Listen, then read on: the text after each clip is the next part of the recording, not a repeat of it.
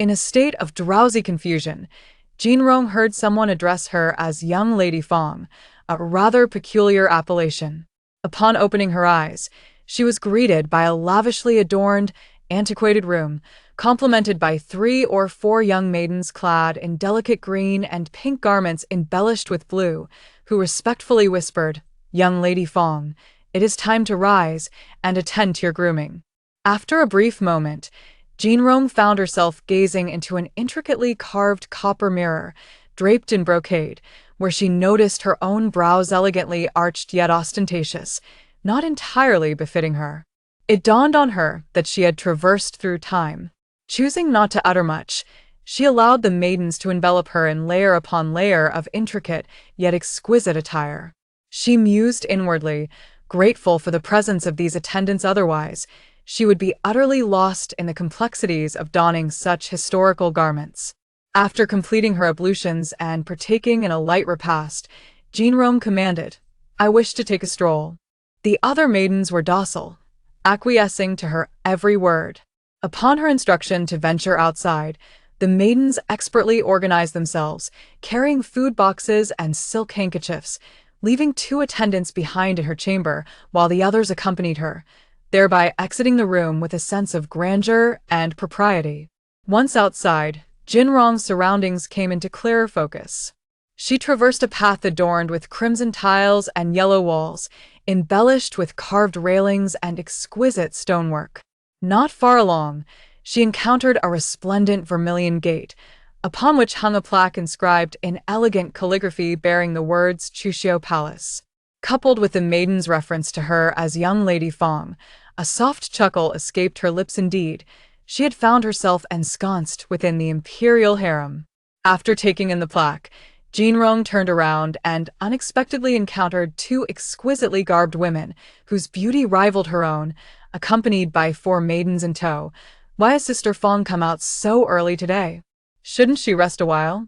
A woman clad in a delicate peach-pink attire smiled softly. Just as she was about to speak, Jinrong was suddenly seized by a wave of excruciating headache. "Not good. Miss Fong has fainted."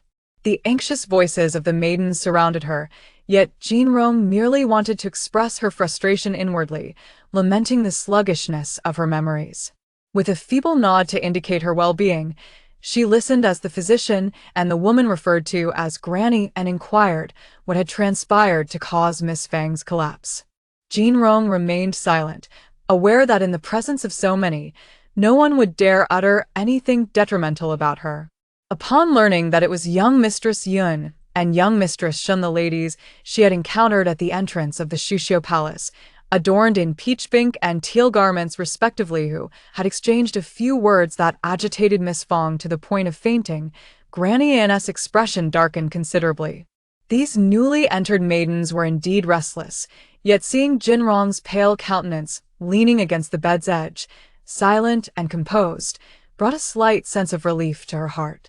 It seemed that Miss Fong had endured quite a bit and had grown more sensible as a result.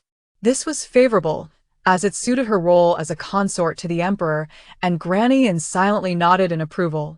It was for this very reason that when Fong Jinrong fainted, it was none other than Granny Anne, appointed by the Empress Dowager to oversee the selection of maidens, who had come to check on her. Previously, Granny Anne had heard that the young lady of the Fong family was their only legitimate daughter, cherished by her parents and having 3 biological elder brothers. Her temperament was rather haughty and imperious. Since entering the palace for the selection, she had already engaged in numerous disputes with the daughter of Inspector Shin and the youngest daughter of Minister Yun. However, today she had actually managed to infuriate someone to the point of unconsciousness. It seemed that the virtuous and gentle reputation of Miss Shin, which had circulated in her boudoir, was merely a facade, while Miss Yun's commendation of being a person of elegant qualities during the initial selection was also a deliberate ruse. Leaning against her embroidered pillow, Jinrong could not help but rub her temples. She had not anticipated that she had been thrust into a palace intrigue novel. Strangely, although she had never read this novel, its contents appeared vividly in her mind. Her current identity was that of Fong General's legitimate daughter, Fong Jinrong, a character with significant presence at the beginning of the story. It was noted that she entered the palace with the rank of a noble consort and, within less than a year, was elevated to a favored concubine status. Of course, this had nothing to do with the original character, but was solely due to the military exploits achieved through the relentless efforts of her father and 3 elder brothers. Otherwise, given Fong Jinrong's brazen and domineering nature, the emperor would not have spared her even a glance. She would have long been devoured by the intrigues of the harem. This was tantamount to her father and elder brothers risking their lives to safeguard Fong Jinrong. Unfortunately, she was at odds with the female protagonist. To put it mildly, she was utterly at odds. The female protagonist, Jinrong, has encountered the charming Yin Xiaozhu, Yin Xueqing, clad in a delicate peach-pink attire and adorned with a radiant smile. She is neither a time traveler nor reborn, however. Her cunning has escalated in tandem with her rising status, advancing from a mere 7th-rank talent to the esteemed position of a noble consort, undeniably a master of palace intrigue. Eventually, her son emerged as the greatest victor in the realm, being the only healthy heir in the harem, cherished deeply by the emperor. The reason for not outright annihilating the Fong family lies in their substantial military power. A hasty execution could jeopardize the stability of the throne. After suppressing them significantly, an arbitrary pretext was concocted to exile the entire Fong lineage. Thus, the tale somewhat reaches its conclusion. Whether the few capable individuals from the Fong family will rise again remains unknown to Jinrong. She can only express that, had she been in the protagonist's shoes, she might have eradicated the threat more decisively, pondering the potential repercussions of the Fong family uncovering the truth that could jeopardize her own standing. That said, who could blame her? She is Fong Jinrong, not the protagonist. The enmity has been established. Given the petty nature of the protagonist, reconciliation seems implausible. Moreover, Jinrong is not the type to grovel for favor. After all, what is a mere protagonist? If it comes to that, she could simply resign from her role as a consort. Jinrong speaks truthfully. She is assertive and ambitious, yearning for the best. Yet, she has no desire to engage in the trivial pursuits of scheming against other women in the palace for garments, jewels, or a man's affection. Such frivolities do not pique her interest. Fortunately, the Fong family never sought her to bring honor to the clan. From the outset, both her grandfather and elder brother opposed her entrance into the palace. It was merely her own lofty aspirations that drove her to participate in the selection of maidens. Otherwise, her grandfather would have either arranged a betrothal for her or sought a favor from the emperor to exempt her from the selection process. This understanding is a tacit agreement among the noble families. Those who participate in the selection do so out of their own volition or that of their family.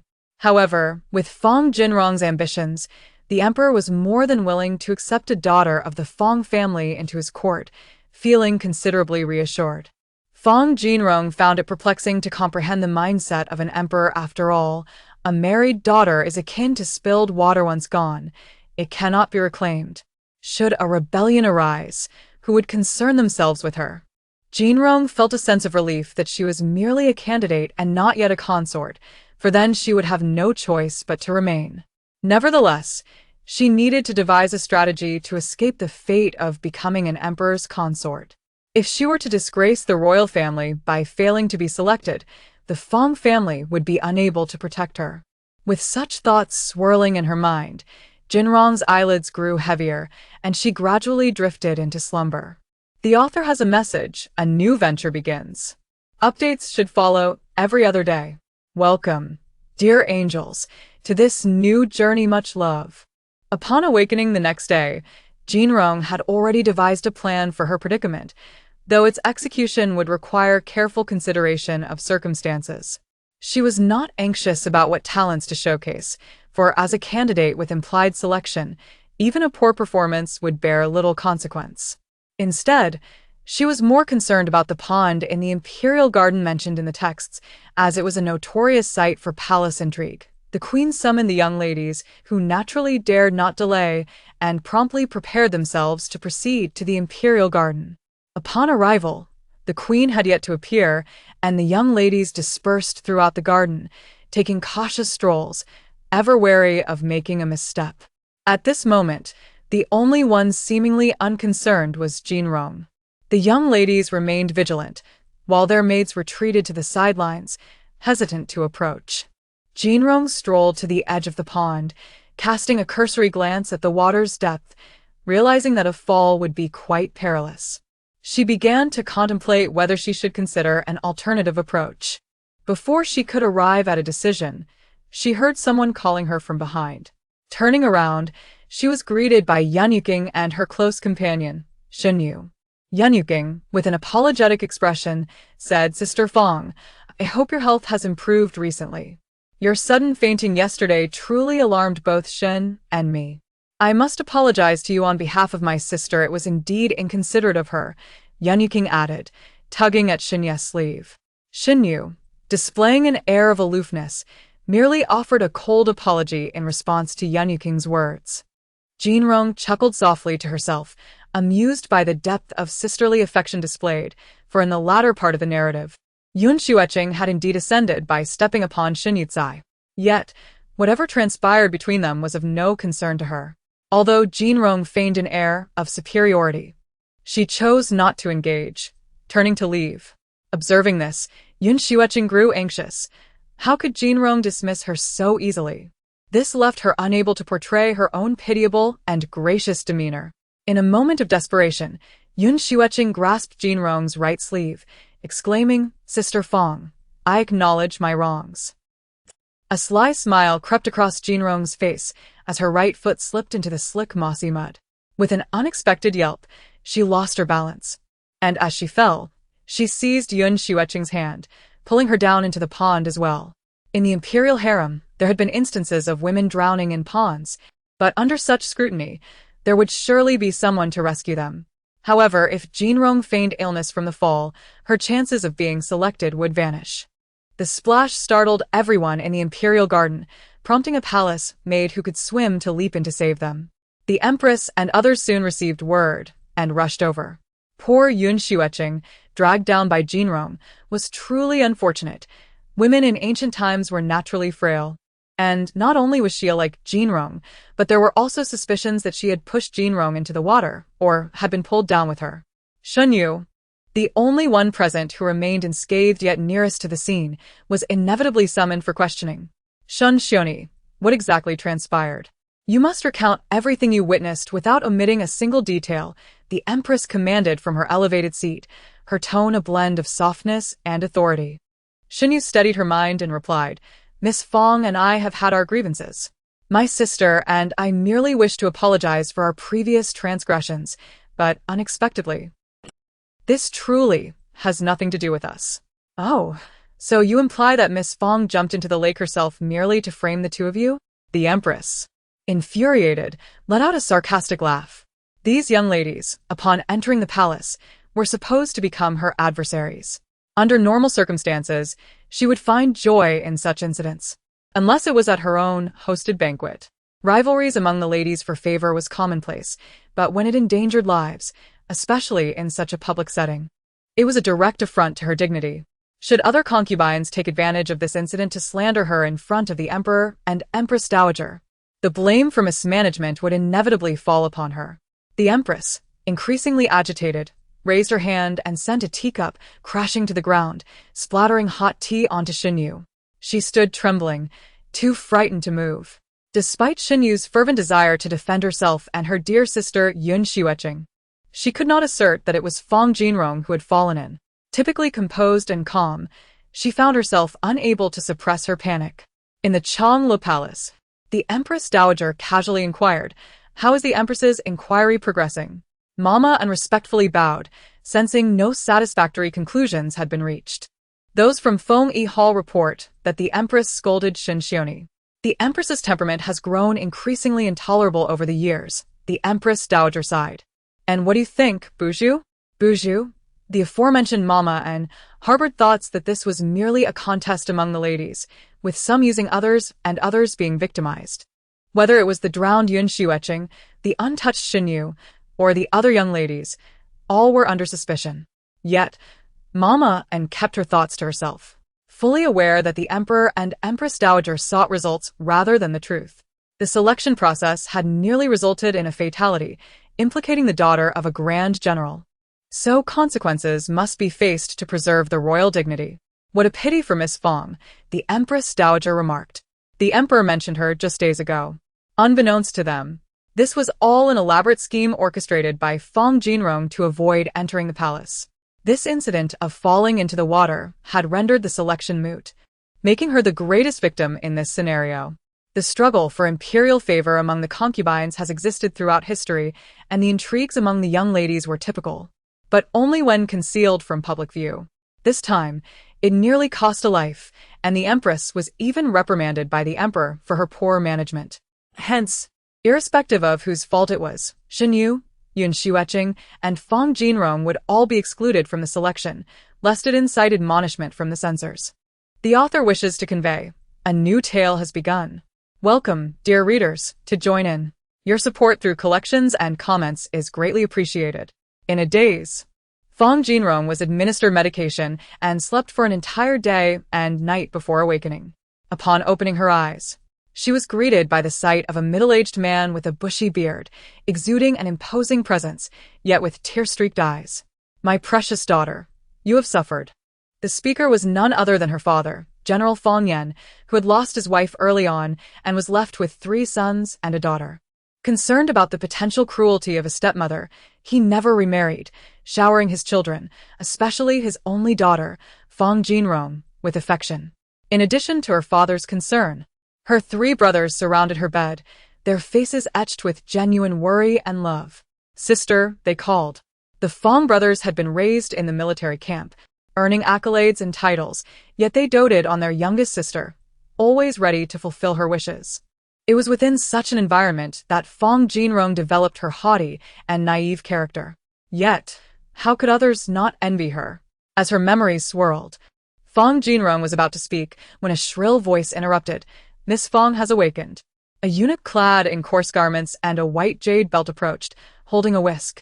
Observing the displeasure on the faces of Fong's father and brothers, he hastily added, The Empress Dowager commands me to ask Miss Fong a few questions. It won't take long.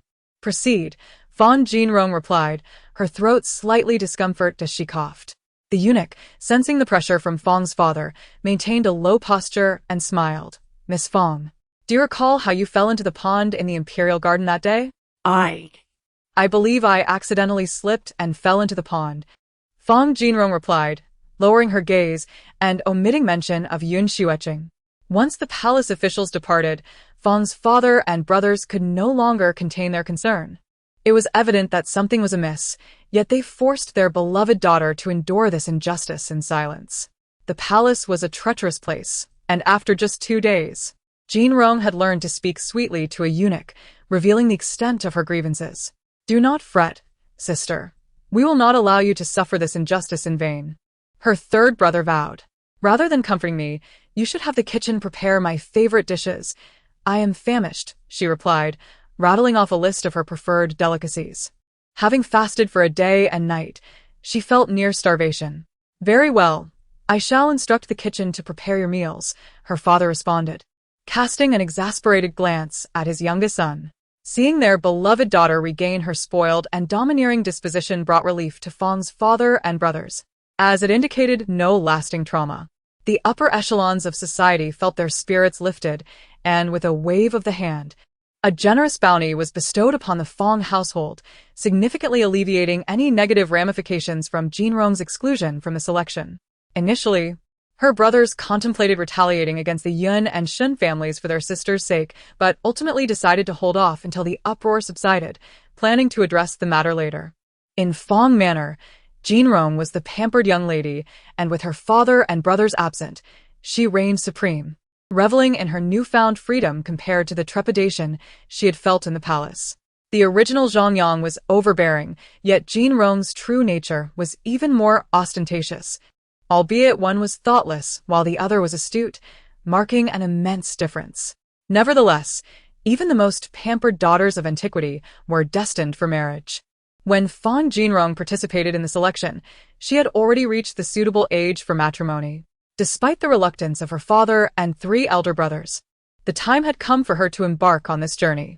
Presently, Fan Jinrong was even more willful than before, and her father and brothers, wishing to spare her future grievances, opted to select a suitor from their own military ranks. Had Fan Jinrong not desired to participate in the selection, the Fan family would have sought a match for her, choosing a husband of lesser status, thus alleviating concerns about her potential mistreatment. This prospective spouse would be one of their own soldiers, ensuring he would neither bully her nor take concubines. In the Fang household, apart from Fan Jinrong, the rest were all military personnel. It was certain that her father's position would eventually be inherited by her 3 elder brothers.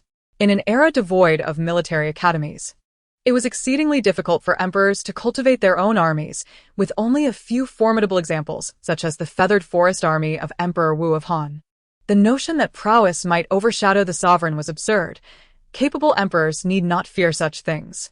In the time of Qin Shi Huang, there existed the Meng and Wang armies, yet who would dare rebel? Before Jinrong could delve deeper into the intricate dynamics between royal authority and military power, her 3 foolish brothers rushed in, clutching a substantial stack of scrolls, exclaiming, "Sister, look. Is there anyone among these that you fancy?" Jinrong, after perusing the dozens of abstract ancient portraits, as well as an array of character traits, family backgrounds, and habits compiled by her father and brothers, the Fang family patriarch and her brothers finally selected a virtuous and amiable young man from their ranks, one capable of indulging Fan Jinrong's caprices.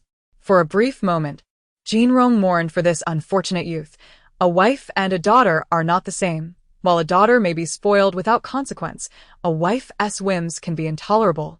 Yet, her father and brothers managed to find such a rare gem, and it seemed this young man would spend his life beneath their watchful gaze. As the principal beneficiary, Fan Jinrong, upon hearing that her marriage would be arranged 2 years hence by her loving family, chose to dismiss the matter entirely and embrace the freedom of her life. Unburdened by concern for how her future husband would be trained by the Fang patriarch and her 3 brothers. On a fortuitous day 2 years later, as Fan Jinrong was escorted to her wedding by her iron-willed father and brothers, tears glistening in their eyes, she unexpectedly felt a twinge of melancholy. A procession adorned in crimson finery wound through the capital, ultimately arriving at the newly prepared residence adjacent to the general's estate, the Qin Manor. Upon lifting her red veil, she beheld the youthful Qin, often subjected to her brother's rigorous training, his face flushed. It dawned on her that she, too, bore a commendable appearance. Post-marriage, with the unwavering protection of her father and brothers, Fan Jinrong transcended her grim fate in the palace, giving birth to a son and a daughter, and, bolstered by her brother's military accolades, attained a rank that surpassed even her husband's, reflecting on her reliance on her family both before and after marriage. Fan Jinrong felt a sense of decay in her lifestyle, yet she found a certain contentment in this decay. As long as the Fang family remained steadfastly loyal to the emperor, there would be no repercussions. This was a truth better understood by the men of the Fang household than by her. As for the Qin youth, often labeled as a henpecked husband, too meek to take a concubine, he frequently cheerfully declared, "My wife is wonderful," never uttering a word against him nor expressing anger. Fan Jinrong believed there were others to discipline him, so why should she exert herself in that regard? However, her family had indeed chosen a rare honest man, easily swayed. Fan Jinrong mused with a light-hearted chuckle. Yun Xueqing and Shen Yu later married as well, not to their ideal partners, yet reportedly led satisfactory lives. Whether Yun Xueqing harbored any lingering resentment remained unknown. After living a life of indulgence, Fan Jinrong awoke to find herself traversing time once more, this time into the realm of martial families, with the plot of the novel unfolding in her mind. The protagonist was Liu Xiaobai, a direct disciple of Fang Jishan, the master of the Heavenly Sword Manor, renowned for his martial prowess and charming demeanor. Fang Jishan, whose beloved wife died in childbirth, had lost his eldest son in infancy, leaving him deeply attached to his only daughter, Fan Jinrong. He intended to groom Liu Xiaobai as his future son-in-law, envisioning a transfer of the Heavenly Sword Manor to him, for it was not feasible to entrust such a vast estate to a single daughter.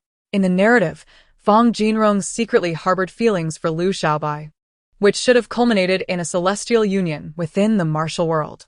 However, the protagonist was Liu Xiaobai, not Fang Jinrong. How could a protagonist limit himself to the affection of a single woman? The tale recounted Liu Xiaobai's adventures through the martial realm, where he encountered numerous exceptional and beautiful women, daughters of the demonic sect, divine healers, and exquisite heroines, while Fang Jinrong, once his childhood companion, faded from memory. The crux of the matter lay in his failure to marry Fang Jinrong. He scarcely mentioned her, and after 3 years of mourning, no one in the Heavenly Sword Manor recalled that Liu Xiaobai had once been her betrothed. In their eyes, he was the illustrious master of the Heavenly Sword Manor. While she was merely the former master's daughter, it was a privilege for her to continue residing there.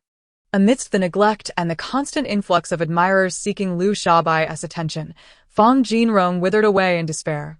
The story concluded with Liu Xiaobai ascending to the position of martial alliance leader, wielding his sword freely, while the Heavenly Sword Manor was renamed MASU-MANHUA Manor. At 4 years old, a chubby Fang Jinrong squatted on the steps, unable to suppress a sigh, for such occurrences were not uncommon. Much like in modern society, where a corporate magnate with a single daughter nurtures a capable son-in-law, only to meet an untimely demise, leaving the management in the hands of his untrained daughter against a competent elite. This was under the modern inheritance laws, where the young lady could easily be overshadowed by the elite, cast aside in favor of handsome suitors. Yet this could not justify Liu Xiaobai's ingratitude, especially against the backdrop of her being Fang Jinrong. Changing one's fate, however, is often simpler than it seems, dear sister. Raising her head, she spotted her elder brother, Fang Mingtian, a chubby boy 2 years her senior, running toward her. As long as his life was safeguarded, Fang Jinrong smirked slightly. Naturally, the 6-year-old Fang Mingtian could not comprehend his sister's enigmatic smile. Tilting his head, he asked, "Sister, what are you thinking about?" Fang Jinrong blinked. "I was wondering where you snuck off to instead of practicing swordplay." The young boy was startled, hastily covering his sister's mouth. He cautiously replied, "Sister, please don't tell anyone I went to play on the cliff at the back mountain. Next time, I will take you with me." Fang Mingtian wore a pained expression as he shared his secret, evoking a rare flicker of guilt in Fang Jinrong, who then readily agreed, "All right. I knew you would be the best, sister. Uncle Xiao brought candied hawthorn from the foot of the mountain. I'll give you an extra skewer for my share." Fang Mingtian beamed. He adored sweets, yet his father, Fang Zhishan, imposed strict rules against overindulgence, leaving him to hope for occasional treats from the elders visiting the manor. Fang Jinrong nodded with a smile. That evening, she unreservedly informed their father, Fang Zhishan, of Fang Mingtian's laziness in sword practice and his escapade to the back mountain. "Unworthy child!" Fang Zhishan bellowed, seizing Fang Mingting and delivering a thrashing. Meanwhile, Jinrong sat on the bluestone steps, munching on double servings of candied hawthorn while listening to Fang Mingting's cries. She sighed inwardly, realizing how easily deceived the young ones were. Jinrong felt no hint of shame for her trickery, nor for snatching the candied hawthorn. In addition to being beaten, Fang Mingting was confined, sternly ordered by Fang Zhishan to remain indoors until he mastered the first 2 forms of the Tianshan sword technique. Although the initial forms were not particularly difficult, expecting a 6-year-old to learn them flawlessly might result in a confinement lasting over 6 months. For this reason, Fang Mingting had not spoken to Jinrong for several days. In truth, Jinrong had not visited him either, but later brought him candied hawthorn, which delighted him immensely. About half a month later, a small landslide occurred at the cliff in the back mountain, leaving both Fang Zhishan and Fang Mingting pale with fright, while Jinrong remained unfazed, calmly nibbling on her candied hawthorn. From that day on, Fang Zhishan regarded his daughter with increased esteem, while Fang Mingting was thoroughly charmed by Jinrong's playful demeanor.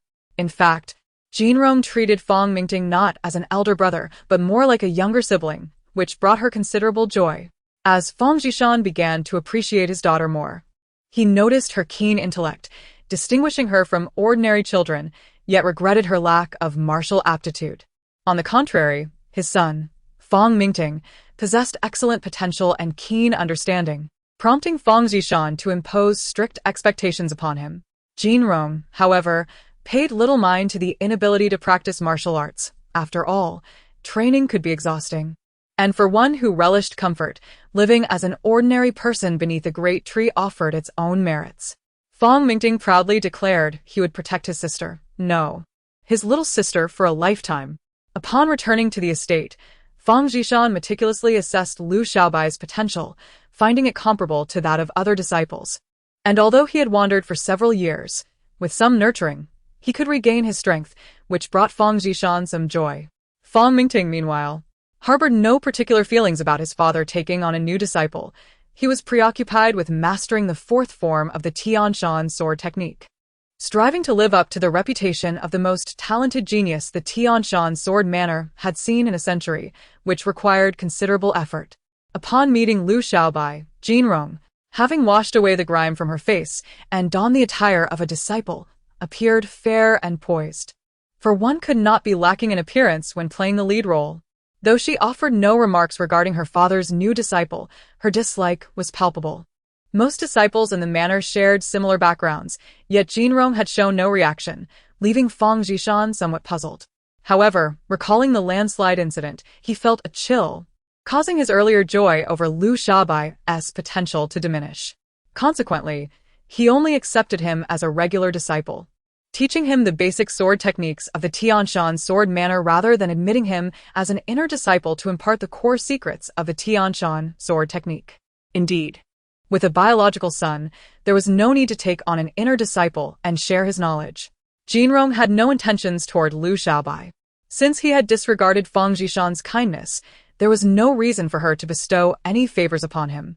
Liu Xiaobai was capable of standing on his own. If he did not wish to remain at the Tianshan sword manor, he was free to leave.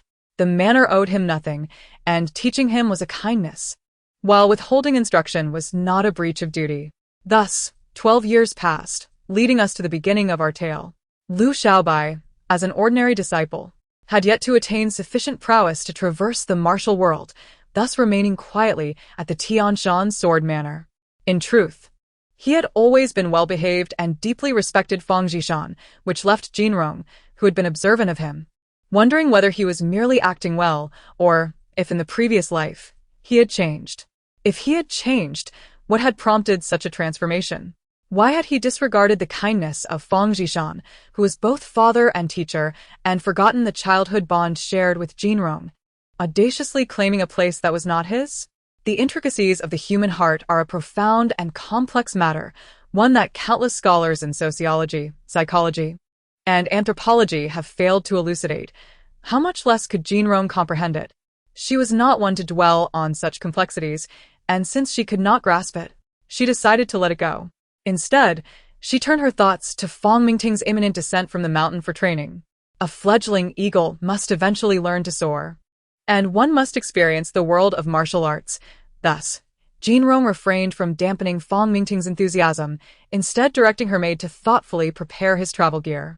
Though Fong Mingting lacked Jinrong's intelligence, he possessed remarkable martial talent, rivaling Liu Xiaobai. Once he mastered the Tianshan sword technique, he would be ready to venture into the martial world. Fong Zhishan imparted numerous lessons on conduct and relationships, while Jinrong, accompanying him to the foot of the mountain, only shared a profound saying about the martial world: beautiful women are often deceivers. After Fong Mingting descended the mountain, Jinrong noticeably lost much of her joy and turned her focus to managing the estate's affairs. The Tianshan sword manor was extensive, with numerous properties across various regions, which was why Jinrong harbored no concerns about Fong Mingting facing hardship in the outside world. Of course, a bit of hardship could be beneficial. Within 2 months, while Jinrong was busy recording the estate's accounts, word arrived from the disciples that Fong Mingting, alongside several righteous individuals, had eradicated a stronghold of an evil sect, rescuing many innocent lives. It seemed he was on the verge of fame. Jinrong mused to herself without a ripple of emotion. Soon after, news of the martial arts tournament circulated, where Fong Mingting shone brightly, outshining a multitude of talented figures in the martial world. Perhaps one day, he would vanquish a notorious villain or unravel a sensational treasure map mystery. Bearing the title of the young lord of the Tianshan sword manor, Fong Mingting's reputation soared in the martial world, yet he remained ever mindful of his sister's words. Observing the tides of fortune shift, Jinrong could not help but ponder whether this time, Fong Mingting had usurped Liu Xiaobai's fate, becoming the protagonist, or if in the previous life, Liu Xiaobai had claimed Fong Mingting's fortune. Turning her gaze to Liu Xiaobai, she noted that he had married a female disciple of the manor under Fong Zhishan's witness and was likely to welcome a child soon. In any case, seeing those beautiful women made her feel better than facing rivals. This was Jinrong's most genuine thought. Growing impatient with his incessant chatter, Jinrong decided to lead a group of swordsmen from the Tianshan Sword Manor under the pretext of inspecting the manor's properties, embarking on a leisurely journey. Over the years, the manor's assets had multiplied under her stewardship, and it would take her several years to complete the inspection, by which time she would hardly have to concern herself with the marriage prospects Fong Mingting had introduced. Initially, she expected this journey to be relatively relaxed, but unexpectedly, she encountered numerous romantic entanglements linked to Fong Mingting. Several clever beauties, upon learning she was Fong Mingting's sister, immediately altered their demeanor, showering her with concern and even sending messages to Fong Mingting. Jinrong felt a headache coming on, and after evading an encounter with a charming physician, she donned the attire of the Tianshan Sword Manor and continued her journey incognito. Unbeknownst to her, this disguise led to further complications. Specifically the familiar trope of bullies harassing a maiden. Bystanders whispered and pointed, yet none dared to intervene, with a few discreetly calling for the patrolling officers. Jinrong remained impassive, recalling how she had instructed the manor's swordsmen to keep their distance just days prior. She quietly observed as her maid, Qini, positioned herself protectively in front of her. Grasping the hairpin she had purchased from a stall earlier, Jinrong remembered that Qini was particularly skilled in the willow leaf thrust, a deadly technique. "Release that young lady," came a righteous voice. Jinrong and the bully turned simultaneously, discovering a graceful young scholar clad in a green robe, his lips red and teeth white.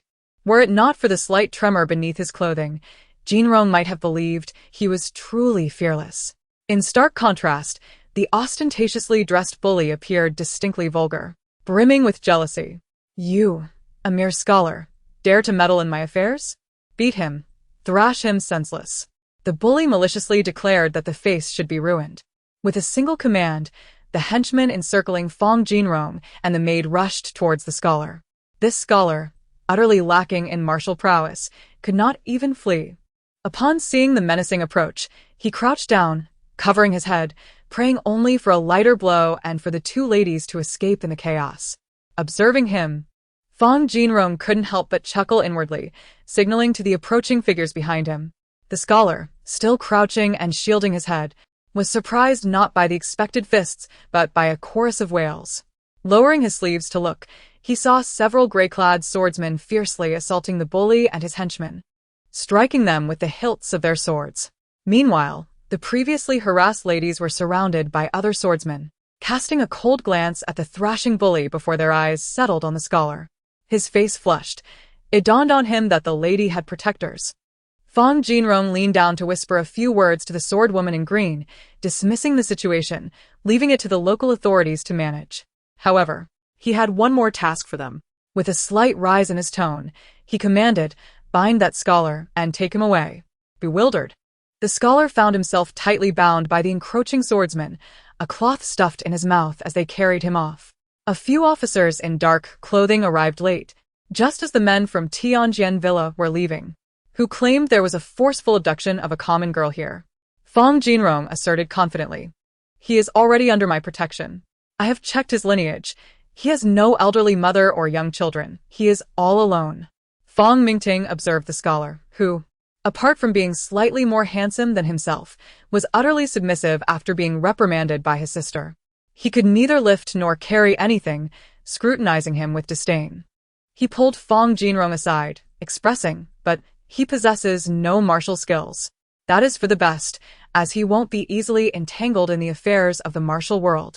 Fong Jinrong thought but merely stated, "I believe keeping him at home would be quite satisfactory." Thus, Fong Jinrong lived a carefree life, nurturing a scholar as delicate as a little rabbit. Author's note: these two stories are relatively brief. The following ones will be longer. I kindly request your support in terms of collections and comments. Chapter 6. golden branches and precious leaves. When Fong Jinrong next awoke, he was already quite composed, knowing full well that he had once again traversed into a story. The narrative bore a resemblance to the tale of Chen Shimi and Qin Xianglian, yet in this instance, the misfortune befell only the princess. The protagonist, Zhou Yulian, shared a fate akin to that of Qin Xianglian. She was the daughter of a rural schoolteacher who, alongside her childhood companion Qiusheng, eventually became husband and wife, blessed with a son and a daughter. However, Qiusheng traveled to the capital for examinations and did not return. Coincidentally, a great flood ravaged their hometown, claiming the lives of both their parents. Zhou Yulian, with her children in tow, journeyed to the capital in search of her husband, only to find Qiusheng, now a prince, reveling on horseback, drinking merrily with others. In her anguish and fury, Zhou Yulian intercepted the carriage of Lord Tan, the magistrate of Jingzhou. After enduring 30 lashes, she recounted her grievances, prompting an investigation by the Jingzhou government, which summoned Qiusheng. To Zhou Yulian's dismay, he claimed he had mistakenly believed that a flood had decimated his family, which led him to wed the princess. While Qiusheng's words were dubious, Zhou Yulian accepted them as truth, using her marriage certificate to challenge the reigning princess, declaring her a concubine. This scandal quickly became known throughout the realm, causing the royal family to lose face, ultimately forcing the princess to divorce Qiusheng and retreat to a temple for solace. Due to public scrutiny, the royal family could do nothing to Zhou Yulian, granting her and Qiusheng substantial wealth in gold and jewels for their return home. Subsequently, many storytellers adapted this tale into narratives that chronicled the struggle of a common woman against the imperial family for her husband, depicting her indomitable spirit, while the princess emerged as the primary antagonist. Observing this, Jinrong could not help but feel sympathy for the princess, who had never been granted a title and lived a life of quiet suffering while being judged by the world. In terms of Zhou Yulian's character, her accomplishments were indeed remarkable. It was rare for the daughter of a poor scholar to possess such insight and fortitude. Regrettably, her sole flaw lay in her choice of husband, Qiusheng. Even Magistrate Tan of Jingzhou harbored doubts about Qiusheng's claims. Yet she remained steadfast in her belief that he loved her, attributing their separation to the princess's malice. While the story mentions her returning home in fine attire, would Qiusheng hold no resentment towards her? Being a prince, he enjoyed a life of leisure and was widely adored, yet in such a poverty-stricken village, what comfort would that bring him? It would be the greatest torment for a man enamored with vanity. In time, Zhou Yulian would inevitably uncover Qiusheng's true nature. Would she, then, seek to bring another lawsuit against her husband? However, that was a concern for another day. When Jinrong arrived, the princess was merely a 6-year-old child, her mother having been of lowly birth and deceased. The solitary advantage she possessed was that she was the eldest child in the palace and the only princess, referred to as the eldest princess by the palace staff. According to the idle gossip of the palace attendants, upon her birth, the emperor had still been a prince, embroiled in a fierce struggle for succession, leaving him little time to attend to matters within the palace. Moreover, her birth mother was merely an ordinary maid, and as she was a daughter, she garnered even less attention. The former crown princess, now the reigning empress, was preoccupied with securing her position by bearing a son. And when the eldest princess was born, the attendants merely notified her with a wave of the hand. When the new emperor ascended the throne, the female members of the royal family entered the palace, with a kind-hearted old eunuch carrying the eldest princess inside. Without the protection of her mother and lacking her father's affection, this princess was relegated to a space that was neither a cold palace nor warm, but was rather akin to a cold palace in its neglect. Before Jinrong's arrival, this eldest princess was timid and reluctant to partake in play, passively enduring the neglect of the palace staff. However, Jinrong would never allow herself to be treated so unjustly. With such evident advantages, she would certainly make use of them. Stealthily, she began to practice the martial arts she had learned at Tianjian Villa to strengthen her physique, all the while causing a ruckus within the palace. Whether it was catching birds in the imperial garden or meddling with the precious flowers and plants, she frequently teased the palace attendants. In essence, she treaded upon the boundaries set by the palace authorities, consistently asserting her presence. Sure enough, Within half a month, the emperor personally summoned his healthy daughter, the only one in the palace to have grown to the age of 7 without any mishap. Upon seeing his rosy-cheeked, exuberant daughter, the emperor couldn't help but smile. Approaching his 30s, he had few offspring, with only the eldest and second princes, both still cradled in their nurses' arms, making the presence of a lively daughter all the more precious. The emperor's paternal affection erupted forth. This outburst startled many. He first conferred upon Jinrong the title of Princess Xiangyi, then took her under his wing, allowing her to accompany him to the imperial study and the sleeping quarters. Even the empress could not help but boldly inquire where the Princess Xiangyi would be raised among the concubines. The emperor, with a cheerful glance at the empress, made her tremble with unease, then called Jinrong, who was enjoying a bowl of ice in the adjoining room, to his side, cradling her on his lap. Using a handkerchief to wipe her mouth and playfully asking, "With which lady does Jinrong wish to reside?" Jinrong tilted her head, blinking her eyes, and replied, "Jinrong only wishes to be close to father. I do not wish to go anywhere else." The emperor, delighted by her response, laughed heartily, proclaiming, "Very well. We shall heed Jinrong's wishes. She shall stay by her father's side." The emperor's intentions were not difficult to discern. As a princess, she could be cherished however he pleased, without concern for the opinions of the court officials.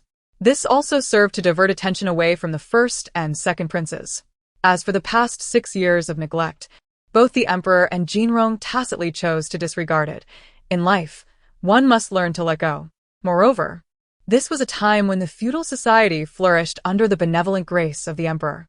Jinrong was more than willing to indulge the emperor in a performance of filial piety and daughterly devotion, for such prolonged enactment would inevitably cultivate genuine affection. Perhaps it was a testament to her sentiment that, despite the subsequent arrival of numerous princes and princesses within the palace, her favored status remained unscathed. As Jinrong matured, she became increasingly spirited. The adage holds true that a child who cries and throws tantrums is often rewarded with sweets.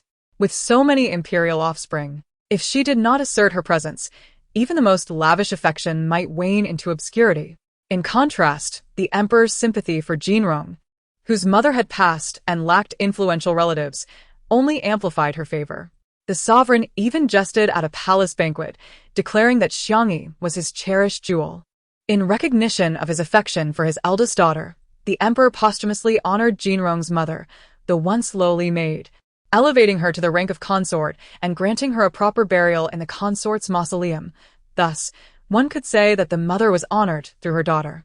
In the 10th year of Jianan, March arrived, and the capital buzzed with excitement for the coming-of-age ceremony of the most beloved Princess Xiangyi.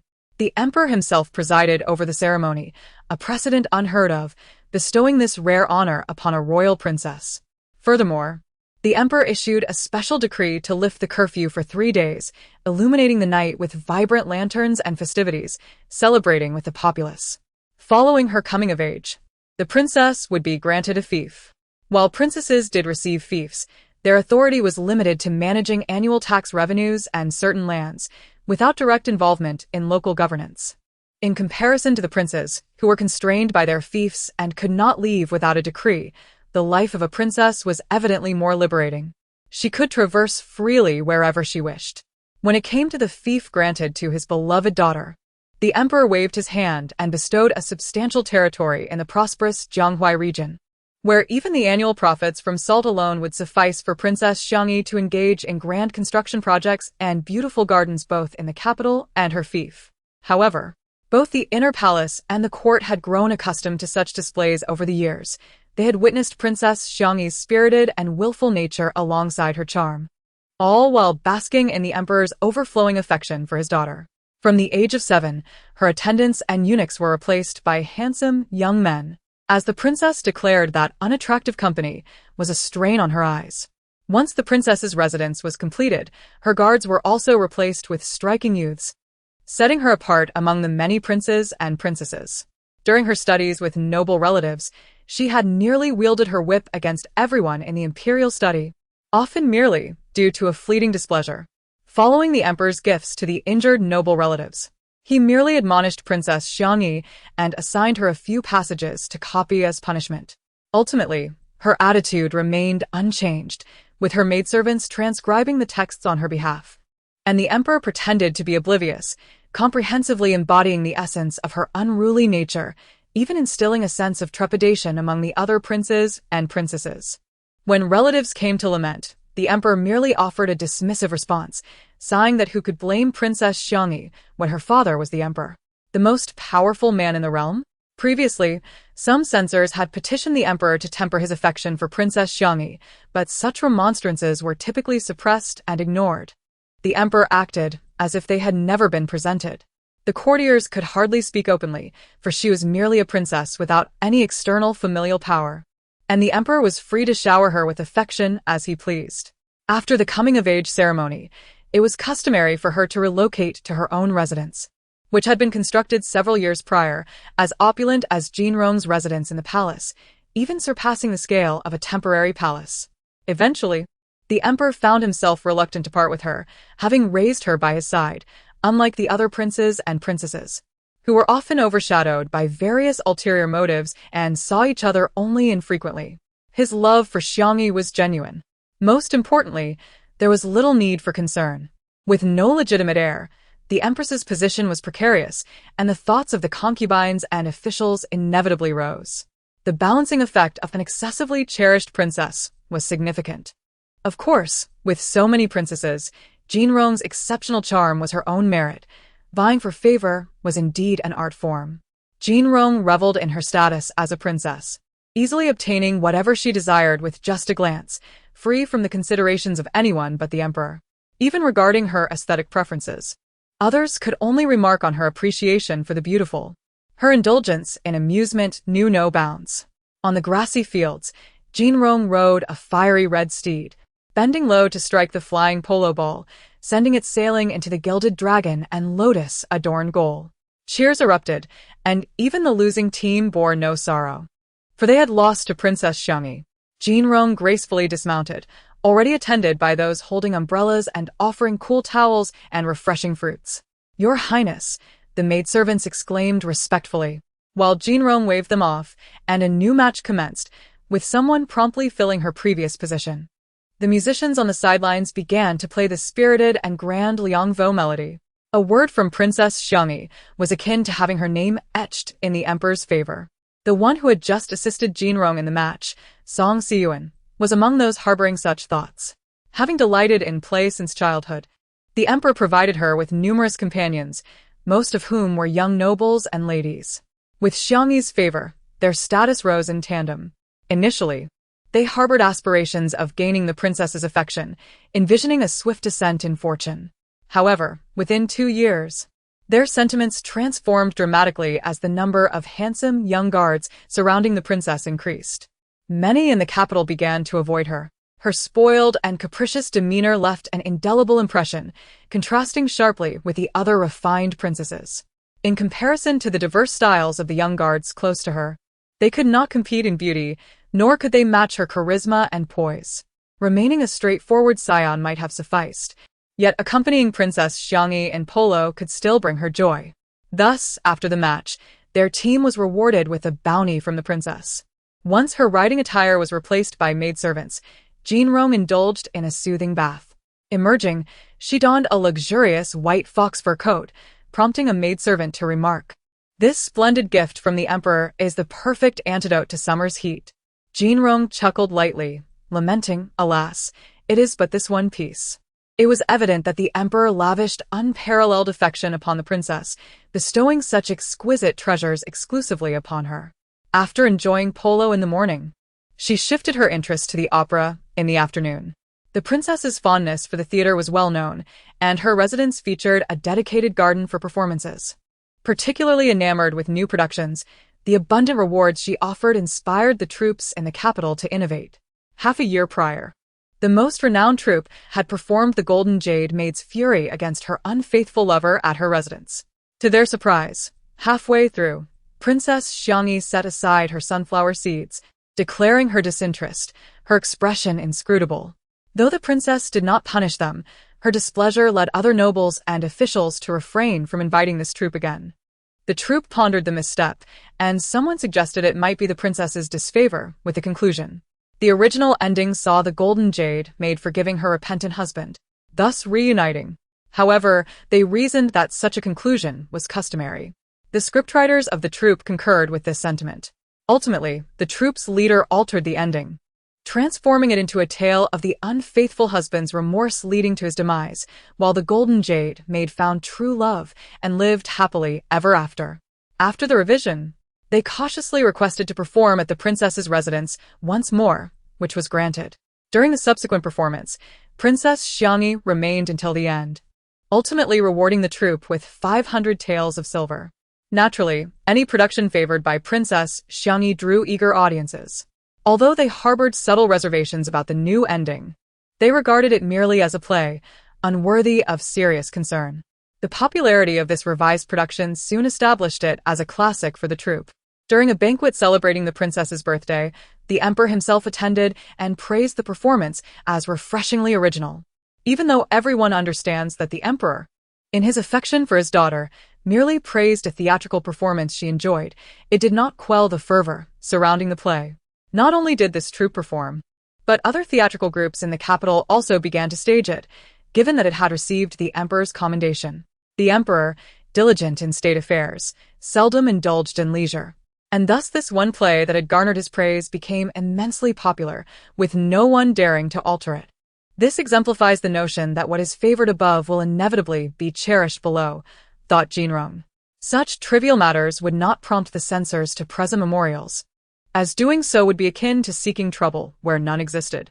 At most, it would elevate Jinrong's status further, allowing her to indulge in the company of handsome youths, undertake grand constructions, and host polo matches in the gardens, all while pressuring the theater troupes to cater to her whims, each instance ripe for public discussion.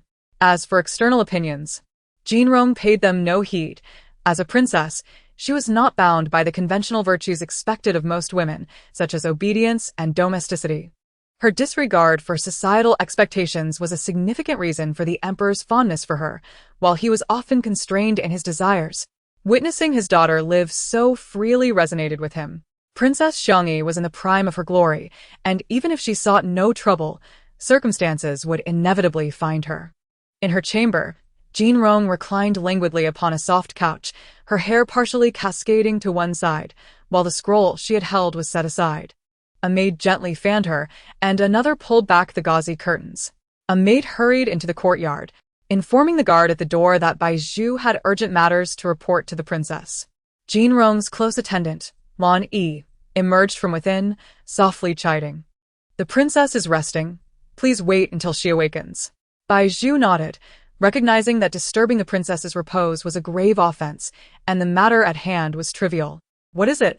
A lazy voice called from within. "Come in." Jinrong had only been lightly napping, and her cultivated inner strength made her senses keen. She could not be deceived by the sounds outside. Lan Yi glanced at Bai Zhu, indicating the princess was awake, and they entered together, kneeling in the outer chamber. "Bai Zhu has sinned by disturbing the princess," she acknowledged. Jinrong, propping her head with her right hand, revealed a hint of jade-white skin and half closed her eyes. "It is fine. Bai Zhu is not one to act rashly. Speak your mind." Bai Zhu's heart tightened as she divulged the situation. A servant from the princess's household had been bullying others in land dealings, deliberately driving down prices, and in a scuffle, had accidentally killed someone. The prefect of Jingzhou, Tanzheng, was waiting at the princess's gate for the culprit. After her report, Bai Zhu fell silent. "Is the servant still in the residence?" Jinrong asked, not inquiring about the servant's name or position, but simply requesting this one detail, her tone devoid of any discernible emotion. The attendants felt a knot form in their throats. The prefect of Jingzhou standing at the princess's gate to apprehend a criminal would undoubtedly bring disgrace upon her. "This is indeed a minor matter," Jinrong remarked casually. "Just hand over the offending servant to the prefect of Jingzhou and let him deal with it according to the law." "But that would be quite embarrassing for the princess," Lan Yi interjected. Although she disdained the servant's actions, she preferred to consider the situation from the princess's perspective. What official would dare to demand a person from the princess's household? Even ordinary nobles would discreetly handle such matters behind the scenes. Jinrong chuckled lightly. "My face has long been lost since someone used my name to stir trouble. What difference does one Tanjing make?" Lan Yi could only comply with the princess's wishes. Jinrong truly did not take the matter to heart. However, the mention of Tanjing piqued her interest. She had heard the emperor speak of him, a commendable official, known for his discernment and integrity, who had always stood firm against the powerful during his tenure in the provinces. She had not anticipated an encounter with him so soon. After a leisurely dinner and rinsing with tea, Jinrong finally said, "Bring the relatives of the offending servant to me." In the expansive garden, where ginkgo trees flourished, Jinrong sat comfortably while her attendants stood beside her, fanning her. In the courtyard, trembling and anxious, knelt several women and elderly individuals, the family of the offending servant. Jinrong still did not recall the servant's name.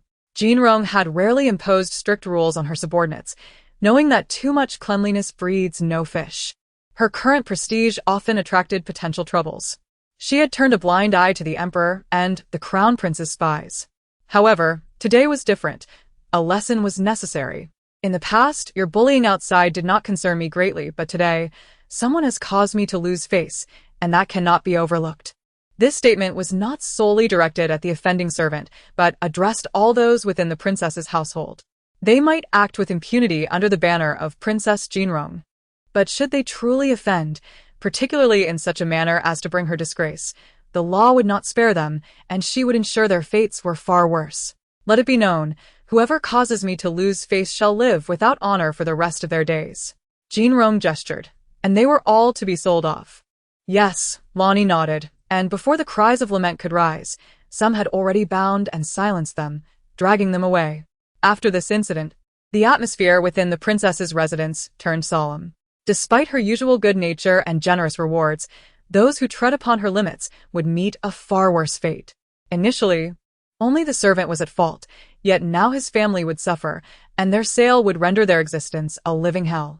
Just as the princess declared, those who caused her disgrace would face eternal shame. This served as a stark warning to all within the princess's household. In the future, even minor issues must be handled discreetly. Jinrong did not deliberately suppress the matter, and it quickly spread beyond the confines of the princess's residence. Her refusal to shield her servants garnered much praise. Even in court, there were whispers of admiration. The censors rarely commended a princess, and the emperor, ever fond of his daughter, was greatly pleased. Compared to the reputation of Princess Xiangyi's selflessness, others were more concerned with her handling of the servants. When Prefect Tanjung came to apprehend the criminal, denying him would imply a disregard for the law and suspicion of shielding the guilty. Complying would mean a loss of face, potentially causing her subordinates to lose their minds. No one expected Princess Xiangyi to act in such a manner, upholding justice while maintaining public trust. At the Jingzhou Prefecture, Prefect Tanjung furrowed his brow upon hearing that the offending servant's family had been sold off.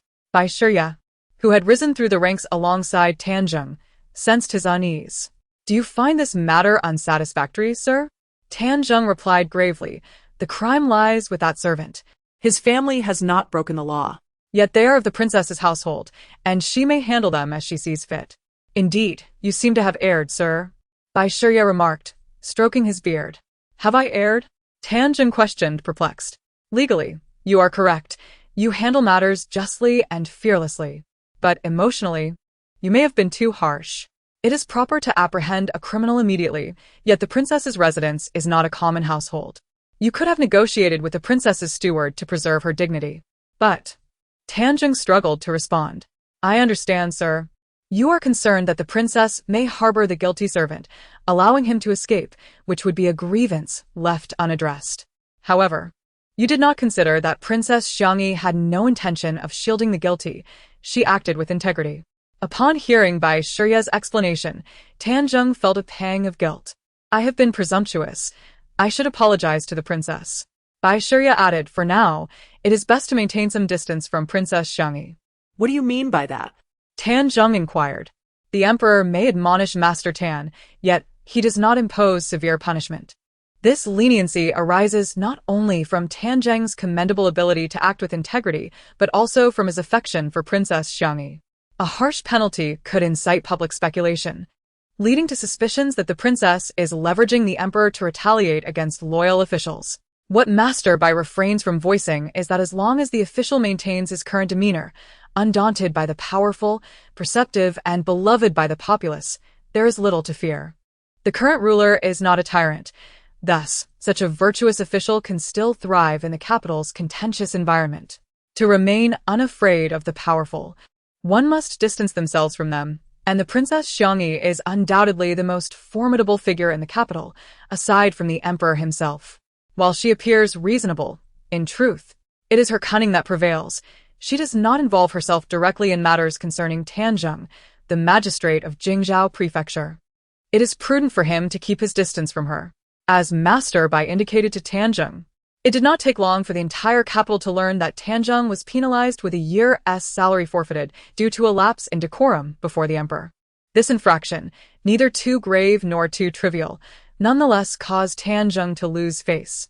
After disciplining Tanzheng, the emperor's mood visibly improved, and coincidentally, Jinrong entered the palace, prompting the emperor to share the events of the day.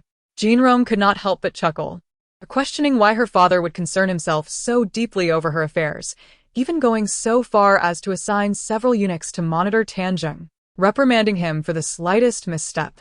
The emperor, gazing affectionately at Jinrong, remarked that she had indeed suffered an injustice. There is no injustice to speak of, ultimately. I too bear the responsibility for a lack of oversight, Jinrong replied with a smile. How could this possibly be your fault? With so many servants in the princess's residence, who would dare hold you accountable for the mistakes of an inconspicuous servant? The emperor's eyes narrowed, his beard quivering with indignation. Thank you, father, for your concern for your daughter, Jinrong responded cheerfully. Such revelations left one astonished. The princess's servant had caused a disturbance by forcibly acquiring land, prompting the emperor to bestow a vast expanse of land upon the princess, making it clear that no one would dare criticize her under such pretexts in the future. Perhaps only Jinrong could see the situation clearly. She openly surrendered the culpable servant, acting with utmost integrity. And selling the servant's family was merely a matter of managing her own household, leaving no room for others to question her actions. She sought legitimacy, ensuring that no one could exploit any loopholes. What she did most correctly was to refrain from interfering in the judicial affairs of the court. Although the errant servant was associated with her household, he remained a subject of the emperor first and foremost. Furthermore, she did not take action against Tanzheng. Despite the apparent injustice she bore, she adhered strictly to her responsibilities as a princess. A princess may indulge in pleasures, revel in luxury, or even oppress noble relatives. But she must never meddle in state affairs or dare to act against officials of the court. Even a favored princess like Jinrong understands the importance of maintaining her role. So it is no wonder that the emperor has grown disappointed with other princes and has favored Jinrong even more. Jinrong sighed, acknowledging that her father is indeed a wise man, capable of feigning ignorance. However, it would not do for others to mistake him for a fool. Indeed, being a princess is rather comfortable. Author's note. Seeking collections and comments. Chapter 9. The Golden Branch and Jade Leaf. Thus, Jinrong sailed smoothly through several years, nearly forgetting the original tale until she heard the emperor mention the upcoming civil service examination. By this time, Jinrong had reached the ripe age of 29, considered a mature maiden, prompting the emperor to contemplate marrying her off, or rather, selecting a prince consort for her. The noble scions of the capital were either disinclined to be governed by Princess Xiangyi, or Jinrong found them lacking. Living comfortably between her residence and the palace, she felt no urgency to wed. Upon hearing Jinrong's thoughts, the emperor shook his head and chuckled. Jinrong, perhaps you should temper your exuberance. A young lady must eventually marry. It is merely a matter of finding a prince consort. If you do not favor one, simply choose another. Choose another, she echoed, the grandeur of his words striking her as fanciful. Jinrong could not deny that the scions of nobility were often mere decorative pillows. Yet she had no intention of ensnaring any promising youth. After all, a prince consort holds a position of leisure, and the emperor's suggestion to temper her exuberance likely referred to her recent acquisition of several handsome young men. The notion of the emperor hastening her marriage only served to leave Jinrong feeling slightly vexed. To evade her father's matchmaking, Jinrong immediately thought of Qiu Sheng, believing that altering the princess's fate within the narrative would be a simple task. However, she preferred to maximize the utility of her resources. The year of examinations brought a sudden vibrancy to the capital, as students from various regions flocked to the city, adding a new dimension to its atmosphere. A rarity indeed. As the saying goes, years of diligent study go unnoticed, yet one success brings fame to the world. Countless scholars from humble backgrounds yearn for the day they can leap into prominence and bring honor to their families. At a modest inn, a young scholar clad in white knocked on the door, addressing the occupant. Qiu Sheng, young Master Zhang is hosting a banquet at Qingyuan Tower. Would you care to join? Very well, I shall not disturb you further, replied the Zhao surnamed scholar, merely extending an invitation out of the camaraderie forged over the past few days and his favorable impression of Qiu Sheng. Listening to the retreating footsteps, Qiu Sheng sighed inwardly. He did not wish to decline. Such literary gatherings are excellent for forming connections, even with influential figures. However, Qiu Sheng found himself financially constrained, barely able to cover his lodging expenses, and thus chose to decline to avoid embarrassment. Qiu Sheng tightened his grip on the scroll. His talents extend beyond this, far surpassing his prior existence in the small mountain village. In the dead of night, a drunken friend returned, knocking on Qiu Sheng's door. Qiu Sheng, you would never have guessed who else attended today's literary gathering. Qiu Sheng caught his staggering friend, suppressing a flicker of disdain as he assisted him to the table and poured him a glass of water. After drinking, Zhao Ming's mind cleared slightly, though he remained somewhat inebriated. With a mix of envy and jealousy, he exclaimed, Minister Shen. Minister Shen actually showed up at young Master Zhang's banquet. Minister Shen? Qiu Sheng was taken aback. Is that the Shun who serves as the Grand Scholar of the Imperial Academy? He has previously held several chief examiner roles and is well acquainted with this year's examination chief, renowned for his integrity among civil officials. Indeed, Zhao Ming replied. It seems Minister Shen has recognized Zhang Wang's talents and intends to betroth his daughter to him. It appears Zhang Wang's future is bright. Becoming the son-in-law of a grand scholar indeed promises a prosperous future, Qiu Sheng murmured. The candle in Qiu Sheng's room flickered late into the night. In the realm of imperial examinations, even achieving a high rank only leads to a minor official position. However, should one gain the favor of a powerful patron, prospects would be promising. As Zhao Ming noted, students like Zhang Wang, favored by influential figures, quickly became popular candidates for the spring examinations, attracting widespread admiration. Yet the imperial examination system is not swayed by public sentiment. Although this era is not one of great enlightenment or prosperity, it remains relatively stable and accessible. On the 9th day of the examinations, Qiu Sheng emerged from the testing grounds, pale yet comforted by his familiarity with the material. In the year of the examinations, in addition to the literary test, there is also a martial assessment. Jin Rong was strolling in the garden of her palace, admiring the vibrant flowers, when her maid, Lan Yi, hurriedly approached with joyful news. Princess, Fu Yu has been named the top martial scholar.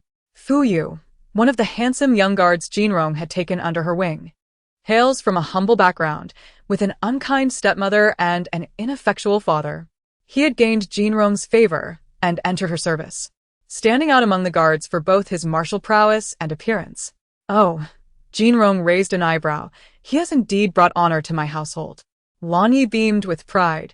Who can argue otherwise? Fu Yu is one of our own from the princess's residence. Such remarks shall be unnecessary in the future, having become a martial official. He will now receive a salary from the court. Jin Rong spoke softly, raising her eyebrows with a smile. Those who depart cannot be pursued. Fu Yu is a man of ambition. He cannot be retained in my princess's residence. Relay this message to others who, like Fu Yu, aspire to serve the court and seek official titles. I shall not hinder them. If they acquire skills and choose to leave, they must not claim to be associated with the princess's household thereafter. Jin Rong's stance was clear. She would not obstruct those who wished to ascend the ranks, even extending a gracious nod, yet any entreaty for her intervention in court appointments would be met with dismissal. Once they left the princess's abode, they were no longer tied to it, and whatever fortunes or misfortunes befell them, she would remain indifferent. Countless sought to curry favor with her, yet she never compelled anyone. However, Lan Yi was taken aback by the princess's apparent ability to remain aloof, seemingly forgetting her past affections for Fu Yu. The martial examination results were released. What are the literary rankings? Jinrong, with a handful of bait from the crystal plate held by a maid, scattered it into the shimmering pond, attracting exquisite koi to compete for the morsels. As she moved gracefully, the jade-like ornaments on her palace attire jingled like pearls upon a plate. These rare golden koi were offered by the southern regions, and since one of their names shared a character with hers, the emperor bestowed them upon Princess Xiangyi's residence. The literary rankings were posted.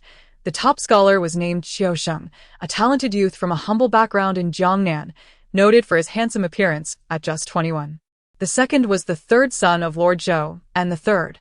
Lan Yi recounted methodically.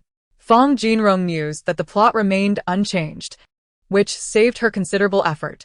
First came the Qianglin banquet to celebrate the newly crowned scholars, followed by the flower-adorned procession before the imperial court. After these events, the top scholar Qiu Sheng was summoned to the Golden Hall. The emperor, pleased by his dignified appearance and cultured demeanor, felt a sense of satisfaction. Behind the screen sat Jinrong and the empress, who gently inquired, "What do you think of this man?" Jinrong, adjusting her newly crafted nail polish, glanced at Qiu Sheng and replied nonchalantly, "He is acceptable, though somewhat gilded on the outside while lacking substance within." Upon hearing this, the empress's expression brightened, recognizing the challenge posed by such a pampered and willful princess. Jinrong whispered a few words to a nearby attendant, who hurried to convey her message to the emperor. Qiu Sheng glanced up, then lowered his gaze, his heart racing as he discerned the emperor's intentions. He was to be summoned as a son-in-law.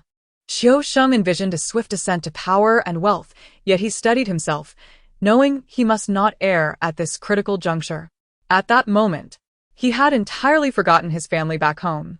The emperor, upon receiving the attendant's message, furrowed his brow but, recalling it was his beloved daughter's wish, cleared his throat and addressed Qiu Sheng, "Are you married?"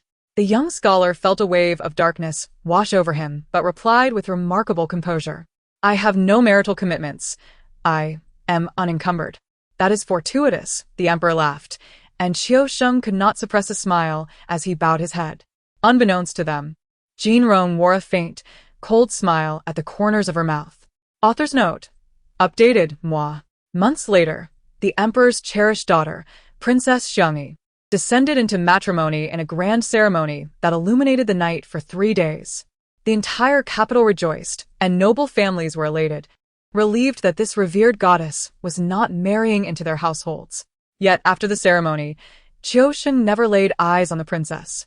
On their wedding night, he was casually assigned a courtyard for rest, only to be dismissed from the princess's residence the following day. The emperor, perplexed, inquired, "What? Did he offend you?" "I hear he hasn't even entered your chambers." Though Jinrong was fond of handsome young men, she had no intention of compromising herself with unsavory characters. Knowing the affairs of the princess's household could not escape the emperor's notice. Such matters could hardly be concealed for a lifetime. It was better to be forthright. She selected the largest crystal grape from the fruit platter held by a maid, coaxing the emperor to eat it, then candidly stated, "He did not anger me. I have yet to speak with him. Just the other day, I found him appealing, but today I am indifferent and impatient to see him." Jinrong was refreshingly straightforward. She liked what she liked and disliked what she disliked, showing no concern for fleeting whims. With a light laugh, she remarked to the emperor, "Father, have you not seen him already? What more is there to behold?" The old emperor nodded eagerly, chuckling, "You are right, Jinrong. Since you have seen him, there is no need to look again. Your happiness is what matters." After a moment's thought, he added, "If you do not favor this son-in-law, we shall find another. Shall we?" The empress felt a pang of frustration. Was he really indulging their daughter to such an extent? The idea of merely swapping out a son-in-law was seemingly effortless for him. Jinrong waved her hand dismissively, content to keep this one around as an ornament rather than burden her father with concerns over her affairs. The emperor felt a swell of pride. Turning to the empress and other attendants, "Look at this filial heart of Jinrong." At this moment, aside from the deep bond shared between father and daughter, others present felt a tightness in their chests, simultaneously relieved that Princess Xiangyi had not married into their families. With an emperor so indulgent of his daughter, being a son-in-law was indeed troublesome. The empress and concubines harbored a mix of envy and admiration, aware that life for women was challenging. bound by the virtues of obedience and motherhood. Even the empress, despite her high station, was expected to be virtuous and gather a harem for the emperor. Yet, being the emperor's daughter offered a different experience altogether. Reflecting on their own upbringing, which emphasized propriety in choosing a suitable husband to aid their brothers, they sighed, recognizing that not all princesses enjoyed such favor. Who could rival Princess Xiangyi, so pampered and free-spirited, unconcerned with public opinion? Having received lavish gifts amid envious glances as she exited the palace, Jinrong felt quite pleased, relishing the sight of those who could do nothing but envy her.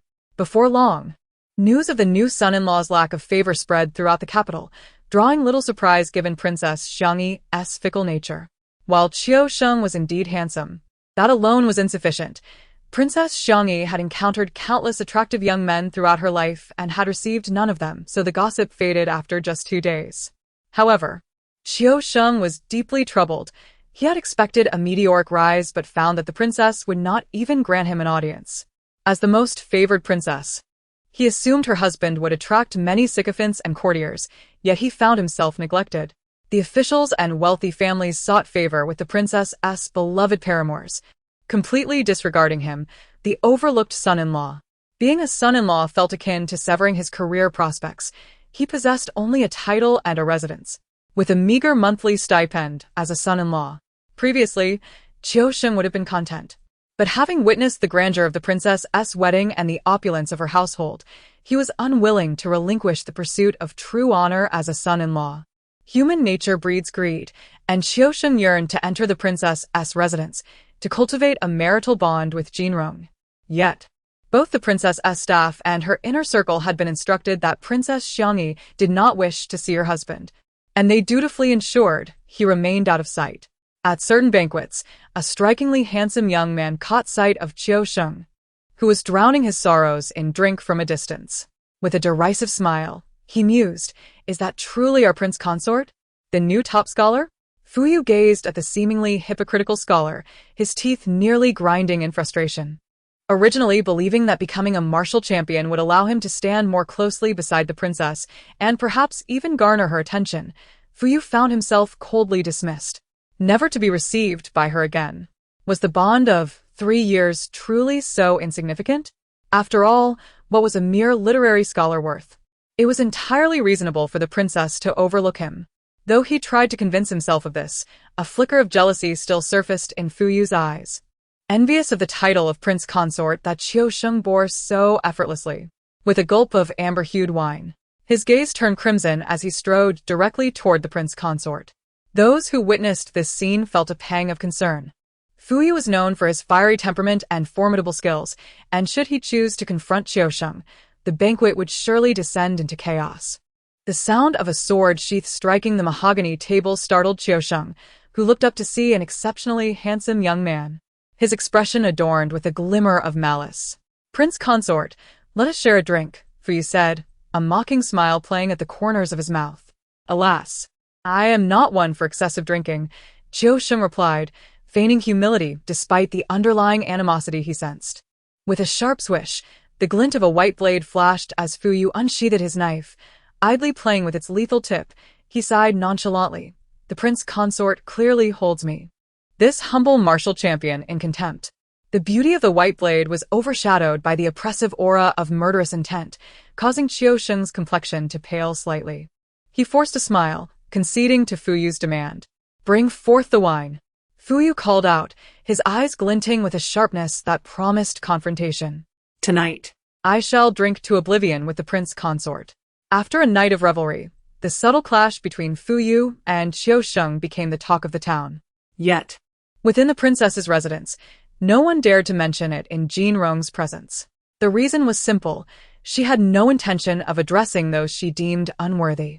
To speak of it would only serve to irk her further, and if they could not handle such minor matters, they had no business remaining by her side. Qiu Sheng soon learned that the one who had deliberately provoked him was the current martial champion, a former guard of Princess Xiangyi.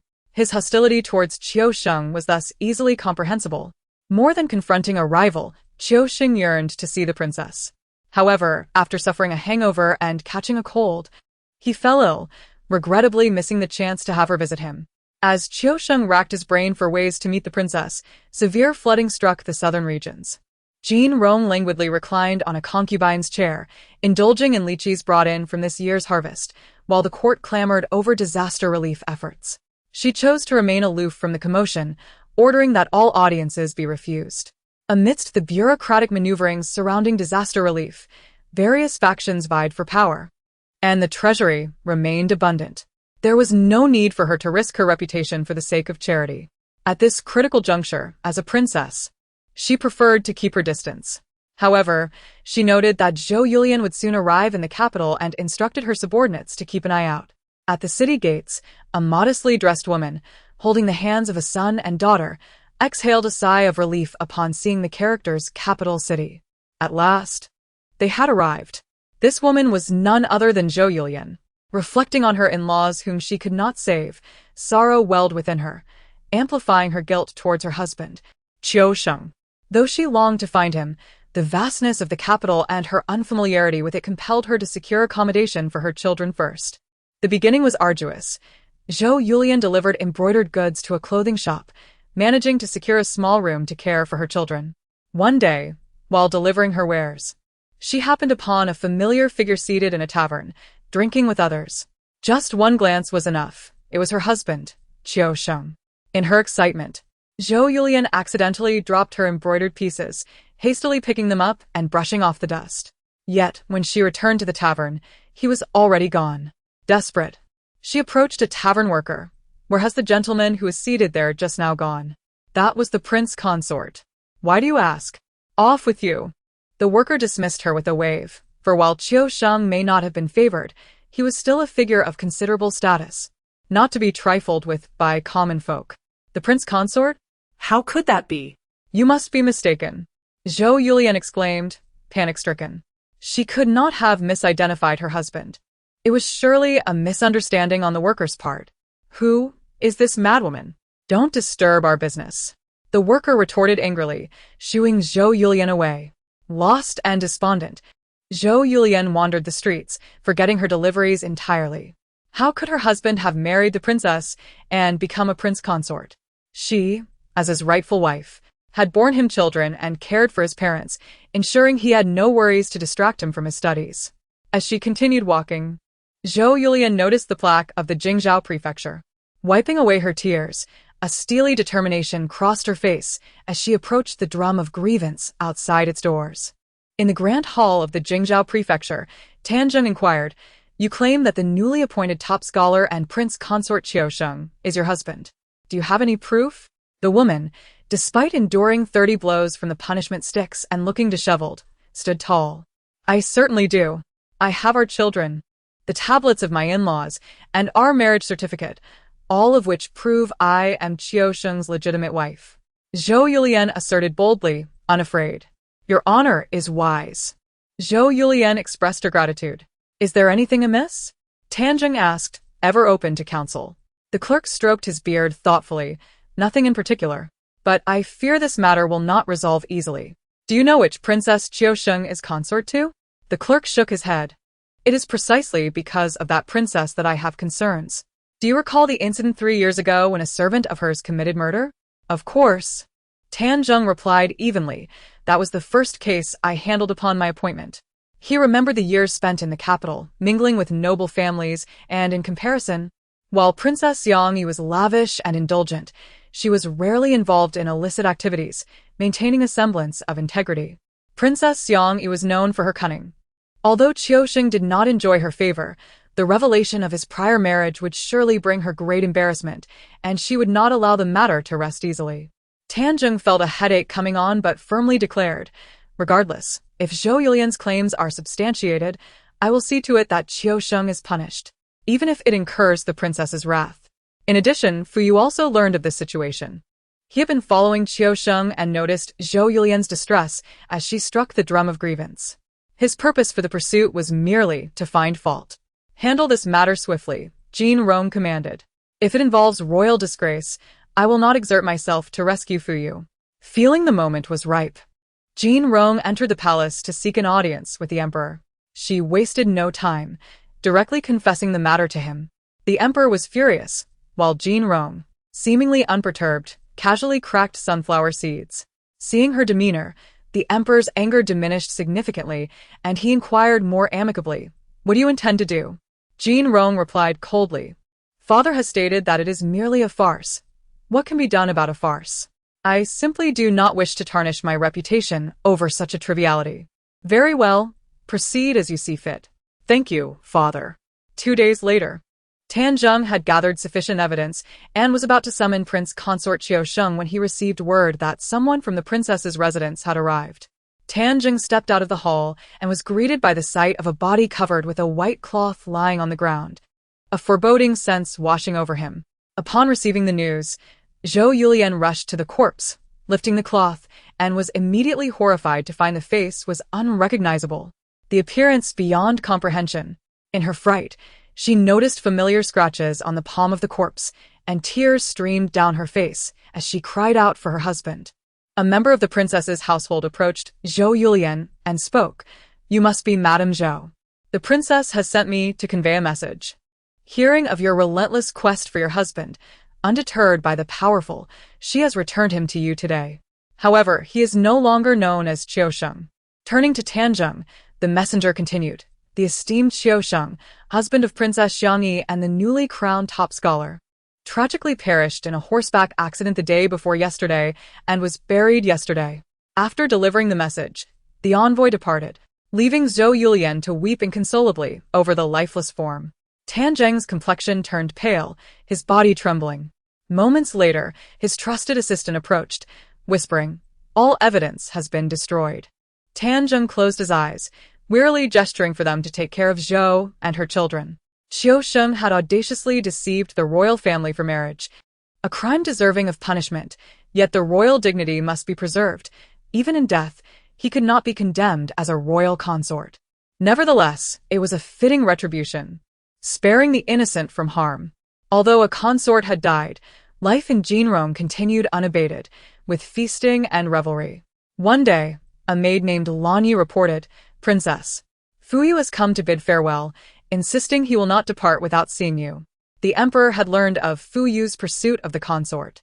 Jinrong had initially covered his tracks, but unfortunately, his own folly led him to confront the consort, nearly resulting in a fatal altercation.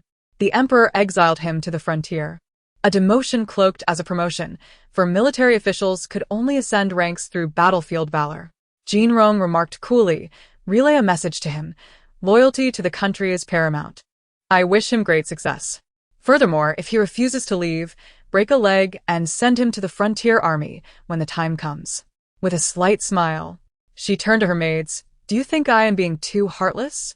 The news of the unfortunate demise of the consort spread quickly. Yet more than the mysterious circumstances of his death, many were concerned whether the emperor would seek a new consort for Princess Xiangyi. Not long after, it was rumored that the princess and the consort shared a deep bond, thus she had no intention of remarrying. Observing Jinrong's disinterest in remarriage and motherhood, the emperor expressed his concern, "What will become of you when you pass, with no one to honor your memory?" To this, Jinrong replied, "Then I shall adopt someone from the clan." As for the lack of offerings, she was untroubled, accustomed to such matters, for she would not become a ghost. Firm in her stance, the emperor did not press further, his pity for her lack of a family only leading to greater indulgence. Upon learning that Zhou Yulian had returned home with her children, Jinrong dismissed the matter from her mind. Fiction is fiction, and life is life. Qiu Sheng and Zhou Yulian were but inconspicuous passers-by in her existence, causing no significant upheaval. The old emperor lived a long life, reaching over 70 years. And in the end, Jinrong outlived him, having lived as a formidable and proud daughter of the imperial line. Upon the passing of Princess Xiangyi, the current ruler grieved profoundly, personally composing elegies, interring her with the honors befitting a grand princess, accompanied by a wealth of treasures, posthumously titled Weiguo Wen Zhao Xiangyi Yuan Changgongzhu. Chapter 12. The Perilous Exchange of Lives. Jinrong, with her arms crossed, listened impatiently to the weeping female ghost in white beside her, tears streaming down her face, as if they were free of cost. What sins had she committed in her past life to be cursed with reincarnation alongside this weeping bundle? At that moment, both Jinrong and the weeping girl existed as ethereal spirits, floating in the air, unobstructed in their view of two adjacent delivery rooms below, where two pregnant women were simultaneously giving birth. Jinrong felt a flicker of relief that they were not born into the same womb. Behind Jinrong and the weeping girl stood a ghostly figure clad in black, holding a ledger. His tone was flat and devoid of emotion as he recited, Jinrong, having accumulated great virtue in your past life, you are to be born today at 11:13 into a prestigious family, your father being Fong Ho and your mother Zhao Xiuxuan. The weeping girl continued her lament, and Jinrong felt a throbbing in her forehead, reminiscent of the temper she had as a princess in her previous life. Finally, after the last nerve in her mind snapped, Jinrong kicked the weeping girl down. Instantly, the world around her became serene, and Jinrong couldn't help but exhale in relief, feeling an overwhelming sense of lightness. In her heart, she mused, the world is so beautiful, yet I am so irritable. This cannot be good. While Jinrong found solace, the black-clad ghost stood dumbfounded, continuing to mutter the unfinished sentence, Song Qingqing. Born at 10:19 into a humble home. At precisely 11:13, accompanied by the cries of an infant, one of the delivery rooms below welcomed a new life. At that moment, the long-awaited narrative of a novel unfolded in Jinrong's mind. This storyline was evidently a reimagining of a tragic romance, and Jinrong couldn't help but scoff, though she sensed something was amiss. Observing the melancholic expression on the black-clad ghost, she finally recalled the inconsistency. She had kicked the female lead down to allow her to be born, yet it should have been the supporting character, Fong Jinrong, who descended instead. Thus, with that single kick, she had forcibly transformed the arrogant supporting character into the delicate female lead, while the original male and female leads became siblings. Such a reversal was truly remarkable, Jinrong chuckled inwardly.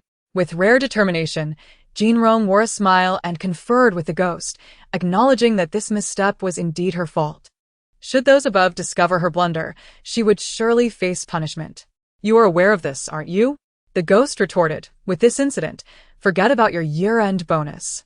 How unfortunate he was to encounter such a chaotic reincarnator. Jinrong blinked and suggested, what if we proceed this way? Just let me reincarnate next time. That way, no chaos will ensue. The ghost shot her a sidelong glance. Are you content with that? To know you would have been born into a wealthy family. Yet this time you are destined for poverty. No worries. Jinrong waved her hand dismissively. For the first 20 years, I can rely on my parents. And for the next 20, I must depend on myself. If she were reported, she would be punished alongside him. Very well, hurry. Do not miss the auspicious time. Having reached a resolution, the ghost made a mark in his ledger and urged Jinrong to reincarnate without further mishaps. Thus, Fong Jinrong successfully reincarnated. And before she even opened her eyes, she found herself in a nursery, her cradle adorned with the name Song Qingqing, right next to the weeping girl, now Fong Jinrong. After a yawn, she awoke to see her new, polished parents smiling broadly, realizing she had been swapped.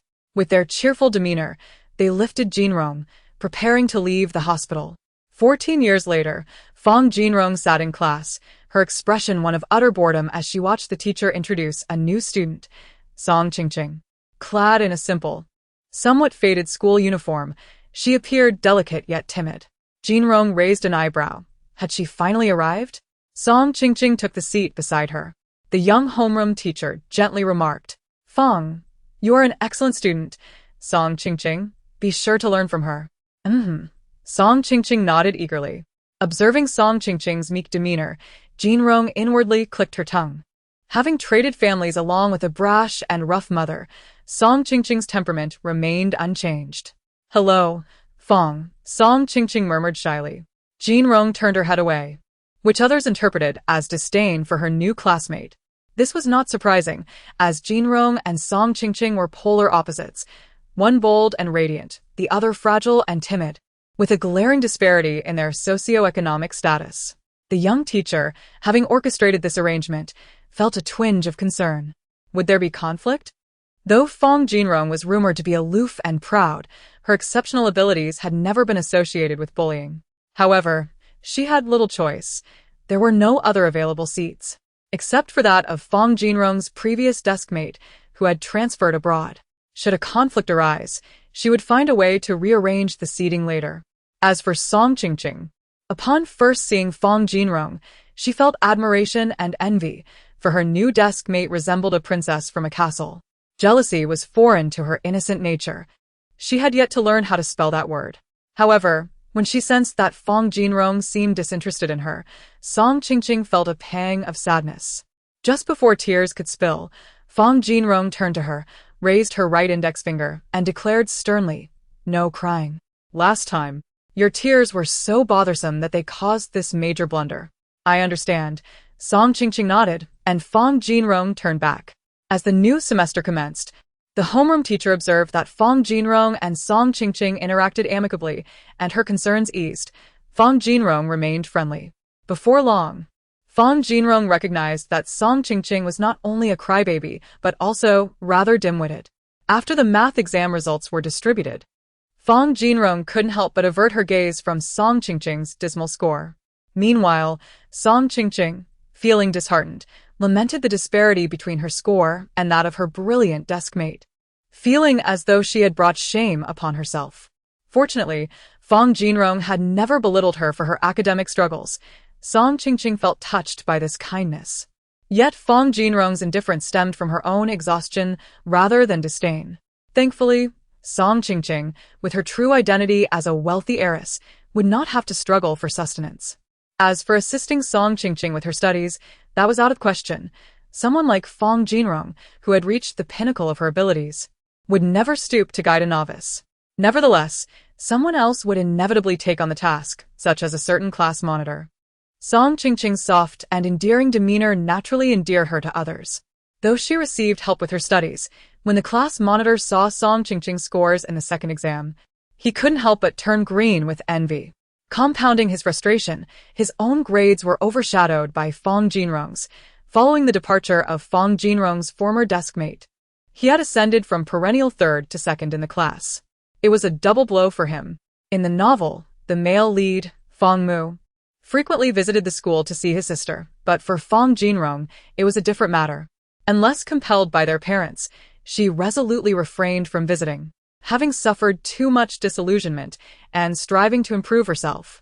Moreover, Fong Mu felt that if he did not work hard, his standing in the family would continue to diminish. Hadn't he heard their parents speak of Jinrong, their exemplary daughter, incessantly?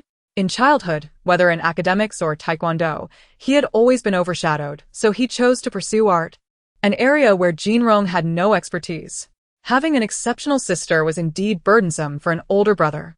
One day, after finishing tennis practice, Fong Jinrong slung her bag over her shoulder and walked towards the school gate. Passing through a small grove behind the academic building, she heard faint sounds emanating from within. School violence is an unfortunate reality in any institution, and the victim of such bullying was someone Jinrong recognized, none other than Song Qingqing.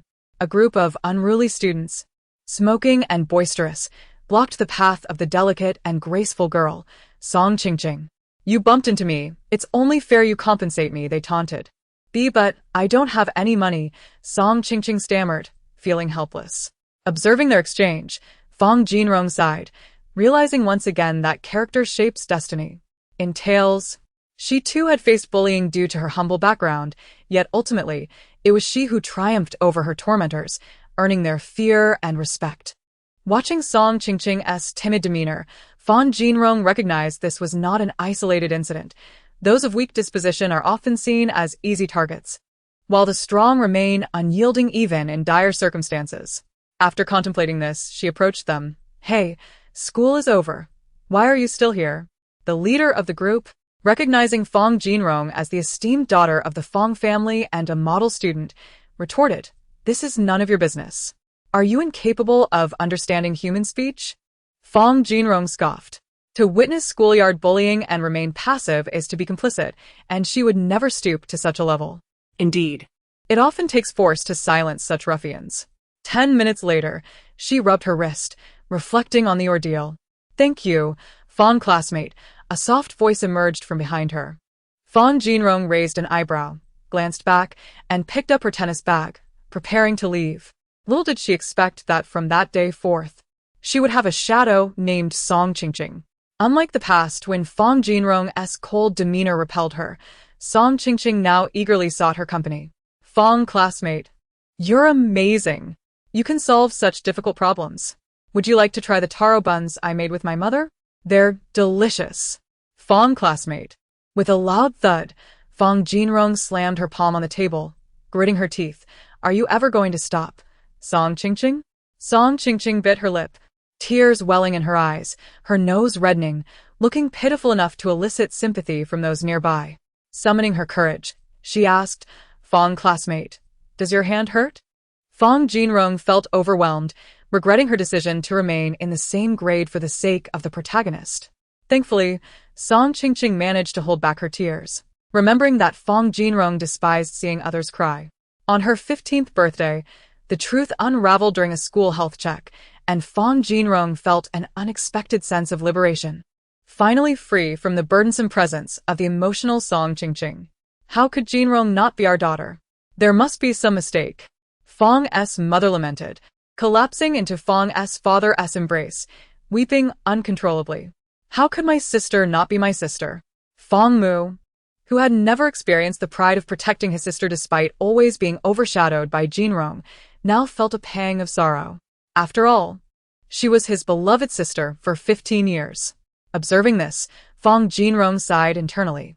If it were the Jinrong from the novels, she would surely be overjoyed at the family's deep affection for Song Qingqing.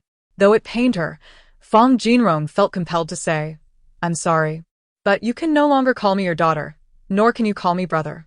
Fong's mother felt a deeper sorrow, knowing her daughter was strong-willed. Yet in this moment, she displayed more maturity and composure than the adults, which only served to intensify her heartache for Jinrong. Unexpectedly, Song Qingqing responded, I don't want to be separated from Jinrong. Foolish girl, we've never been together. Jinrong couldn't help but retort. I want to be with Jinrong.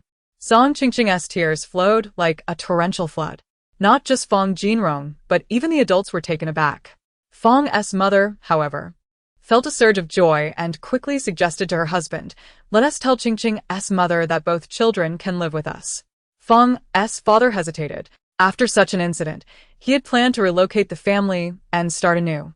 Yet, seeing his wife's hopeful gaze and their daughter's tearful eyes, he steeled himself and sought out Song Qingqing's adoptive mother. Song Qingqing's adoptive father had passed away, leaving her with a struggling mother and a brawling older brother, who ran a small convenience store barely making ends meet. Initially resistant, Song Qingqing's mother ultimately agreed after Fong's father passionately explained that, given her income, she could not afford to send either Song Qingqing or Fong Jinrong to university. Moreover, Jinrong was exceptionally bright, having even participated in national-level math competitions. Could she bear to ruin her daughter's future? Fong's father, a university professor, articulated his points with remarkable clarity, and as a loving mother, Song Qingqing's mother was willing to compromise for her children's futures. While Fong Jinrong remained bewildered, the two families reached an agreement. How is this any different from the stories? She didn't understand. It felt as if the roles of the protagonist and the supporting character had merely exchanged places, leading to a disarray of the plot. Then, as Song Qingqing clung to her arm, pouting, Jinrong, I want to sleep with you tonight, Fong Jinrong remarked. Who gave you permission to call me by name? Just a moment ago, I was Fong classmate to you. Under the proud gazes of both families, Fong Jinrong sighed. There are plenty of rooms at home. Meanwhile, the official male lead was delighted at suddenly having two younger sisters. Thus, Fong Jinrong and Song Qingqing began residing at the Fong household from Monday to Friday, and on weekends, they assisted Song's mother at her store. The brawling brother, Song Yu, was sent to military school, much to Song's mother's gratitude. Fong Jinrong felt as if she were doomed to be entangled with this emotional girl for eternity. Was it really such a grave retribution for having nudged her during their past lives? To keep pace with Fong Jinrong, Song Qingqing studied diligently and ultimately gained admission to a nearby ordinary university, while Fong Jinrong attended a prestigious American institution. During their university years, Song Qingqing took on the role of Fong Jinrong's protector, successfully warding off numerous unwanted advances until the arrival of Han Haoyu, the male protagonist of the story. A distinguished student studying abroad and undeniably dashing, Han Haoyu was initially captivated by Fong Jinrong's beauty and intellect, but as he pursued her, he found himself enchanted by Song Qingqing's steadfast loyalty in safeguarding Fong Jinrong.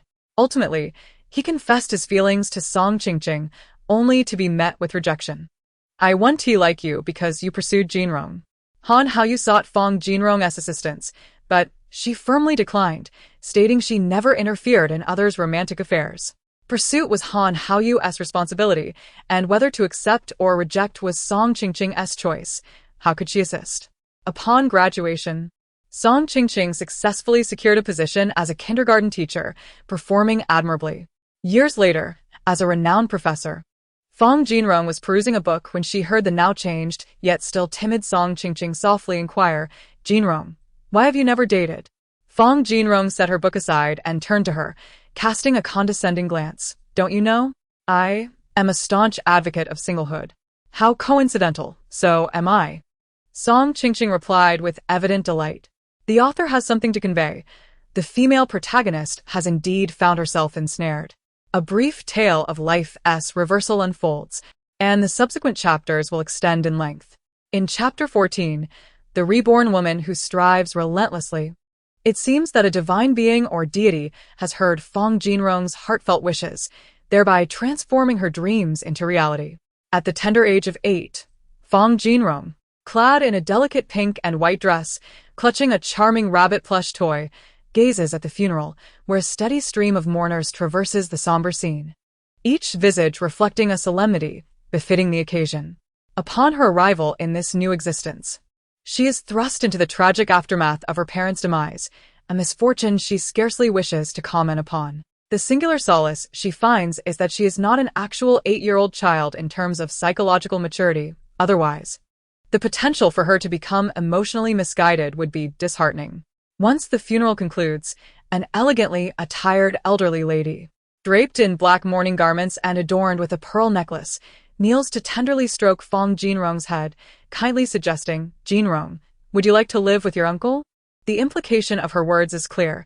She is proposing that Jinrong become her uncle's daughter. This graceful matriarch is none other than Fong Jinrong's biological grandmother, her mother's mother, and also the mother of her uncle. Had this uncle been a dashing, eligible bachelor, Jinrong would have welcomed the idea with open arms.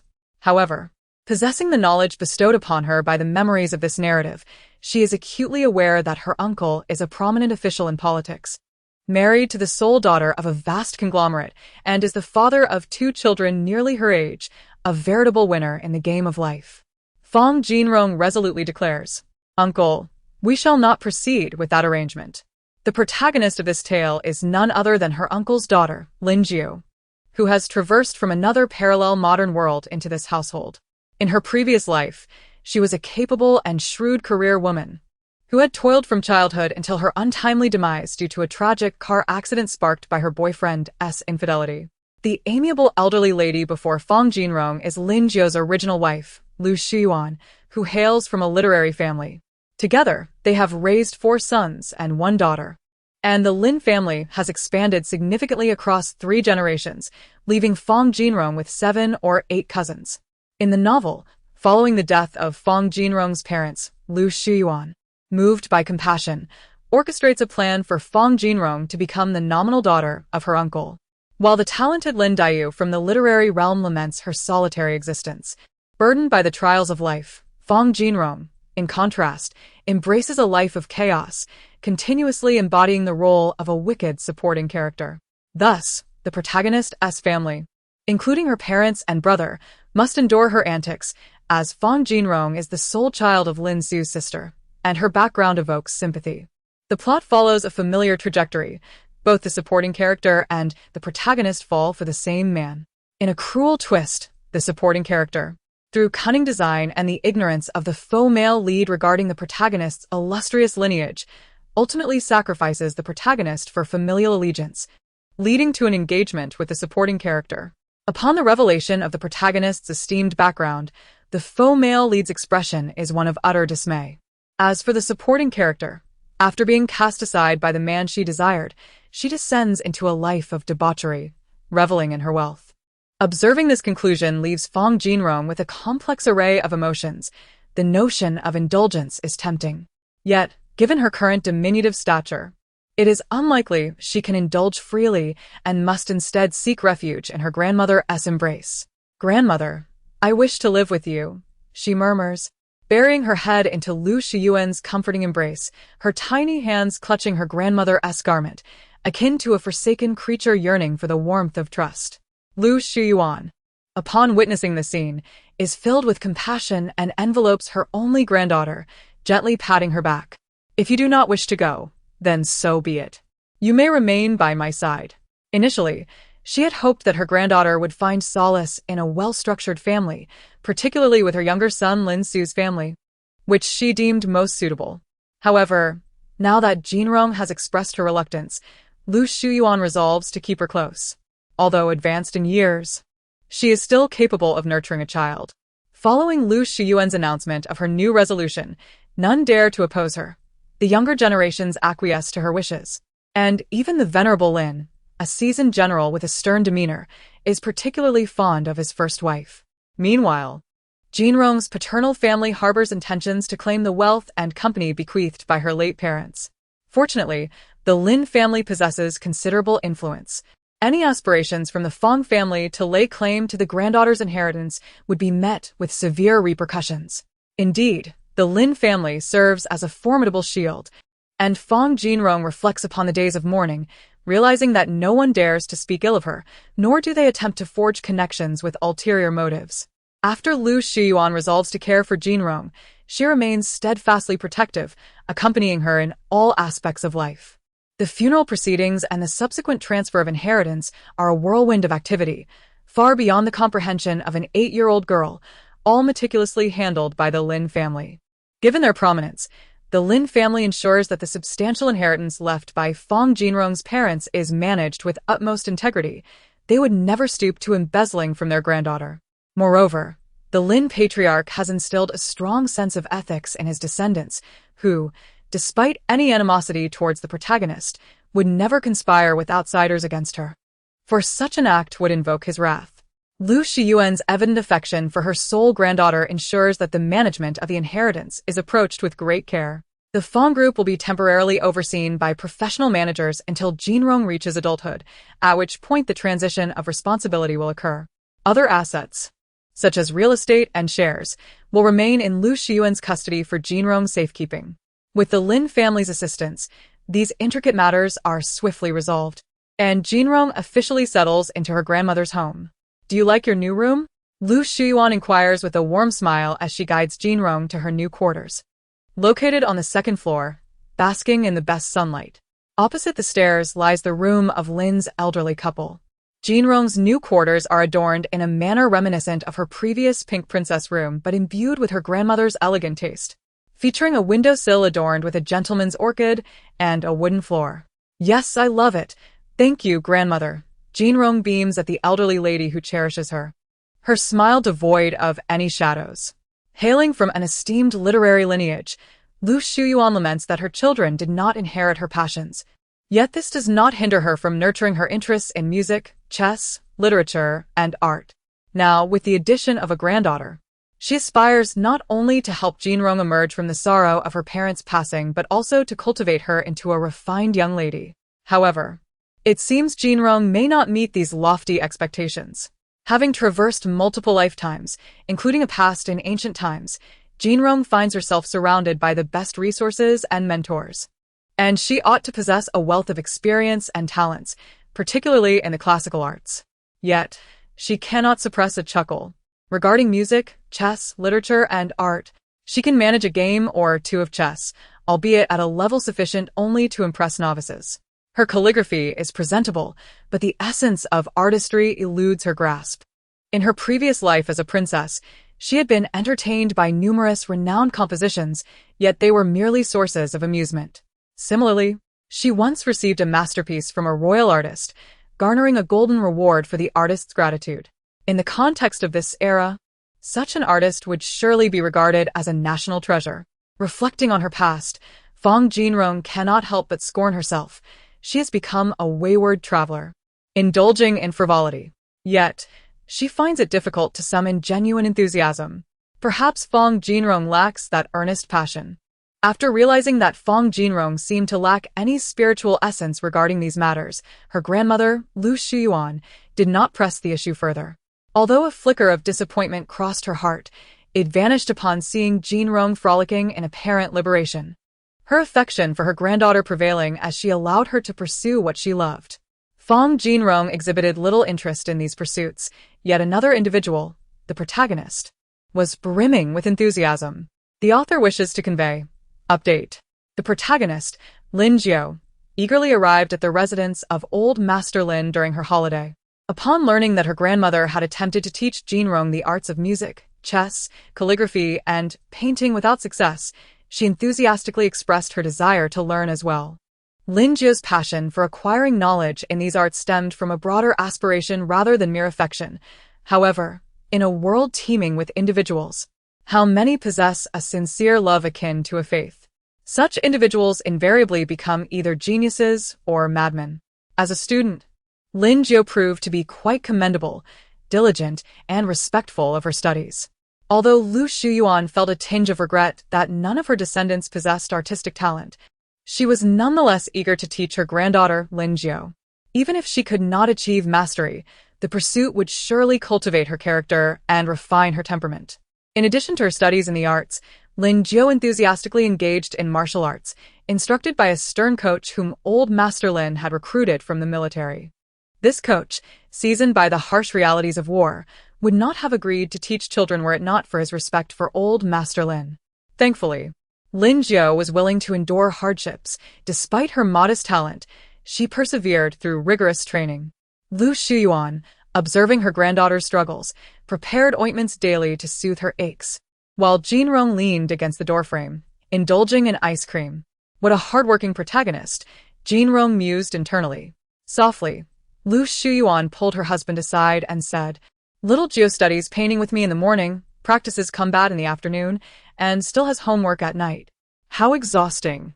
Although old Master Lin felt a pang of sympathy, he retorted, "She chose this path herself. Moreover, Xiaohan mentioned that he is quite pleased with my granddaughter. She possesses a resolute character." Lu Shuyuan sighed, "I understand. But I fear little Jiao may push herself too hard and become scattered. Why must she hold such high expectations for herself when she is merely a child?" The elderly couple, perplexed, concluded that their granddaughter Lin Jiao was overly ambitious. Having read the novel's content, Fong Jinrong was somewhat aware of the underlying reasons. In her previous life, Lin Jiao came from a single-parent family. Her father had an affair and divorced, leaving her mother to raise her alone. From a young age, she worked diligently to support herself, gained admission to a prestigious university, and secured a good job, striving for a better life. However, her boyfriend ultimately left her for a wealthy heiress, driving Lin Jiao to a tragic accident in a moment of emotional turmoil stemming from her past traumas. Upon realizing the extent of her efforts, Lin Jiao's parents, after confirming her steadfast resolve, sent over another son to care for her, cloaking it under the guise of joint training. Lin Mu, just 2 years older than Lin Jiao, endured grueling training under instructor Han, yet he remained steadfast, silently supporting his sister, determined not to appear inferior and thereby protect her. Among old Master Lin's household, Lin Mu's greatest annoyance was not instructor Han, but rather Fong Jinrong, who consistently watched their grueling training while indulging in snacks. As Lin Mu and Lin Jiao ran, Jinrong savored cream strawberries. During their combat training, she munched on honey chestnuts. And while they practiced on the punching bags, she indulged in butter cake. It was utterly maddening. Lin Mu vowed that his first love was his sister Lin Jiao, while his foremost annoyance was his cousin Fong Jinrong. Initially, when Lin Mu was sent for training, old Master Lin had considered having Jinrong join as well. But before he could voice it, Jinrong had already nestled into her grandmother's embrace, exclaiming her exhaustion and reluctance to learn. Observing her swift and clever defiance, old Master Lin couldn't help but chuckle, impressed by her cunning. Lu Shuyuan, already concerned for her grandchildren, shot a stern glance at her husband while gently patting Jinrong's back, proclaiming that if Jinrong did not wish to study, she need not, and should instead enjoy her playtime. With Lin Jiao and Lin Mu's arrival, her attention shifted towards them. fearing that Jinrong might feel neglected. Yet, Jinrong appeared unfazed, happily indulging in her meals and games, free from any psychological burden. Such good children, Lu Shuyuan reflected warmly. Old Master Lin, noticing Jinrong's sly triumph as she hid behind his wife, couldn't help but smirk, aware that she spent her days absorbed in video games. Though not her first childhood, Jinrong remained carefree, charming, and playful. "Grandma, I've completed my game. I want the new version," she exclaimed. All right, we'll buy it," Lu Shuyuan replied with a smile. "That girl will surely turn into a little glutton," Lin Mu grumbled, clenching his fists in annoyance. Lin Jiu shot him a puzzled glance, wondering when her brother had developed such a grudge against their cousin. While she busied herself with her studies in the arts and martial arts, Jinrong played games, leaving little opportunity for interaction. She felt no inclination to converse with an 8-year-old, save for her brother Lin Mu, her closest kin. Lin Jiu perceived Fong Jinrong as a spoiled yet likable child, possessing a straightforward nature that was far less domineering than she had observed previously at her aunt's house. It was evident that her grandmother's upbringing had borne fruit. Furthermore, it seemed Jinrong had grown up in a bubble of sweetness, blissfully unaware of life's hardships. Lin Jiu mused internally, yet she harbored no ill towards her younger cousin. Unbeknownst to her, Jinrong had experienced far more of life than she realized. She simply chose to embrace each existence with joy, maintaining a positive outlook. As Fong Jinrong relived her school days, she learned from her grandparents that Lin Jiu had advanced a grade, and Lin Mu had followed suit. After contemplating whether to skip these moments herself, she ultimately deemed it unnecessary, as she was in no rush to strive for success. Embracing the benefits of childhood, she relished moments like playing chess with old Master Lin, where she could bend the rules and be shielded by her grandmother's protection, an advantage that would vanish with adulthood. Unlike with little Jiu, who never bends the rules when we play chess, old Master Lin grumbled. Fong Jinrong responded cheerfully, "That's because the one bending the rules is you." Caught off guard, old Master Lin fell silent, turning away with a huff. As the year drew to a close, the Lin family gathered to enjoy each other's company. Several uncles and old Master Lin convened in the study to discuss the younger Uncle Lin Su's upcoming promotion after the new year. Meanwhile, the aunties gathered to chat, occasionally discussing their children or recent happenings, as families connected through marriage were rarely of lowly status. The anecdotes they shared, if voiced outside, would be deemed significant events. The most lively scene was undoubtedly among the younger generation. Typically, due to the Lin family's esteemed reputation, they maintained a demeanor of cautious decorum and humility at school. However, in the company of their cousins, they let loose, especially after losing at cards. "Why is it always me who loses?" Lin Mu lamented, his face plastered with sticky notes. Particularly conspicuous among the other youths, who bore only a few notes and remained composed. Of course, their calmness was understandable. They were not the ones suffering the embarrassment. Sitting across from Lin Mu, Fong Jinrong laughed boisterously. Having been a mathematics professor at a prestigious American university in her previous life, she was adept at the numerical strategies of the game. The Lin family did not prohibit card games, merely forbidding gambling. Thus, without stakes, the game devolved into harmless mischief. The ruckus did not disturb Lin Jiu, who was in the courtyard diligently practicing her calligraphy for the spring festival. After much effort, she had developed a certain flair, and the elder Lin was keen to showcase her work, both as a symbol of good fortune and as a means to impress his old comrades. Upon finishing, Lin Jiu exhaled in relief as the elder Lin and several uncles concluded their discussions and approached to admire her writing. "Well done," the elder Lin praised, while the others nodded in agreement, not merely placating him. Given Lin Jiu's tender age, her skill was indeed remarkable. They had also heard of her commitment to martial arts and other pursuits during the holidays, a testament to her perseverance, making her stand out among the third generation of the Lin family. Seeing the younger generation thrive filled the Lin family with pride. Lin Jiu's father, in particular, felt a sense of fulfillment, for the accomplishments of his children brought him greater joy than his own professional successes. At that moment, the laughter of children erupted from within the house, surprising the uncles, as the laughter included sounds from their own offspring, who were known for their pride rather than their vivacity. "Let us see what they're up to," the elder Lin said, stroking his beard. Upon entering, they were met with the sight of Lin Mu's woeful expression, which elicited chuckles from the adults, as the other children had also received their fair share of sticky notes. It was a rare occasion to witness the children in such a state of embarrassment yet having so much fun, prompting the adults to shake their heads with amusement. "Brother, what happened to you?" Lin Jiu asked, stifling a laugh as she regarded her brother sympathetically.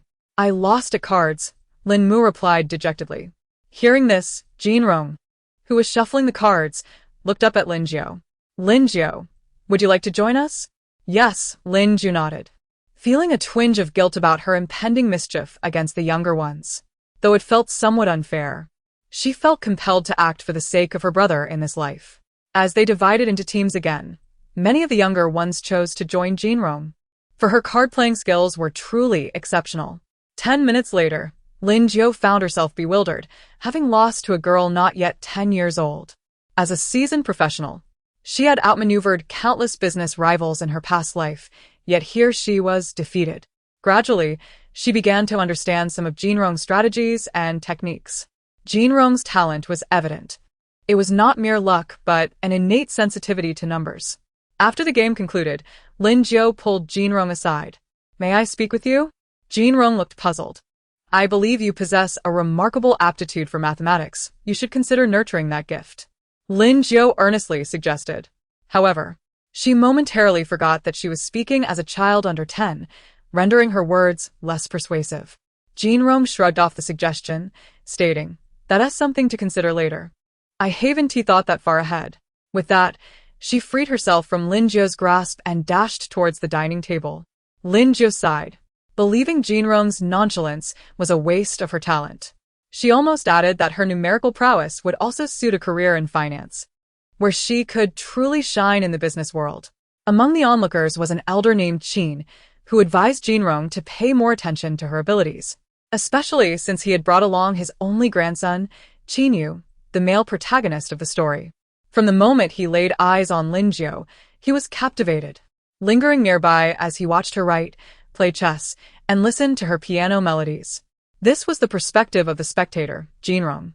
Simultaneously, Qin Yu was not spared from the fate of losing at cards to Jin Rong, who couldn't help but find his aloof demeanor slightly unappealing, much to her amusement. Time flew by, and soon a decade had passed. Jin Rong followed a steady academic path, scoring well enough to enroll in a nearby university that was decent but not prestigious. Choosing to study medicine, a field she had never attempted before. Over the years, she had heard much about Lin Jiu. Beyond her studies, Lin Jiu had garnered considerable attention until she settled into high school life, concealing her identity while gaining admission to the nation's top university. Gradually, few remembered that the fourth Lin heir not only had a son of notable character but also a daughter, Lin Jiu, who filled her father with equal pride. In a vibrant bar, where dazzling lights and invigorating music filled the air, young men and women danced joyously. A striking figure pushed open the door to a private booth, prompting those seated to rise playfully, teasing Miss Fong. "You finally arrived. You must be punished." With her short, burgundy hair and long legs, Fan Jinrong strode confidently to the center of the red velvet sofa, crossing her legs and raising an eyebrow. "Really? Of course not. With Miss Fong here, it's time for us to drink." The young man, whose charming looks belied his youth, quickly altered his tone, smiling broadly. As expected, this earned him a playful punch from Du Zihao. "I'm late. That's my fault. Today's drinks are on me," Jinrong declared with a grin. "All right then. Our generous host, let us drink until we are merry." Du Zihao chuckled. This group comprised like-minded individuals from the entertainment scene, indulging in revelry without crossing any lines, simply seeking enjoyment and excitement. Over time, Jinrong had seamlessly integrated into their circle, occasionally joining in their outings. "Jinrong, Jia Yan bought a new yacht. Are you coming out to sea this weekend?" Du Zihao inquired, while a young woman with chestnut hair, Jia Yan, nodded in agreement. Jinrong shook her head. "This weekend? I think not. It's my grandmother's birthday." "Lin's matriarch's birthday? Can we come along?" Du Zihao asked with a cheeky grin. "Think again. It's not the same as my grandfather's birthday. This is a family gathering. Would you attend?" Jinrong shot him an exasperated look. Ah, I was hoping Miss Fong would captain the ship, the others lamented. Jinrong was undoubtedly the most skilled among them, whether in cards or extreme sports. Her bold nature commanding a certain respect. With laughter and merriment, they reveled in their games, the air filled with the intoxicating scent of rosemary, creating an enchanting atmosphere. Jinrong, slightly tipsy, her eyes glazed with mirth, continued to dominate the card games, leading others to question whether her state was genuine or feigned, given her renowned drinking capacity. As the server brought more drinks, sounds of celebration echoed from the nearby booth. cheers. Jinrong, look at that girl in the white shirt at the center of the table. Du Zihao nudged her. I have a good eye this time, don't you think? He was referring to a previous encounter where he had been teased for his poor taste in women, which had led to a swift dismissal from the last girl he had pursued. Jinrong turned her gaze from the cards to the girl Du Zihao pointed out and smiled. Your eye is indeed good, but you've picked the wrong person. You won't be able to win her over. The young woman in the white shirt, exuding a distinctive charm, was none other than Lin Jiao, whom I had not seen for quite some time. How would you know if you don't give it a try? Du Zihao tugged at his collar, emanating an air of playful absurdity. She is my cousin Lin Jiao, and she has even handled genuine military equipment in my grandfather's unit. If you provoke her. Jinrong's gaze, laden with implications, swept over a certain part of Du Zihao's demeanor as he spoke lightly. Then I shall not concern myself with your fate. Du Zihao immediately wilted, a quintessential case of having the ambition of a thief, but lacking the courage. Though Du Zihao could not muster the audacity to approach her, Fan Jinrong felt compelled to make her presence known. She excused herself from the card game, saying, I see my cousin over there. I shall go greet her. Continue enjoying the game. Lin Jiao, being a member of the Lin family, left the others curious about which relative she was referring to, but everyone nodded in understanding. Jinrong approached Lin Jiao's table, and upon seeing her, Lin Jiao expressed mild surprise. Long time no see, Lin Jiao. Indeed, it's been a while, Jinrong, Lin Jiao replied, then turned to introduce her friends. This is my cousin, Fang Jinrong. Wow, Jinrong. Your cousin is stunning, exclaimed a lively girl among her friends with a cheerful smile. Truth be told, Fang Jinrong possessed a striking appearance, embodying a vibrant and graceful demeanor, while Lin Jiao radiated an indomitable spirit, adding a unique allure that was particularly captivating. Upon hearing Lin Jiao's explanation, Jinrong learned that Lin Jiao had embarked on an entrepreneurial journey, establishing her own company, which had now found its footing, prompting this celebration. Most of Lin Jiao's friends were acquaintances from high school, thus unaware of her status as the heiress of the Lin family. Nor could they fathom that someone of her background would choose to forge her path independently, without the aid of familial resources. Yet, there were those who wished to assist her, such as Qin Yu, who casually acknowledged Jinrong without drawing attention to their acquaintance. Ah, Pursuing a girlfriend is truly no easy feat, he mused, though regrettably, Lin Jiao was currently involved with a senior who would later reveal himself to be a cat. Jinrong awaited Lin Jiao to introduce her boyfriend, but after a lengthy pause, it became evident that she would not. Observing her friends, none could compare to Qin Yu. Despite being a rogue in the narrative, the allure he held was undeniable, captivating Lin Jiao. It appeared he had not arrived, which explained the hint of melancholy in Lin Jiao's eyes. During her moment of triumph, the one she cherished was absent. Jinrong playfully draped her arm around Lin Jiao's neck, her smile radiant as she declared, since Lin Jiao has achieved success in her venture, allow me to treat you to drinks tonight. Just as Lin Jiao began to respond, Jinrong leaned closer with a playful whisper, the owner of this bar is none other than myself, so no need for formality. Lin Jiao could not help but smile, truly appreciating her cousin's delightful nature. Chapter 17. Relentless struggle for rebirth. In their conversation, Jinrong and Lin Jiao discreetly concealed certain truths. Since Lin Jiao had no intention of revealing her identity, Jinrong felt no obligation to do so either. They spoke of Lin Jiao's relentless efforts during her entrepreneurial endeavors, efforts that even some men found daunting. Unable to silence them, Lin Jiao seized Jinrong's hand and whispered, Please don't tell my parents. I fear they will worry about me. Jinrong nodded with a smile. All right, I promise, but why are you striving so hard? Jinrong, half-jokingly, found Lin Jiao's mindset perplexing. Despite the many disappointments of her past life, in this new existence, Everything she once yearned for was at her fingertips. Why not simply relax and savor life? Because it gives me a sense of worth, Lin Jiao replied. What's the matter? Asked the two young girls leaning against Jean Rong. Their laughter bright and carefree. Jean Rong was momentarily taken aback, but then replied with a grin. Nothing, come on, let's dance. She tossed her jacket onto the nearby bar, revealing a fitted short-sleeve top that accentuated her graceful figure. As she moved, her delicate skin was subtly visible at her waist, and her top slightly shifted. Yet Jean Rong appeared completely immersed in the vibrant music, reveling in the moment. Amidst the dancing crowd, a man's hand reached toward Jean Rong's waist. But he was swiftly restrained by another. Sir, please accompany us outside. The action was executed with such swiftness that it did not disturb the revelry, ensuring Miss Fong's enjoyment remained uninterrupted. Those who noticed acted as if they had seen nothing. This bar was privately owned by Miss Fong, and anyone daring to behave inappropriately here would be courting disaster. In the security room, the manager spoke into his walkie-talkie. Break one of his arms and toss him far away. Boss, Miss Lin's table has already left, a manager informed Jean Rong. From now on, all her visits will be complimentary. Jean Rong dismissed it nonchalantly, stating she had no interest in whether the bar made money. When Lin Mu saw her, he was delighted, aware of Lin Jiao's recent business endeavors.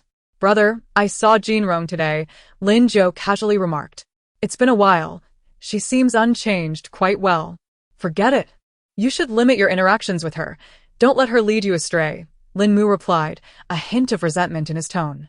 All she does is play and fall in love, eat and sleep, living life frivolously. Does Jean Rong have a boyfriend? Lin Jiao asked curiously. Who knows which number this is for her? None have lasted over 3 months. Are those men not good? Lin Jiao inquired instinctively. No. It's just that Fong Jean Rong has a rather poor view of relationships. Those who like her are quite unfortunate. At that moment, the door chimed, and the housekeeper hurried to open it.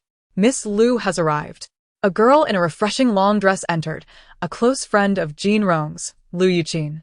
Jean Rong, you've barely moved since I got here, Liu Yuqin complained. You're here now. Just leave the things there, Jean Rong replied without even looking up. Liu Yuqin felt momentarily stifled, realizing conversing with Fong Jean Rong was quite challenging. You're playing games here. Is Grandpa Lin aware? You're monopolizing the entire living room instead of being in your room. I doubt Grandpa Lin has such a lenient temperament. With Grandma here, he wouldn't dare scold me. Jean Rong chuckled darkly. Suddenly, she tossed the game console aside and sprawled on the sofa, exuding a dark aura. What's wrong? Did you lose? Liu Yuqin asked, grabbing a strawberry from the fruit platter the housekeeper had brought. Jean Rong rose to take a strawberry as well, saying, I hit a bad ending line. Even though I was playing smoothly before. Liu Yuqin picked up the game console discarded on the carpet. Isn't this the ancient-themed game produced by the company you bought? Such a wealthy individual, purchasing a game company just to encourage creativity, since you have no shortage of funds. Yes, Jean Rong replied casually. I've played it. It's quite good. How did you manage to achieve such a disastrous ending? Being assassinated? It was supposed to be a romance game. I chose a princess role, then raised a concubine. After winning all the favor points, I was poisoned by the concubine I was closest to. Jean Rong finished the last vibrant, juicy strawberry. Typically, one would pursue heroes, noble young men, or princes from rival kingdoms, who raises a concubine. Liu Yuqin remarked, exasperated. Jean Rong remained dissatisfied, arguing, how could a concubine cause a princess to meet such a tragic end? A princess's food is always tested for poison. It shouldn't be that easy to die. Besides, assassinating a princess would warrant the execution of 6 clans. Liu Yuqin felt deeply that their conversation never aligned on the same focal point. You could have your company people modify the game to suit your peculiar play style. Forget it. Let it be.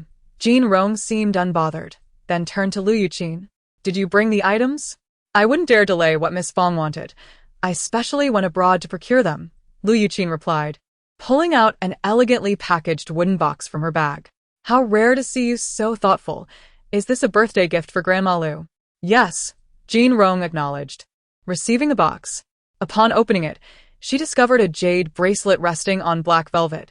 translucent as ice, exuding a serene and refined aura that was quite endearing. Having seen many fine things, Jean Rong recognized that while this jade bracelet might not be the finest she had encountered, it was still of high quality. After confirming the item was correct, she took it upstairs for safekeeping. Upon returning downstairs, Lu Yuqin asked, "Will you bring your new boyfriend to Grandma Lu's birthday party?" "We're done," Jean Rong replied succinctly. "When did this happen?" "I was planning to invite both of you to my wedding with Shunhao," Lu Yuqin exclaimed in shock. Jean Rong frowned, contemplating. It was either yesterday or the day before. Parting ways amicably is best, and out with the old, in with the new. Jean Rong flashed a mysterious smile. Lu Yuqin's expression turned serious. "Fong Jean Rong, you're being rather reckless." "Am I? I never begged them to be in a relationship with me," Jean Rong shrugged. "Besides, I possess wealth, beauty, and status. Naturally, exceptional men will be drawn to me, just as women are to men." Since reaching adulthood, Jean Rong had taken over the Fong family business, instantly becoming a billionaire. "Fong Jean Rong, you will capsize if you continue like this," Lu Yuqin cautioned. "Not at all. I never navigate multiple boats simultaneously, so there's no risk of capsizing." Jean Rong hadn't anticipated encountering Lin Jiao before Grandma Lu's birthday, especially not at the company. Under the protection of the Lin family, and with expert management, the Fong family's wealth had been steadily accumulating. When Jean Rong received her asset list upon turning of age, she couldn't help but raise an eyebrow. It seemed sufficient for a lifetime of indulgence. Upon assuming the chairmanship of the Fong family conglomerate, Jean Rong surprised many with her decisive actions. She swiftly eliminated remnants of her late father's associates within the company and reorganized its operations, quickly consolidating power. However, this young lady appeared to have only a fleeting enthusiasm. After demonstrating her competence, she delegated the company's affairs to others and immersed herself in leisure. Lin Jiao came to seek her out regarding investment in a particular project. It is not surprising that Jean Rong has collaborated on several projects with other members of the Lin family. She is indifferent to profit or loss, as the business ventures pursued by the Lin family tend to be quite stable. Similarly, Lin Jiao possesses great confidence in this project. Yet her company cannot absorb such a substantial undertaking. Thus, she considers partnering with Jean Rong, whom she perceives as a reliable source of sufficient funds. Although Jean Rong has largely stepped back from company affairs, she is still willing to review the project proposal brought forth by Lin Jiao.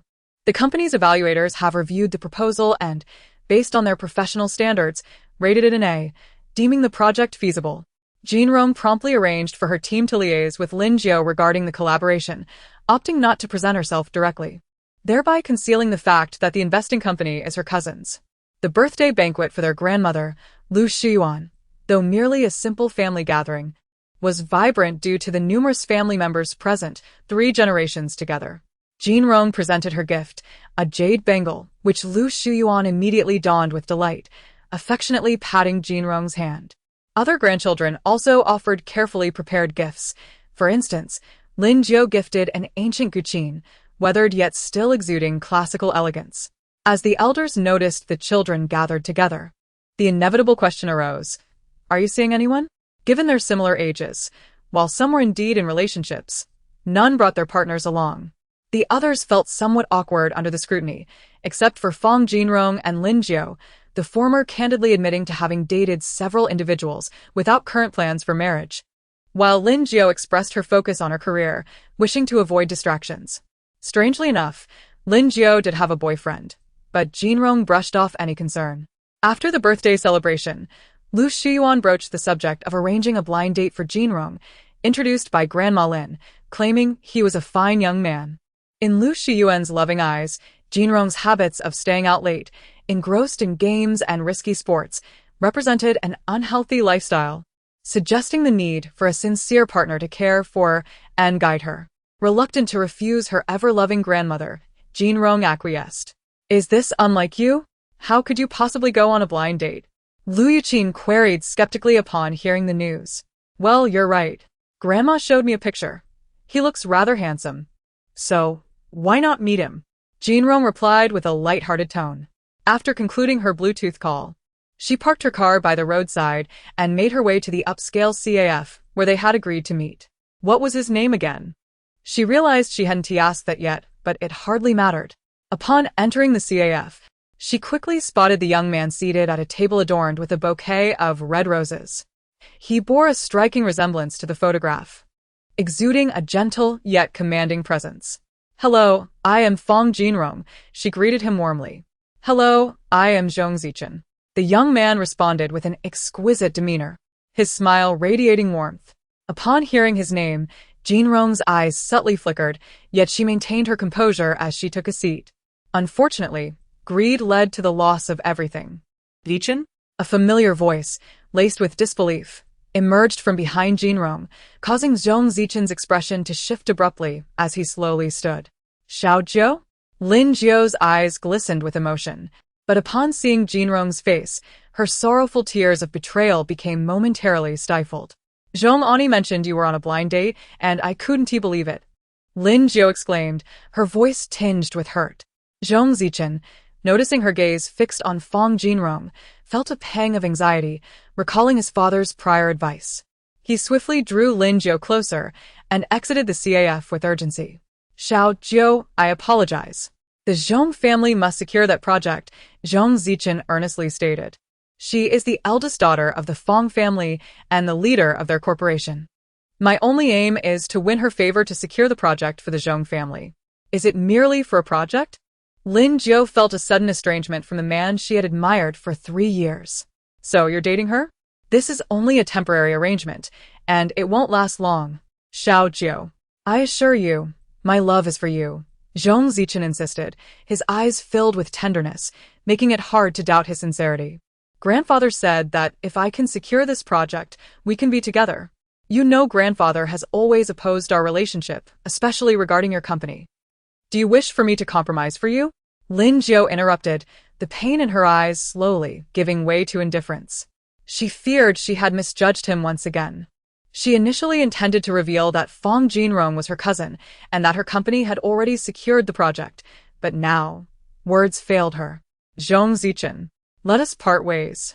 Fong Jinrong glanced at her watch, noting 9 minutes had passed, a brief duration indeed. "Is she your girlfriend?" Jinrong inquired, her gaze fixed upon him. Zhong Zichen, maintaining his composure, replied, "No, she is my ex-girlfriend. I hope Miss Fong does not misunderstand." Oh. Fong Jinrong nodded slightly, then remarked, "In that case, I shall not hold back." With that, she picked up the glass of water beside her and tossed its contents at him. "I forgot to mention, Lin Jiu is my cousin." As she watched Zhong Zichen, now drenched, Jinrong smiled cheerfully before collecting her bag and striding away effortlessly. Upon learning about the incident, Grandmother Lu Shiyuan was infuriated, refusing to speak to Grandma Lin for several days, appalled that such a man could harm her granddaughter and still seek to court her. Lin Jiu's uncle and aunt called to express their concern, noting that Lin Jiu had locked herself away for 2 days. Lu Shiyuan was both anxious and irate, prompting Jinrong to offer, "I will check on Lin Jiu for you. She won't misunderstand or blame you. This blind date was my suggestion." Lu Shiyuan expressed her worry. Jinrong smiled reassuringly. "Having grown up under your watch, you know her temperament well. I will talk to her." Reassured by her words, Lu Shiyuan relented. "Very well."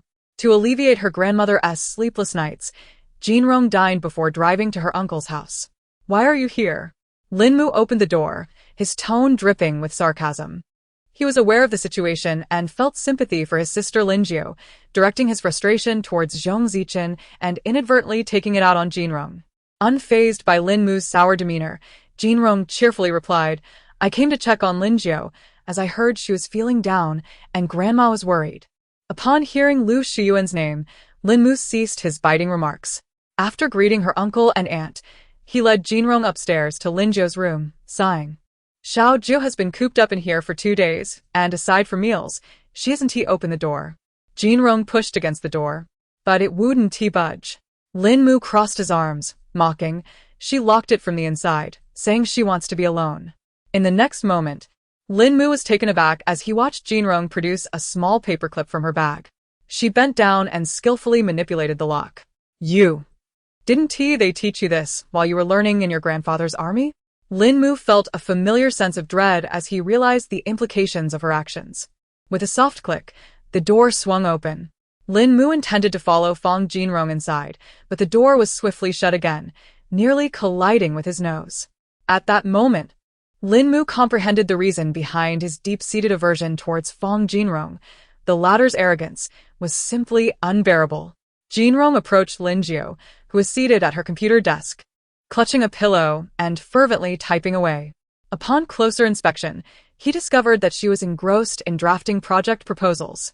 Lin Jiu's current appearance was far from appealing. Her disheveled hair, lack of meticulous makeup, and swollen eyes painted a picture of distress. If it weren't for the glowing screen before her, one could easily associate her demeanor with the despondence of heartbreak. Your grandmother is somewhat concerned about you, so I came to check in, Jinrong remarked, a slight smile tugging at his lips. What are you working on? Lin Jiu pulled out a tissue and blew her nose. I'm writing the proposal for that project. It's due next month for bidding. Jinrong gazed at her in astonishment. Do you really need to push yourself this hard? Transforming heartache into a work ethic? Reflecting on Lin Jiu, he noted her unwavering dedication, working diligently before her romance, being fully committed during it, and still laboring after its end. Perhaps her true love lies in her career, Jinrong mused, realizing the depth of her resolve. You don't have to make things so difficult for yourself, he sighed again. Lin Jiu shook her head. Jinrong, it's not what you think. I am very much aware of my choices. My efforts are not aimed at impressing anyone or making anyone happy.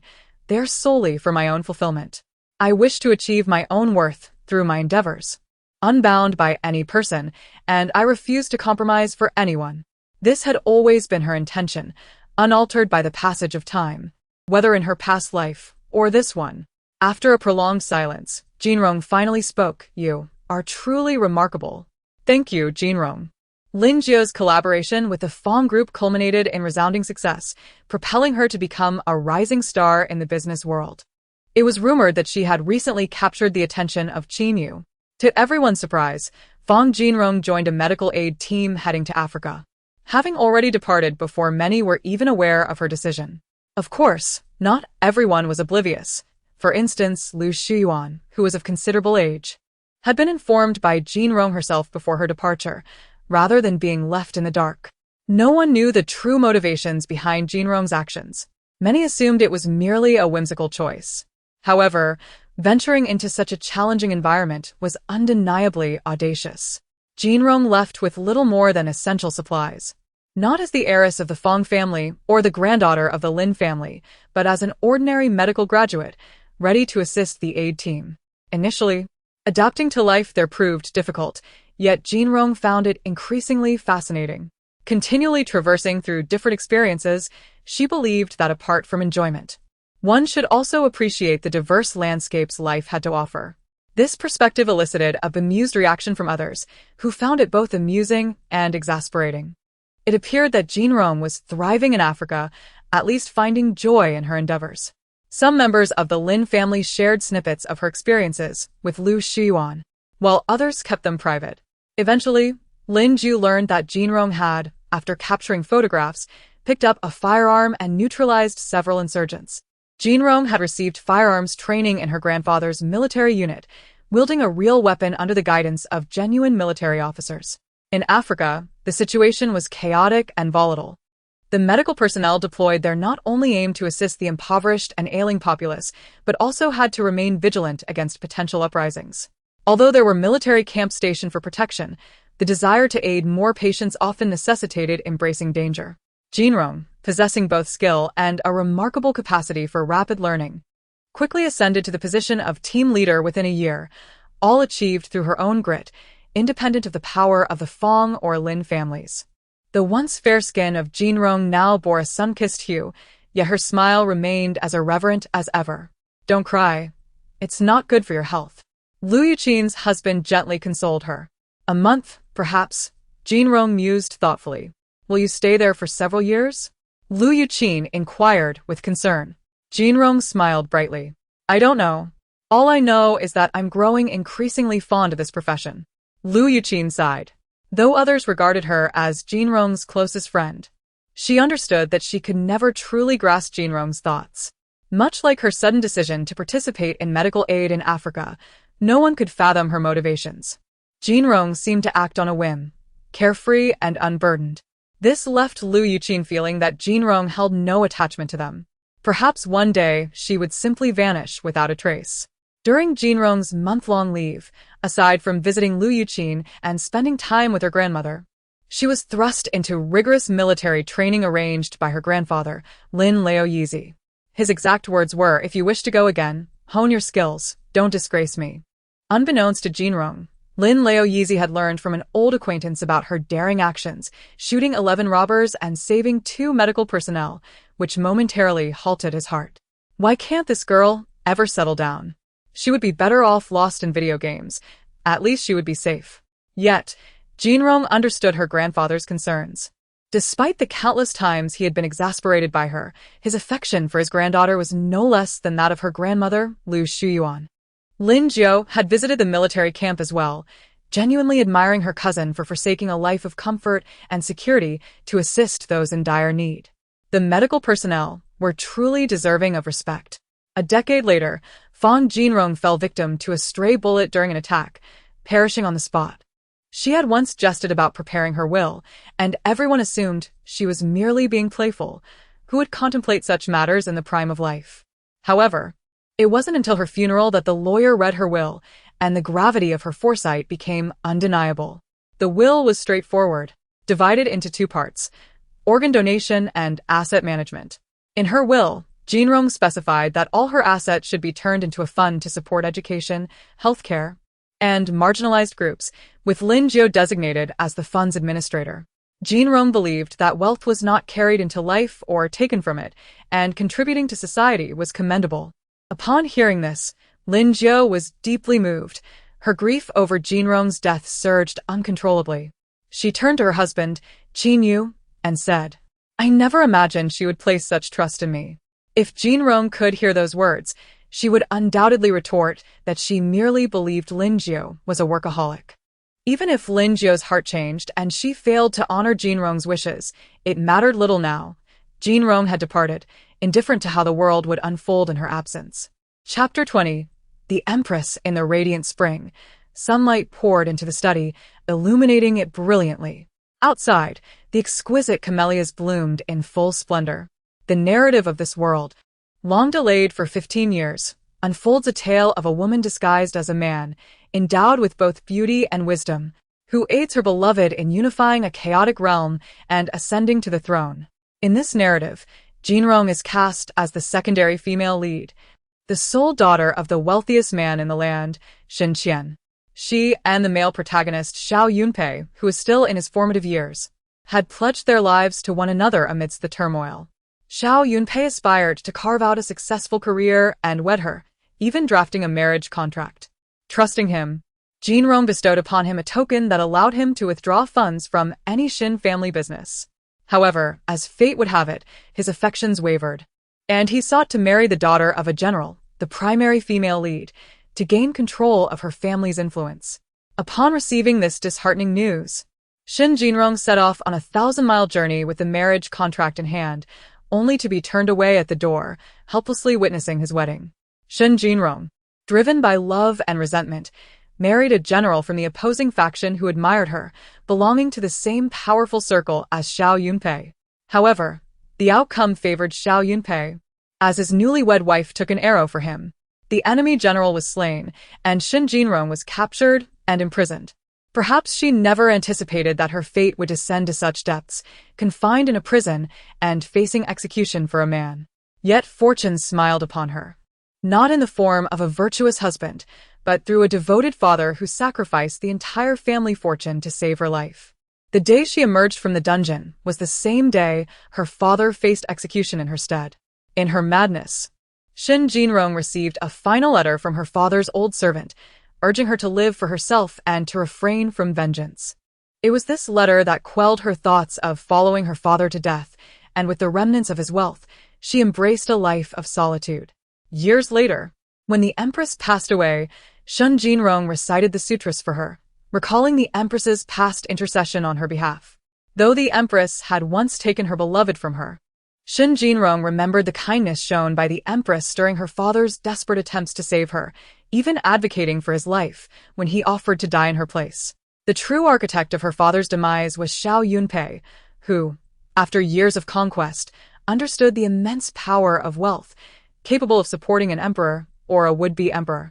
Once on the throne, he would never tolerate the existence of the world's wealthiest man. For as long as her father lived, he would remain the richest in the realm. After untangling these thoughts, Shin Jinrong declared, "I shall become the emperor. The emperor is the supreme authority of the realm." As her father approached to check on his precious daughter, he was struck by her audacious proclamation, causing him to break into a cold sweat. Reacting with an agility that belied his rotund figure, he rushed to cover his daughter's mouth. Although the current emperor was incompetent and the nation teetered on the brink of collapse, he still bore the title of emperor. And to hear his 15-year-old daughter utter such rebellious words was alarming. Shin Jinrong, however, maintained her composure, as if her statement held little significance. She gently removed her father's hand from her mouth and calmly stated, "It was not Teacher Zhao's teaching, it was my own thought." Shen Xian looked into his daughter's eyes, which reflected a profound tranquility. In a world where wealth stirred ambition, could the Shen family retain its fortune amidst the impending chaos? Furthermore, as a smile graced her lips, she expressed, "When the deer is lost, I'll pursue it. I too possess the ambition to vie for my place." Shen Xian inhaled sharply, realizing early on that his daughter was unlike others, intelligent and astute from a young age. Yet he never expected her to voice such startling sentiments.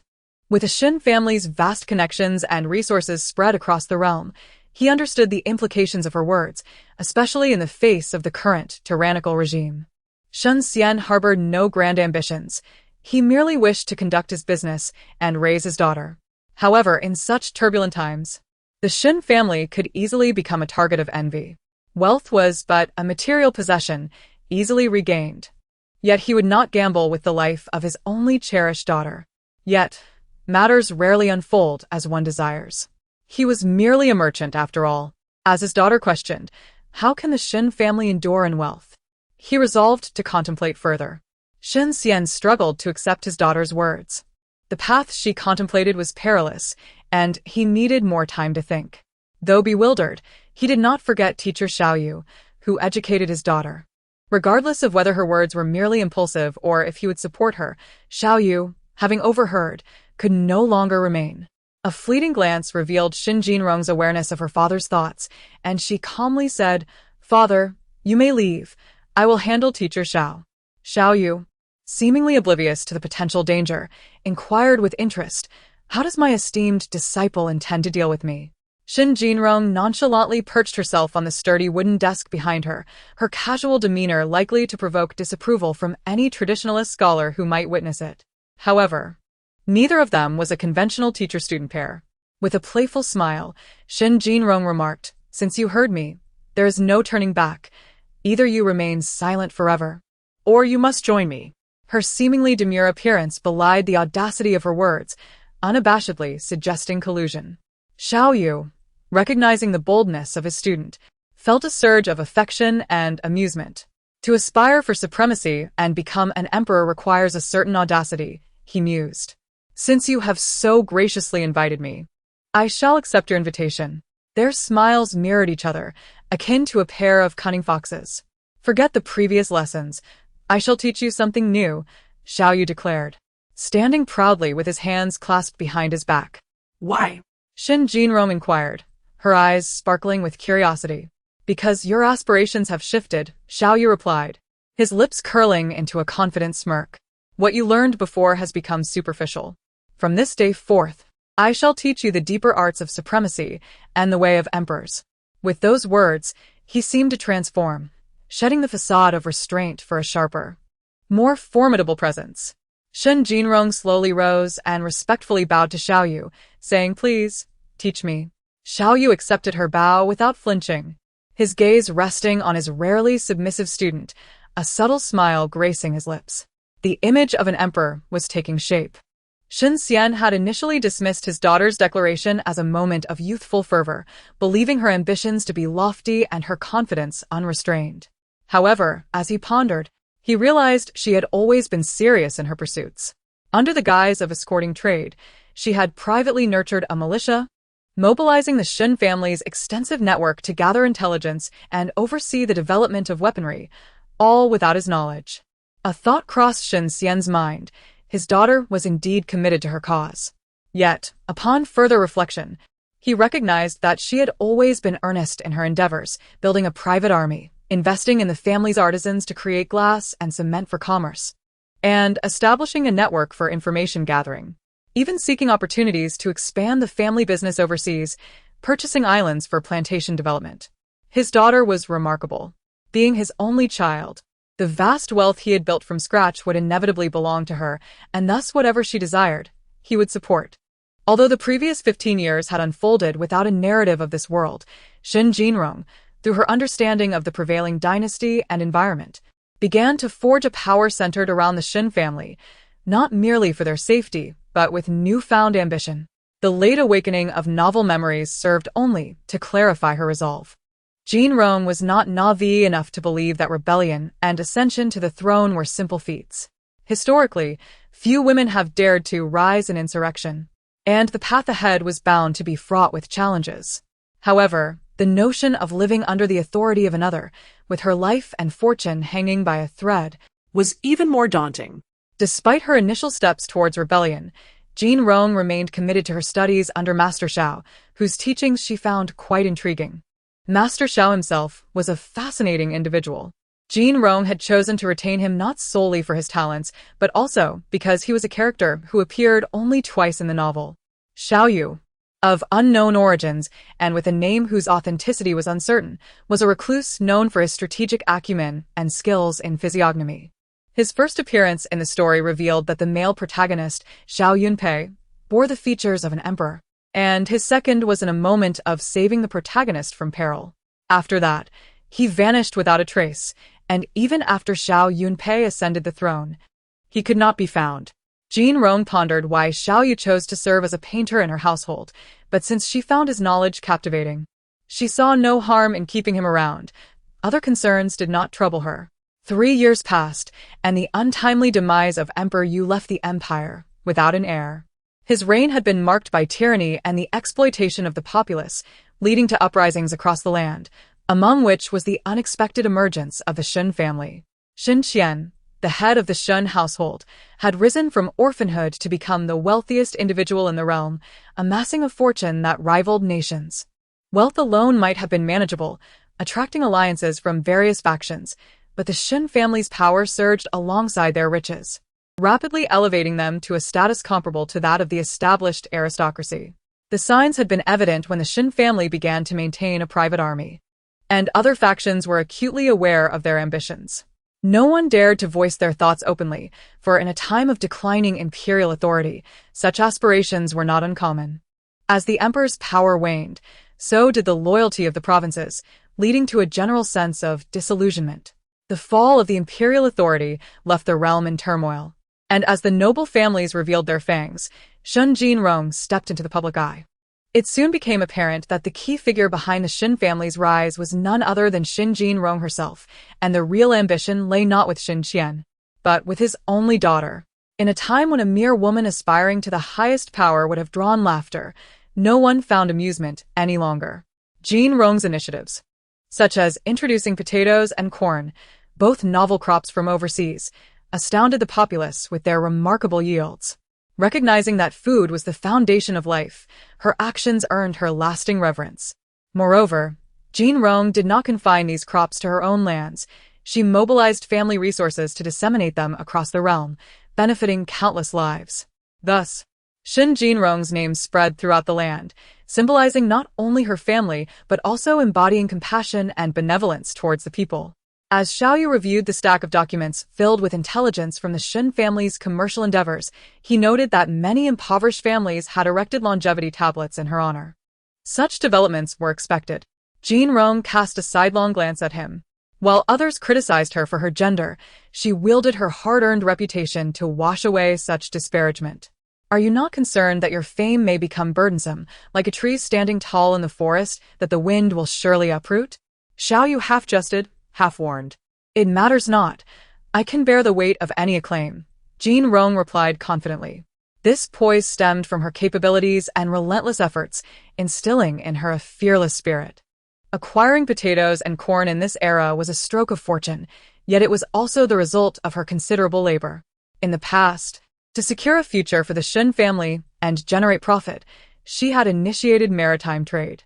Upon deciding to engage in a contest for dominance, she promptly dispatched individuals to procure these crops from abroad. By establishing sea routes and daring to take such bold steps, the Shen family became pioneers in this venture. They reaped significant rewards, but did not hoard the wealth for themselves. They sought to unite other merchants in this endeavor, not solely for profit but to bind them to the Shen cause, as Jean Rong aspired to seize control of the nation's economic lifeblood. Though many recognized her ambitions and the implications of her actions, the wealth generated by maritime trade blinded many to her true intentions, leading them to willingly follow the Shen family. Furthermore, the declining imperial power rendered any attempts to curb the Shen family's actions futile. Jean Rong relished the fact that the imperial authority could no longer suppress the ambitions simmering beneath the surface, as the era of strife and competition among the powerful approached, brimming with infinite possibilities, including for her own aspirations.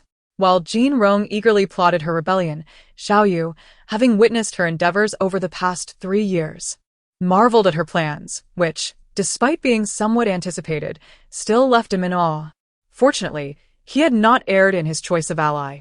The first time Xiaoyu encountered Jean Rong was at the Lantern Festival, where she sat contentedly on her father's shoulder, neither crying nor fussing, seemingly unfazed by the vibrant lanterns surrounding her. Even then, he sensed her extraordinary nature, and upon a closer inspection of her features, he was struck by the realization that she bore the signs of future greatness. Having studied physiognomy since childhood, he was a prodigy in his field, and it was serendipitous that he should encounter such a remarkable countenance. His master had never encountered a visage like hers, and while he initially questioned his own judgment, he was eager to see if this young girl would indeed ascend to the highest echelons of power as he predicted. The following day, Xiaoyu sought out the Shen household, offering his services as a painter. Xin Qian, impressed by his poise and undeniable skill in art, accepted his proposal. Jean Rong, indifferent to the arrangement, viewed it merely as a way to pass the time. As Xiaoyu instructed this extraordinary girl, he grew increasingly aware of her distinctiveness. She possessed a wealth of insight and an exceptional character, displaying discernment in her judgments and a balanced approach to matters. She assisted her family in establishing financial avenues and accumulating influence. Yet, something was still lacking until one ordinary teaching day when Jean Rong suddenly spoke a particular phrase that finally calmed the restlessness within him. He had perceived correctly. This girl was destined for greatness. The narrative of the novel held little interest for Jean Rong, for she did not believe herself to be inferior to the male protagonist, Xiao Yunpei, especially since the greatest obstacles could be overcome. Years prior, she had laid the groundwork to alter many plot points, ensuring that Xiao Yunpei would not appear by her side as depicted in the story, thus providing her an opportunity to eliminate him. Jean Rong was not surprised by these changes, as the world recognized her intentions and regarded her as a formidable opponent. Any male protagonist with intellect and ambition would not wander into her territory aimlessly, for there was no advantage to be gained. In the novel, the supporting character, Shen Jean Rong, would lose to the female lead not because Xiao Yunpei favored the lead over her, but because she had already offered him all she could. Naturally, he would then pursue the military power and influence that the female lead possessed. From the perspective of the female lead, Su Baijun, her circumstances were not significantly better than those of the supporting character. As the daughter of a great general, she had been educated from a young age in literature and military strategy, harboring the pride of believing she was not inferior to any man. Disguised as a man, she ventured forth and fortuitously saved the wounded male protagonist. After spending time together, she was moved by his ambition for the world and offered her services as an advisor. Her intelligence and strategic acumen propelled him to unprecedented victories, and she became a prominent figure in the struggle for power, earning her father's approval for a marriage alliance, thus exchanging her male attire for feminine garb. After becoming the male protagonist's wife, Su Bijuan could no longer strategize as she once did. All her schemes were confined to whispered conversations within the boudoir. Xiao Yunpei, a staunch patriarch, though she held the esteemed title of empress after the unification of the realm, found herself feeling less liberated than before. The intrigues of the imperial harem left her weary, and Xiao Yunpei, wary of her intelligence, feared her potential to usurp power, ultimately bestowing upon her a poisoned chalice. Su Bijuan, aware of her fate, calmly drank it down, seeking liberation not only for herself but also for her children, preferring a clean death to the confines of the harem. Thus, rather than categorizing this as a romance, it is more aptly described as a narrative of male rivalry, where both the female protagonist and her rivals are mere sacrifices to the ambitions of the male lead. In the novel's conclusion, the male protagonist sits alone upon the dragon throne, reminiscing about the past. However, times have changed, and such an ending shall no longer prevail. The author wishes to convey that the original female lead would resemble a character akin to Meng Lijun. With the passage of 3 years, the political landscape has gradually become clearer. The royal family of Dechu is a mere shadow of its former self, while powerful families dominate the south, their foundations deeply entrenched and difficult to uproot. The region surrounding the capital, Chang'an, is under the control of feudal lords who collaborate with the emperor to legitimize their governance. In the northwest, the former general Su Wei holds military power, commanding the formidable Su family army, yet remains confined to guarding the northwestern region of Liangzhou to prevent incursions from the northern tribes during the chaos of the Central Plains. In the east, the Shun family wields significant influence, despite being the weakest among the factions. Their greatest asset lies in their vast wealth, controlling nearly 80% of the realm's economic lifeblood. While various factions remain vigilant against each other's espionage, they cannot escape the merchants' movements. A mere word from the Shun family can alter the prices of rice and salt across the land. Although they have begun cultivating potatoes and corn, rice and salt remain paramount to the populace's sustenance. The head of the Shun family, Shen Qian, has long relinquished power to his daughter, focusing instead on amassing wealth to support her rebellious endeavors. Under Shun Jinrong's strategic planning, the Shun family has seized large territories in the southeast and is now focused on consolidating their domain.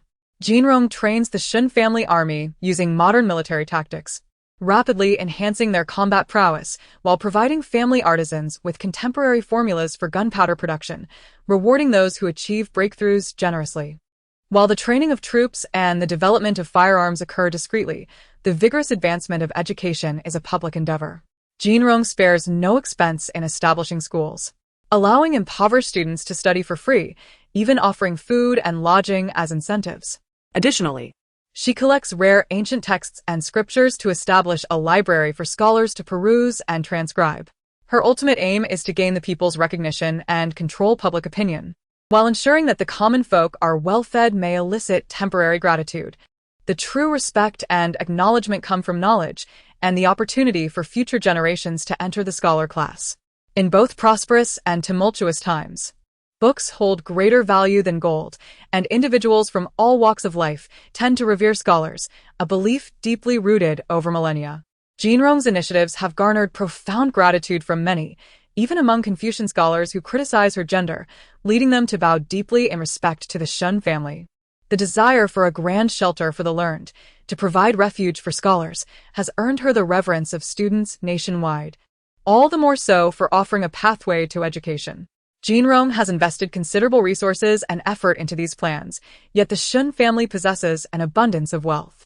She understands well that while fame and resources are important, they cannot be relinquished.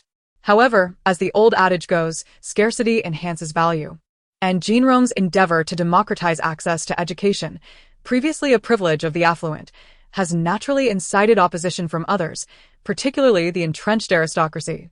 These noble families, confident in their lofty lineage, had anticipated continuing to support an emperor of their liking, only to find the situation unraveling beyond their expectations. Those they once dismissed as insignificant have now emerged as formidable contenders, illustrating that heroes are indeed forged by the times. Among these rising powers, the Shun family has ascended rapidly and with great strength. From a merchant's daughter, Shun Jinrong has evolved into a formidable figure capable of severing the arms of her adversaries with a mere smile, leaving them powerless to retaliate. Currently, she is disguised and traveling north, intent on acquiring warhorses, accompanied by Xiao Yu and several guards. Despite the Shun family's immense wealth, they cannot simply procure anything, particularly warhorses, whose value is widely recognized. The Shun family has previously acquired numerous steeds and even established breeding grounds. Yet they still lag behind northern stables that boast years of experience in horse trading. While procuring a large number of quality horses is undoubtedly important, it does not warrant Jinrong risking her safety, for her status has transformed. She is no longer merely Xin Qian's only daughter, but one of the contenders for supremacy in the realm. Her father has even attempted to dissuade her from this endeavor. Yet Jinrong is resolute. Besides purchasing horses, she has other plans that she prefers to execute herself. As for Xiao Yu, he persistently insists on accompanying her, proving to be increasingly stubborn with age. Observing Xiao Yu's youthful visage, Jinrong can't help but shake her head and sigh. As the winds of May begin to stir, the northern landscape starkly contrasts with that of the south, imbued with a sense of rugged grandeur. Where are we now? Jinrong muses, perusing the scroll in her hands. The guard driving the carriage responds in a low voice, "Miss, we have arrived in Qingzhou. In 2 more days, we shall reach Beilou Fortress." Beilou Fortress is indeed their destination, the site for their horse trade. Xiao Yu is also present in the carriage, which may appear modest from the outside but is spacious enough to comfortably seat 4 or 5 individuals.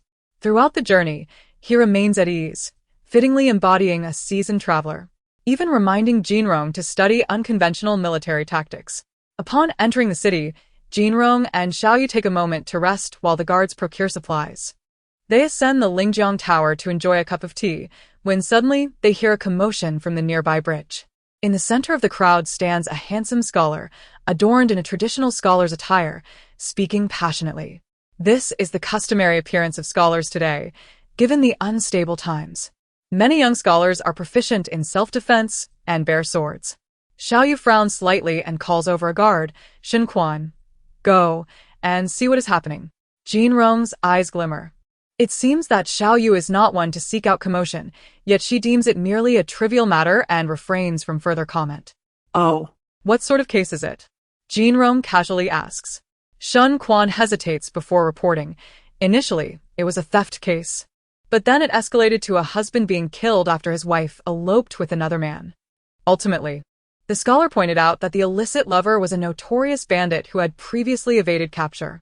Jinrong nods, acknowledging the scholar's cleverness. She glances down from the tower, locking eyes with the scholar, whose gaze is pure and clear, his features striking. With a light laugh, Jinrong realizes that this is a girl disguised as a boy. She suddenly recalls a tale from a novel where the female lead, Su Bijuan, chose to don male attire to escape the confines of her residence, traveling the world and engaging in acts of chivalry. What is the scholar's name? Jinrong inquires suddenly. Shen Quan appears taken aback. I believe it is Zhou Junbai. That cannot be mistaken. Zhou Junbai is indeed the alias used by Su Bijuan when she disguised herself as a man. As Jinrong contemplates this, Xiao Yu interjects with a smile. I observe that this individual possesses an extraordinary visage, embodying both the empress and the prime minister in their countenance. Truly remarkable. It is indeed said that exceptional talents emerge in extraordinary times, and this one seems particularly noteworthy. Since Xiao Yu has decided to assist this student, it is only fitting that he finds a way to bring such a rare talent into their fold. Jinrong cast a glance at Xiao Yu and smiled slightly, expressing her shared sentiment. Her demeanor was such that it rivaled that of her father, General Su Wei, upon encountering her. One would entirely overlook the fact that she was a woman and regard her instead as a remarkable individual, deserving of deep admiration. It was indeed a revelation that such extraordinary women existed in this world. Su Bijuan suddenly felt a pang of inferiority and, upon lifting her gaze, realized she had already arrived at the entrance of the Xin family library. The Xin family library, established by Xin Jinrong, served as a haven for scholars across the land. Su Bijuan was equally drawn to it, and upon entering, she found herself amid a gathering of learned individuals, all clad in scholarly attire, engrossed in their reading. The library housed an extensive collection of books, rich in depth and breadth, encompassing the diverse philosophies of various schools of thought. Its establishment across different regions had greatly enhanced the reputation of the Shun family. Even those with ill intentions dared not risk the ire of the scholarly community by defiling the library. Su Bijuan soon discovered a book of her liking and settled down to peruse it. She had previously visited the lands governed by Shun Jinrong, where the populace enjoyed ample sustenance and clothing, the administration was transparent, and thievery was virtually non-existent, a rare oasis of tranquility amidst chaos. In Su Bijuan's eyes, Shun Jinrong was a legendary figure, accomplishing feats that were previously unimaginable for women, standing on the stage of ambition and power. Such grand aspirations stirred the depths of Su Bijuan's heart. She admired Shun Jinrong's talents and fierce spirit, yet felt envious of the support she received from her father. Unperturbed by the opinions of others, Su Bijuan's father, Su Wei, a former general of the previous dynasty, cherished her, but still held traditional views regarding gender roles. This time, she had bravely ventured from home to explore the world instead of remaining confined within the four walls of her household, fixated solely on needlework and the prospect of an arranged marriage. Word had it that Shun Jinrong employed female officials, and as Su Bijuan held the book tightly, her eyes sparkled momentarily. After a long contemplation, she still could not muster the resolve. She had too many considerations. Though her parents might forgive her for leaving home, they would surely disapprove if they learned she sought a position under Shun Jinrong. Previously, when she had merely commented in admiration upon hearing of Shun Jinrong's rise to power, her parents had punished her by making her copy the female moral code 10 times and confining her for 3 days. Regrettably, she was not a free spirit, unencumbered by ties, for she feared the consequences of such a bold pursuit. As the rain in the north began to pour, she heard tales of a peculiar creature roaming the countryside and was eager to witness it. However, caught in the sudden downpour without an oiled paper umbrella, she spotted a pavilion in the distance and hurried over for shelter. Upon entering, Su Bijuan discovered that the pavilion was already occupied by a man in white and a woman in yellow, engaged in a game of chess, attended by guards and maids, all with unassuming yet capable appearances. "Pardon my intrusion. I merely sought refuge from the rain," she said with a slight bow. The two chess players, however, seemed oblivious to her presence, fully engrossed in their game, while the attendants remained silent. Feeling unoffended by their indifference, Su Bijuan chose a spot near the steps to sit down and compose herself, adjusting her rain-soaked garments. Fortunately, she had prepared well, bringing extra clothing that concealed her form even when dampened by the rain. She looked up at the rain outside, realizing it would not cease anytime soon. Bored, her gaze drifted to the chessboard and the players. The game was played with such finesse that Su Bijuan found herself entranced, her heart racing with anticipation. "The final move determines fate," sighed Xiaoyu. "I have lost." Jinrong smiled softly, recalling the days when her lack of skill had led to Xiaoyu's merciless victories. The latter, oblivious to the underlying meaning in Jinrong's words, turned to Su Bijuan, saying, "Would you care to play a game?" Me? Su Bijuan replied, somewhat taken aback. "Yes. You."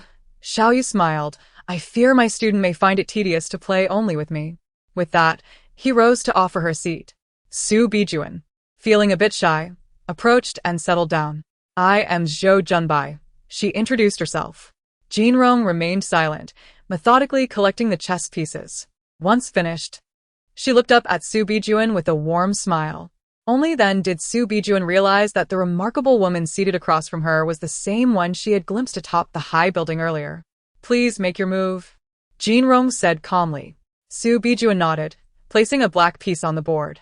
"Chess reflects the heart," Jinrong remarked, breaking the silence that had enveloped them. "Are you traveling alone to explore the world?" Su Bijuan hesitated for a moment before responding with a smile.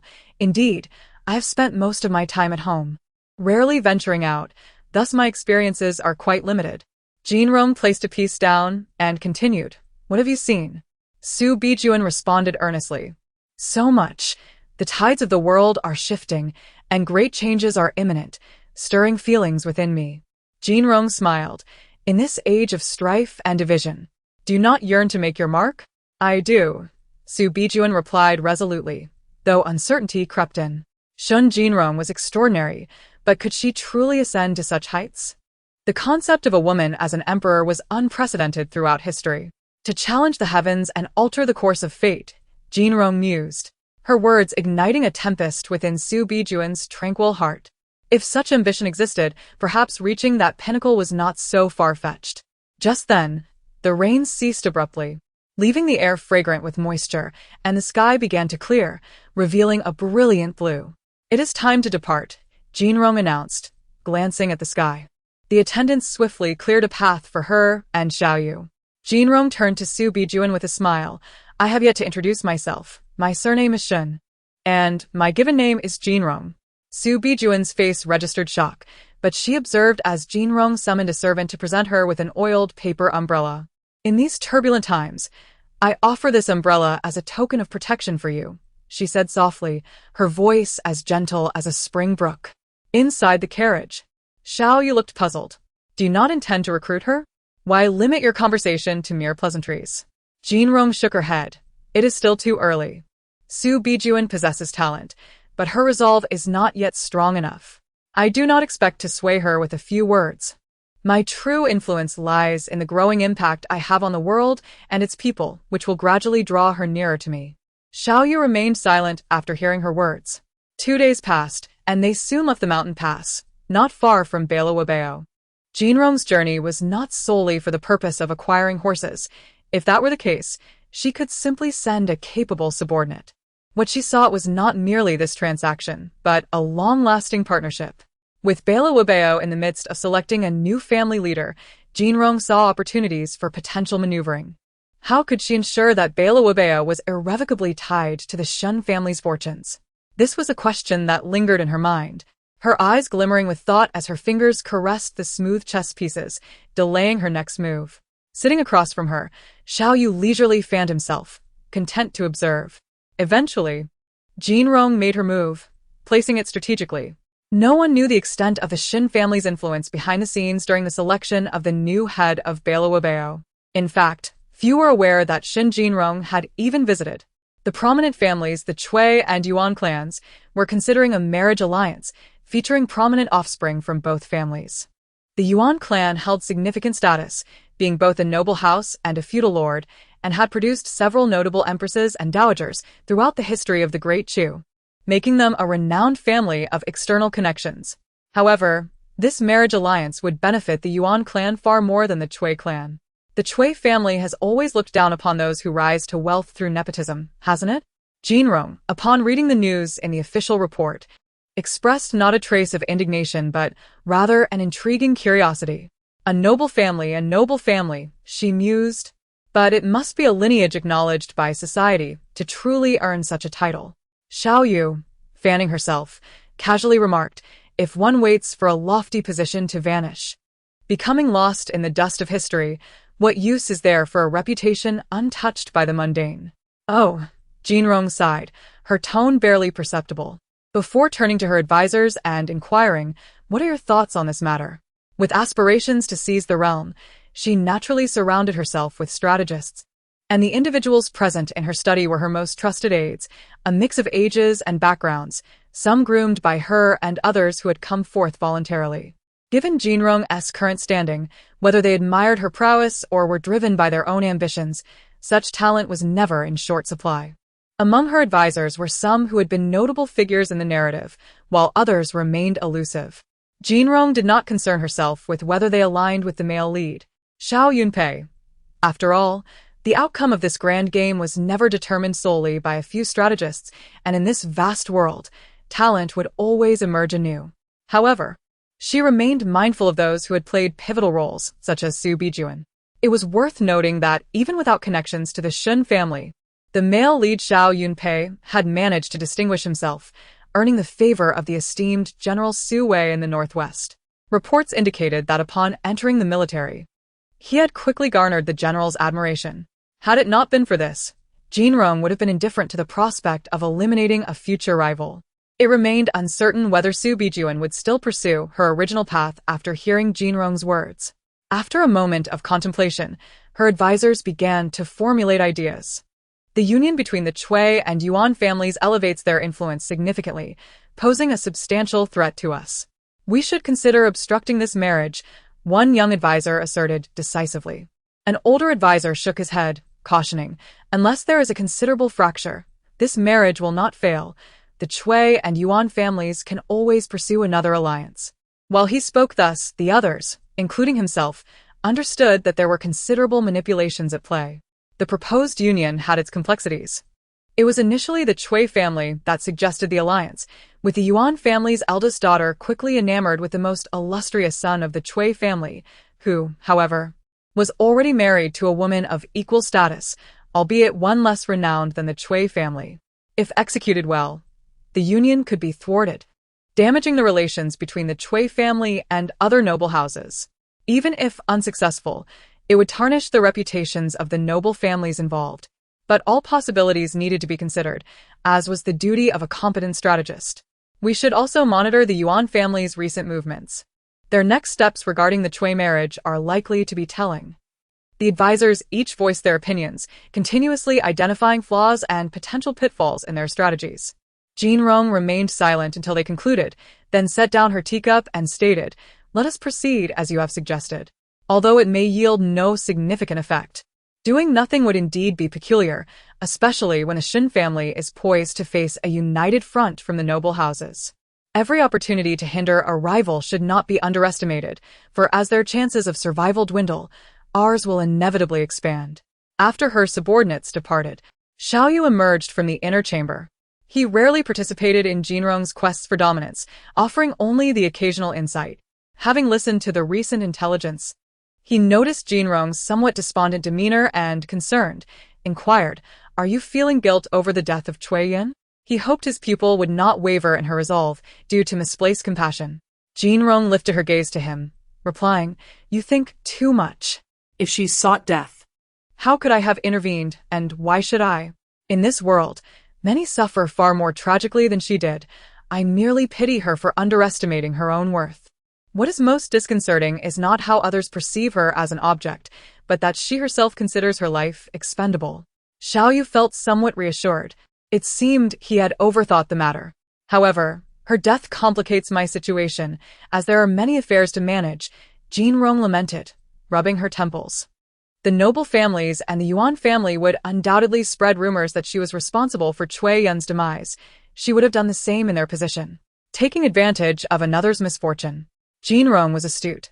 A man named Cui Gao, consumed by hatred for her, had learned of the embellished accounts from Cui Yun's maid and, with reddened eyes, slammed his palm on the table, declaring, "Shin Jinrong, if I do not avenge my wife's death, I, Cui Jiang, vow to remain unyielding." The rumors were clearly being orchestrated by the noble families and the Yuan family, intent on attributing Cui Yun's death to Jinrong while simultaneously promoting the union between the Cui and Yuan families. Within the hall, discussions erupted as the advisors proposed various strategies to counteract the current narrative and clear Jinrong's name. "No need," Jinrong interjected, rising with a calm demeanor, her eyes gleaming with determination. "Rumors are merely that, rumors. If we win this battle, they will dissipate like shadows." A conflict between her and the Yuan family, or more accurately, the noble families backing them, was inevitable, and these inconsequential rumors were merely a prelude to the impending clash. "Dispatch orders. The entire army should be prepared for battle at any moment." "As you command," her advisors responded, bowing respectfully. The world believed the Shin family army to be the weakest among the various rebel forces, largely due to its brief existence and limited visibility. The Shin family had managed to seize vast territories along the southeastern coast primarily through Shin Jinrong's cunning and the deep-rooted connections of the Shin family, which rendered the local authorities vulnerable. It was time for the Shin family army to reveal its prowess to the world, Jinrong mused. Yet, before any confrontation could occur between the Shin family and the Yuan family, the Su family in the north and the southern king had already engaged in battle, throwing the northern powers into disarray. The Shin family and the Yuan family found themselves momentarily restrained, with even the previously circulating rumors of the Cui family's demise fading into obscurity, replaced by the ever-shifting news of warfare in the north. Reports from the Shin family spies indicated that the commander leading the Su forces was not Su Wei, but rather a previously obscure young man, Xiao Yunpei. He commanded an army of 30,000 against the southern king's 100,000, an inherently unfavorable situation. However, General Su Wei had to safeguard the borders against northern invaders and could not allocate many troops to confront the Southern King. The Southern King was the third son of Emperor Wu of Chu and the uncle of the Yu Emperor, known for his ambitious nature and considerable military strength in the wake of the chaos. Rumors suggested that Xiao Yunpei had personally sought out General Su for the opportunity to fight, and the general appeared to hold this young man in high regard. At merely 20 years of age, Xiao Yunpei commanded troops, an exceptional feat, rivaled only by the extraordinary Shen Jinrong. This development prompted all factions to exercise caution. While Jinrong and the Yuan family had considered intervening, the situation in the north was too perilous for them to act decisively. They could only observe and await the unfolding events. Though they could remain composed in their anticipation, one individual could hardly contain her anxiety, Su Bijuan. She received news less swiftly and accurately than the major factions, and only knew that the Su family army was clashing with the Southern King's forces. Concerned for her family, she hastily rode for 3 days and nights to reach the north, only to learn that General Su was absent. Nevertheless, upon the arrival of the Su family army, Su Bijuan resolved to disguise herself as an ordinary scholar seeking to enlist, ultimately catching Xiao Yunpei's attention and becoming his advisor, thus intertwining their fates. After a fortnight of fierce battles, the Southern King faced defeat, culminating in a resounding victory for the Su family, solidifying their dominance in the north. This outcome was unexpected for many, except for Jinrong. Under the bright spring sun, she gazed at a confidential letter in her hand bearing the name Zhou Junbai. Throughout the numerous skirmishes between the Su and Southern King's forces, this figure played a pivotal role with his strategic insights. Jinrong had established an intelligence organization that meticulously categorized information from all directions, highlighting crucial details while downplaying less significant ones. They also created personal intelligence scrolls for Jinrong's perusal, which included many names, Zhou Bijuan among them. From her true identity as Su Weiyang's daughter, Su Bijuan, who had fled home 2 years prior, to detailed analyses of strategies proposed during the battles, everything was meticulously documented. Rather than the surprising result, various factions were more concerned with the post-war delineation of insurgent forces in the north and how to respond accordingly. At the Shun family's gunpowder workshop, thousands of artisans worked tirelessly, drenched in sweat day and night. How is the production on both fronts? Jinrong inquired, dipping her fingers into a bit of gunpowder to assess its quality under the sunlight. It seemed satisfactory. The gunpowder, a mixture of potassium nitrate, sulfur, and charcoal powder, was known as black powder or brown powder, with weaponry primarily developed based on its principles. Having resolved to contend for supremacy in this life, Jinrong meticulously documented the recipes for firearms, ammunition, gunpowder bombs, and landmines learned from her previous life, instructing Shun as artisans to conduct secret research and even inviting skilled craftsmen with generous rewards. With substantial financial backing, some of the firearms and gunpowder could be realized with contemporary technology, while other aspects would require further study. The Shun workshop produced armaments, such as the Thunder's explosive and the Thunder cannon, primarily designed for siege or defense, alongside less powerful devices like thorny fireballs and poisonous smoke bombs. Jinrong's aspirations for firearms were less successful, primarily due to the difficulty and time required to manufacture bullets. The workshop had only managed to produce a few prototypes. Jinrong had observed the results of these firearms and cannon trials with Shun's father. And while they did not exceed her expectations, they did not disappoint her either, as these were her formidable weapons for claiming power and clearing obstacles. The day for the Shun family to engage in battle with the Yuan faction was set for the 9th day of the month, coinciding with the planned marriage between the Yuan and Cui families, seemingly intended to amplify the event's notoriety. However, it remained uncertain who would serve as the stepping stone for whom. In the grand hall of the government office, Jinrong was discussing troop deployments with various generals when a soldier from the Shin family entered to report. Jinrong raised her hand, granting him permission to speak. Upon entering, the soldier immediately knelt and proclaimed, "Your Excellency, outside the city, a youth claiming to be from the Yun family, Yun Ting, has come to offer his services, stating he can aid you in winning this battle. Have you verified his identity? What is his purpose?" Jinrong inquired, her gaze fixed on the battle map. "It has been confirmed. The family insignia he bears is genuine, and his claims are accurate. As for his purpose, he states he wishes to avenge his elder sister. The soldier responded, "His sister? That would be Cui Yunshi." Jinrong mused briefly before a smile crept onto her lips.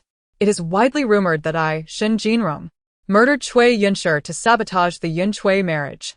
Does he not fear that his sister in the netherworld would find no peace?"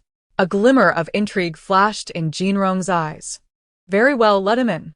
The subordinate complied, and shortly thereafter, a youth clad in blue silk entered, polished in demeanor and appearing around 16 or 17.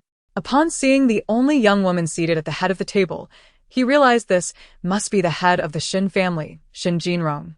"I am Yun Ting, the seventh son of the Yun family. Pleased to meet you, Madam Shin." "I greet you as well, but I am merely curious about your purpose here." Jinrong replied with a smile. "I seek to avenge my sister by slaying that traitor Cui Gao," Yun Ting declared with gritted teeth.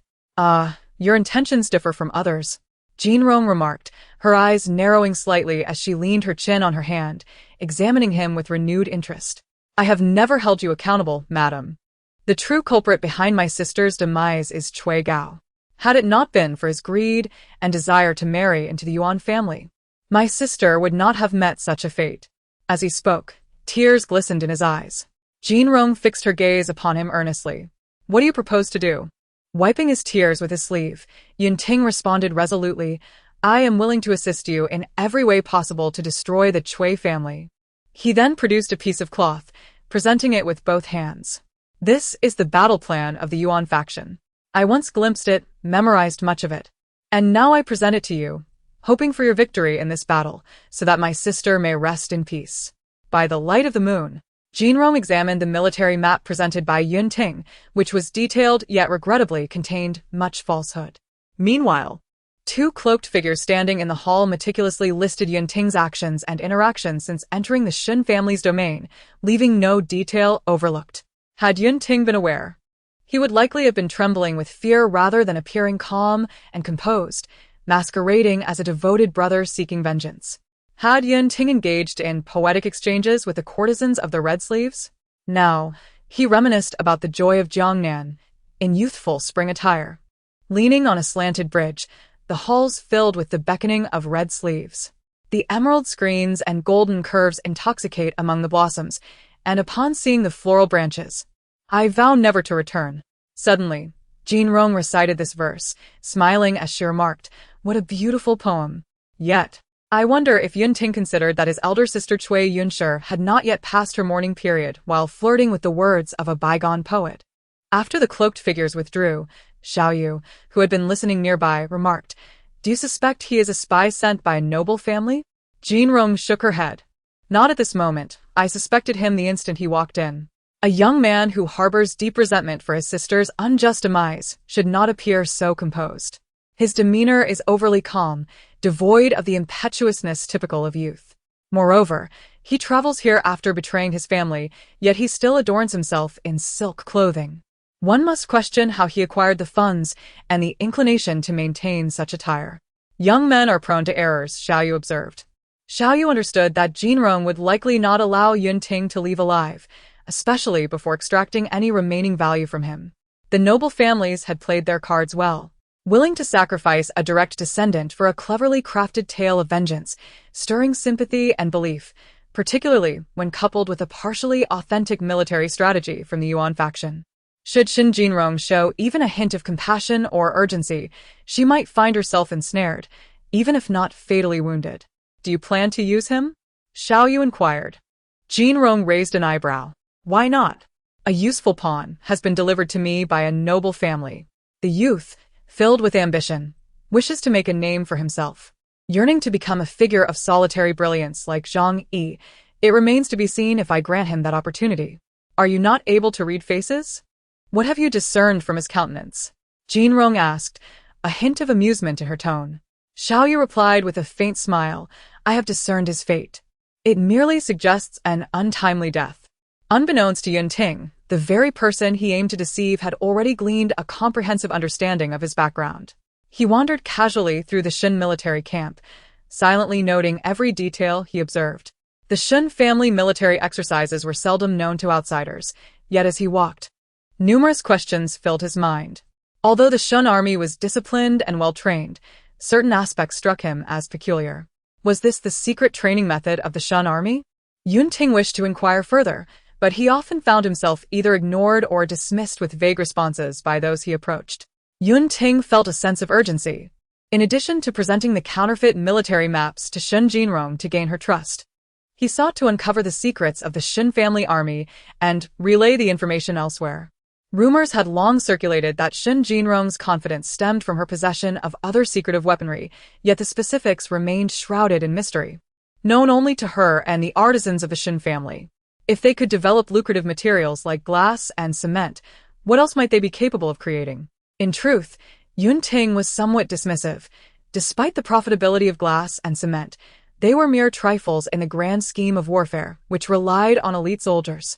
Could Shun Jinrong possibly be concealing an army of hundreds of thousands? He could never have imagined that what she hid was even more formidable than a vast army, when warfare no longer depended on manpower but rather on the efficacy of weapons. A new era would dawn. The noble families provided the Yuan family with a substantial supply of weapons and provisions, now united in purpose, ensuring mutual prosperity. Lady Yun, concerned for her son stationed within the enemy camp, inquired of her husband, the head of the Yun family. Will Ting be safe? Yun Yu, the family patriarch, furrowed his brow in irritation, responding, "Ignorant woman, what do you understand? Ting is striving to achieve greatness, advancing our family status." Lady Yun fell silent, aware that her husband cared little for their son's well-being, fixated instead on the family's honor. To elevate the Yun family to a position just beneath the Cui family was a worthy sacrifice, even if it meant losing a son. After all, they had once sacrificed a daughter as well. After the discussions between the Yuan family and the noble families concluded, Yuan Tao, the current head of the Yuan family, retained Cui Gao, addressing him with unusual warmth, "My esteemed son-in-law." Cui Gao subtly frowned but masked it well, responding coolly, "Yuan Ho. Why concern oneself with such mundane pleasantries when it was inevitable that they would become in-laws? Once I ascend the throne, esteemed son-in-law, you shall be the prince consort." Yuan Tao boomed with laughter. "Your strategy this time is truly remarkable," he continued, referring to the plan to have his wife's brother gain Shun Jinrong's trust under the guise of seeking revenge. Who would have suspected that this was Cui Gao's stratagem? Growing increasingly impatient, Cui Gao endured Yuan Tao's company for some time until Yuan Tao, seemingly recalling something, clapped him on the shoulder. "Yingying has been thinking of you these days. Since you rarely visit, why not go see her?" Yingying was Yuan Tao's beloved daughter, Yuan Yingying, who was soon to wed Cui Gao. Cui Gao initially intended to decline but, meeting Yuan Tao's insistent gaze, reluctantly acquiesced. "This nephew shall go forth." In a moment of reverie, Cui Gao recalled the enchanting woman who lingered in his heart, gracefully embroidering while softly calling him husband.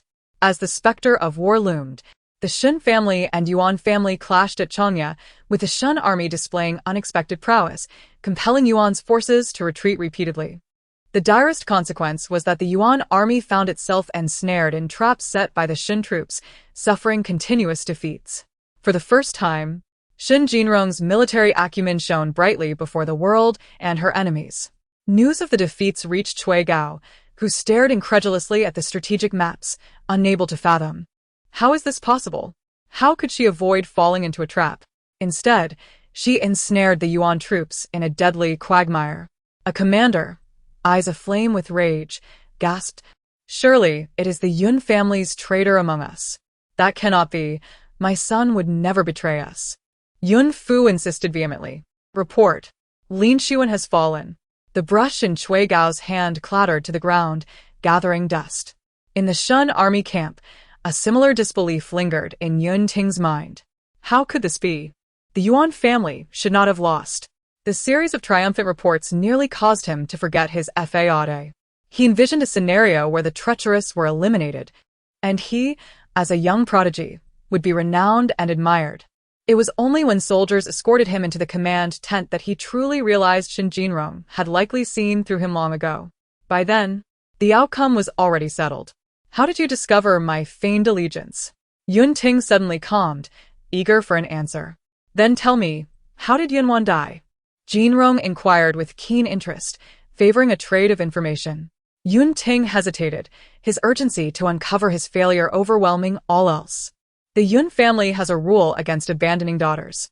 My mother personally brewed the medicine, and after conversing with my sister, she urged her to drink it.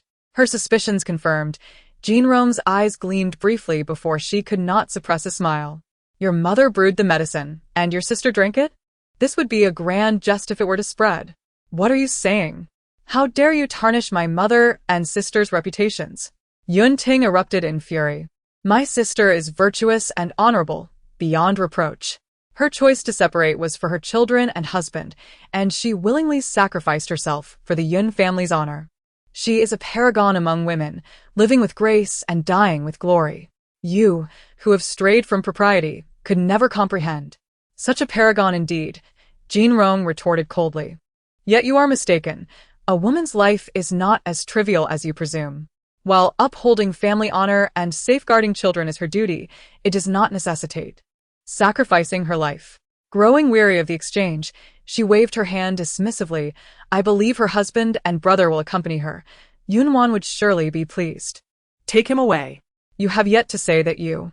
Yun Ting attempted to protest, but soldiers swiftly silenced him, binding his limbs and taking him to the dungeon. At the entrance of the Yuan family estate, several large carriages awaited, as servants hurriedly loaded provisions and clothing. Muji, we must depart swiftly, urged Cui Gao's father as he climbed aboard. Husband, do not abandon me, cried Yuan Yingying, her hairpins askew and tears streaming down her face, pulling at Cui Gao with her several handmaidens in a state of panic.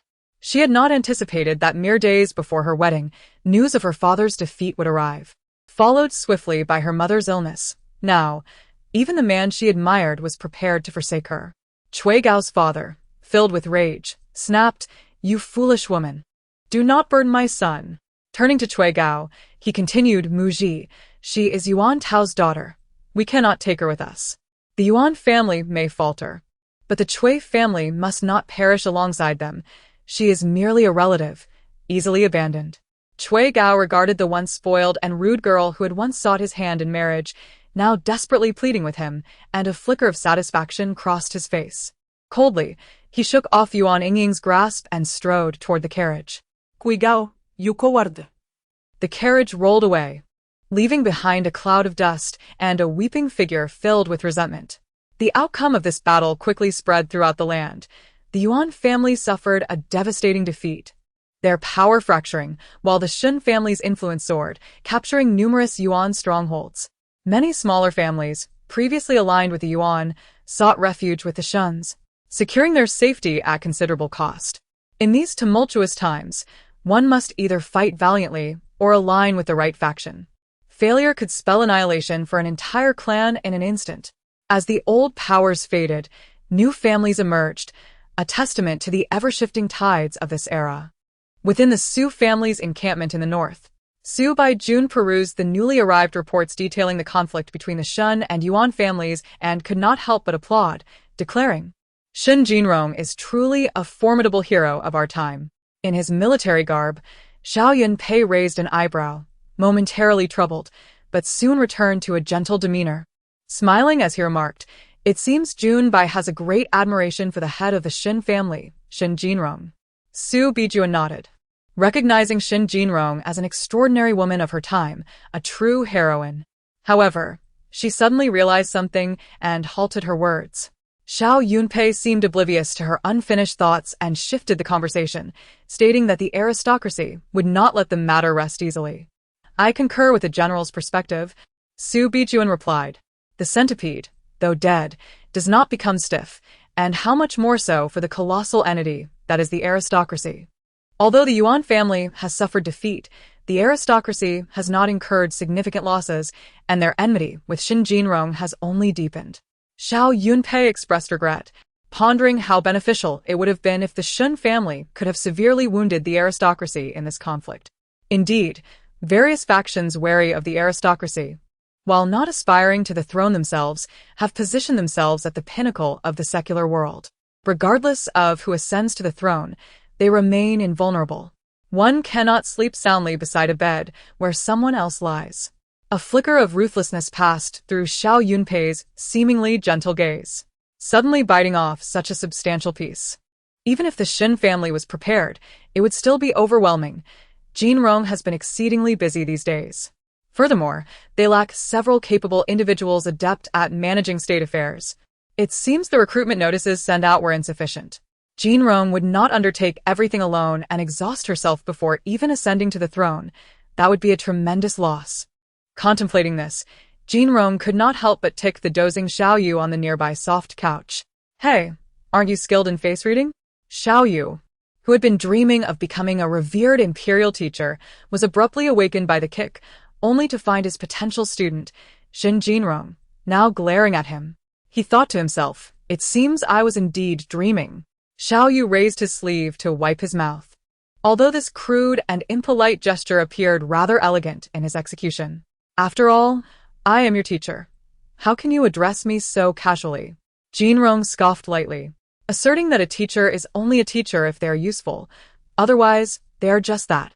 Such a tendency to sever bridges and eliminate the donkey after the grind is truly characteristic of the disciple Xiao Yu has chosen. His master in heaven can surely rest easy. Jinrong urged again, go find me a few individuals capable of handling these matters. Xiao Yu leisurely adjusted his attire, replying, are talented individuals so easily found? A wise sovereign naturally attracts talent effortlessly. Do not rush, do not rush. An ancient saying goes, when heaven is about to confer a great responsibility upon a person, it will first. Jinrong coldly interrupted, rising from the couch and brushing off her sleeves, calmly stating, I am not in a hurry. You can manage these matters instead. I trust you can handle it, and if you cannot finish, I will inform the servants to delay your meal. Xiao Yu immediately responded, I have observed the stars and calculated. I have already found individuals that meet your requirements. Jinrong cast him a sidelong glance, questioning, weren't you supposed to be skilled in face reading? When did you start studying astrology? Because that person you mentioned, I have encountered as well. Xiao Yu confidently replied, Su Bijuan is indeed a true talent for assisting a king. Jinrong pondered briefly, acknowledging that the person you suggested is indeed quite capable, albeit a bit far away. Not just a little far, but situated in the northern Su family's camp, strategizing as a military advisor. However, neither of them considered this aspect. No matter how far, I believe the Lord can manage it, Xiao Yu cheerfully asserted. As long as the hoe is wielded well, there is no fear of not digging out a corner. Jinrong shared the same sentiment, nodding in agreement.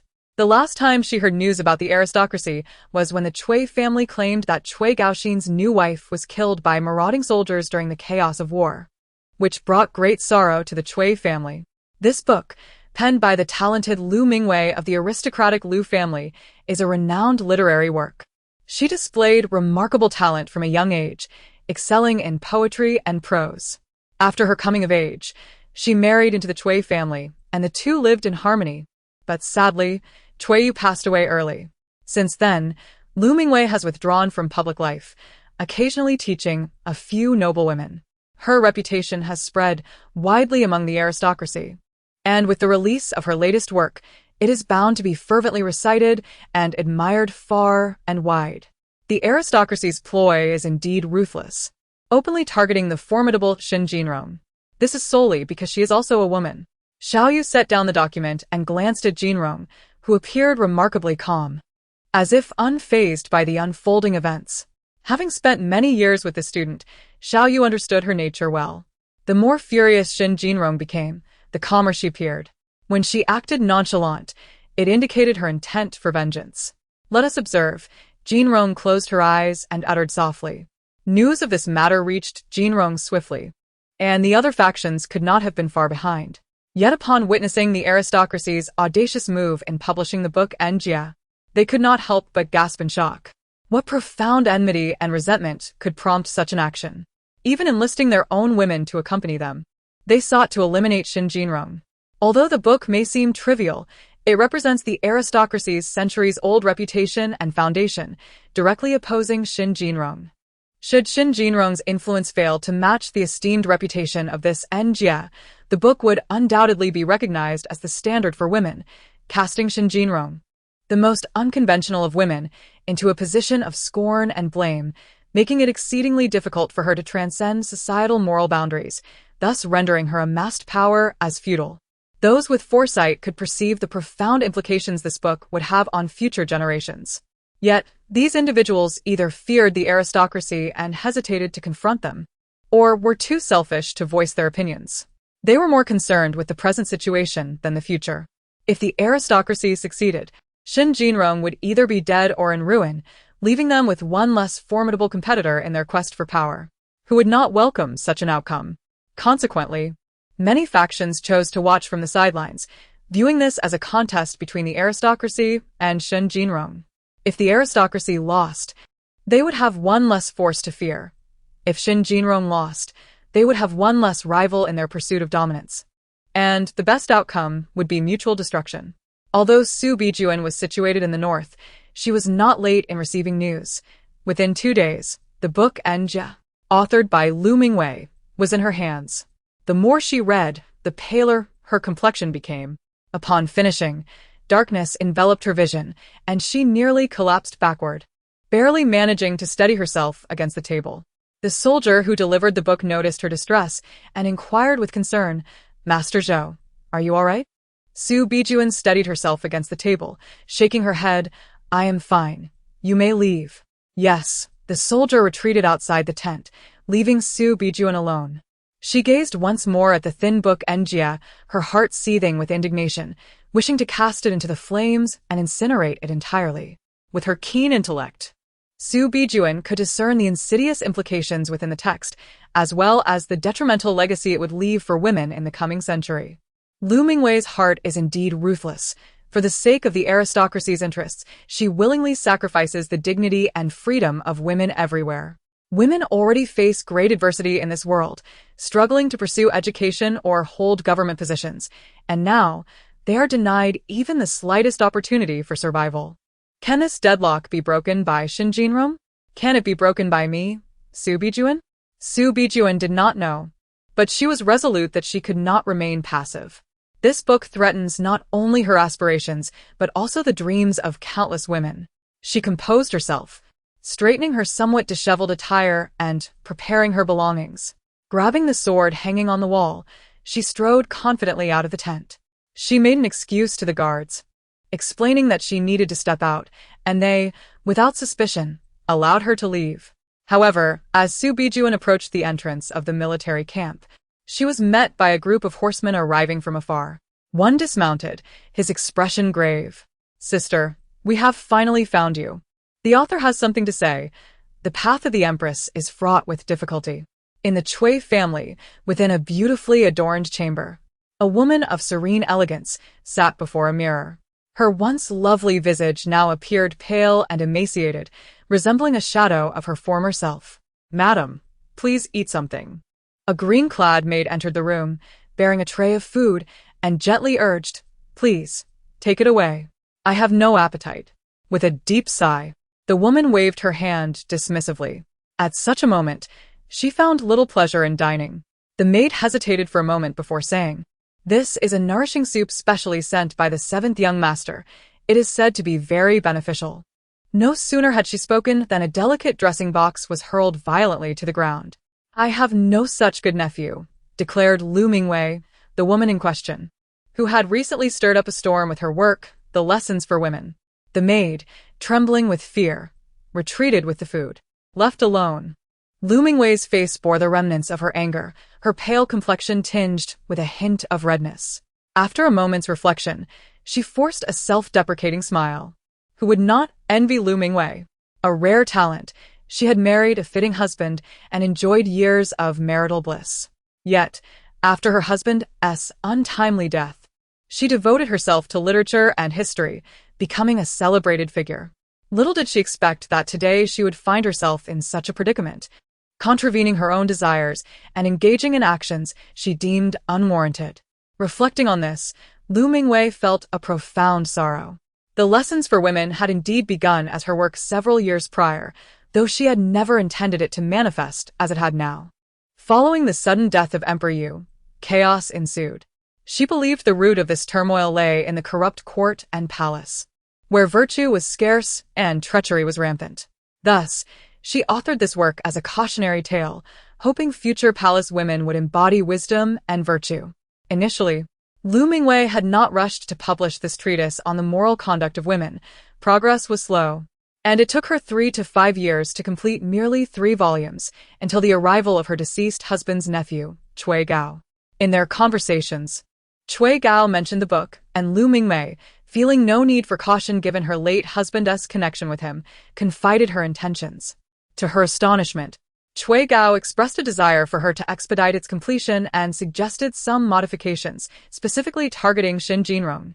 Though displeased by his demands, Lu Mingwei suppressed her irritation out of respect for her late husband's family and merely instructed the maid to see him out. Cui Gao did not protest at that moment, leading Lu Mingwei to believe he would withdraw. However, 2 days later, her late husband's father, Cui Yuan, summoned her, where she found her parents present alongside Cui Gao. They all urged her to heed Cui Gao's counsel and create a work that would benefit their family by undermining their greatest adversary, Xin Jinrong, even if it meant degrading the status of women to dust. Lu Mingwei recognized that should this book be regarded as a classic, she would incur the hatred and disdain of countless women, potentially becoming a historical pariah. While she could dismiss her nephew's requests, the pressure from her in-laws, her parents, and the entire elite society was insurmountable. Once completed, she found herself forcibly confined to the Cui household, unable to venture out. Lu Mingwei became merely a tool wielded by the elite against Xin Jinrong, her talent, virtue, and beauty transformed into mere commodities for escalating the storm. When it concluded, she would be left with her reputation in ruins and the scorn of society, utterly forsaken. The so-called distinguished lady of the elite was, in truth, inconsequential in the face of self-interest, a pawn ready for sacrifice. Yunwan was as expendable as Lu Mingwei herself. Gazing into the mirror at the disheveled woman before her, stripped of grace and poise, she lamented her own pitiful plight, reminiscing about a once innocent life, oblivious to the bloodshed beneath. If Cui Yu were still alive, would he protect her beauty, or would he, like others, force her into submission? Lu Mingwei did not know, nor did she wish to ponder it. Amidst the tumult stirred by the lessons for women, the masses were restless, yet Jinrong remained unfazed, watching with keen interest to see what other specters might emerge. Indeed, uninvited guests had arrived. Jinrong rested her chin on her palm, languidly observing the revelry below. Her gaze occasionally swept over a young man clad in armor seated at the forefront of the distinguished guests, Mu Kuang. As the head of the Mu family, he hailed from a lineage of landlords and was rumored to be valiant, having seized the opportunity to rise amidst the chaos, soon becoming one of the formidable warlords vying for power. Jinrong had heard his name not only through the Xin family's intelligence network, but had also encountered it in another context, within the original novel, where Mu Kuang was the male antagonist contending against Xiao Yunpei. This man had chosen to make his entrance into Jinrong's domain, accompanied by his army, boldly seeking an audience with her. Upon hearing this, Jinrong simply uttered, "Let him in." Not only Mu Kuang but his entire army was permitted to enter the city. Clearly, Mu Kuang was not preoccupied with the beautiful entertainers before him. His focus was solely on Xin Jinrong. While many beautiful women existed in the world, there was only one Xin Jinrong. As Mu Kuang's hand rested on the hilt of his sword, a chill enveloped the atmosphere. The guards surrounding the banquet moved forward, ready to subdue him at a moment's notice, while Jinrong's elite guards had already formed a protective barrier around their mistress. Mu Kuang's forces remained in the city, having only brought a few bodyguards to the banquet, yet those few were fiercely loyal and prepared to safeguard their master at all costs, confident in their ability to ensure his safe departure. Jinrong spoke, "Everyone, stand down," without addressing the earlier display of rudeness. To her, it was not a matter of impudence, but rather a necessary precaution. Upon reacquainting herself with Xin Jinrong, Mu Kuang spoke of his blade. "This is the Lin Yu knife, passed down through generations in the Mu family. It can cut through iron like mud and sever hair with ease. It has accompanied me through countless battles, ensuring the Mu family's safety. Today, I offer it, along with the Mu family, as my betrothal gift to seek the hand of Miss Xin." A hush fell over the assembly. The musicians and dancers ceased their performances, leaving only Mu Kuang's calm voice to fill the silence. Years ago, I had the fortune of encountering Miss Shin, and since then, she has lingered in my heart, impossible to forget. Jinrong caught a glimpse of Xiaoyu from the corner of her eye, understanding well the implications of his gaze. When had she ever met Mu Kuang? His recollections seemed at odds with hers. Xiaoyu merely smiled, choosing to remain silent, aware that Shin Jinrong had given little thought to Mu Kuang. Mu Kuang continued, "What say you, Miss Shin?" Although he maintained his serious demeanor, sincerity radiated from his words. Jinrong's lips curled slightly. "If I were to marry you, what would become of our great ambitions?" Mu Kuang replied earnestly, "I would offer the world as my dowry, taking you as my wife. Once our endeavors come to fruition, we shall share the honors." This proposition indeed held merit. A union between the Shun and Mu families could lead to a future where Mu Kuang became emperor and Shin Jinrong, the revered empress. Among the assembly, some of Shun's retainers and advisors nodded in agreement, while others felt an undercurrent of disquiet. Jinrong, as anticipated, smiled faintly, "Yet, I do not wish to play a subordinate role." Mu Kuang remained steadfast. "We can rule the world together. I shall not disappoint you. Moreover, our children will inherit our legacy and the realm." It sounded beguiling, indeed. Jinrong sighed inwardly, lifting her gaze and smiling at General Mu. "I have heard of your formidable martial prowess, General. I too possess a modicum of skill and would like to engage in a friendly contest." Mu was taken aback, hesitating as he realized that Jinrong was clearly diverting the conversation away from matters of marriage. Jinrong adopted a resolute demeanor, suggesting, "Let us use your renowned Linhua blade for this duel." "That might endanger Miss Shin," Mu replied, declining the challenge. "How about we decide the marriage based on the outcome of this contest?" Jinrong said with a playful smile. Mu regarded her thoughtfully and nodded. "Very well." As Jinrong rose from the table, a maid assisted her in shedding her heavy cloak, revealing a light cavalry outfit that would facilitate the upcoming duel.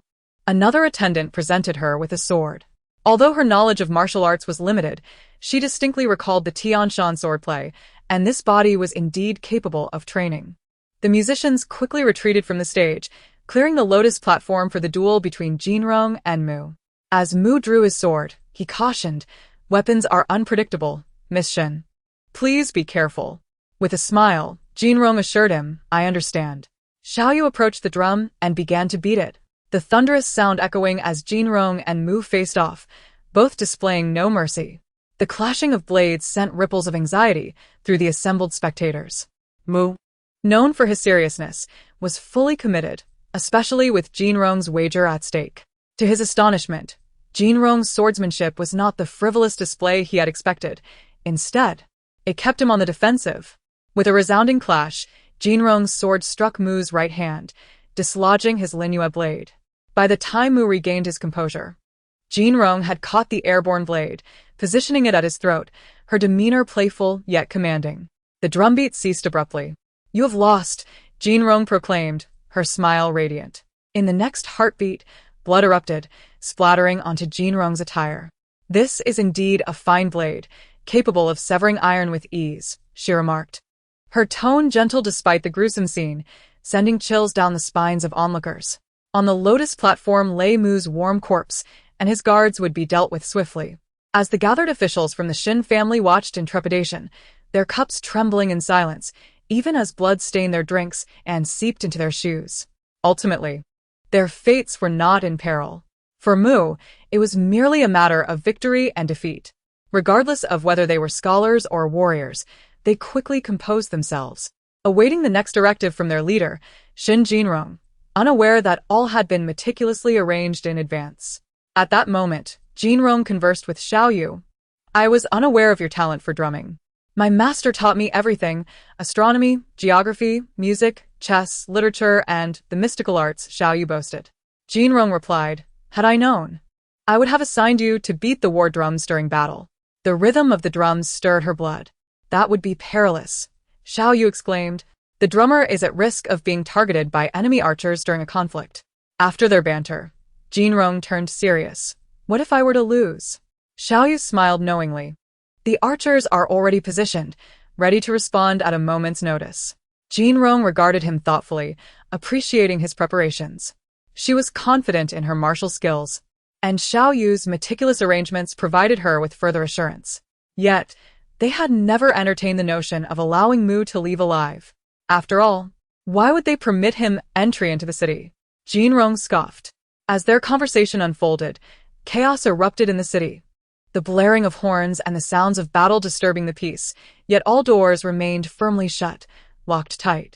Those who surrender shall live, those who resist shall perish. This was the military order issued by Jean Rong. By dawn, all that remained on the streets and walls of the city were faint traces of blood, washed away, while the well-trained Shin army patrolled diligently. "My lord," a guard bowed to Jean Rong. Jean Rong replied coolly, "What has become of the Mu forces?" "They have all been detained for the time being, awaiting further instructions." Jean Rong contemplated the use of these captives, deciding to wait until she had fully annexed the Mu territory before determining their fate. In the meantime, they could be assigned to labor as numerous projects, such as irrigation and fortifications, required completion. Suddenly, a shop door swung open, and a young boy clad in coarse brown cloth hurried out, a wooden basin in hand, splashing water onto Jean Rong's cloak in his haste. The guards beside her scowled, causing the boy to freeze in fear, aware that he had disturbed a noble. "Fear not," Jean Rong reassured the guard, stepping forward to pat the boy's top knot, tied with a brown strip. "It must have been quite noisy last night. Were you frightened?" Encouraged by her gentle demeanor, the boy replied boldly, "Not at all. Mother says that with Lord Shin here, we have nothing to fear." He had heard of the ongoing battles, but felt that their situation was improving, attributing it to Lord Shin's protection. His mother had even warned him to secure the doors before dawn. Jean Rong smiled but remained silent, noticing a woman in blue emerging from the shop. Glancing at the boy with apprehension. "That must be your mother. Go to her." The boy nodded and ran toward her, calling out, "Mother." The woman offered a slight bow to Jean Rong, recognizing her as their lord, Shin Jean Rong. "My lord truly cares for the people," remarked one of her accompanying officials with a smile. A gentle smile graced Jean Rong's features, as her compassion for her subjects stemmed from her duty to protect them. However, her sentiments did not extend to others, such as the Chui family or Mu. Those who obstruct her shall meet their end.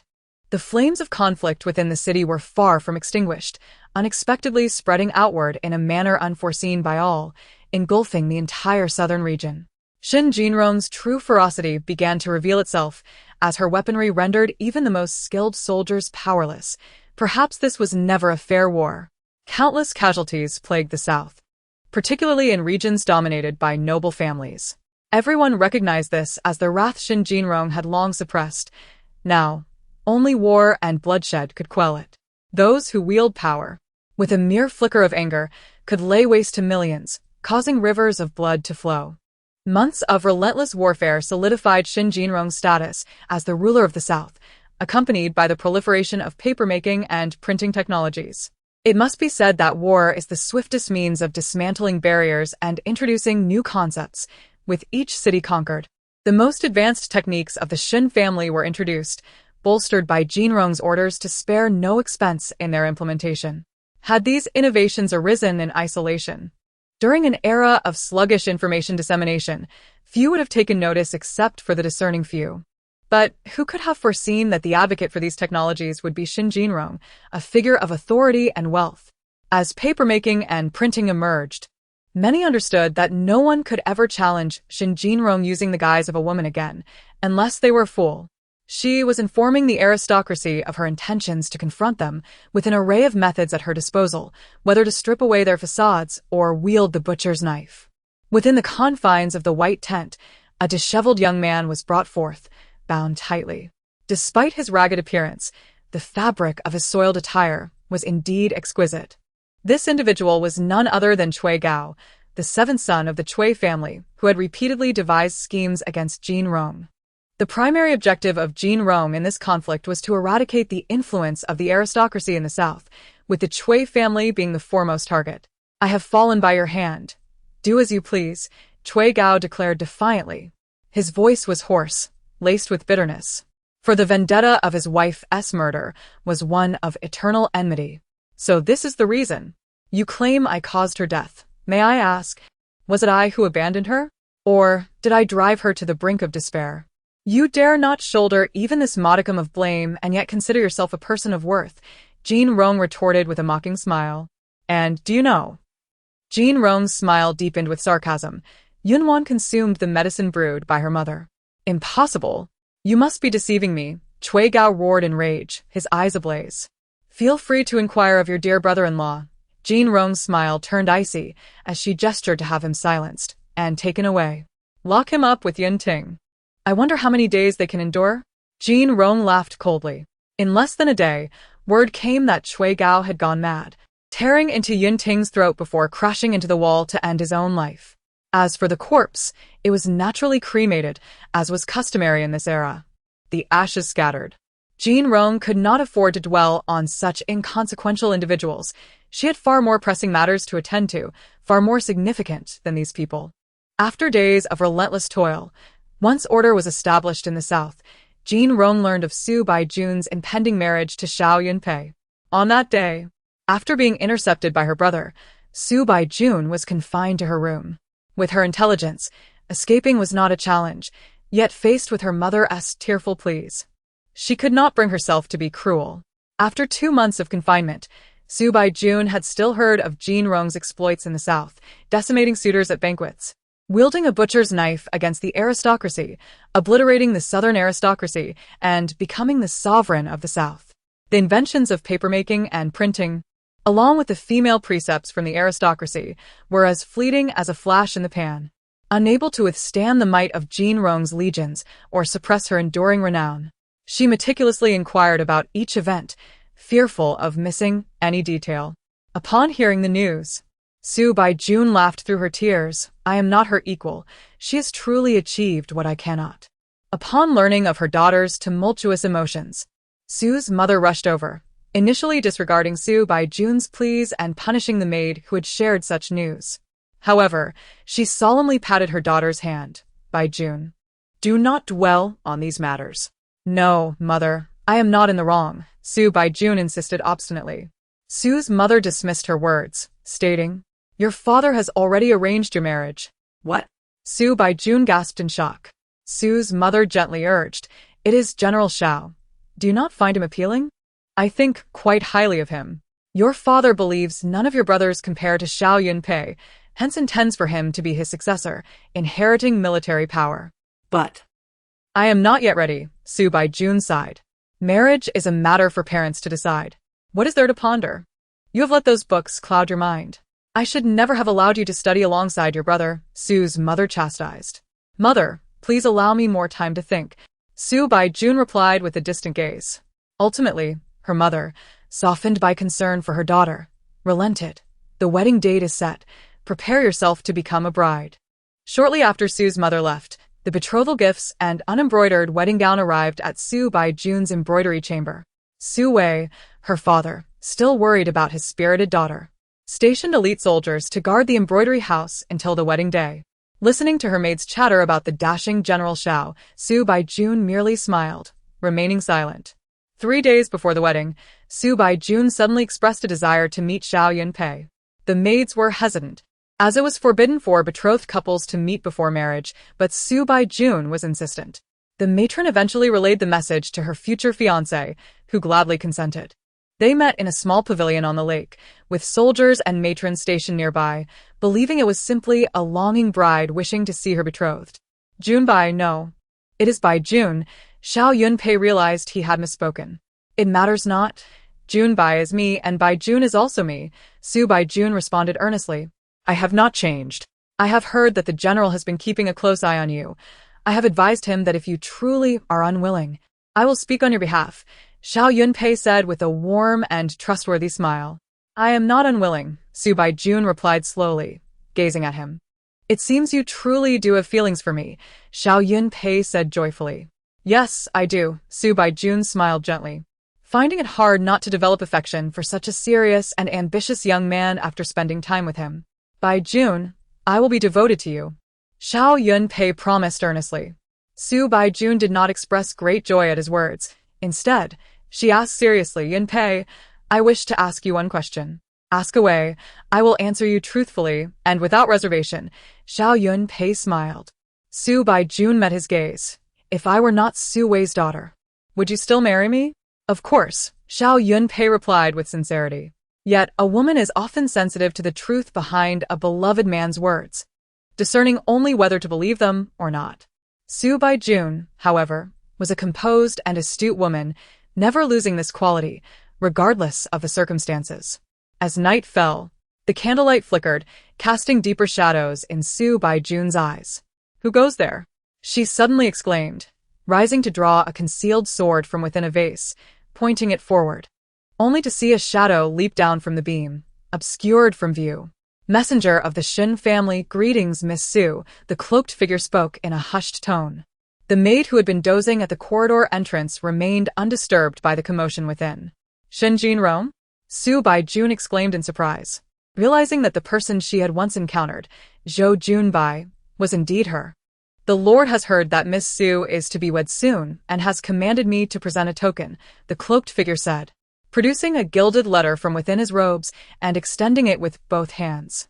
Su Baijun hesitated momentarily, but then removed a silk scarf from her waist to wrap the letter, taking it cautiously. It was not distrust but prudence. What if this messenger was not sent by Shin Jinrong but rather another force aiming to undermine the Su family and Xiao Yunpei? Caution and careful thought are fundamental qualities of a strategist. Upon seeing the Shin family emblem on the letter, she was somewhat convinced, yet to her astonishment, it was a recruitment letter. Su Baijun felt incredulous, but could not resist the urge to open the envelope, only to find it contained a blank sheet of paper. What does this mean? Su Baijun raised an eyebrow and inquired of the messenger. The messenger replied solemnly, The Lord has one more message. To be empress or to be chancellor, Miss Su, choose wisely. What is there to choose? Su Baijun decisively changed into plain clothes and left with the messenger, casting one last glance at the fiery red wedding gown left in the embroidery basket, never to look back. The messenger was adept at concealment, and with Su Baijun's familiarity with the Su family and North City, they departed the city under the cover of night, heading south. From then on, the skies were vast and the seas boundless, allowing her to roam freely. In the morning, the maid knocked on the door, only to find the room empty. Rebellious daughter. Su Wei slammed the letter Su Baijun had left on the table, his face a mask of fury. My Baijun. Su's mother wept inconsolably. This was no ordinary letter. A few terse lines clearly signify a resolute farewell. Yet it is merely a matter of marriage. How could it compel her to such extremes? Su's mother could not fathom why. If Baijun truly wished not to marry, she could not simply refuse. Why sever ties with her parents and brothers? Su's mother failed to understand Su Baijun. Indeed, no one in the Su family could comprehend her lofty aspirations and her fervent ambition to attain high office. The esteemed position of empress, revered by all, paled in comparison to her true desires. She believed herself to be extraordinary, endowed with both talent and strategy, deserving of the highest accolades and titles, far surpassing the adornments of a bride. Should she have the chance to become a renowned sage minister, her journey in this world would not be in vain.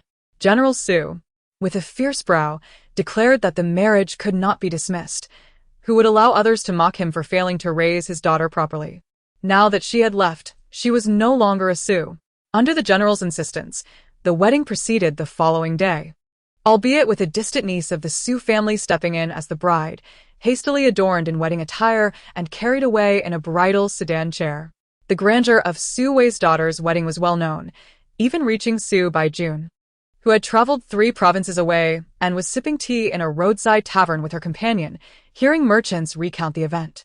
Su Baijun understood that from the moment she fled her wedding, she ceased to be Su Baijun, and perhaps that was for the best. Su Baijun belonged to the past. Zhou Junbai represented the future, a new life where she could showcase her talents. How far are we from Jiangzhou? Zhou Junbai inquired of the silent messenger. The messenger replied, with swift horses, we can reach there in 2 days. After enjoying their tea and resting briefly, they settled their bill and mounted their horses to continue their journey. Meanwhile, the tavern continued to gossip about the Su family's wedding, unaware that the true bride had just departed. Upon reaching Zhongzhou, a significant territory under the governance of Xin Jinrong, Zhou Junbai declined to rest, expressing her desire to meet Xin Jinrong. A year had passed, and upon their reunion, the world had changed. Xin Jinrong had risen to power in the south, while Zhou Junbai stood solitary, unburdened by attachments. Jinrong approached Zhou Junbai, not surprised, for this was the Zhou Junbai she had come to know. Upon seeing Xin Jinrong clad in purple robes, Zhou Junbai composedly saluted, stating, "I am no longer a daughter of the Su family." Jinrong smiled. "What I desire is not your family's military power, but the person that is Zhou Junbai." "I understand, thus I have come," Zhou Junbai replied, her eyes sparkling with determination. With Zhou Junbai's arrival, Jinrong felt a significant alleviation of her burdens, delegating much of the administration to her, publicly declaring her a newly acquired advisor. Some were intrigued by the familiar name, which seemed to echo that of a once-renowned strategist from the Northern Territories. But the fact that one was a woman and the other a man, alongside being an aide to the esteemed Jinrong, stifled further speculation. Zhou Junbai's strengths lay not in military strategy, but in internal affairs. Her adept penmanship swiftly organized the administration under Jinrong's rule, and her diplomatic rhetoric sparkled with brilliance, leaving no room for compromise on matters of interest and reputation. As Jinrong spent more time training Zhou Junbai, she came to appreciate her strengths and lamented the fact that such a remarkable woman had perished in the palace of the previous life. However, the formidable Xiao Yunpei, who had compelled Zhou Junbai into a corner, remained a threat, despite Su Baijun's escape. He had consolidated the military power of the Su family and orchestrated alliances in the north, uniting various factions, including the northern aristocracy. Though the aristocracy was divided, they were still connected by shared roots. Jinrong had nearly decimated the southern families, leaving them no choice but to align with Xiao Yunpei. Within a month, Xiao Yunpei had taken another aristocratic bride from the Xie family, equating his status with the Su family. The Su family acquiesced, as Su Wei felt a sense of obligation towards Xiao Yunpei and did not interfere with his acquisition of a second wife to fortify his power. The Su family, lacking support, could only weep silently, fearing they would be overshadowed by the Xie family. Truly, he was a man who had ascended from humble beginnings to imperial heights. Jinrong mused inwardly. Jinrong's swift consolidation of southern power left her poised to march northward at any moment, which alarmed Xiao Yunpei. He recognized Jinrong as an exceptionally formidable opponent. Yet, upon seeing the name Zhou Junbai associated with Jinrong's internal affairs in the intelligence reports, his expression darkened. So Su Baijun had ventured south. Jinrong and Xiaoyu had discussed the primary adversary, Xiao Yunpei, and his recent maneuvers to consolidate northern forces. Even when referencing her former fiancé, the man she once cherished, she spoke without reservation, embodying the qualities of a competent strategist. Unwilling to be subordinate. "You resemble your lord in this regard," Xiaoyu remarked, raising an eyebrow. Jinrong cast him a sidelong glance. "If one lacks such awareness, they have no right to compete. Perhaps he will be your ultimate rival," Xiaoyu suggested, eliciting a contemplative response from Jinrong. Ultimately, Jinrong concluded that Xiao Yunpei was a formidable figure not to be underestimated. She paid little heed to Xiao Yunpei's alliance with the northern aristocracy. It was a predictable move after nearly annihilating the southern families and fostering deep-seated enmity with the northern ones. The only contender left to challenge her was Xiao Yunpei, who had seized the military power of the Su family, and he made his opposition to her very clear. "The enemy of my enemy is my friend." Xiaoyu observed Jinrong closely during this discussion, understanding that the northern aristocracy was acting out of desperation. If their previous actions against Jinrong were driven by their self-interest, their current stance was purely for self-preservation. While the southern families had primarily spearheaded the attacks, the northern aristocracy had not been entirely uninvolved and had even covertly supported those efforts. Jinrong, however, would not easily pardon them. The consequences could be severe, leading to their downfall and exit from the historical stage. Thus, this battle was one the aristocracy could not afford to lose, and they would spare no effort to ensure Xiao Yunpei's victory. Yet Xiaoyu knew more.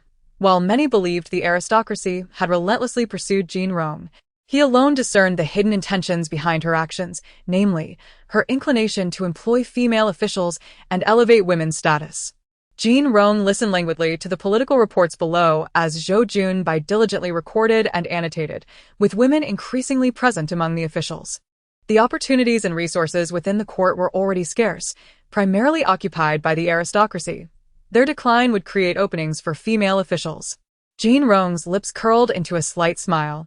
Before raising her sword against the southern aristocracy, there had been dissent regarding her appointment of female officials, even among her own subordinates.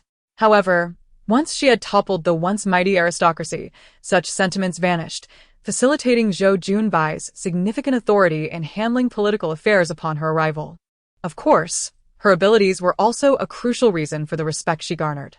She has likely mastered the ways of a ruler, Xiao Yu mused inwardly. His face adorned with a gentle smile.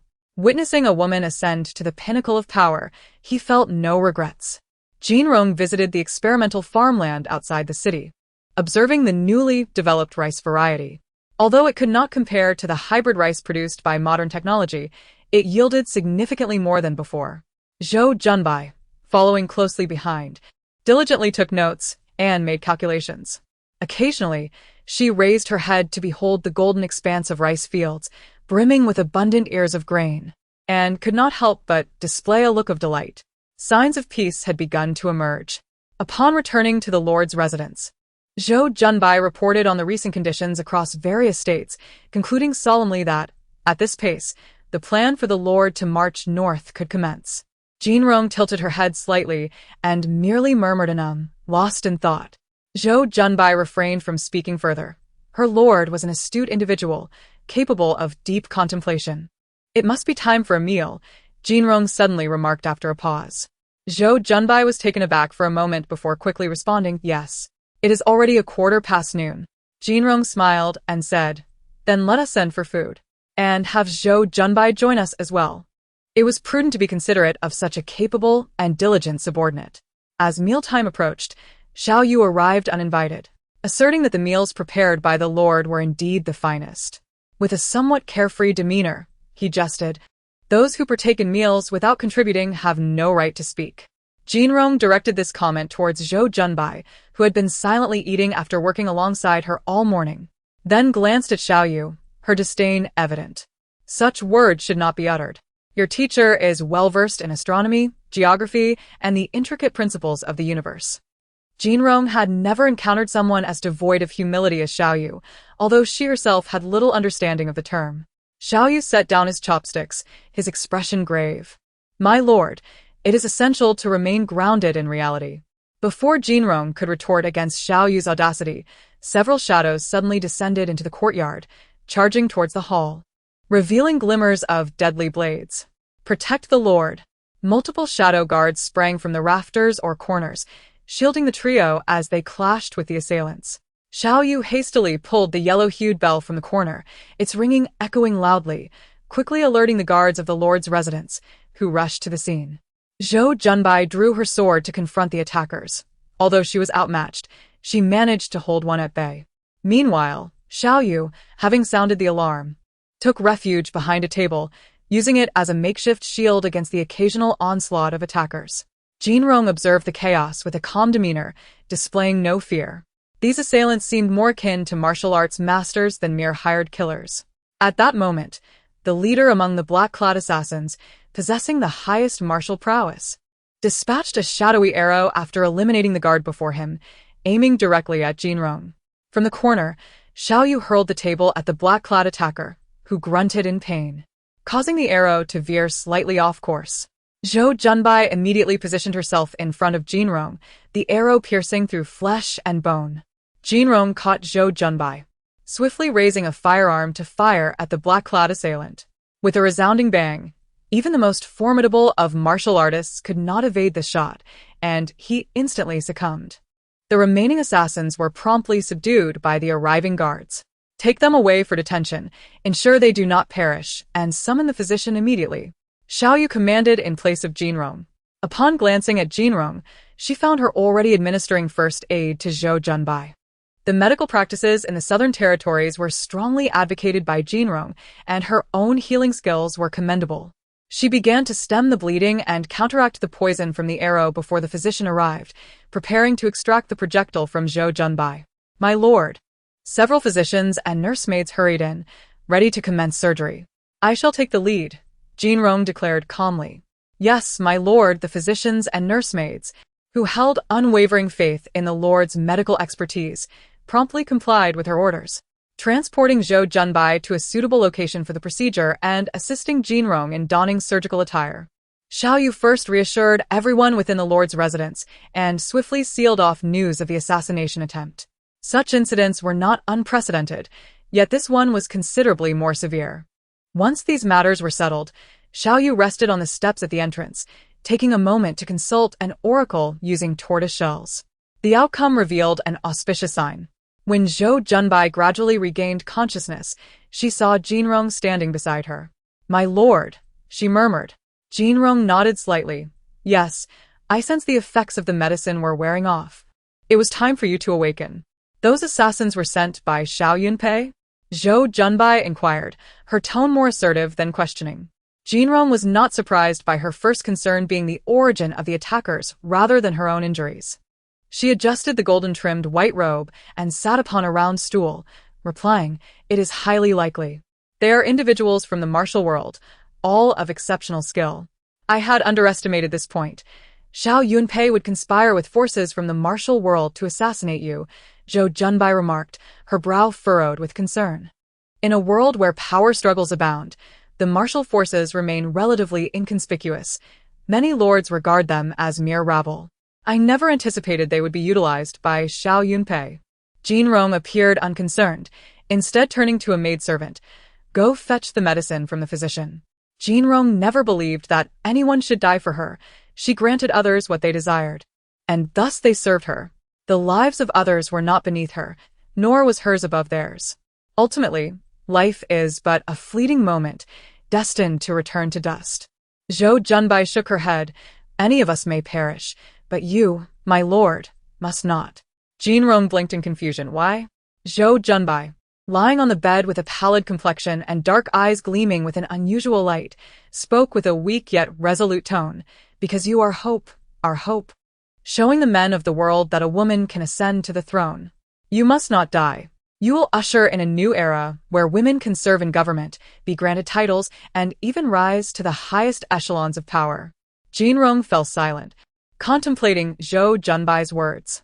After a lengthy pause, she finally spoke. "Those aspirations you speak of have never crossed my mind. I simply desire to be emperor." Perhaps it was a fleeting whim or an audacious arrogance, but now it felt different. "However, I accept your promise. Strive to live well, for you shall witness that day." Jinrong smiled, offering her first promise to another. Unbeknownst to her, she had become the bearer of hope for many. "I believe my lord can achieve this." Zhou Junbai slowly closed her eyes, resolving to persevere and witness the day of glory or ruin. This era was destined to be overturned by them. Jinrong, unusually patient, consoled. "Do not worry, father, I am fine. But do you have that firearm with you at all times?" "I remember your words. I carry it with me always." Though Shen's father was not well versed in state affairs, he was a shrewd businessman, skilled in avoiding harm while pursuing gain. There had been those who sought to exploit Shen's father, yet they often could not even locate him. While most clever individuals have one or two escape routes, Shen's father had prepared numerous contingencies and undisclosed substitutes. After all, having great wealth necessitated protection. To facilitate his beloved daughter's grand aspirations, Shen's father had expanded his business to the other side of the ocean, forging significant alliances during his travels through the western regions and desert countries. Amid the turmoil in the Central Plains, one must also consider the reactions of neighboring states. Zhou Junbai, having spent years at the frontier, possessed considerable insight into the nature of foreign powers. Previously, her father Su Wei had commanded the border, but now that the commander of the Su family army had changed, the situation could differ significantly. With Zhou Junbai's reminder, Jinrong and the other ministers adopted a more cautious demeanor. The assassination was temporarily concluded with the demise of a certain underworld organization, while the much-anticipated northern expedition has now taken center stage. All necessary armaments and provisions have been meticulously prepared, and following the oath-taking ceremony, the troops will officially march northward with the intention of seizing the northern territories. This time, Jin Rong has opted not to personally lead the campaign, instead entrusting the command to a trusted general with extensive experience in military leadership. The position of military supervisor has been designated to Zhou Junbai, who enjoys the deep trust of the sovereign. Many envy Zhou Junbai for her close relationship with the ruler, especially given the significance of this campaign and the ruler's willingness to entrust such a heavy responsibility to someone with relatively limited experience. However, Xiao Yu harbors different thoughts, believing that Zhou Junbai's appointment as military supervisor is inappropriate.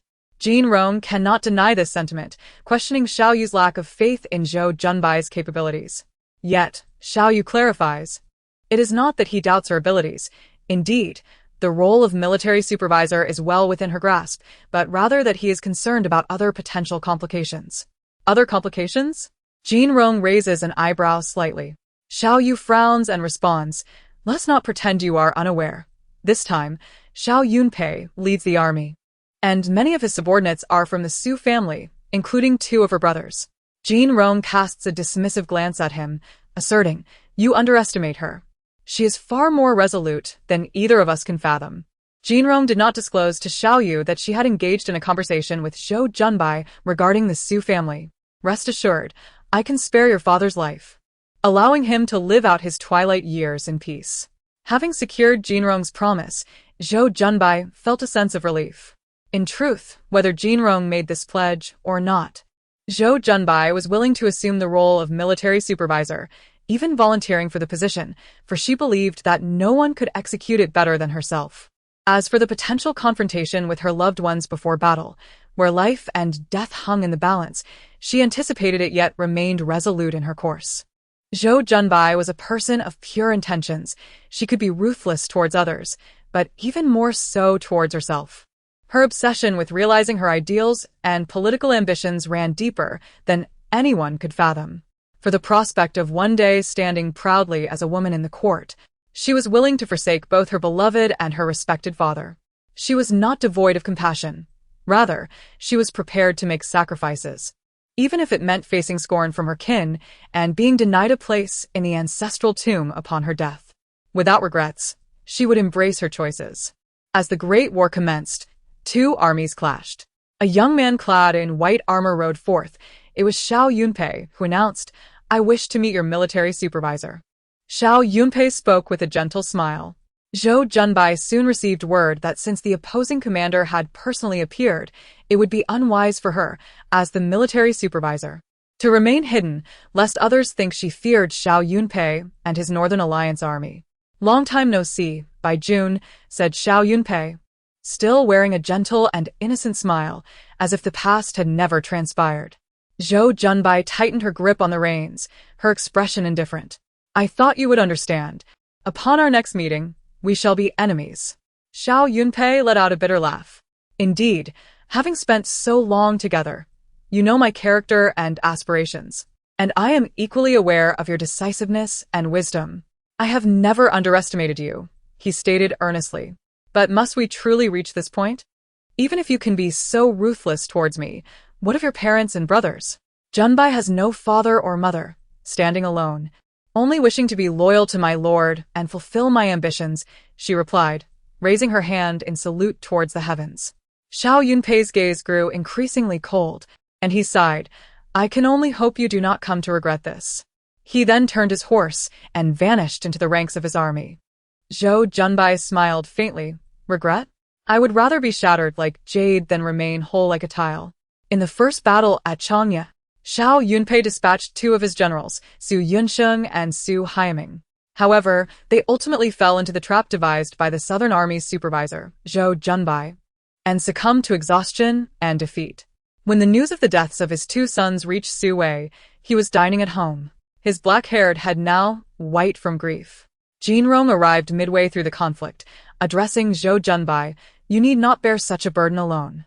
Zhou Junbai could have simply ordered others to act on her behalf instead of personally devising traps and commanding troops. At least, it would have eased her heart somewhat. Zhou Junbai shook her head. Rather than watch them perish at the hands of others, I would prefer it be by my own. Her last words were barely audible. They should not have gone to the battlefield. The Su family was too foolish, too stubborn.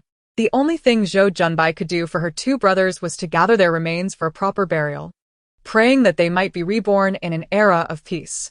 Jinrong's sudden appearance was not due to Zhou Junbai's affairs, which she trusted Zhou Junbai could handle. She came for another matter. Xiao Yunpei has actually signed a treaty with the foreign tribes? Zhou Junbai exclaimed in shock. Jinrong remained composed. This is true. It was reported by the Shen family's caravan from the grasslands. In fact, had it not been for Zhou Junbai's strategies and the Shen family's military prowess pressuring Xiao Yunpei to retreat, he would not have secretly colluded with the foreign tribes, hoping to use their strength to eliminate his enemies. I have a plan in place. I inform you, so that you may prepare. Furthermore, within half a month, I expect you to seize the capital. Within the tent, Zhou Junbai and others knelt, solemnly declaring, by the command of our Lord, we will exert our utmost efforts. In just half a month, the Shen army had captured vast territories in the north.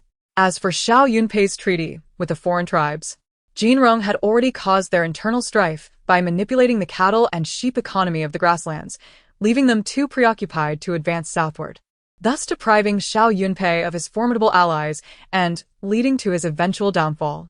Xiao Yunpei, proud in his own right, would not allow himself to be humiliated in Jinrong's hands, ultimately taking his own life. His two wives, the Su and Xie families, were taken away by their respective mothers. However, Xie, pregnant at the time, was offered to Jinrong by the aristocracy.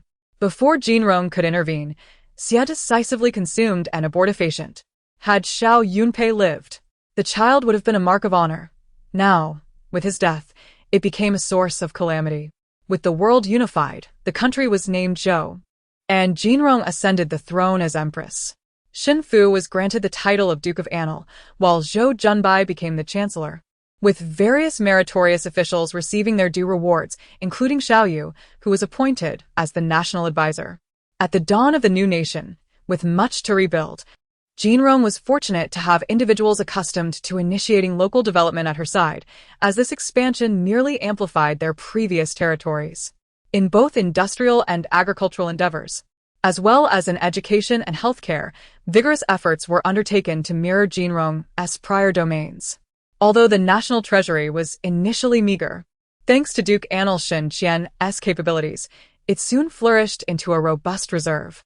Jinrong, mindful of the suffering endured by the populace due to years of war and strife, instituted a 3-year exemption from taxes and labor, promoting the welfare of the people and allowing them to recuperate. The citizens, grateful for the empress's benevolence, yearned for a peaceful era, yet the court remained tumultuous. While the previous dynasty had established an imperial examination system to provide opportunities for the children of commoners, its imperfections rendered it inadequate when compared to the inherent advantages of noble offspring. Now that Jinrong had dismantled the aristocracy, a significant vacancy had emerged in the official ranks across various regions. Amidst the ongoing debates among the courtiers, Jinrong boldly proposed the establishment of women's academies and the inclusion of women in the imperial examination.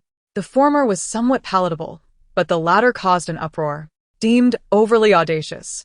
However, opposition proved futile. The empress had forged her kingdom through sheer determination and had never relied on anyone else's influence. Over the years, she had appointed numerous capable women officials, with Chancellor Zhou Junbai standing out among them, though fewer in number than their male counterparts. These women officials had formed a considerable faction. Under the strong leadership of the Empress and Chancellor, the women's academies and women's examinations were implemented, and the creation of a female military was gradually brought to the forefront. Years prior, the benevolent examination had permitted women to participate, leading to the establishment of a women's academy in the capital, with Chancellor Zhou Junbai serving as its head. Talented and virtuous women could gain admission through examination. All of these initiatives were spearheaded by Chancellor Zhou Junbai, who diligently managed state affairs with unwavering commitment. During the nascent stages of the nation, She tirelessly addressed issues such as flooding in the south and banditry along the rivers, as well as uprisings under various banners, leading by example and resolving matters adeptly, becoming a model for all officials. Jinrong understood her motivations. It was simply a desire to elevate the status of women and expand the power of female officials within the court. Though she did not exert herself as much as Zhou Junbai, she was nonetheless willing to provide unwavering support, serving as Zhou Junbai's most steadfast ally. Xiaoyu had suggested that this was a gradual process requiring time. Jinrong smiled. I shall not leave any task for future generations. Zhou Junbai's fervent investment in women's academies and examinations indeed yielded slow results. It merely planted the seeds that required time to nurture and blossom. Yet Jinrong adopted another approach, allowing women to inherit titles. In families with titles, if there were no brothers, legitimate daughters would possess the right of succession. At the dawn of the nation's establishment, Jinrong conferred numerous titles of nobility, bestowing honors not only upon loyal ministers but also upon a few officials who had defected from the previous dynasty. While the number was not overwhelming, it was certainly significant. Following the announcement of this decree, many began to stir with ambition. Noble ladies, who had only borne daughters and lacked sons, were anxious that their titles might be claimed by illegitimate offspring. They hastily reported their daughters to the Ministry of Rights, eager to secure a status for them, disregarding any potential ire from their husbands. After all, the empress's edict demanded compliance, and failing to report would be tantamount to disobedience. Conversely, those without any sons, not even illegitimate ones, felt a sense of relief, grateful that the titles they had toiled for would not be transferred to unworthy brothers after their demise, allowing their wives and daughters to live without the disdain of others. Even prominent families were contemplating the notion of allowing their daughters to inherit the family estate, while common folk too began to entertain similar ideas. With the empress permitting women to establish their own households, having a daughter to care for one's parents in the absence of a son seemed a reasonable alternative. The officials of the Ministry of Rights found themselves increasingly busy. Prime Minister Zhou Junbai remarked with a smile that he had not anticipated such enthusiasm from the noble families. To sway them to his will, one must first grasp what they desire. As Jinrong spoke, she ascended a tall ladder. Despite the demands of governance, this emperor lived quite leisurely, having delegated most affairs to the Prime Minister and other officials. Recently, she had transformed her private treasury into a grand library devoid of stairs, with towering bookshelves lining the walls, the only means of access being a wide redwood ladder with over 30 steps. Jinrong, unbothered by the ornate dragon robe she wore, climbed the ladder, much to the dismay of the palace maids and eunuchs who attempted to dissuade her.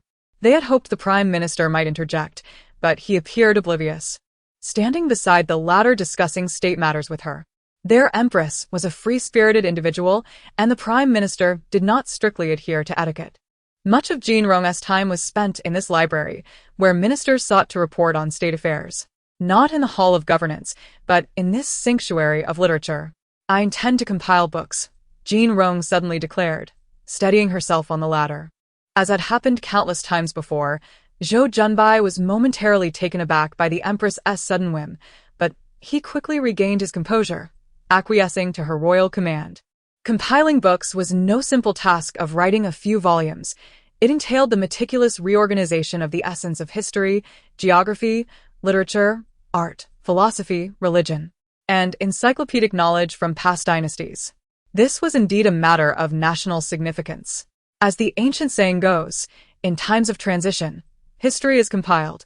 In prosperous eras, books are compiled. The endeavor to compile books served to benefit the populace, preserving precious ancient cultural texts, while the recording of history aimed to summarize the successes and failures of previous reigns, offering lessons for future generations. Jinrong's undertaking was not merely the compilation of books but also the writing of history. Her succinct statement stirred waves in the court and beyond, far surpassing the impact of conferring titles upon women, for both tasks were monumental contributions that would etch one's name in the annals of history, coveted by scholars and literati alike. In no time, tranquility reigned, and the populace sang praises of the empress. Many sought to discern her preferred candidates for the roles of compilers and historians. The most likely candidate, Prime Minister Zhou Junbai, was young and inexperienced, and had recently been preoccupied with selecting female officials for the 6 ministries, leaving him little time to engage with this matter. Would it be talents from the Hamlin Academy, or esteemed scholars of high virtue? The Empress, incognito, was currently visiting the National Teacher S residence. Following the Nation S establishment, Jean Rong had appointed Xiao Yu as the national teacher and bestowed upon him a lavish residence. Noticing the white hair at his temples, she playfully plucked one, teasing, "Master, you've aged." Caught off guard, Xiao Yu winced in pain, shooting her a glare before quickly regaining his serene composure, stating calmly, "Aging, illness, and death are the most natural occurrences." "No wonder I thought you looked different the other day," Jean Rong mused. "Master, you often speak of your lineage. Yet over the years, it seems I have only encountered you." Naturally, she excluded herself, believing she had no connection to that enigmatic lineage. "The teachings of my lineage dictate that a minor recluse dwells in the wilderness, a moderate recluse lives in the marketplace, and a major recluse resides in the court. Thus, I have not met them for many years," Xiao Yu boasted. In truth, it was likely that he simply hadn't made a name for himself to introduce them. Jean Rong feigned understanding. With a twitch of his lips, Xiao Yu muttered, "Impudent disciple." He knew that despite her position as empress, he could still retort, though in truth, he dared not provoke her. Half a month later, Empress Jean Rong finalized the chief editor and other personnel for the book compilation, as well as the historian, though this information was not yet disclosed to the public. This was not unexpected. Historians were fewer in number, but of greater significance compared to the multitude involved in compiling books. In previous dynasties, it often took one or two individuals decades to complete a history. The book compilation project was extensive, involving a vast array of participants ranging from officials of the Hamlin Academy and venerable scholars to students and craftsmen in printing and papermaking.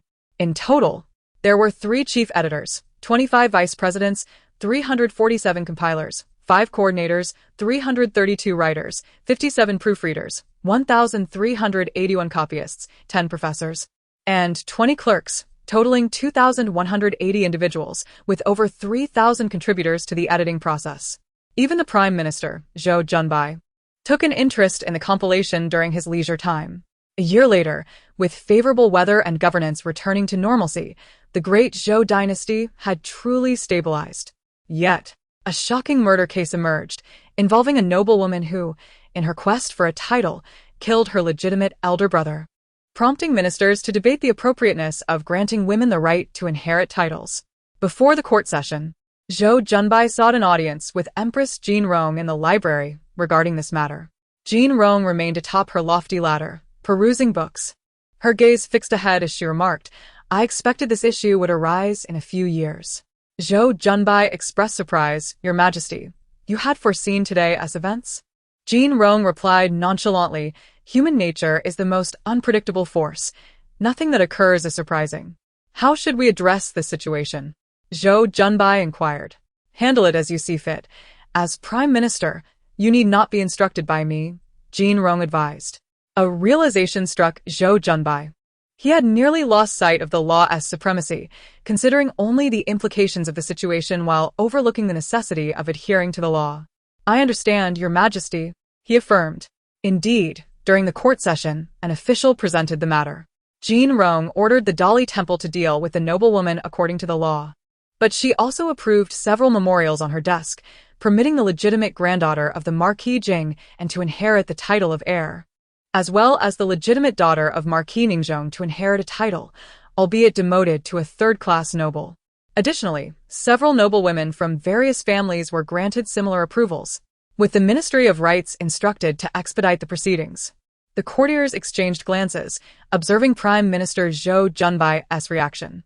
He appeared unfazed yet seemingly unaware of the unfolding developments. Those with ulterior motives were compelled to suppress their ambitions for the time being. The Empress's intentions were clear: to elevate a group of women with inheritable titles to contend with them. Should they persist in their inquiries, those benefiting from titles and wielding influence in the court would likely engage in conflict to protect their own interests, leaving the revelation of unsavory truths uncertain. Before long, Details of internal family disputes over inheritance became public, involving both illegitimate and legitimate sons, prompting intervention from the Dali Temple. The initial sensational case dissipated into obscurity. Following due legal process, the matter of noble women inheriting titles has been settled and cannot be altered. The court officials have gradually accepted this. However, the subsequent implications cannot be overlooked, particularly concerning the marriage arrangements for these noble women. Some noble families have sought the Empress's decree for marriage, selecting suitable families, and the Empress has granted permission, stating that any offspring may inherit their parents' titles. Yet, some officials raised the question of whether a noblewoman's title would be inherited by her husband upon marriage. This sparked a wave of noble women retreating from engagements, opting instead to seek husbands who would come to their households. These families were unwilling to relinquish their titles to others.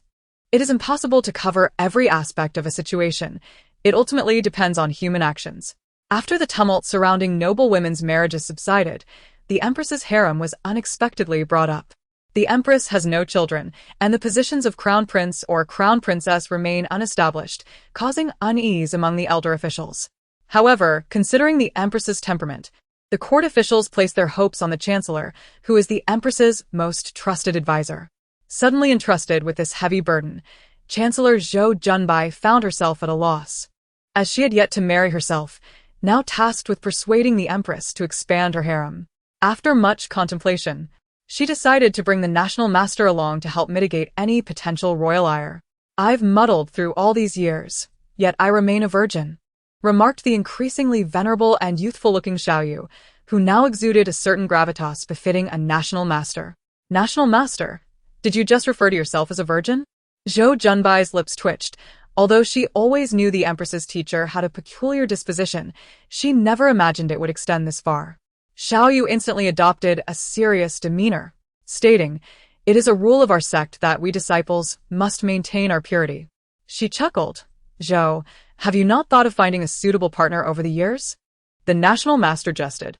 After Emperor Jinrong ascended, he granted Zhou Junbai the right to choose her own spouse, permitting her to seek him out for a marriage decree if she found someone she favored. However, Zhou Junbai declined, professing her dedication to the nation, uninterested in romantic entanglements. Indeed, over the years, many men have been captivated by Zhou Junbai's poise and charm, including several distinguished suitors, yet she remained wholly devoted to her political duties, her heart undivided. As Zhou Junbai, now embodying the qualities of a wise statesman, walked alongside Xiaoyu, she sighed inwardly, acknowledging the arduous path she had traversed. Their light-hearted banter eventually led them to the Hall of Books, where they were taken aback by the Empress's response to their request. "Very well, it is granted." So simple was her acquiescence that both Zhou Junbai and Xiaoyu exchanged incredulous glances, wondering if the Empress had ulterior motives. "You are overthinking it," Jinrong remarked serenely. "In truth, I have long desired a harem of 3,000 beauties. I was simply preoccupied with conquering the world and governing afterward. I am pleased that you have finally brought this matter to my attention." The Empress smiled. "After all, I require an heir, and it must be a princess." This subject had previously been deliberated between Jinrong and her loyal Chancellor Zhou Junbai, who recognized that the rise and fall of dynasties is cyclical. Even with a male emperor, a dynasty would eventually face decline after 2 or 3 centuries. Women were not exempt from this fate. The selection process for potential heirs would not be taken lightly. The fathers of these heirs must also possess commendable virtues. 3 months later, Empress Xin Jinrong expanded her harem. In retrospect, to future generations, the Zhou dynasty, founded by women, is a peculiar era where women ascended to the throne. While there were indeed princes, they could not compete with the numerous princesses. The dawn of the Great Zhou's Qiming dynasty witnessed the emergence of remarkable individuals, such as the founding Emperor Xin Jinrong, the illustrious Chancellor Zhou Junbai, the seemingly ethereal National Master Xiaoyu, and Xin Jinrong's father, Xin Qian, who would later be celebrated as a treasure trove by posterity. The scale of their accomplishments far surpassed all previous compilations, culminating in what is recognized as the world's largest encyclopedia, Qiming Dian, and the magnum opus of historical writing, Changshi, by the dedicated historian Lu Daming. It was indeed a radiant and open epoch, marked by women participating in the civil service examinations, inheriting titles, and engaging in military service. The expansion of overseas trade, long-distance navigation, and the annexation of unclaimed lands became commonplace, as did the ability to destabilize nations across the continent merely by controlling the flow of silver. How could this era not inspire longing in future generations? Recently, archaeologists uncovered the tomb of National Master Xiaoyu, hailed as one of the 10 most significant discoveries of the century. Among the artifacts, they found not just one but multiple journals, which will greatly aid their understanding of Qiming Dynasty's illustrious cultural history. As the elderly archaeologists gingerly turned the first page of the journals, they revealed faint, ancient characters that read, "Matters of import between me and the empress." The archaeologists were taken aback. In the annals of the Qiming Dynasty, one day, the increasingly venerable Xiaoyu approached Jinrong with her notes, asking, "How can I ensure that posterity remembers me?" Jinrong, casually cracking sunflower seeds, replied, "Just write about me." This offhand comment was recorded by Xiaoyu, leading to the eventual title, "Matters of Import Between Me and the Empress," a compilation of her musings. This also inspired Chancellor Zhou Junbai, who thought it would be worthwhile to leave behind some wisdom for future generations, prompting her to embark on her own journey of journaling. After awakening from an emergency procedure in the hospital, an archaeologist was immediately informed by his students that his idol, the Qiming Empress, had no secrets with her national master. Although the title incited curiosity, it ultimately bore significant scholarly value, making it challenging for archaeologists to extract meaningful insights from Xiaoyu's reflections. Among the historical truths the archaeologists sought was the identity of Lu Daming, the author of the unparalleled historical work, Changshi. She dedicated nearly 20 years to its compilation. Yet her name is the only remnant of her existence, known merely as a common historian of the Qiming dynasty. However, the ability to pen Changshi suggests she was anything but ordinary. The archaeologists yearned to uncover the truth from Xiaoyu's journals, but it remained elusive. It wasn't until they discovered the journals of the esteemed Chancellor Zhou Junbai that they caught a glimpse of the enigmatic and extraordinarily talented female historian. A few brief notes revealed much, yet left them perplexed. In the 17th year of Qiming, after presenting memorials to the empress, Zhou Junbai reflected on the matter of the Yellow River levees. Although there had been no floods for over a decade, recent reports from officials in the Yellow River region raised concerns about potential water disasters this year. Zhou Junbai resolved to consult the Historical Compilation Institute for past precedents to discern any patterns. After communicating with the empress's chief steward, Zhou Junbai made her way to the more remote corner of the palace, where the Historical Compilation Institute was located. In the dimly lit and musty archives, the scent of slightly decayed paper lingered, and the atmosphere was nearly devoid of life. Occasionally, a couple of officials could be seen dozing off at their desks, and Zhou Junbai held little hope that they could assist her in her search. She entered without rousing them. During the Guangyo era, Zhou Junbai squinted her eyes, sifting through the dusty rows of books, when she unexpectedly encountered someone at a desk, pen in hand, Chancellor Zhou. The individual recognized her immediately. Zhou Junbai caught sight of the blue official garb she wore, indicating she must be one of the historians here, and notably a woman. This puzzled Zhou Junbai. Over the years, she had kept track of all female officials, whether they remained in the capital or were dispatched elsewhere, yet she had no recollection of this particular one. "What ancient history are you seeking, Chancellor?" The elderly historian, whose features were obscured, inquired respectfully yet firmly after standing to greet her. Zhou Junbai paused for a moment, then replied, "I am looking for the records of the Yellow River from the 10th to the 23rd year of Guangyo." The historian smiled gently. "That should be easy to find." She approached another bookshelf and, as if perfectly familiar with it, retrieved a book. "This one, Chancellor. What is your name?"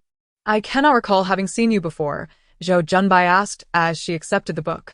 The historian replied with a warm smile, "I am Lu Daming, assigned here as a historian since the first year of His Majesty's reign." Zhou Junbai was not perturbed by her apparent indifference. Rather, she found herself intrigued by the historian's background. It was remarkable that after so many years of service, Lu Daming had remained in this role since the emperor's ascension. Upon exiting the Ximinged gate of the palace, Zhou Junbai suddenly realized who Lu Daming was, Lu Mingwei's late husband, Cui Yu, whose courtesy name was Luda. Zhou Junbai had only known that the Cui and Lu families had perished and Lu Mingwei had vanished, rumored to have died amidst the chaos. To her astonishment, she learned that she was alive, serving as a historian in a neglected corner of the palace archives. Lu Daming's demeanor, unperturbed by the vicissitudes of fate and seemingly content with her circumstances, evoked a sense of admiration in Zhou Junbai. It was reminiscent of what the Empress Shun Jinrong might do, utilizing talents wherever they could be found. Amused by the irony, Zhou Junbai smiled and chose not to dwell on it. Later that night, while recording her thoughts in her diary, she merely jotted down a few cryptic lines, unaware that her brevity would only deepen the intrigue of future archaeologists, leaving them perplexed.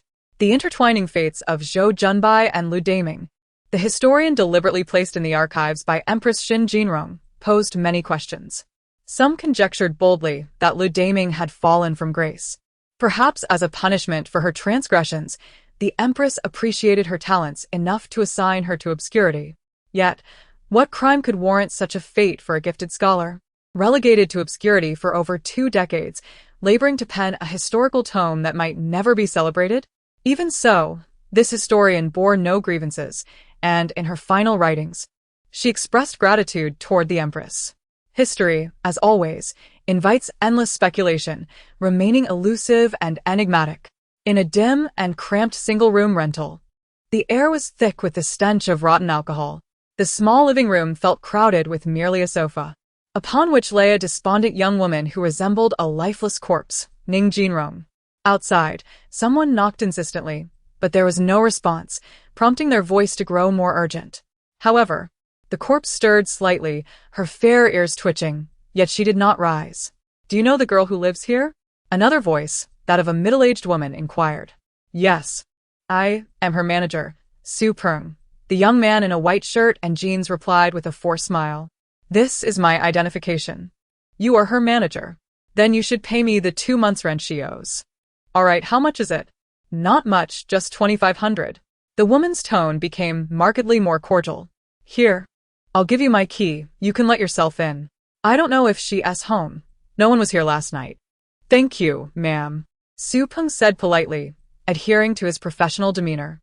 Upon opening the door, he was immediately taken aback by the overwhelming odor, stepping back instinctively. What if Ning Jinrong had taken her own life?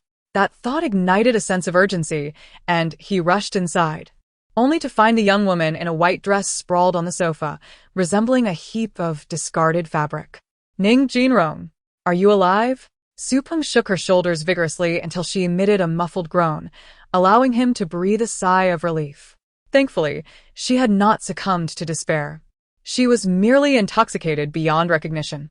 Surveying the alcohol-soaked, disheveled room, Su Peng frowned. "Ning Jinrong, you didn't get cast for that role. But there's no need to self-destruct." Finally, the young woman he referred to as Ning Jinrong stirred amidst the morning commotion and opened her eyes. "Ah, I'm in another body again." Having quickly acclimated to her new circumstances, Jinrong continued to keep her eyes closed, nonchalantly stating, "Help me up." "Not me. It's this palace. That character is a concubine." Su Peng realized she had been rehearsing too long and had slipped too deeply into character. Despite this, he maintained his good-natured temperament and assisted her to sit upright against the sofa. "Then make me a bowl of congee," Jinrong commanded, her tone surprisingly assertive. It was a rare sight. Usually, she was timid and meek, and now she dared to give orders. Su Peng felt a mix of amusement and exasperation. Seeing her inebriated state, clearly shaken from the previous day's disappointments, he softened and resolved to head to the kitchen. Upon entering, Su Peng opened the refrigerator, only to find it nearly stocked with instant noodles, having to search extensively to locate a small amount of rice. "Ning Jinrong, are you even a woman?" He sighed deeply. Using the scant half-bowl of rice, he prepared some congee and set the pressure cooker, then headed out to a nearby supermarket for ingredients. After cooking the congee and preparing a meal, Su Peng reflected on how Ning Jinrong was merely an underappreciated artist in the industry. Had it not been for his patience and a sense of responsibility, he would have long since abandoned her to her fate. "Ning Jinrong, it's time for you to eat," he called out. She responded with a languid, moving slowly as if weighed down by some unseen burden. Observing her disheveled hair and the aura of defeat surrounding her, Su-pung sighed yet again, setting down the kanji. He gently pushed aside her hair, revealing her face, which, though marred by the remnants of a hangover, remained fundamentally intact. In the entertainment world, a ruined face could spell the end of one's career. With practiced ease, he retrieved a hair tie and fashioned her hair into a ponytail, not questioning why he possessed such feminine items. Being a manager was a blend of many tears. Once her hair was secured, he placed the bowl of kanji in her hands, reminding her, "It's warm. Drink it slowly." Jinrong did indeed sip slowly. Watching her dawdle, Su-pung feared she might drop the bowl. As she drank, he grew increasingly distressed by the chaos around them, the scattered bottles and crumpled paper littering the room. Unable to bear it any longer, he rolled up his sleeves and began to clean. How had she managed to sleep in such squalor? The thought of her nearly drinking herself to death lingered in his mind. This was the memory Jinrong had received, and this time, it didn't betray her. The contents of the novel about this world and the memories of her previous self soon flooded her consciousness. This narrative unfolds within the realm of the entertainment industry, centering on the protagonist, Tang Running, whose path is illuminated by dazzling starlight as she ascends to the pinnacle of her career, ultimately becoming a legendary actress. Numerous influential men from the industry are captivated by her allure, further smoothing her journey to stardom. In contrast, the character Jinrong, who has recently assumed the identity of Ning Jinrong, is an insignificant artist, a mere footnote on the 18th tier of the industry, harboring jealousy towards the protagonist. Manipulated by others, she attempts to undermine Tang Running, only to meet a tragic fate. Without connections or status, she is easily discarded from the entertainment world. Upon reflecting on the memories of her predecessor, Jinrong recognizes her own shortcomings as an obscure artist with a superficial beauty akin to a white lotus, who, after several years in the industry, has barely made a mark. Thankfully, she possesses a modicum of integrity, having avoided the pitfalls of illicit entanglements, driven instead by an unrequited love for the male lead, Yu Yan. This explains the root of her jealousy towards Tang Running, despite their disparate standings in the industry. Yesterday's humiliation, which almost led her to contemplate despair, stemmed from a disastrous audition witnessed by her secret crush, further deepening her sense of hopelessness. After finishing her porridge, Jinrong dismisses the content of the novels she had previously absorbed, finding them of no practical use. The royal chef had prepared a commendable dish, though she would never admit it was due to her hunger, having consumed nothing but alcohol for an entire day and night. Feeling rejuvenated, Jinrong notices the freshly tidied room and raises an eyebrow, acknowledging the commendable service she has received. Yet, she muses, "Ning Jinrong, have you been rendered foolish by your setbacks?" Su-pung, her manager, is somewhat taken aback by her lack of response, but chooses to overlook it, appreciating her gradual recovery. "You should rest at home today. I will return tomorrow to explore new roles for you," Su-pung advises, ensuring she has leftovers in the fridge and that her phone is charged and ready for any sudden opportunities. Not long after, the shrill ring of her phone, set to the maximum volume by Su-pung, startles Jinrong awake. "Ning Jinrong, there's a role for you. I'm coming to get you. Hurry up," he exclaims excitedly. Upon arriving at her rented apartment, Su-pung finds her sprawled on the sofa, resembling a lifeless figure, which hardly surprises him. He shakes her shoulder vigorously, urging her to rouse herself for the impending audition. Jinrong, now alert, seizes his hand resting on her shoulder and opens her eyes, exuding a newfound confidence. Su-pung, however, remains oblivious to her transformation, relieved simply that she has agreed to prepare.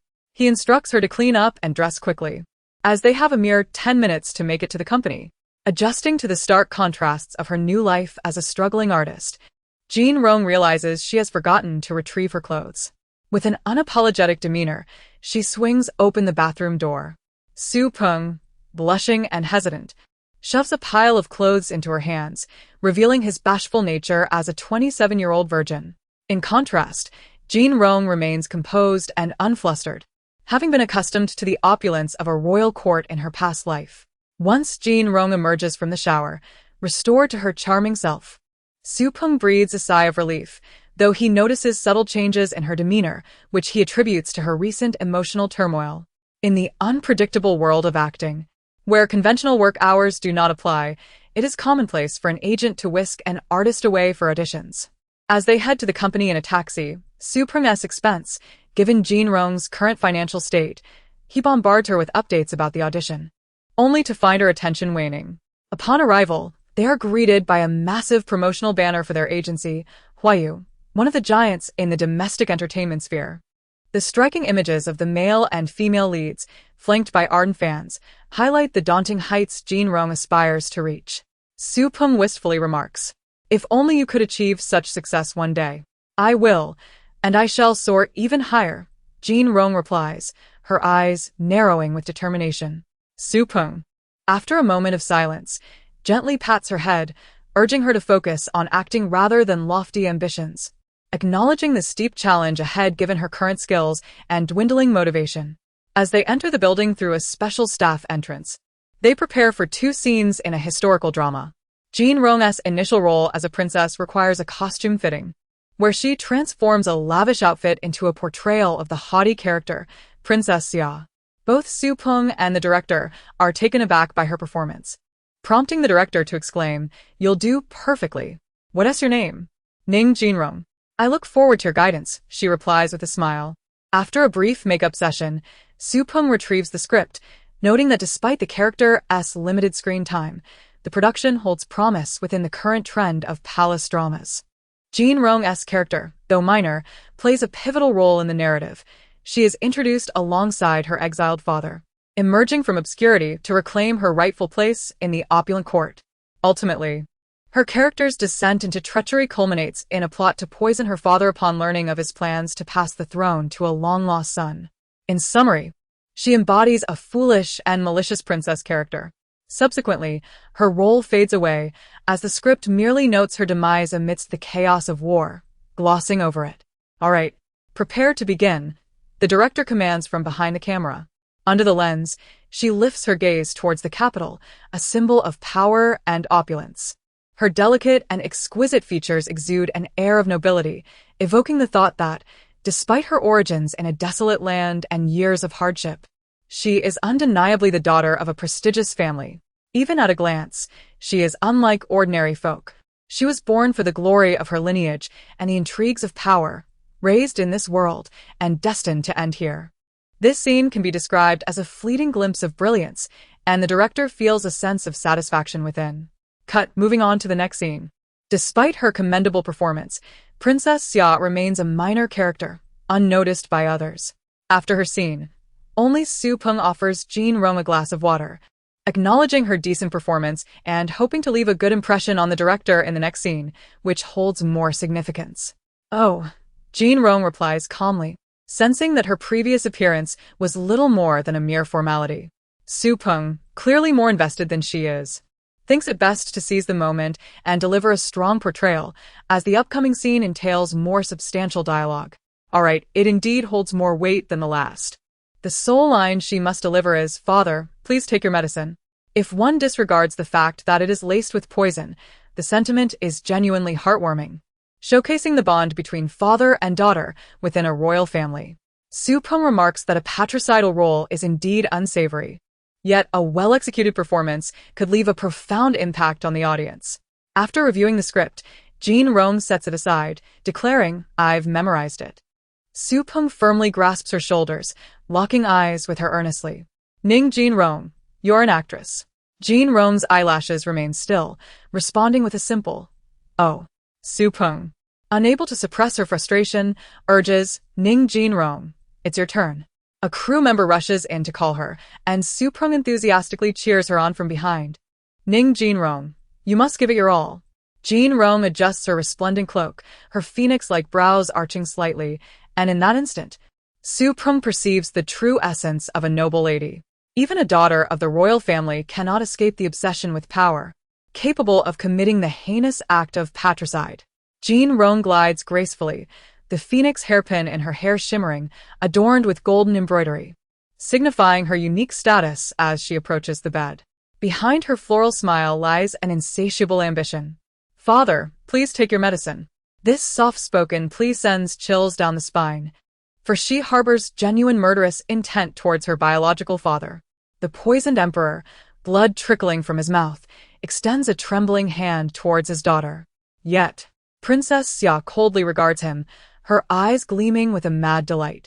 This scene, devoid of dialogue and reliant solely on the actor's expressions and movements, captivates the audience. Ning Jinrong's portrayal of Princess Xia undoubtedly seizes everyone's attention. She is as beautiful as the peonies of Luoyang, yet as ruthless as a serpent. Her madness for power shines through in this fierce struggle. For this portrayal of Princess Xia, the entire room momentarily holds its breath, and even Su Peng internally muses. Ning Jinrong, when did your acting improve so remarkably? Cut. That was perfect. The director beams, originally expecting this role to be a mere fill-in, but unexpectedly, this young actress has brought it to life. Jinrong exits the scene swiftly, almost instantaneously, while Su Peng still lingers in the previous performance, her demeanor towards Jinrong growing increasingly cautious. Princess, no. Jinrong. Su Peng inadvertently misnames her, perhaps fatigued or hungry after such a long shoot. Upon Jinrong's return from changing costumes, she finds Su Peng in high spirits. Jinrong, Director Han just mentioned that he thinks you performed admirably. There may be opportunities for future collaboration. Your pay for these 2 scenes has been settled. 800 in total. Su Peng hands her a not insignificant envelope. Jinrong casually replies, didn't he already pay me 2,000 for rent? Take it from this. Right? Su Peng scratches her head, suddenly realizing, hey, did you hear that? Jinrong admits, I did. You woke me up. Even if you were awakened, you didn't get up to open the door. Su Peng reflects on how, at that time, Ning Jinrong was at a low point, completely destitute and having failed auditions. However, she reassures herself that from now on, when I speak of significant matters, you must not pretend you haven't heard. Oh, Jinrong replies nonchalantly. Su Peng feels a wave of frustration. It is clear that Ning Jinrong is the one who has been affected, yet somehow, he feels like the one in a tragic situation, an amusing yet exasperating predicament. Fortunately, the girl's acting skills have indeed progressed, and Su Peng allows himself a glimmer of hope. Let us go. There's another audition to attend. Su Peng, a professional manager, is punctual and soon brings Jinrong to another filming location. This scene is for a small production, in which she plays the maid of the female lead, with more lines than her previous role as the princess. However, Su Peng quickly notices something amiss. Ning Jinrong's portrayal of the maid appears more refined than that of the young lady herself. Observing the main actress trembling in fear from her imposing presence and a talented scholar attempting to breach the maid's defenses to see the lady, it resembles a valiant battle against a dragon to rescue a princess. Su Peng cannot help but cover his face, unable to watch. True enough, Ning Jinrong's acting remains as it has always been. As for Jinrong, she feels quite pleased with her performance. Although the atmosphere has been somewhat disrupted by her portrayal, given it is a low-budget production, they opted for a one-take shot without cuts. All the crew members belong to the same company and have heard about Ning Jinrong's stellar performance earlier, yet upon witnessing her role as the maid, they collectively sigh in relief, realizing that her earlier display was merely an extraordinary one-off. She is, after all, well known for her decorative presence. Su Peng's dreams of stardom are instantly dashed. However, upon hearing Jinrong express her hunger after finishing her scene, the kind-hearted Su Peng softens. What do you want to eat? I'll treat you. Bird's nest and abalone. Jinrong smiles sweetly. Only in acting can one afford such luxuries. She raises an eyebrow slightly. The author wishes to convey, there will be another update at 12:30. After filming 2 productions, all the earnings have been deposited into Jinrong's account by Su Peng, who also emphasizes the necessity of proper meals, insisting she can no longer survive on instant noodles. After all, she is an actress and must maintain her figure. Su Peng cannot attend to Ning Jinrong all the time. As he has several other artists under his management, it is already commendable that he has dedicated 2 days to care for her. Yet as he relinquishes control, he finds himself increasingly worried that she might spiral into self-destructive habits or end up on the streets. After a few days together, he is fully adapted to Ning Jinrong's drastically altered demeanor following her setbacks, both exasperating and amusing. Her acting fluctuates greatly depending on the role, and her enthusiasm for the craft has waned, though she remains resolute in her belief that she can surpass the company as stars, Tang Running and Yu Yan. This overabundance of confidence leaves him in awe. Speaking of Yu Yan, Su Peng is aware that his little artist was once his fan, with posters of Yu Yan plastered on her walls. However, one day, while Su Peng, the beleaguered manager, cleans up Ning Jinrong's rented apartment for the umpteenth time, he discovers that all the posters have been taken down. "Why did you tear them all down?" Su Peng asks, perplexed. "Weren't you a huge admirer, claiming you'd bear his children?" "Who?" she replies, "Tang Running, Zhou He." Su Peng lists several entertainment industry superstars in one breath. "None of them." Jin Rong smiles mysteriously. "It's Qin Shi Huang. One day, I shall unify the realm like him. Ha ha ha ha." Once Ning Jinrong earns enough from acting, he intends to persuade her to see a psychologist. There are issues that need addressing. After all, she is a homegrown talent, and one cannot simply neglect her. Just as Su Peng was being thoroughly exasperated by his own artist, 2 dramas previously filmed by Jin Rong were released. The first to air was the palace intrigue drama The Secret History of the Heavenly Dragon, which achieved stable viewership ratings, meeting the expectations of the television network. By the time the 5th episode aired, viewers collectively took notice of a breathtaking moment. Who is the actress portraying Princess Ya? She appears so beautiful, undeniably a gem among jewels. That glance utterly captivated me. It was simply stunning. On the online discussion platform for this drama, such comments proliferated, even overshadowing the original plot of the episode. Numerous netizens captured screenshots of that mesmerizing moment, some saving them as wallpapers, while others shared them across various forums. Today, I stumbled upon yet another exquisite beauty in historical attire. I was utterly enchanted. Hats off to the original poster. Despite the fleeting nature of this popularity, it garnered significant reactions from netizens, prompting even those who initially had no intention of watching the drama to follow along. However, the question arose, why has Princess Ya yet to make an appearance? I longed to see the enchanting beauty finally, as the plot reached its climax. The enamored viewers beheld their goddess, only to find her transformed into a ruthless and domineering femme fatale. She is indeed a princess who dares to commit patricide and regicide. Yet it is exhilarating. I feel a peculiar thrill. Historically, this princess did indeed commit such acts, poisoning her own father for power, yet she remains the epitome of royal beauty. Kudos to the production team for casting such a remarkable actress, whose talent and allure are commendable. I was taken aback, yet I found myself rewatching that scene 20 times. Am I morally compromised? Many similar comments emerged, which relieved Su Peng, who had previously worried that viewers might develop a dislike for the actress. In truth, having witnessed Ning Jinrong's portrayal of Princess Ya, particularly after that poisoning scene, Su Peng felt no aversion to the character. Rather, he was left in awe, becoming engrossed in the performance. He had encountered such instances before, but those had involved top-tier actors. Could Ning Jinrong truly reach such heights among the younger generation, alongside the likes of Tang Running, Yu Yan, Zhou He, and Song Lianyi? Yet, as another drama aired shortly thereafter, Su Peng facebombed, realizing he had overestimated the situation. Expecting Ning Jinrong to suddenly ascend to the level of an award-winning actress was nothing short of daydreaming. The 2 dramas aired in quick succession, with the lingering fervor of the secret history of the heavenly dragons still palpable. Observant netizens swiftly recognized the newly crowned goddess, Ning Jinrong. Comments flooded in. I bet 100 packs of spicy strips that this is the most unservant-like servant I've ever seen. Her aura is so commanding. One might believe she is the head of the household. Another chimed in, I'll wager 101 packs. And another added, I'll throw in an extra pack. It felt as though the lead characters had transformed into a couple oppressed by malevolent forces. Hero, unleash your protagonist's aura. Yet, he cannot, for she is a princess who dares to commit regicide. This perspective held weight. Despite Ning Jinrong's limited screen time, her stark contrast still attracted widespread attention from netizens. Su Peng observed with keen interest, occasionally donning a pseudonym to contribute to the conversation. I've heard Ning Jinrong has a wonderful personality. Her acting is truly exceptional. Of course, he felt a twinge of guilt after such praises. That evening, karma struck. His phone rang incessantly in the dead of night. Groggy, Su Peng answered, greeted by Ning Jinrong's soft voice. I'm craving garlic vermicelli steamed scallops. Peering at the time, Su Peng noted it was already 11 o'clock. Indeed, not too late.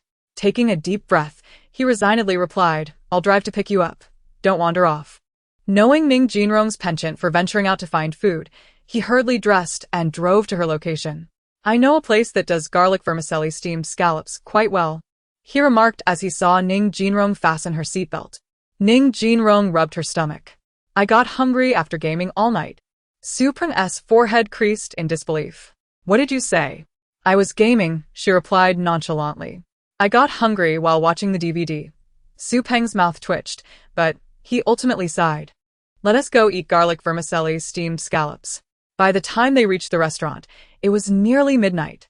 The establishment was sparsely populated, but the chef's skills were commendable. The tender scallop meat sizzled enticingly, and the oil-coated vermicelli exuded a delightful aroma. We shouldn't indulge in too much meat tonight, nor seafood. Su Peng cautioned as he carefully placed several smaller scallops onto Ning Jinrong's plate. If you're hungry, just eat the vermicelli. As he focused on serving her, he suddenly heard Ning Jinrong exclaim, Isn't that Tang Running and Yuyan? Who? Su Peng instinctively replied. You must be mistaken. How could the best actor and best actress dine in such a modest establishment? Perhaps, Ning Jinrong shrugged, dismissing it as she savored the scallop meat, taking one bite after another, tender and smooth. Yet Su Peng glanced in the direction Ning Jinrong had just looked. To his astonishment, two hat-clad figures, without sunglasses or masks, were indeed Tang Running and Yu Yan, the newly crowned Best Actress and National Heartthrob. If word got out about their clandestine meeting, it would be a sensational headline. Su Peng's expression shifted, gripping Ning Jinrong's wrist. We must leave quickly. Rumors of a secret rendezvous between the new Best Actress and the National Heartthrob, potentially hinting at a love affair, could easily spiral out of control. While the former bore some credibility, the latter would likely be dismissed with a laugh. Nevertheless, this incident significantly elevated Ning Jinrong's visibility, as both individuals were now national-level superstars, causing her popularity to soar. Yet such fortunate circumstances did not bring Su Peng joy. I need to speak with their manager and clarify things. This is a mere coincidence. We cannot let them think you are riding on their coattails. It would be disastrous to offend the best actor and best actress. You don't understand. The company is heavily promoting these two, especially Tang Running. I've heard the president is quite taken with her. Wouldn't he be displeased with her rumored relationship with Yu Yan? Ning Jinrong sipped her boxed yogurt, momentarily indulging in gossip. Su Peng shrugged. Who knows? The industry is chaotic. Ning Jinrong's eyes flickered. Indeed, in the original novel, Ning Jinrong was not only abandoned by the company but also burdened with a hefty breach of contract, leading to a fate that was all too predictable. The author has something to say. Chapter 37 of the entertainment industry. When Su Peng brought Jinrong to the company, they unexpectedly spotted the recent center of attention. Tang Running from a distance. Through the glass of the conference room, Tang Running, clad in a striking red off-shoulder dress, showcased her enchanting figure and exquisite beauty. Her long, flowing curls cascaded down, closely resembling her promotional posters, exuding an irresistible allure. The impeccably tailored man beside her was presumably Duan Ting, the president of Huayu. The two, a perfect match in talent and beauty, appeared to part on less than amicable terms. Su Peng, pulling Jinrong along, dared not linger and hurriedly departed, aware that both individuals were formidable figures in the industry. Speaking of romance, one must tread carefully, lest the flames of discord engulf the smaller fry like themselves. They occasionally overheard hushed whispers about the couple. Su Peng and Jinrong were there to meet director Zhang, a composed and capable woman in her 30s.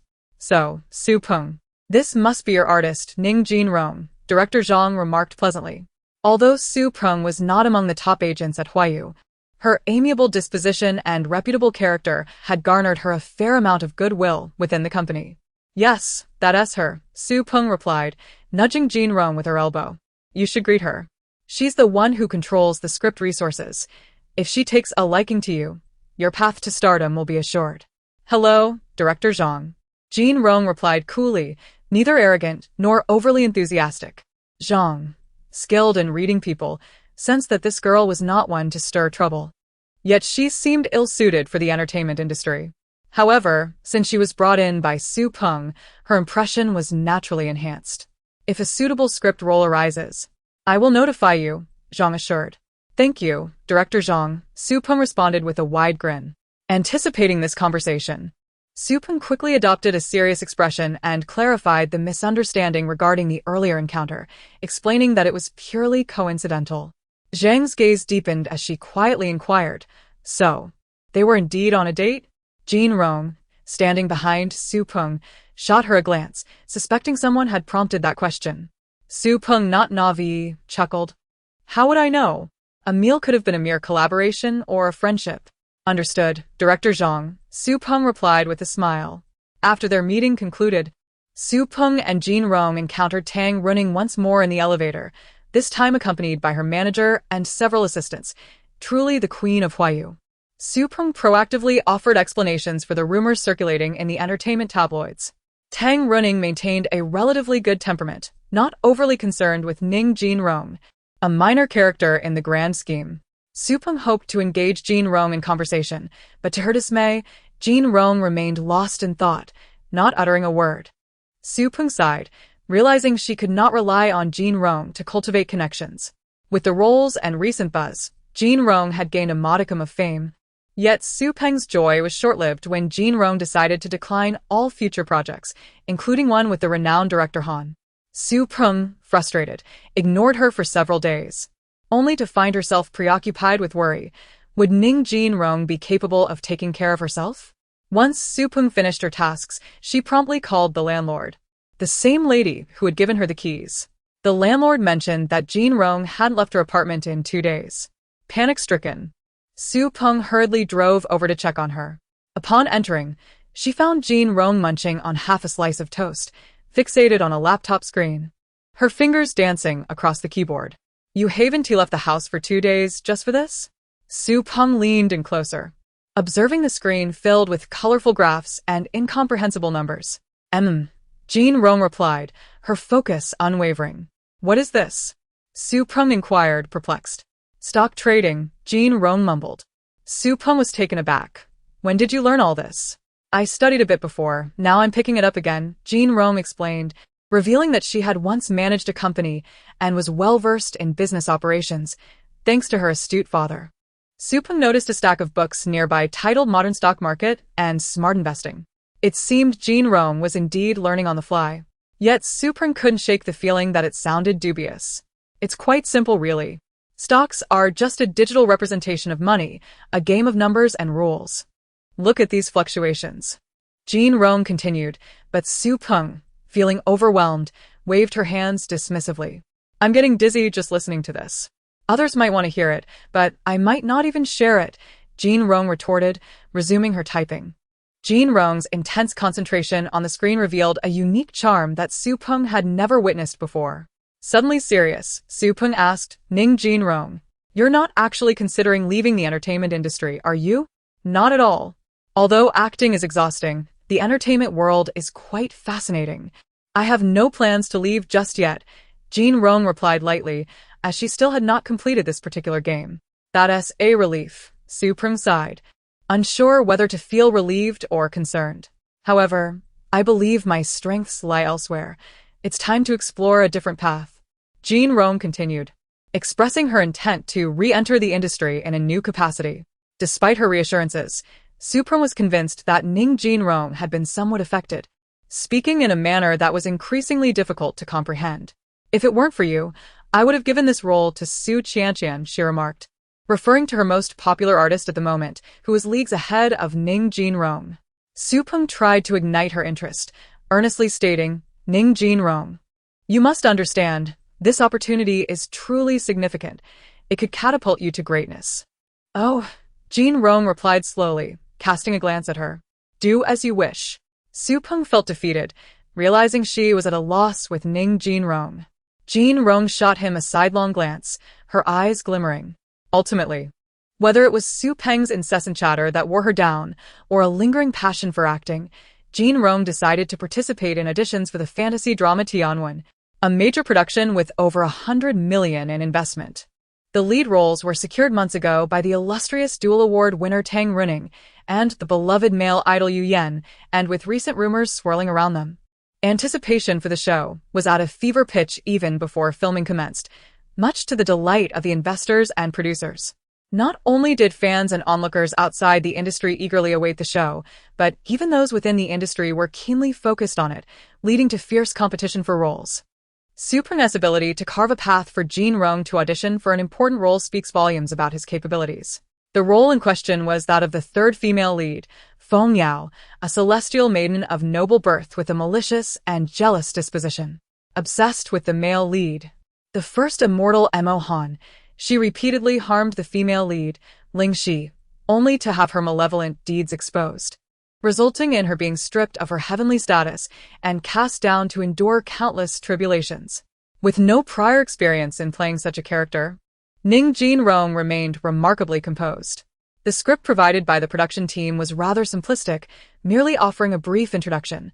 The true audition would hinge on their performance on site. Numerous actresses were participating in the audition, so there was no need to feel excessive pressure.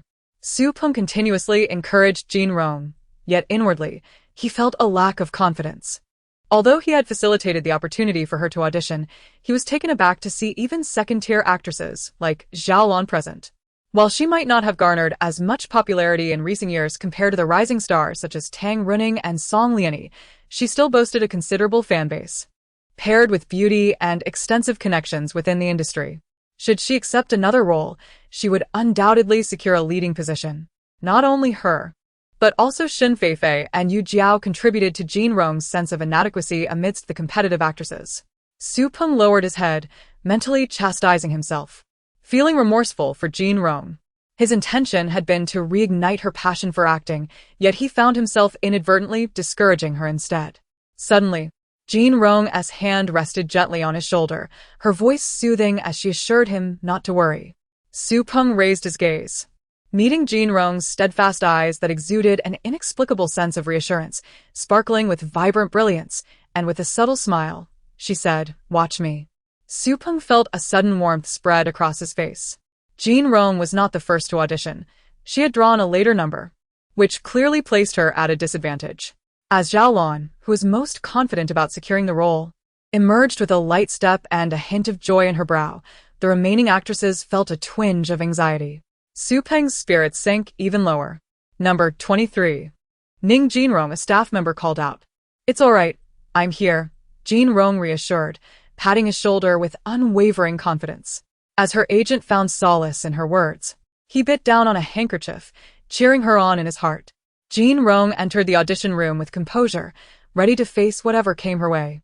She had never feared anything before. Moreover, she believed there was nothing she could not achieve. The audition room was modest, and upon entering, she noticed several individuals seated behind a table. The director, the screenwriter, the producer, and the male and female leads, Yu Yan and Tang Running. How intriguing that the leads of this production were indeed the stars of this world. "I am Ning Jin-rong," she said with a slight smile. Her calm and unflustered demeanor left a favorable first impression, unlike many other actresses who, despite their efforts to conceal their nerves, could not escape the discerning gaze of the panel. In stark contrast, Ning Jin-rong appeared utterly at ease, as if she were merely enjoying tea rather than auditioning. She exuded an air of someone skilled at turning the tables in her favor. The director's eyes deepened, casting a glance at Yu Yan. This artist was someone he had recommended, and he was curious about their connection. In truth, Yu Yan and Ning Jin-rong had no relationship at all, and he had no recollection of her. The recommendation stemmed from the camaraderie between Yu Yan's agent, Yuan Ke, and Su Peng, who had been college classmates and maintained a good rapport. It was Su Peng who had requested the favor, and Yu Yan was willing to oblige his agent with a chance to audition. However, the opportunity alone would not guarantee Jin-rong the role. It would depend on her own merits. Yu Yan had heard that director Wen Lu placed great importance on this production, which the broadcasting network intended to promote as a major opening show. Thus, the casting process was meticulous and cautious. Wen Lu shared this sentiment. While he could grant the audition opportunity as a courtesy, securing the role would be another matter entirely. An assistant approached Jin-rong. handing her a sheet of paper with dialogue and stage direction from the script. Director Wen says you have 3 minutes to read and memorize the lines. I'm ready, Jean Rong replied after merely glancing at the paper, returning it to the assistant. The director, astonished and somewhat skeptical, inquired, You memorized it all? With a cheerful smile. She responded, There weren't many words. It's not difficult to remember, and you did say to read it once, didn't you? While others had claimed to read it once, the passage contained over 1,000 words. Could this actress truly have photographic memory? Jean Rong maintained her confident smile. Having experienced so much in her life, she had indeed honed her ability to recall with ease. Well then, let us begin. Since Ning Jinrong had made her assertion, Director Wen would not insist she review further, though his tone was firm. Forgetting lines was a cardinal sin in acting. If Ning Jinrong was merely overconfident or attempting to fool him, he would not be lenient simply because of her recommendation. When Lu said, Yu Yan, you will perform the scene with her. Understood, Yu Yan nodded. In this performance, there existed a concept of stealing the scene, where the disparity in acting skills could cause the audience to focus solely on the dominant actor, leading the other to be overlooked and lose their own performance state. This was, in essence, a significant test presented by the director. Nevertheless, Jean Rong remained composed, revealing no sign of anxiety. Seemingly unaware that she was acting alongside the youngest best actor in the country, Yu Yan, who had received numerous awards. In truth, nothing had yet frightened her. The scene in question involved the celestial maiden Feng Yao luring the protagonist Ling Shi into a trap, while the male lead, Mo Han, sought her out. With Ling Shi hidden in a floral grove by Feng Yao, who skillfully misled Mo Han elsewhere, Yu Yan seamlessly slipped into character, embodying the aloof immortal, cold as ice. Have you seen Ling Shi? He asked. The immortal chuckled. I've been in this floral grove all day. I have not ventured anywhere. Jean Rong, with gentle affection, portrayed innocence and purity. Both the director and Tang Runing were momentarily astonished. From the very beginning, Ning Jinrong had not been overshadowed. She remained unaffected by Yu Yan's presence. They observed that Yu Yan had not shown any leniency, showcasing his award-winning acting skills, nearly causing Zhao Lan to falter in the previous audition. This so-called obscure little artist exhibited an extraordinary burst of talent. Yu Yan was taken aback. He still recalled Ning Jinrong's previous lackluster performance, which had been quite poor. Yet, in a mere 2 months, she had undergone a remarkable transformation. His brief moment of astonishment did not disrupt his immersion in the scene. The performance continued between him and Ning Jinrong, who portrayed Feng Yao with a captivating allure, delivering her lines with a persuasive charm, as if presenting the truest of truths. The screenwriter's eyes sparkled. She envisioned Feng Yao as a duplicitous character, initially pure and noble, possessing exceptional acting skills that made everyone believe in her grandeur, while she schemed against the protagonist, only to cleverly evade discovery when her schemes were nearly exposed. Then I shall seek her out in the mortal realm, Mo Han murmured, his brow subtly wavering as if swayed. The celestial maiden Feng Yao smiled even more, her gaze unwavering from Mo Han, the man she admired. This was the essence of Feng Yao, committing the most heinous of sins, yet appearing as a breath of fresh air, untouched by the mire of wrongdoing. As for Jean Rong, who said she could not act, she remembered her days performing alongside her former teacher, Xiao Yu, and the esteemed Zhou Junbai, where they had entertained many and even played tricks on several. Those days had been joyful. Acting now was enjoyable, but it was not enough. She aimed to make it even more captivating, and a genuine smile graced her lips. Upon exiting the audition room, her agent Su Peng rushed to her side. His expression a mixture of worry and anxiety, even more animated than Jean Rong herself. Yet, he refrained from inquiring about the audition outcome, as hope appeared dim. After a moment's pause, Su Peng finally asked, Are you hungry? What would you like to eat? With a slight smile, Jean Rong replied, I want to eat Dinghu Shangsu. Su Peng hesitated, checking his wallet. All right, let's go eat Dinghu Shangsu, he said, biting the bullet. As they left, other actresses who had yet to depart exchanged puzzled glances, bewildered by the contrasting expressions of triumph on Jean Rong's face and dejection on her agent's. Just as Su Peng begrudgingly paid, his friend Yuan Ke called. Su Peng. I have good news. Your artist Ning Jinrong has secured the role. I heard her audition was a remarkable display of talent, and she was not overshadowed by Yu Yen at all. Once the call ended, Jin Rong emerged from the restaurant, having satisfied her hunger, and asked, "Have you settled the bill?" Su Peng suddenly embraced her, exclaiming, "Jin Rong, you got the role. It's yours." Jin Rong wrinkled her nose, pulling the tearful Su Peng away. "Mind your image." She chuckled softly, patting his head. "Don't worry, even without this, I would still shine." Su Peng. It seems Jin Rong is increasingly enamored with portraying the great Emperor Shi Huang. As Yuan Ko had mentioned, the next day the production team called, requesting Su Peng to come and sign the contract, officially securing the role for Jin Rong. This decision was reached after extensive discussions among the director, screenwriter, and producer. Although Ning Jinrong's popularity is rather modest and she lacks a substantial fanbase, her audition during the day demonstrated that she could portray this role exceptionally well, potentially becoming a highlight of the production. Yu Yen and Tang Running, the leading actors, listened attentively nearby. Yu Yen, having personally witnessed Ning Jinrong's acting skills, had no objections. While Tang Running felt a slight twinge of threat regarding Jinrong's performance, she considered herself magnanimous and was willing to mentor her junior, responding with a cheerful demeanor. Once the official shooting commenced, Jinrong reported to the production team. There were many actors she did not know, but Su Peng had professionally gathered information on all the cast members. Among them was Song Liani, who was reputedly the only young star capable of competing with Tang Running. However, given the current circumstances, she still seemed to fall short.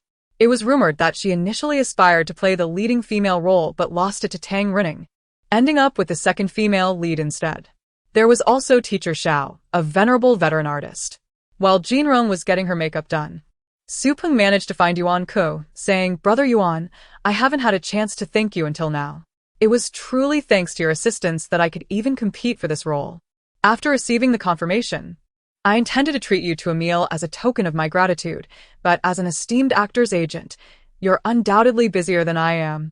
So, I hesitated to disturb you until I had the opportunity here." Yuan Ko, a few years older than Su Peng, appeared significantly more mature. With a slight stubble on his jaw and a cheerful disposition, he remarked, "Is there a need for thanks between us?" Su Peng scratched his head. However, Yuan Ko teased, "You seem quite invested in your artist, Ning Jinrong. Have you developed feelings for her?" Su Peng, feeling somewhat confused, could only stammer a response. Yuan Ko shook his head, expressing his dismay at his junior's naivety. After several years in the industry, Su Peng had fallen for a minor artist. "Su Peng, let me tell you, don't get too emotionally attached, or you may find yourself hurt." Yuan Ko had a genuine desire to help him. If Jinrong performed well in her role, it could elevate her status, and then Su Peng would see whether his feelings were genuine or otherwise. Su Peng remained resolute, asserting, "Brother Yuan, Jinrong will be a great actress." "Very well," Yuan Ko replied, casting a resigned glance at him. Upon witnessing the stunningly talented Ning Jinrong, who shone among seasoned actors and subtly exuded her own aura, Su Peng couldn't help but smile tenderly, believing that Ning Jinrong would undoubtedly rise to become a celebrated star. Cut. Good, moving on. After director Wen meticulously shot multiple takes, he finally expressed satisfaction. Due to concern that Jinrong might not enjoy the boxed lunches provided by the production team, Su Peng prepared lunch for her, which Jinrong appreciated. However, her satisfaction turned to dissatisfaction when she opened the oversized lunchbox, pouting, "Why is it always just vegetables? What about the sauteed prawns I asked for yesterday?" Su Peng argued, "But you're a female star. If you eat too much, what if you break out or gain weight?" Jinrong narrowed her eyes at him, speaking slowly. "Sauteed prawns." Su Peng conceded, "All right, I'll make sure to prepare it for you tonight." Jinrong's lips curled into a smile, drawing the attention of others in the crew, who noted how dutifully her manager catered to her whims. Gradually, rumors began to circulate within the crew that Ning Jinrong was acting like a diva, even more so than Tang Running or Song Liani.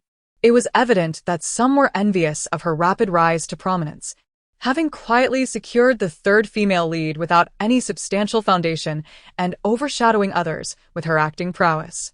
Upon hearing these rumors, Su Peng grew anxious, deciding to refrain from giving Jinrong special treatment and instead join the crew for boxed lunches to appear more humble. Yet, under Jinrong's insistence, he ultimately could not maintain that resolve. Don't worry, it will be fine, Jinrong said calmly after taking a bite of braised pork. Her tone as nonchalant as discussing the weather. Su Peng, puzzled, asked, "How do you know?" Jinrong merely smiled, fully aware that the whispers directed at her were just the beginning. The real storm was yet to come. Soon after, during a scene, a dispute arose between leading actress Tang Runing and second lead Song Liani. "What's the fuss?" "We're just acting," Song Liani said cheerfully, clearly enjoying the situation. Tang Runing, however, remained icy, as the scene required the female lead to transform into a spirit beast to protect her male counterpart, only to receive a slap from the second female lead. Yuing. While Tang Runing had no issue with acting, she recognized that Song Liani had intentionally cut the scene to land a heavier blow, which she could not tolerate. With one side of her face visibly swollen from the slap, Tang Runing's eyes blazed with indignation. Although she had fought her way up from the bottom, she had never faced such public humiliation before. "I'm just trying to make the scene more authentic," Song Liani said with a playful grin. Director Wen, however, interjected sternly, "That's enough. Let us do it again. Makeup artist, come touch up her makeup." After the touch-up, Tang Runing's face bore no traces of the previous incident, and Song Liani behaved herself, completing the scene without further incident. When Su Peng arrived with lunch, he was startled to hear about the near altercation between Tang Runing and Song Liani, surprised that discord could arise so soon into the shoot. "It seems it's only natural to stir up drama at the beginning," Jinrong said with a smile. "Otherwise, how could they swap roles?" She blew on her borscht, adding, "This isn't over yet, just wait and see." Tang Runing attempted to turn away, but found herself unable to escape as she muttered, "Thank goodness." Suddenly, Yu Yan appeared behind them, holding a paper cup, his expression cool. "No need to mind me. I merely came to get some water." The celebrated actor certainly shouldn't be fetching his own water. He could have easily asked his assistant to do it. Clearly, he was concerned about Tang Runing and had come to check on her, only to witness an intimate and unsettling scene. "This is none of your business," Tang Runing replied, unwilling to engage further. After Duan Ting left, she bit her lip, her expression filled with uncertainty. The next day, filming encountered yet another issue. Song Liani's beautiful face contorted in pain as she revealed a bloody ankle. She had stepped on a sharp object hidden in the grass during a scene. The crew was taken aback and quickly reacted, calling for an ambulance. In agony, Song Liani glanced up at Tang Runing, silently questioning, "Even if I slapped you for the scene, must you retaliate like this?" Was Tang Runing indeed seeking revenge? A number of individuals subconsciously cast their gaze towards Tang Runing, which was not entirely implausible. If I were responsible, I would readily admit it. If not, no one would dare to slander me. Tang Runing's expression was as cold as ice, her delicate features taut with tension. Jinrong calmly savored her lion's head meatballs for lunch, realizing that it was Song Liani who had orchestrated her assistant's dealings with the prop master. So that was the case. Su Peng instinctively remarked, but quickly registered the implications, nearly springing to his feet. He glanced around and, lowering his voice, cautiously inquired, "Jinrong, how do you know this?" Jinrong's eyes sparkled with amusement. "I witnessed it all. I even subtly adjusted her plans, considering Song Liani intended to pin the blame on me."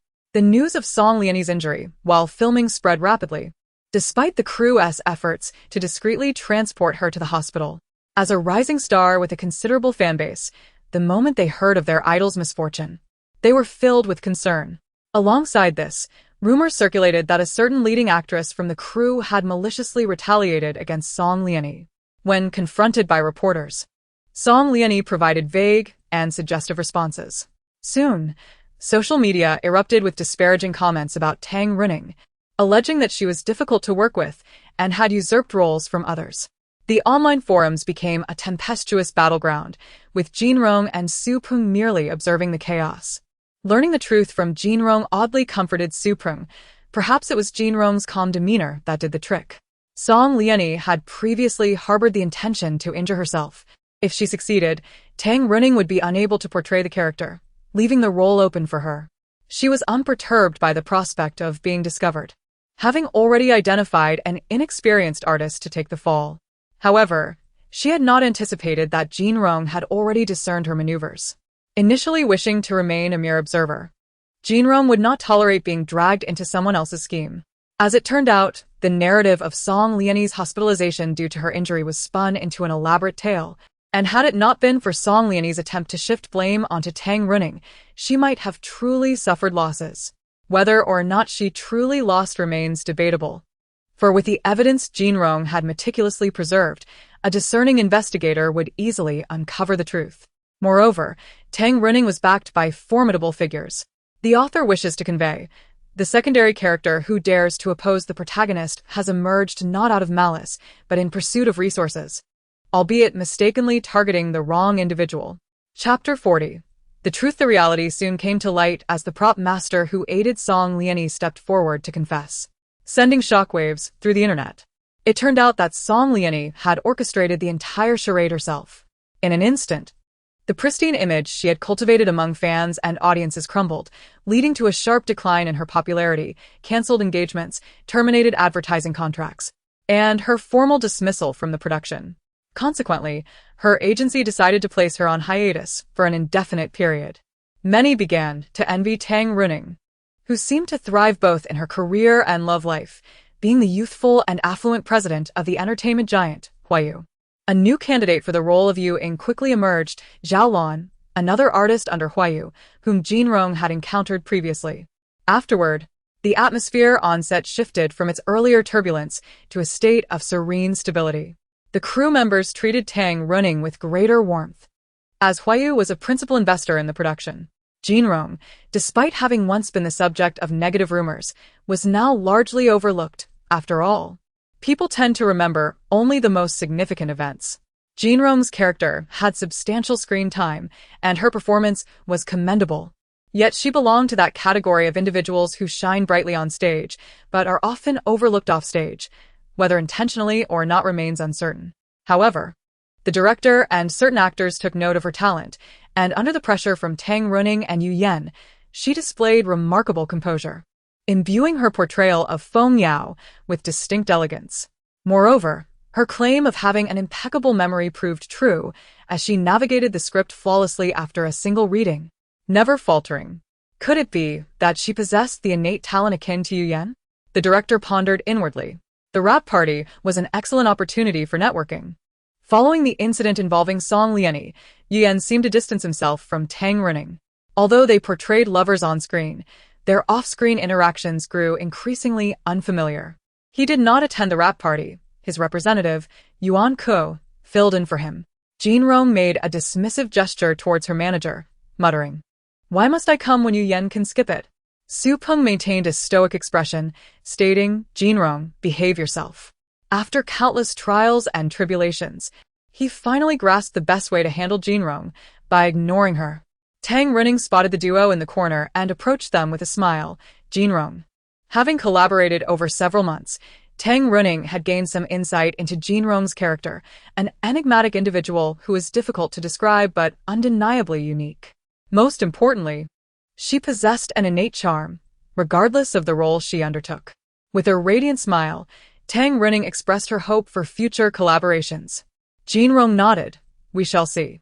Su Peng felt an overwhelming urge to decipher Jinrong's thoughts, particularly regarding her conversation partner, the illustrious Tang Running, who might soon become the official girlfriend of the Huayu president. Tang Running's lips curled into a smile.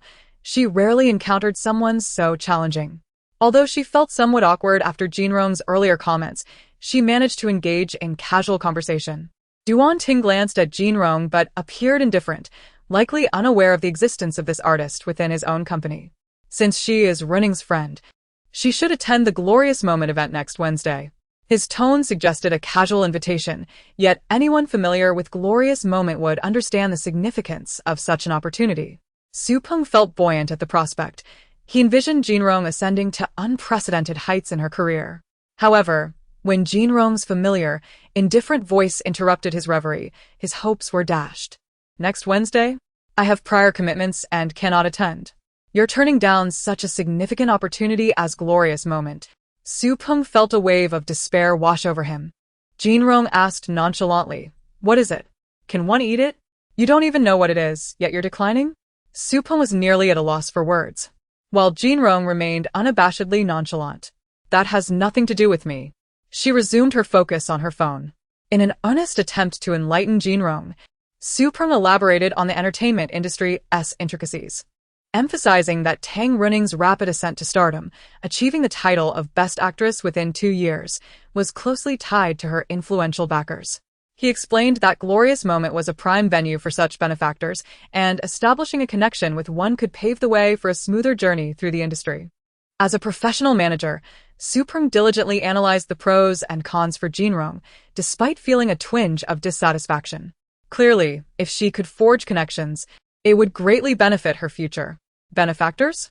Jinrong narrowed her eyes, her tone contemplative. Not going, she decisively stated, returning her attention to her phone.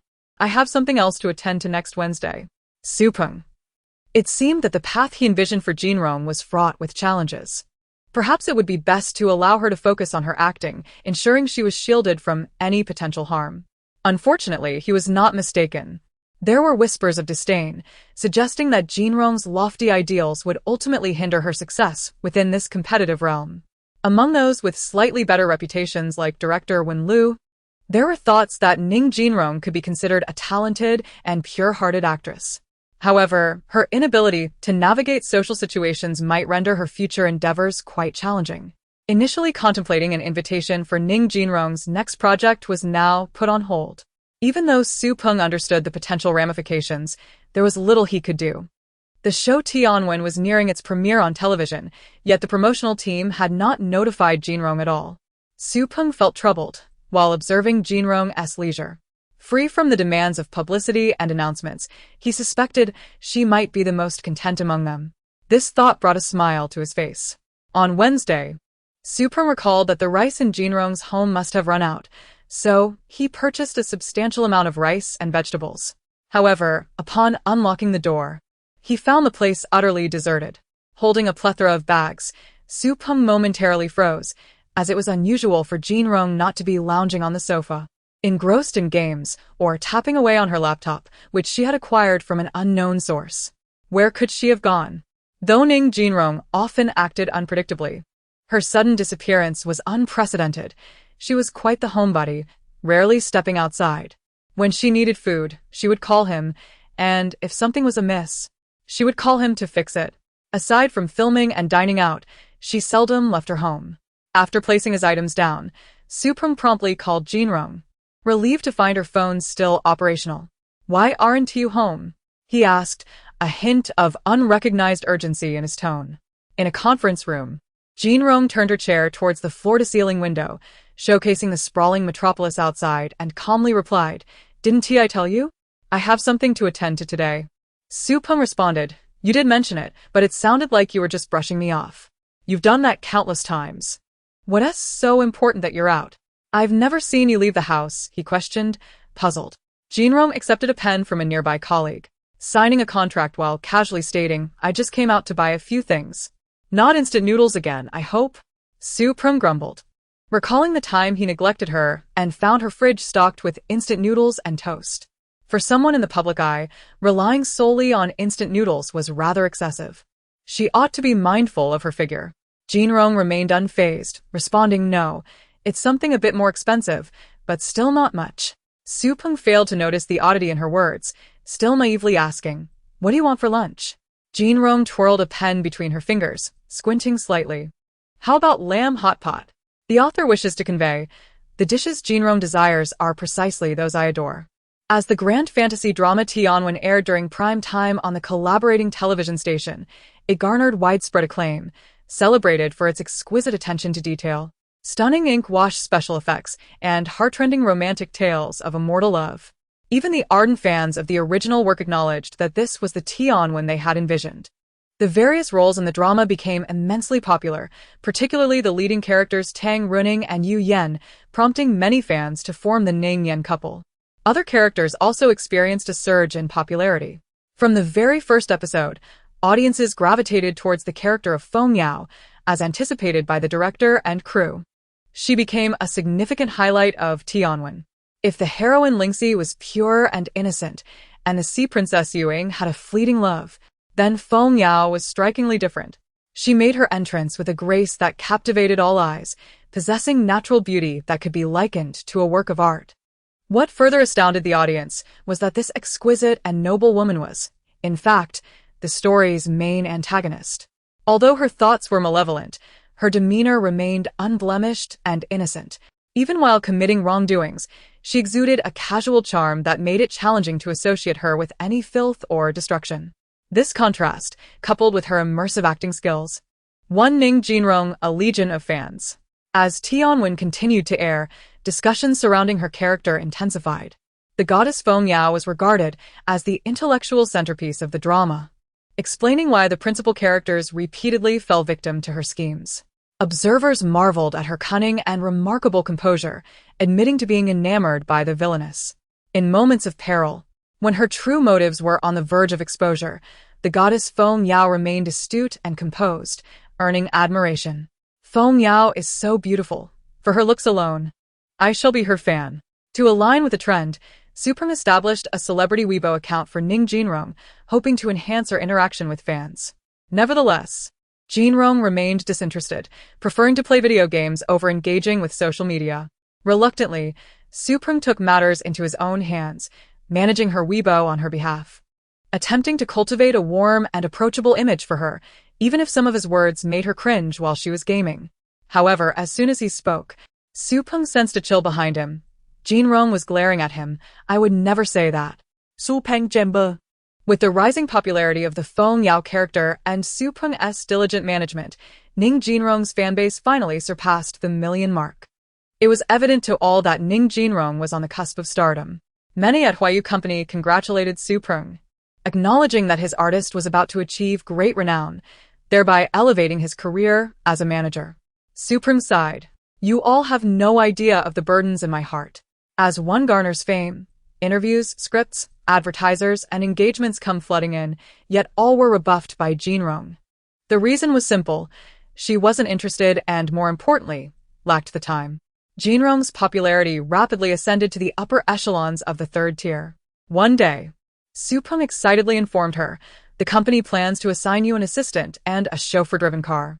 Such privileges were not afforded to every artist. At least, previous 18-tier artist Ning Jinrong had never enjoyed them. With her newfound fame, the company naturally prioritized her. Jinrong, are you happy? Supreme cheerfully inquired, seeking validation. Jinrong turned her head and replied, not really. She cast a peculiar look. Don't you already serve as my assistant? As for the car, I don't go out. Just buy what I need. Supreme retorted, you shouldn't take it for granted that I'm here to serve you. Also, I'm a manager, not an assistant. However, Supreme dared not voice his thoughts, as Jinrong's aura had grown increasingly formidable, leaving him feeling intimidated.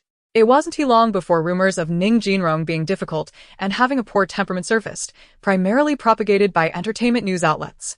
They were discontented, as Jinrong had shown no willingness to cooperate, and they struggled to even secure a single interview with her since Tianwen had premiered. Journalists harbored resentment, noting that even established stars would greet them with a smile, yet this newly popular artist displayed such disregard for them. Consequently, they reported on her with little restraint, writing whatever they pleased, even insinuating that her acquisition of the role was questionable, suggesting she might have risen through less than savory means, citing several examples. Naturally, they felt emboldened to act so brazenly, knowing that Ning Jinrong lacked substantial backing and had recently offended the head of her agency. The report emerged like a sudden explosion, igniting a flurry of skepticism among fans. Many remained unconvinced, yet neither Ning Jinrong nor her agency stepped forward to clarify the situation. The doubts morphed into genuine suspicion, prompting fans to waver in their support, questioning the integrity of the actress.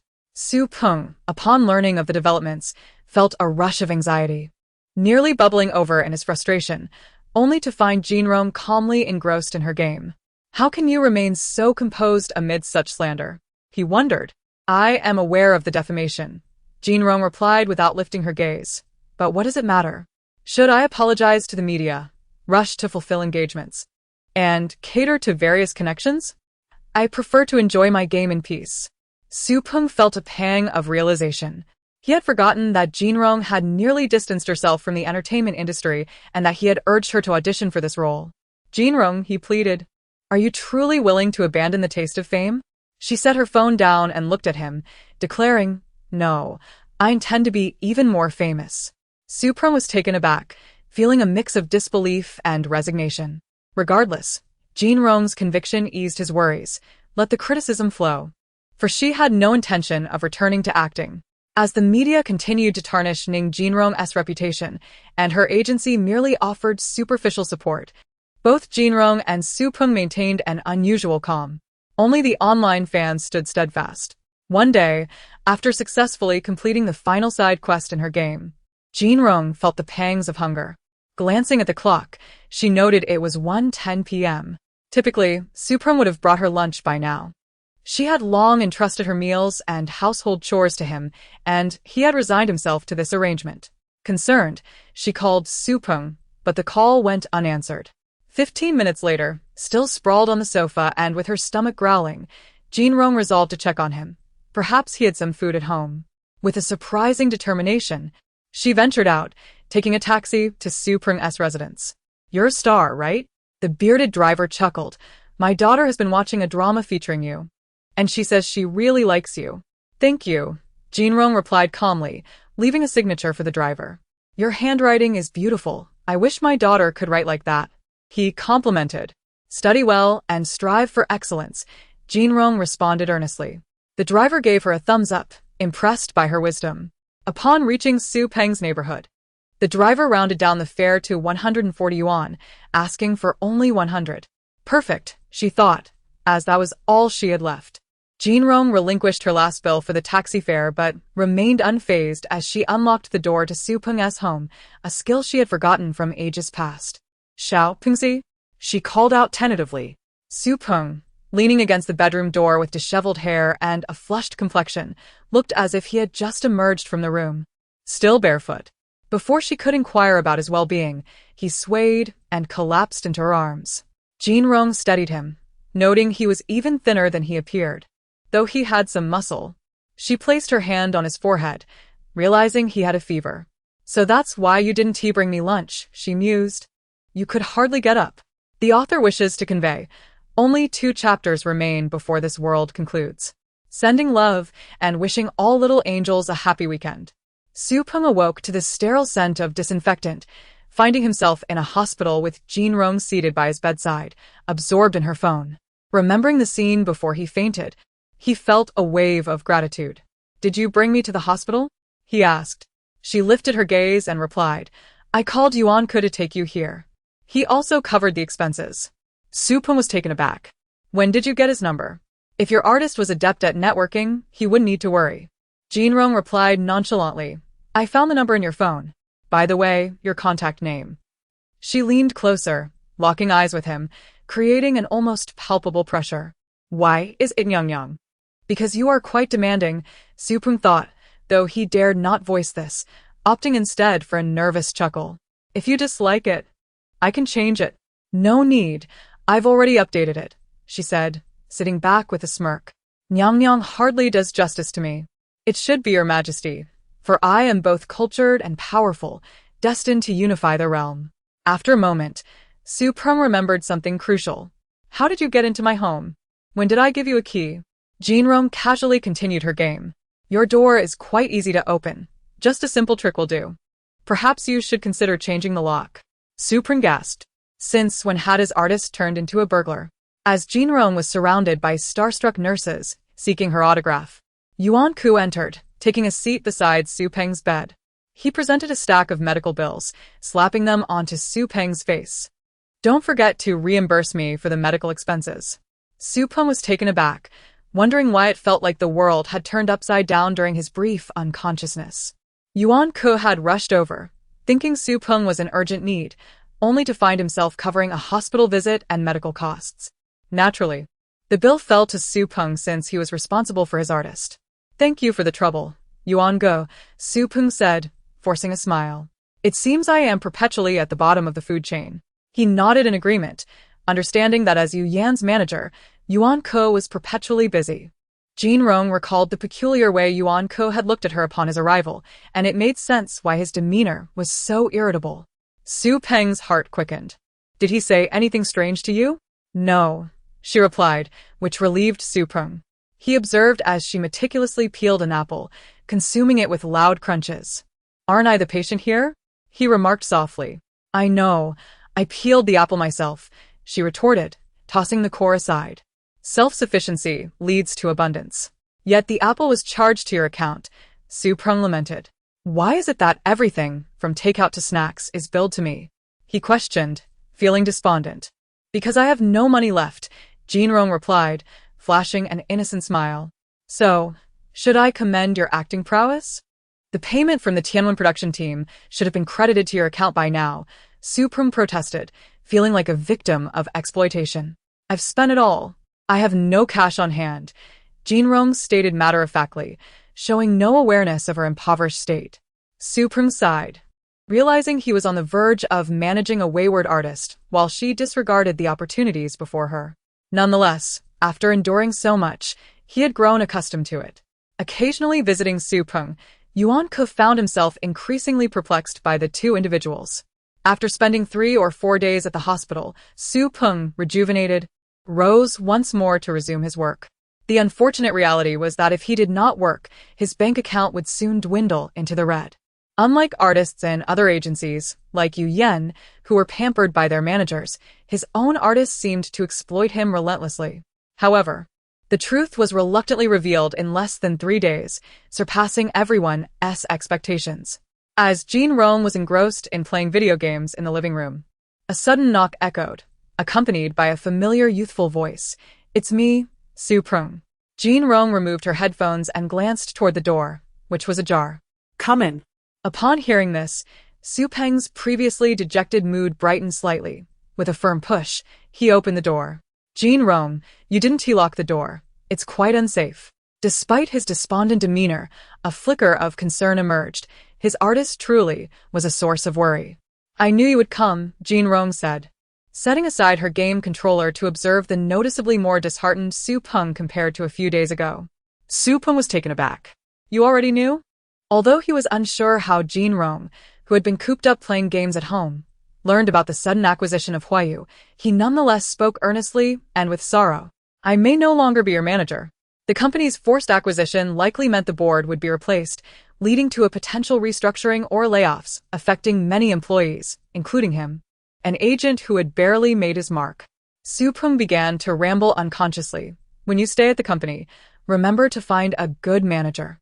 However, there aren't many as good as I am. Don't throw tantrums or boss people around like you did in front of me. Otherwise, you might get bullied. If you no longer wish to stay with the company. Jinrong suddenly interrupted, stay with me. I want to treat you poorly. She rose and sat on the sofa, crossing her legs. The new owner of Huayu is me. I recently acquired some shares, and combined with previously purchased scattered stocks, I have successfully taken over Huayu. I've become the largest shareholder. I've hitched my wagon to a golden horse.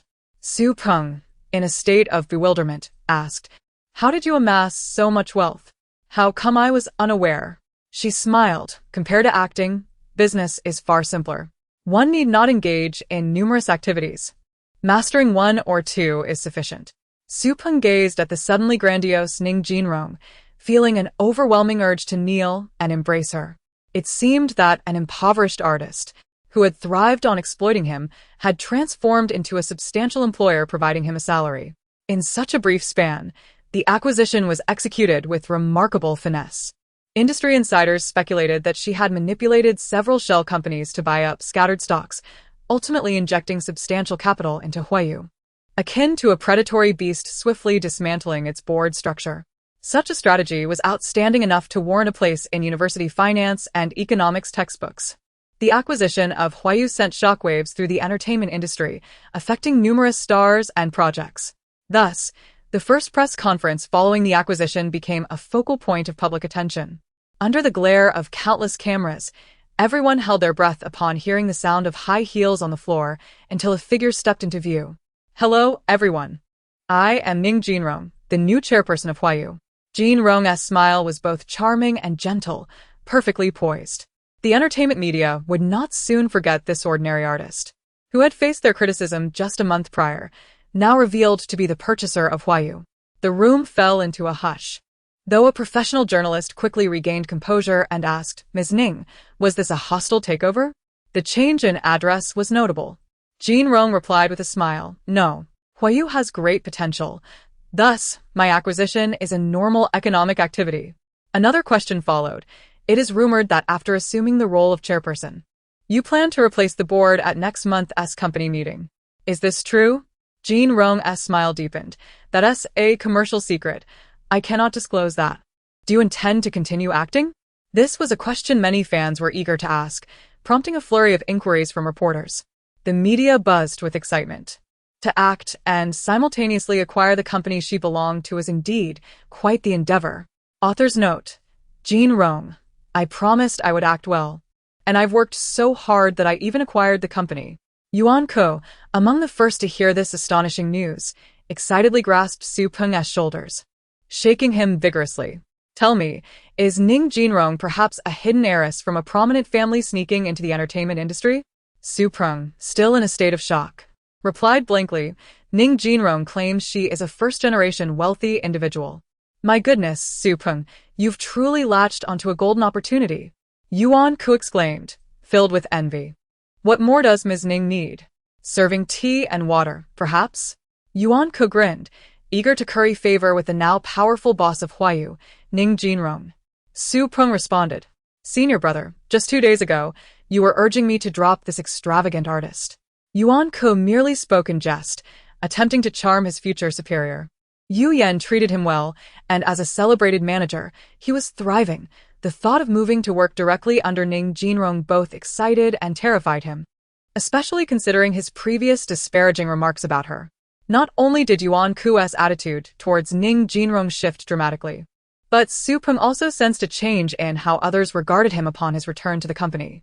People's attitudes were overwhelmingly positive. Even the artists under his management treated him like a revered star, remembering that he was the sole person by the president's side during his days as a struggling artist. Su Peng pondered. Is this what they call a rising tide lifting all boats? Does this mean I am a dog or a chicken? Su Peng, having grown accustomed to Jin Rong's sharp tongue, calmly disregarded her previous comment. Well, I prefer cats, so let us say I'm a cat. Su Peng then stiffly turned his head to face the individual seated in the president's chair, engrossed in her phone. Is what you said true?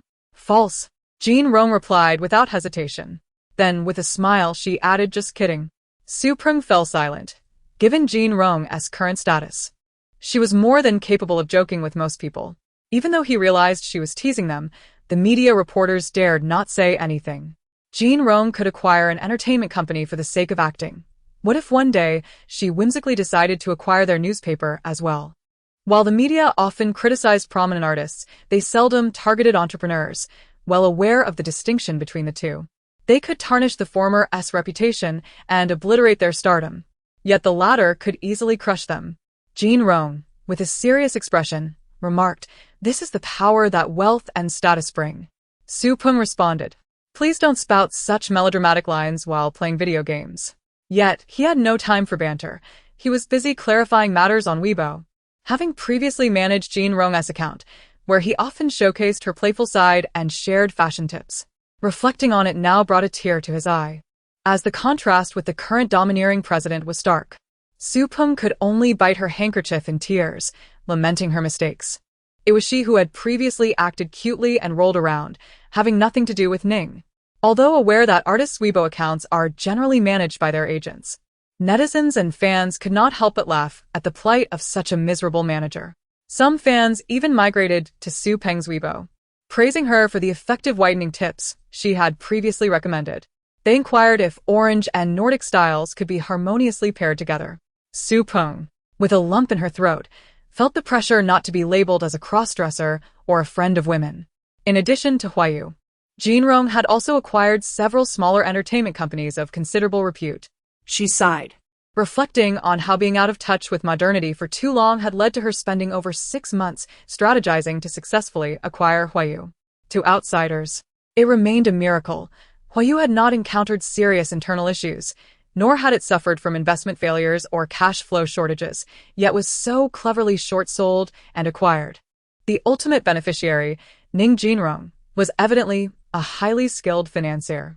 Duan Ting frowned, uncertain of Ning Jinrong's current demeanor as the company board meeting was imminent. He understood what he stood to lose if he refused. Previously, he had sensed a subtle admiration from Ning Jinrong towards him. However, with her transformation from an obscure actress to a powerful boss holding his 10-year contract, Yu Yan could not help but feel a strange emotion regarding Ning Jinrong. Fortunately, Yuan Ke and Su Peng had a good relationship, and his current treatment was far more lenient than before. With talent, beauty, and popularity, she was not likely to go astray. Reflecting on this, Tang Running felt much better and became more focused, earnestly working on her latest project. Unbeknownst to her, Jinrong intended to keep her around for a future film, imagining the delightful experience of performing alongside the protagonists of a novel. Jinrong smiled at the thought. From directors and producers to stagehands and props, everything must align with her wishes. Controlling the scene was what Jinrong desired from her acting. Almost every year, Jinrong would have her company arrange for 1 or 2 films or television series that matched her vision, allowing her to play a role of interest. Be it a supporting character or an antagonist, these works often garnered prestigious awards, and other companies in the entertainment industry were not so ungracious as to deny her this opportunity, sharing the spoils without reluctance. Entertainment company executives often had their quirks, some preferring to entertain male or female stars. What difference did it make if one was simply fond of acting? When the time was ripe, Jinrong would whimsically transform her favorite game into a film. In a past life, she had lost such an opportunity, having been unable to act on her beloved game before heading to Africa. As for the cast, it was simple. The leading lady would be Tang Running, the leading man Yu Yan, and the second male lead would be Zhou He. Conveniently, her company's roster had nearly all the protagonists and supporting characters covered, and the finished film would premiere in the recently acquired largest cinema chain, claiming a significant share of domestic awards. The leading lady Tang Running and the leading man Yu Yan felt as if their boss had seized control of the entire entertainment industry. Ning Jinrong, the object of countless cameras, had single-handedly cultivated the most prosperous era in the entertainment world, elevating numerous stars and creating several classic works. Her acting prowess and mastery over the industry earned her widespread acclaim, leaving behind a legacy of intrigue. She was undoubtedly the queen of the entertainment realm of that era. The author has a note: the inconsequential extras of Jinrong and Su Peng. Ever since becoming the president of Huayu, countless beauties, both female and male artists, have sought to curry favor with the esteemed boss.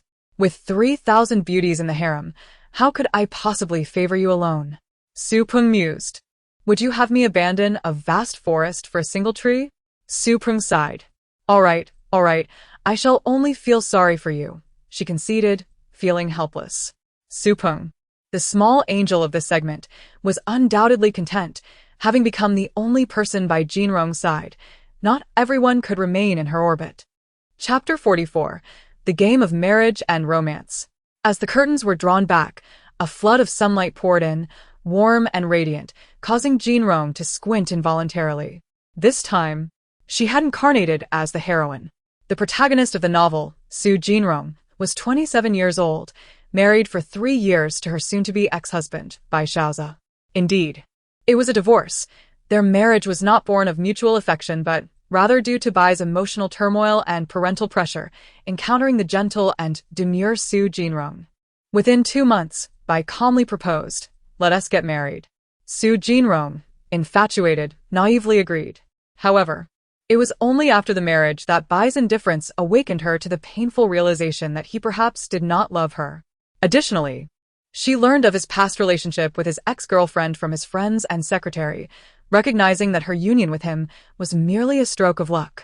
How could a girl from an ordinary family marry the handsome and wealthy heir of a family business? Su Jinrong had felt inferior for not being worthy of Bai Shaoza and had tried to win his heart through silent sacrifices, but Bai remained distant. Ultimately, they did not divorce. If Jinrong had not entered the narrative, the plot would have continued with Bai refusing to divorce, unable to discern his feelings for his ex, and with parental pressure causing them to live apart. During this time, with the warm-hearted male supporting character, the ex-girlfriend, and Bai's friends complicating matters, Bai would discover his love for Su Jinrong, leading them back together and culminating in a child. This was essentially a tale of a couple mending their broken relationship. Now. Su Jinrong was on the verge of proposing divorce to Bai, an awkward situation for her as the newly embodied heroine. Jinrong merely sighed inwardly, knowing it was a trap. As for the romantic game, even if Jinrong wished to partake, she would not choose Bai Xiaoza, for he played poorly. There was a more pressing matter at hand. Jinrong opened her wardrobe, changed into another outfit, and, guided by her memories, retrieved the items she desired. Descending the stairs, she was met by a middle-aged woman dressed as a housekeeper. This was Aunt Xiao, assigned by the Bai family to care for Bai Xiaoza and Su Jinrong. Aunt Xiao was someone Bai could trust and treated Su Jinrong with great respect. As Jinrong prepared to leave, she casually remarked, "I understand." Aunt Xiao was mildly surprised to see Jinrong heading out, as she typically dined at home, and Bai was usually the one absent during mealtimes. The Bai family was a prestigious household in S-City, and although this was not their main residence, it was situated in a high-end villa community with ample grounds. After refusing the Bai family's driver, it took Jinrong 30 minutes to walk from the villa to the community entrance. Fortunately, she wore flat shoes. Otherwise, she might have felt inclined to tear the place down. Jinrong hailed a taxi at the entrance of the villa area, heading directly to the hospital. It was essential to check her current health status, for she was a married woman, and anything could happen. After undergoing an examination at the hospital and receiving a doctor's certificate indicating she was not pregnant, Jinrong felt a wave of relief wash over her. Thankfully, she was not expecting a child, thus sparing herself from the physical toll of an abortion, which can be quite detrimental to a woman's health. After glancing over the document, she folded it and tucked it into her bag.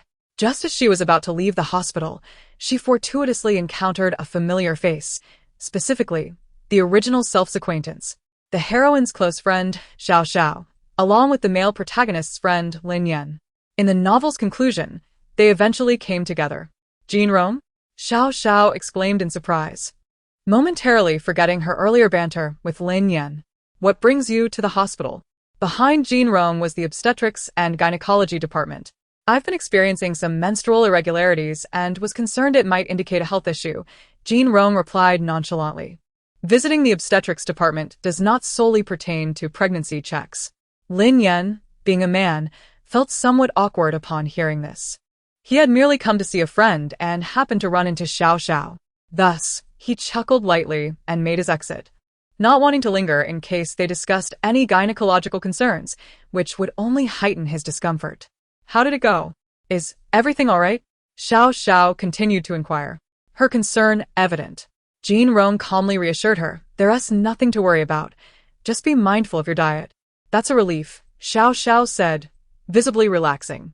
However, she soon noticed that Jinrong was alone and couldn't help but express her discontent. Bai Xiaoza is truly inconsiderate. He didn't even accompany you to the hospital when you were feeling unwell. Jinrong smiled lightly, politely declining Xiao Xiao's invitation for lunch. Upon checking her bank account at the bank, Jinrong discovered that despite her regular job, she had only saved a few thousand yuan.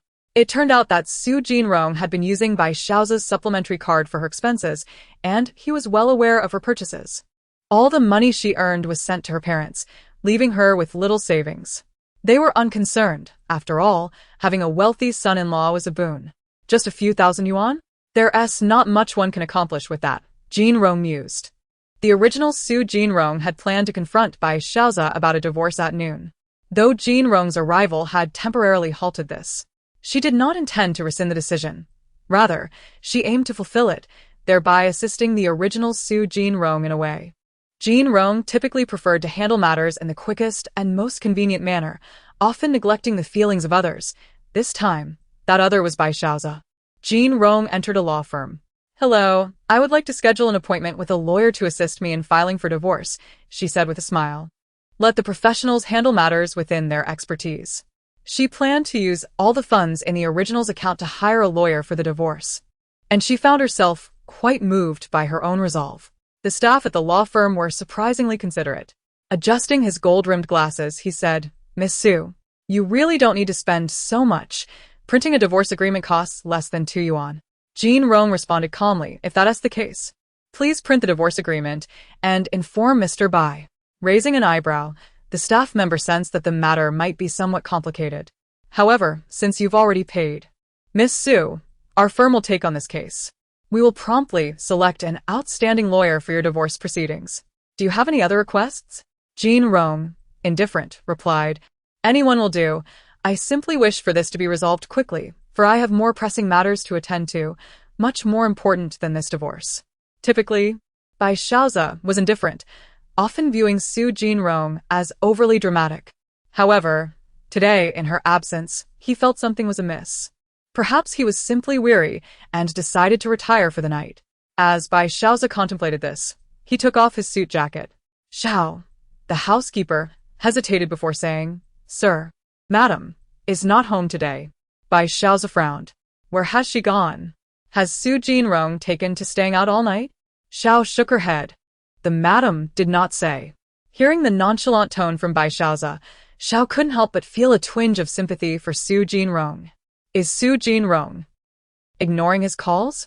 Bai Xiaoza pressed, rubbing his aching temples as unease crept in. He decided to call the Su family to inquire. Initially planning to handle company affairs before seeking out Su Jean Rong, his intentions were thwarted when Xiao Xiao stormed into his office, disregarding his secretary's attempts to stop her. How can Su Jean Rong just vanish? She has not answered my calls. Did you do something to her? Bai Xiaoza sighed. Knowing Xiao Xiao's fiery temperament all too well, their initial acquaintance stemmed from her. I don't know, he replied, a mix of irritation and dejection in his tone. You don't know? You're her husband. Yet you remain calm while she's missing? Xiao Xiao's anger flared. I shouldn't have introduced Jean Rong to you in the first place. If Bai Xiaoza hadn't done anything wrong, how could Su Jean Rong, with her gentle disposition, possibly leave home without a word and ignore her calls?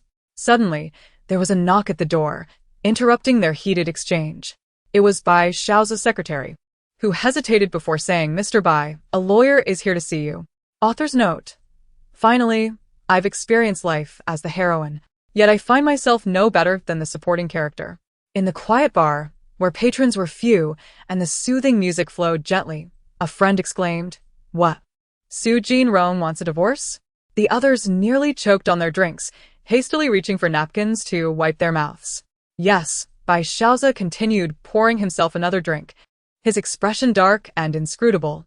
The lawyer she appointed has already delivered the divorce agreement to me. One of his friends, Jiang Su, couldn't help but marvel. This is quite astonishing. The typically meek person suddenly making such a bold move. After regaining his composure, Jiang Su curiously asked, What did you do to force her to initiate a divorce? Bai Xiaoza raised an eyebrow, pondering why everyone jumped to the conclusion that he had wronged Su Jean Rong. While it was understandable for Xiao Xiao, as a close friend, to think this way, Jiang Su was merely a childhood friend who had little interaction with Su Jean Rong. Before he could reflect further, Lin Yan chimed in, I saw Su Jean Rong at the hospital yesterday. She seemed perfectly fine. Not at all like someone intending to divorce you. She went to the hospital? Bai Xiaoza was taken aback. Jiang Su teased. You didn't even know your wife went to the hospital?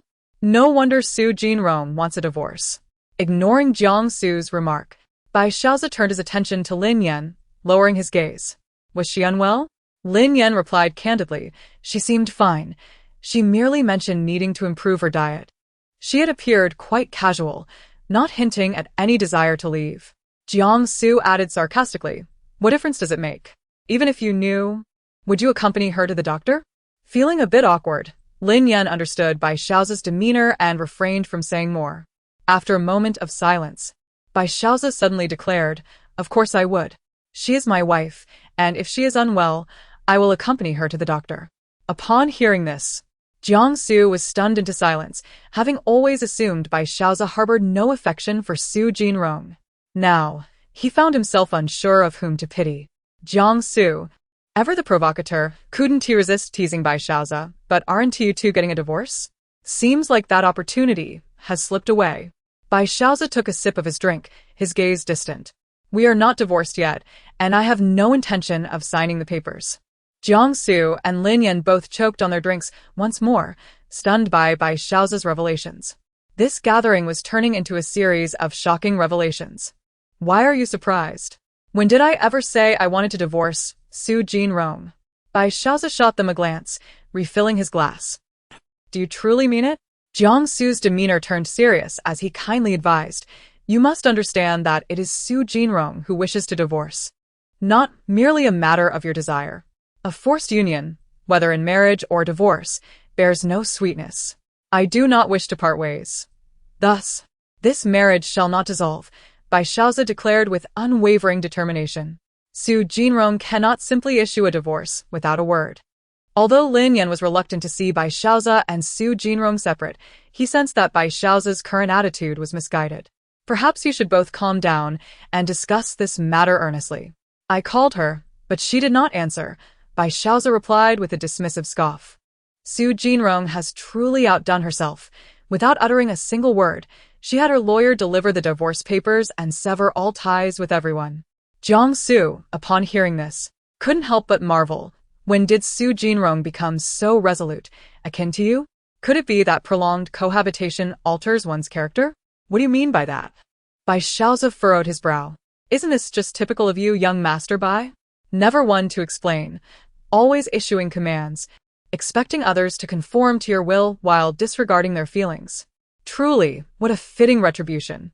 Tell me, how many times have you genuinely considered Su Jinrong's feelings or offered her explanations? Just like now, Su Jinrong's actions are so decisive, and you stubbornly refuse to sign the papers, acting solely on your own whims. Bai Xiaozi found himself momentarily speechless. At that moment, his phone rang unexpectedly. Upon answering, his expression shifted dramatically. "Chun Yu is in trouble, at the hospital. I must go," he stated curtly before taking his leave. Lin Yan's expression turned complex, while Jiangsu shook his head in dismay. Alas, Su Jinrong is the one to be pitied, entangled with such a scoundrel. Bai Xiaozi was not. As his childhood friends Lin Yan and Jiangsu presumed, still harboring feelings for Chenyu. Rather, he felt compelled to act due to her predicament. Arriving at the hospital, he learned that Chenyu had fallen from a height. In the stark white hospital room, a young woman with delicate features lay on the bed, her complexion pale and frail. With her right leg encased in a cast, her beautiful eyes flickered with surprise upon seeing him. "Xiaozi, you've come?" Bai Xiaozi suppressed all emotions. "How could you be so careless? What did the doctor say?" Chan Yu managed to smile, explaining, "I intended to tidy the attic.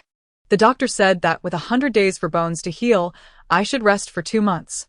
Meanwhile, Xiao Xiao, having calmed the Su family, learned from Lin Yan that Bai Xiaozi was visiting his injured ex-girlfriend, which infuriated her. Jinrong is nowhere to be found, and he has the audacity to attend to his former lover." Lin Yan, aware of her impending anger, quickly intervened. "This is their matter. We outsiders should not interfere. Jinrong is my dear friend. How can I stand by while Bai Xiaozi mistreats her to the point of seeking a divorce?" Xiao Xiao retorted, visibly upset.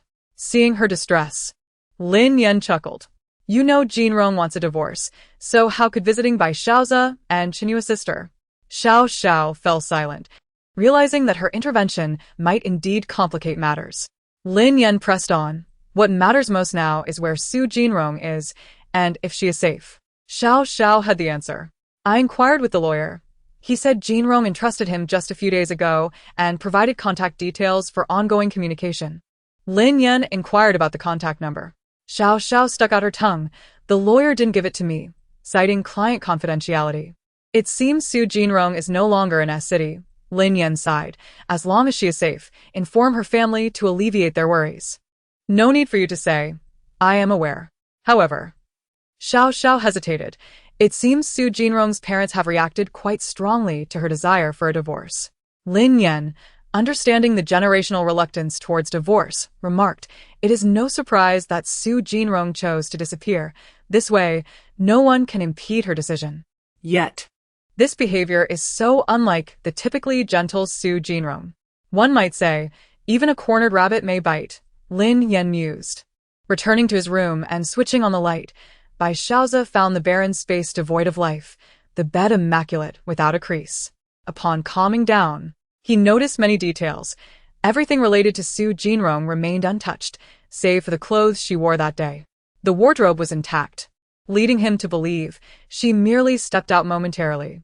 When had she begun to leave so casually? No, it was not mere carelessness. At least her identification documents were all taken.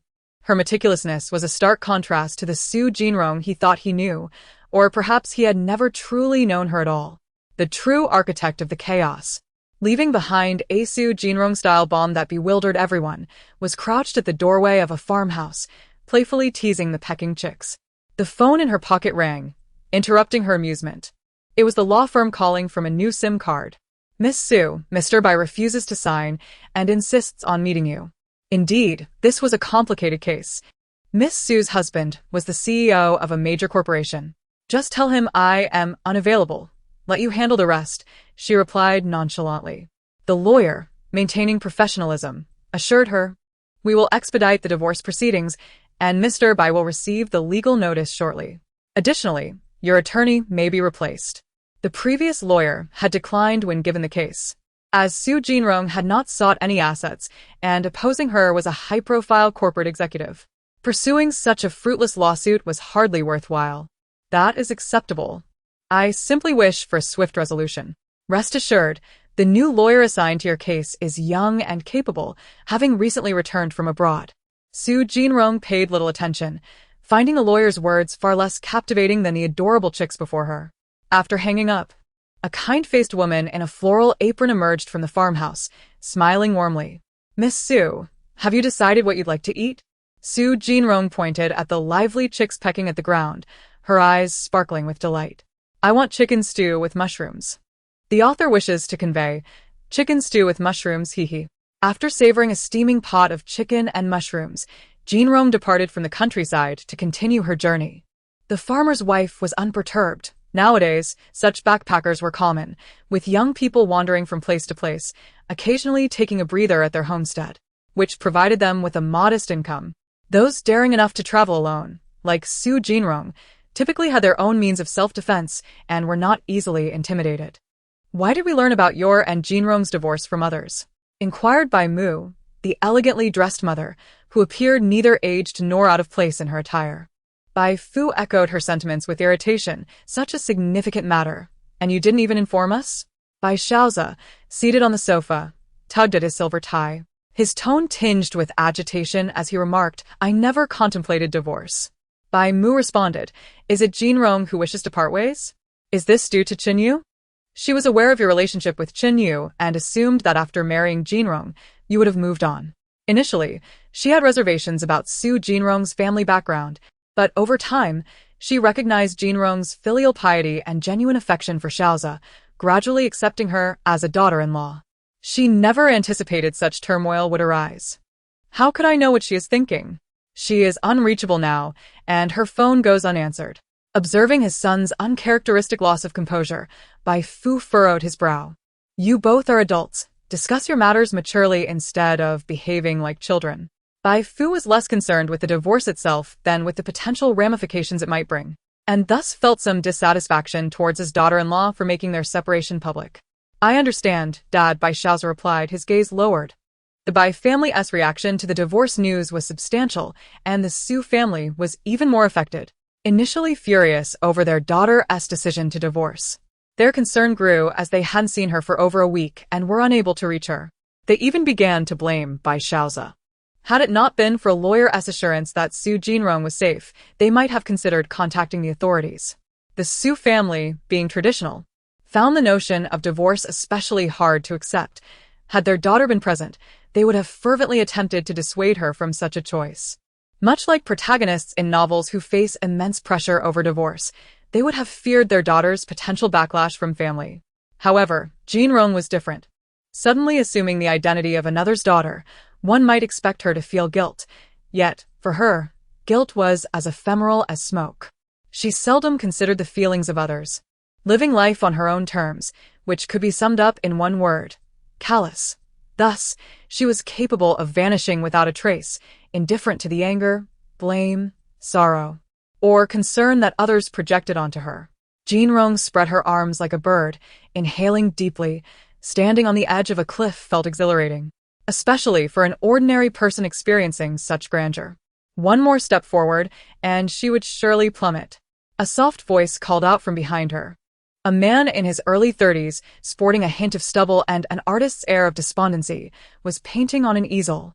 Regarding Jinrong's audacious confidence, he quipped, "If you fall, I will have no one left to paint." His name was Xian, a painter who enjoyed capturing the beauty of perilous landscapes. Having been on a creative journey for 2 years, he had unexpectedly encountered Jinrong, initially mistaking her intentions for suicidal despair. "Who stands at the cliff's edge, extending their head downwards, if not seeking death?" he exclaimed, rushing to rescue her and nearly losing his footing himself, only to be saved by Jinrong's grip. The subsequent 2 days were a whirlwind of adventure as she spent his money on food and entertainment. Surely, this cannot be intentional, he mused. Soon after, she unwittingly attracted a horde of city ruffians who pursued him relentlessly, fixated solely on him. Although they narrowly escaped, Xian couldn't help but express his frustration upon seeing Jinrong with a large bag of bread, appearing innocently oblivious. "What have you done?" he lamented. "I did nothing." Jinrong shrugged. "I merely turned the tables on a few petty thieves when they attempted to rob me and reported their hideout to the police." Her smile was that of an angel. "Then why are they seeking revenge on me?" he protested, feeling unjustly ensnared in her chaos. He had always been cautious about avoiding trouble, preferring to quietly express his artistic inclinations. Jinrong pondered, "Perhaps it's because your photo was prominently displayed on my wallet." "Your wallet?" Xian gasped. "Why is it with you?" Legally speaking, it was indeed his wallet, and Jinrong retorted, "I safeguarded it." She then produced a familiar black wallet from her paper bag. Xian mournfully accepted the wallet, wishing she had protected him instead. Opening it, he discovered it devoid of cash. "What happened to the promise of safeguarding my wallet?" he asked, despairing. He had just withdrawn the money yesterday. Determined not to suffer loss, he insisted Jinrong model for him, to which she nonchalantly acquiesced. After witnessing her effortlessly incapacitate a couple of thugs with her unorthodox fighting techniques, he quickly conceded that having her as a model was a trivial affair. Thus, their current situation unfolded. Xian mused that he could not dissuade her reckless spirit. So he suggested that she allow him to create a few portraits before her self-destructive tendencies took flight. After completing the remarkable paintings and departing from the reputedly treacherous canyon, Jinrong proposed their separation, turning away with a casual grace, not even bothering to wave goodbye. Xian was taken aback. It seemed there was someone even more carefree than he was, and this was intolerable. To Jinrong, Xian, the somewhat naive artist, was merely a fleeting encounter on her journey. She had encountered many like him before. The lawyer representing Su Jinrong had already indicated intentions to file for divorce in court. Bai Xiao's attorney was perplexed, as the divorce was neither due to asset division nor issues concerning children, yet Mr. Bai insisted upon suppressing the divorce proceedings. The thoughts of the affluent are indeed difficult to decipher. He made it clear to Bai Xiao that if Mrs. Su Jinrong remained unreachable, they would have no choice but to pursue stringent legal channels. As Jinrong strolled along the seaside, enjoying the gentle breeze, her phone chimed with an email from her company. It appeared Bai Xiao had applied pressure on her workplace. Her eyes flickered with interest. If that were the case.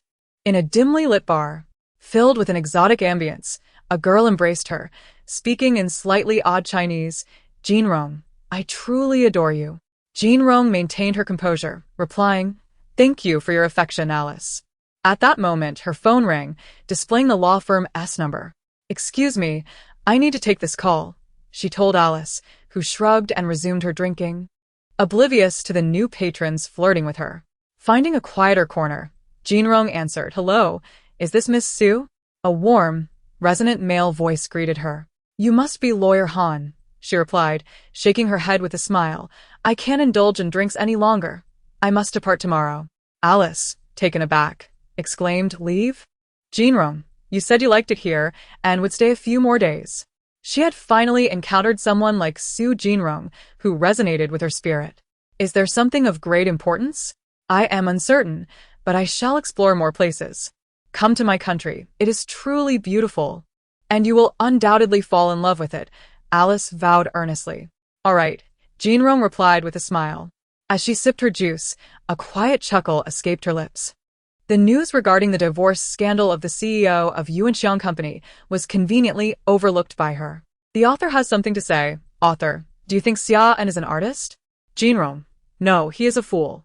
Upon encountering that name, Jinrong was reminded of Han Chen, a character in the novel who, during the female lead's low point, did his utmost to assist her and then gracefully withdrew when the male lead sought to win her back, earning him the title of a warm-hearted backup. Unexpectedly, fate had brought them together again, and the presence of this primary male supporting character momentarily reminded Jinrong of her role as the female protagonist in the narrative. Although ultimately inconsequential. What is Miss Su contemplating? The young lawyer in a blue suit inquired gently. We agreed to meet the day after tomorrow. Additionally, there is the matter of asset division. Mr. Bai is quite insistent on a legal separation, rather than the relinquishment of all assets as suggested by Su Jinrong. Please convey to him that it is unnecessary, lest he might regret it, Jinrong concluded, her smile enigmatic. Han Chen nodded. Understood. I shall endeavor to comply with your wishes. I regret to inform you, Mr. Bai, that Miss Su has expressed her desire not to meet you. The lawyer's address towards Su Jinrong had shifted. In his view, Mr. Bai's obstinacy would yield no fruitful results. Meanwhile, Bai Xiaozi had already hung up the phone. Bai Xiaozi visited Chen Yu once more at the hospital.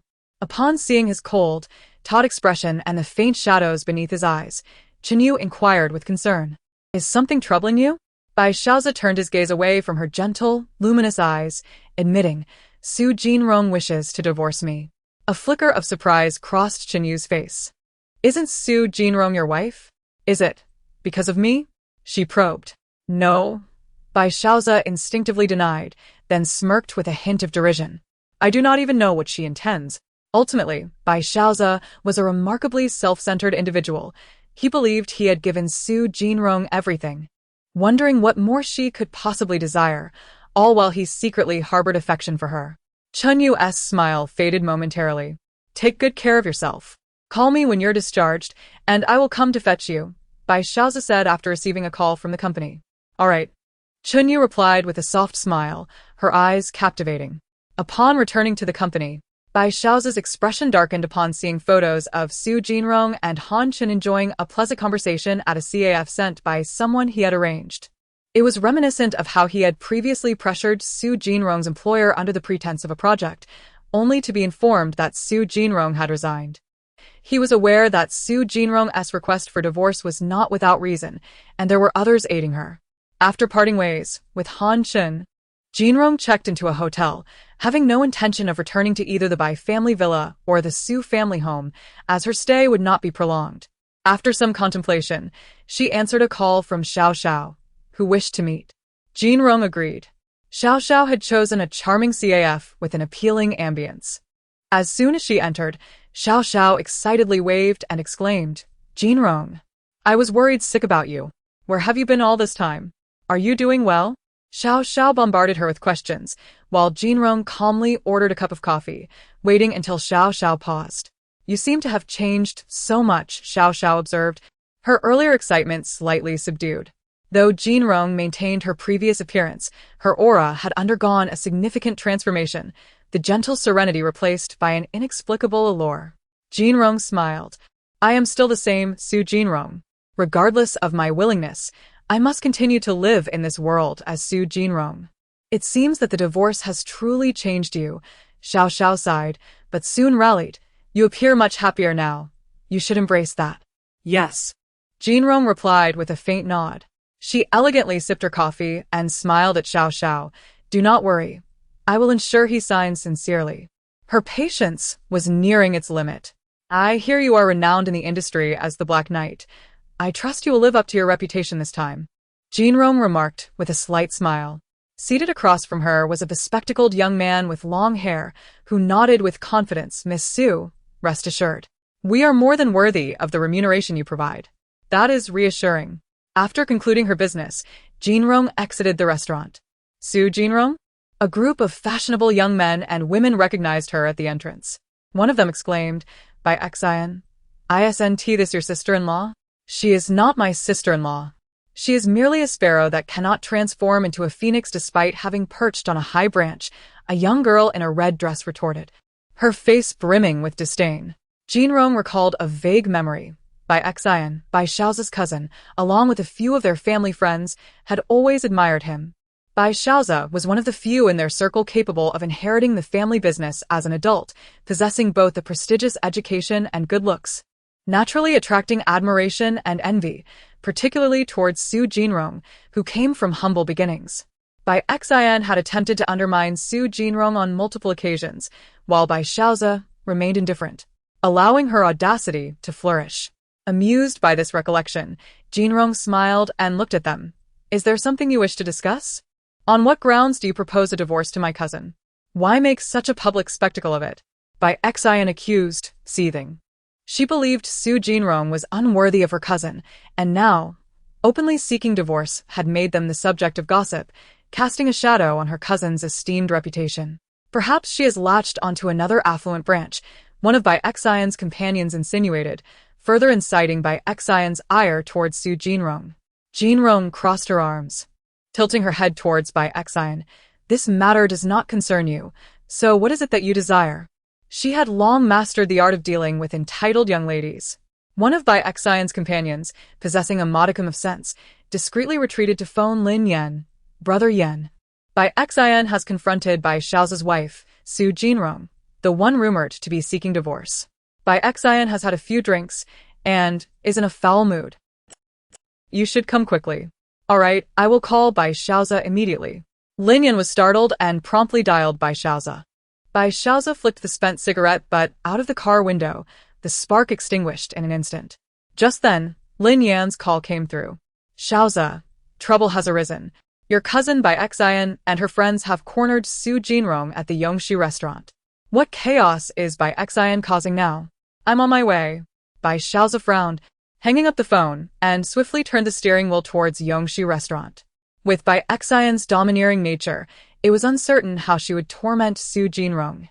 At that moment, Bai Xiao found himself reflecting on Su Jinrong, realizing perhaps it was through loss that one recognizes the value of another, and that he indeed held feelings for her, albeit he was reluctant to acknowledge it. Upon arriving at Yongxi restaurant, Bai Xiao was met with a crowd and several police cars, indicating a serious incident had transpired. Bai Xiao's heart sank. Could it be that Su Jinrong had been injured? Was Bai Xian out of her mind? Did she not realize that Su Jinrong was her sister-in-law? How dare she block her way with people? Bai Xiao's anger flared as he unbuckled his seatbelt, flung open the car door, and rushed towards the crowd. Su Jinrong! Su Jinrong! He pushed through the throng, only to find not the injured Su Jinrong he had expected, but a group of young boys and girls crouching on the ground with their hands raised and heads bowed. Among them was his cousin Bai Xian. Upon hearing his voice, she lifted her head with delight and exclaimed, Brother Xiao. Bai Xian? Shock flickered in Bai Xiao's eyes. What was happening? He scanned the area but saw no sign of Su Jinrong. A police officer sternly instructed Bai Xian, be quiet and do not move. To his surprise, Bai Xian complied, lowering her head and refraining from further speech. Seeing Bai Xiao equally bewildered, Lin Yan felt a headache coming on and turned to the officer. Excuse me, officer.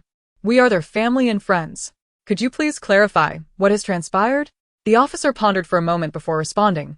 Since you are family, you may come to the station with us. At the S-City police station, at 2 a.m, Lin Yan finally grasped the situation after much confusion. The officer at the desk was taking notes. Bai Xian, still in handcuffs, exclaimed indignantly, Su Jinrong didn't even drive here. She deceived us into thinking that was her car. A middle-aged woman dressed like a socialite stood up in fury, declaring, You dare to damage someone else's car? That was my brand new Aston Martin. Bai Xian shrank back, conceding that she was indeed one who feared the strong. The officer, still taking notes, raised his head to remind them, this is not a trivial matter. It constitutes intentional damage to another's property. Cousin, Brother Yan, help me. I don't want to go to jail. Bai Xian, who had never encountered such a situation and usually only bullied her peers, began to cry in desperation. Bai Xiao felt a headache coming on. If it were not for the faint kinship he felt for his cousin, he would have already called his uncle and aunt to handle their daughter instead of waiting in the police station until the early hours of the morning for her release. Bai Xian shook her head vigorously. I swear I haven't taken drugs. Believe me, brother. Neither have we. Her friends chimed in, shaking their heads in unison, as this charge was one they could not bear. What about what you said earlier? There are bystanders with recordings as evidence, the veteran officer interrogated sternly. If not for the collective drug use accusation, the police would not have taken this matter so seriously, nor would they have denied bail for so long. I was just provoked by Su Jinrong and spoke recklessly. I didn't think it through, Bai Xian whimpered, almost on the verge of tears. Had she known, she would never have dared to provoke Su Jinrong, practically courting disaster. After merely exchanging a few words and scratching a car, she was on the brink of imprisonment. She was no minor, and thus not protected by law. At that moment, a young officer entered briskly and approached the veteran officer, stating, "Officer Song, the medical tests came back negative, and we have thoroughly checked these individuals' vehicles and spoken with the restaurant staff. There is no evidence of drug use." Upon hearing this exonerating news, Bai Xian and her friend's eyes brightened, while Bai Xiaozi and Lin Yan both exhaled in relief. Although they were irritated by the events of the day, they could not deny their concern for the children they had watched grow up. Officer Song nodded. Then informed Bai Xiaozi, since the drug use accusation is unfounded, they may be temporarily released. However, upon hearing the word however, Bai Xian and her friend's heart sank again. Officer Song continued, directing his gaze toward the car's owner, regarding the intentional damage to property. "We will need to consider whether to file a case. I suggest you negotiate with the owner amicably and seek a private settlement to avoid formal prosecution. Or else we will have to proceed with legal proceedings."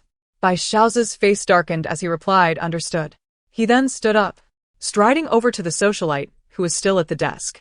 If it were an ordinary person, monetary compensation might suffice, but if the other party was wealthy, petty, and unreasonable, it would pose a significant challenge.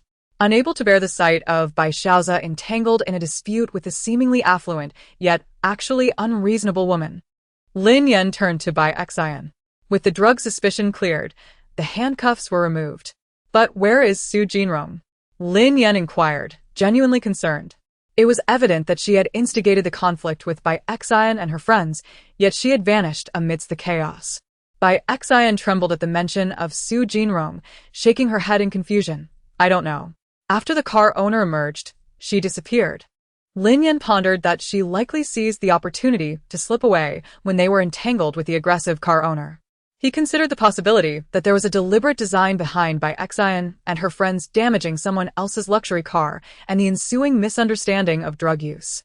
Surely, it couldn't be that sinister, he thought, managing a wry smile. After incurring significant financial compensation and enduring a sense of grievance, Bai Xiaozi finally managed to escort the group of youngsters out of the police station. "What on earth happened last night? I heard Bai Xian and the others had cornered Jinrong." Xiao Xiao exclaimed, her voice brimming with indignation. Lin Yan offered a wry smile.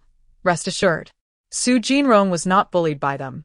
Quite the contrary, they were the ones who were bullied by her, and they were left in a pitiful state, spending several hours in the station." After providing a brief explanation to ease Xiao Xiao's concerns, he glanced at his watch.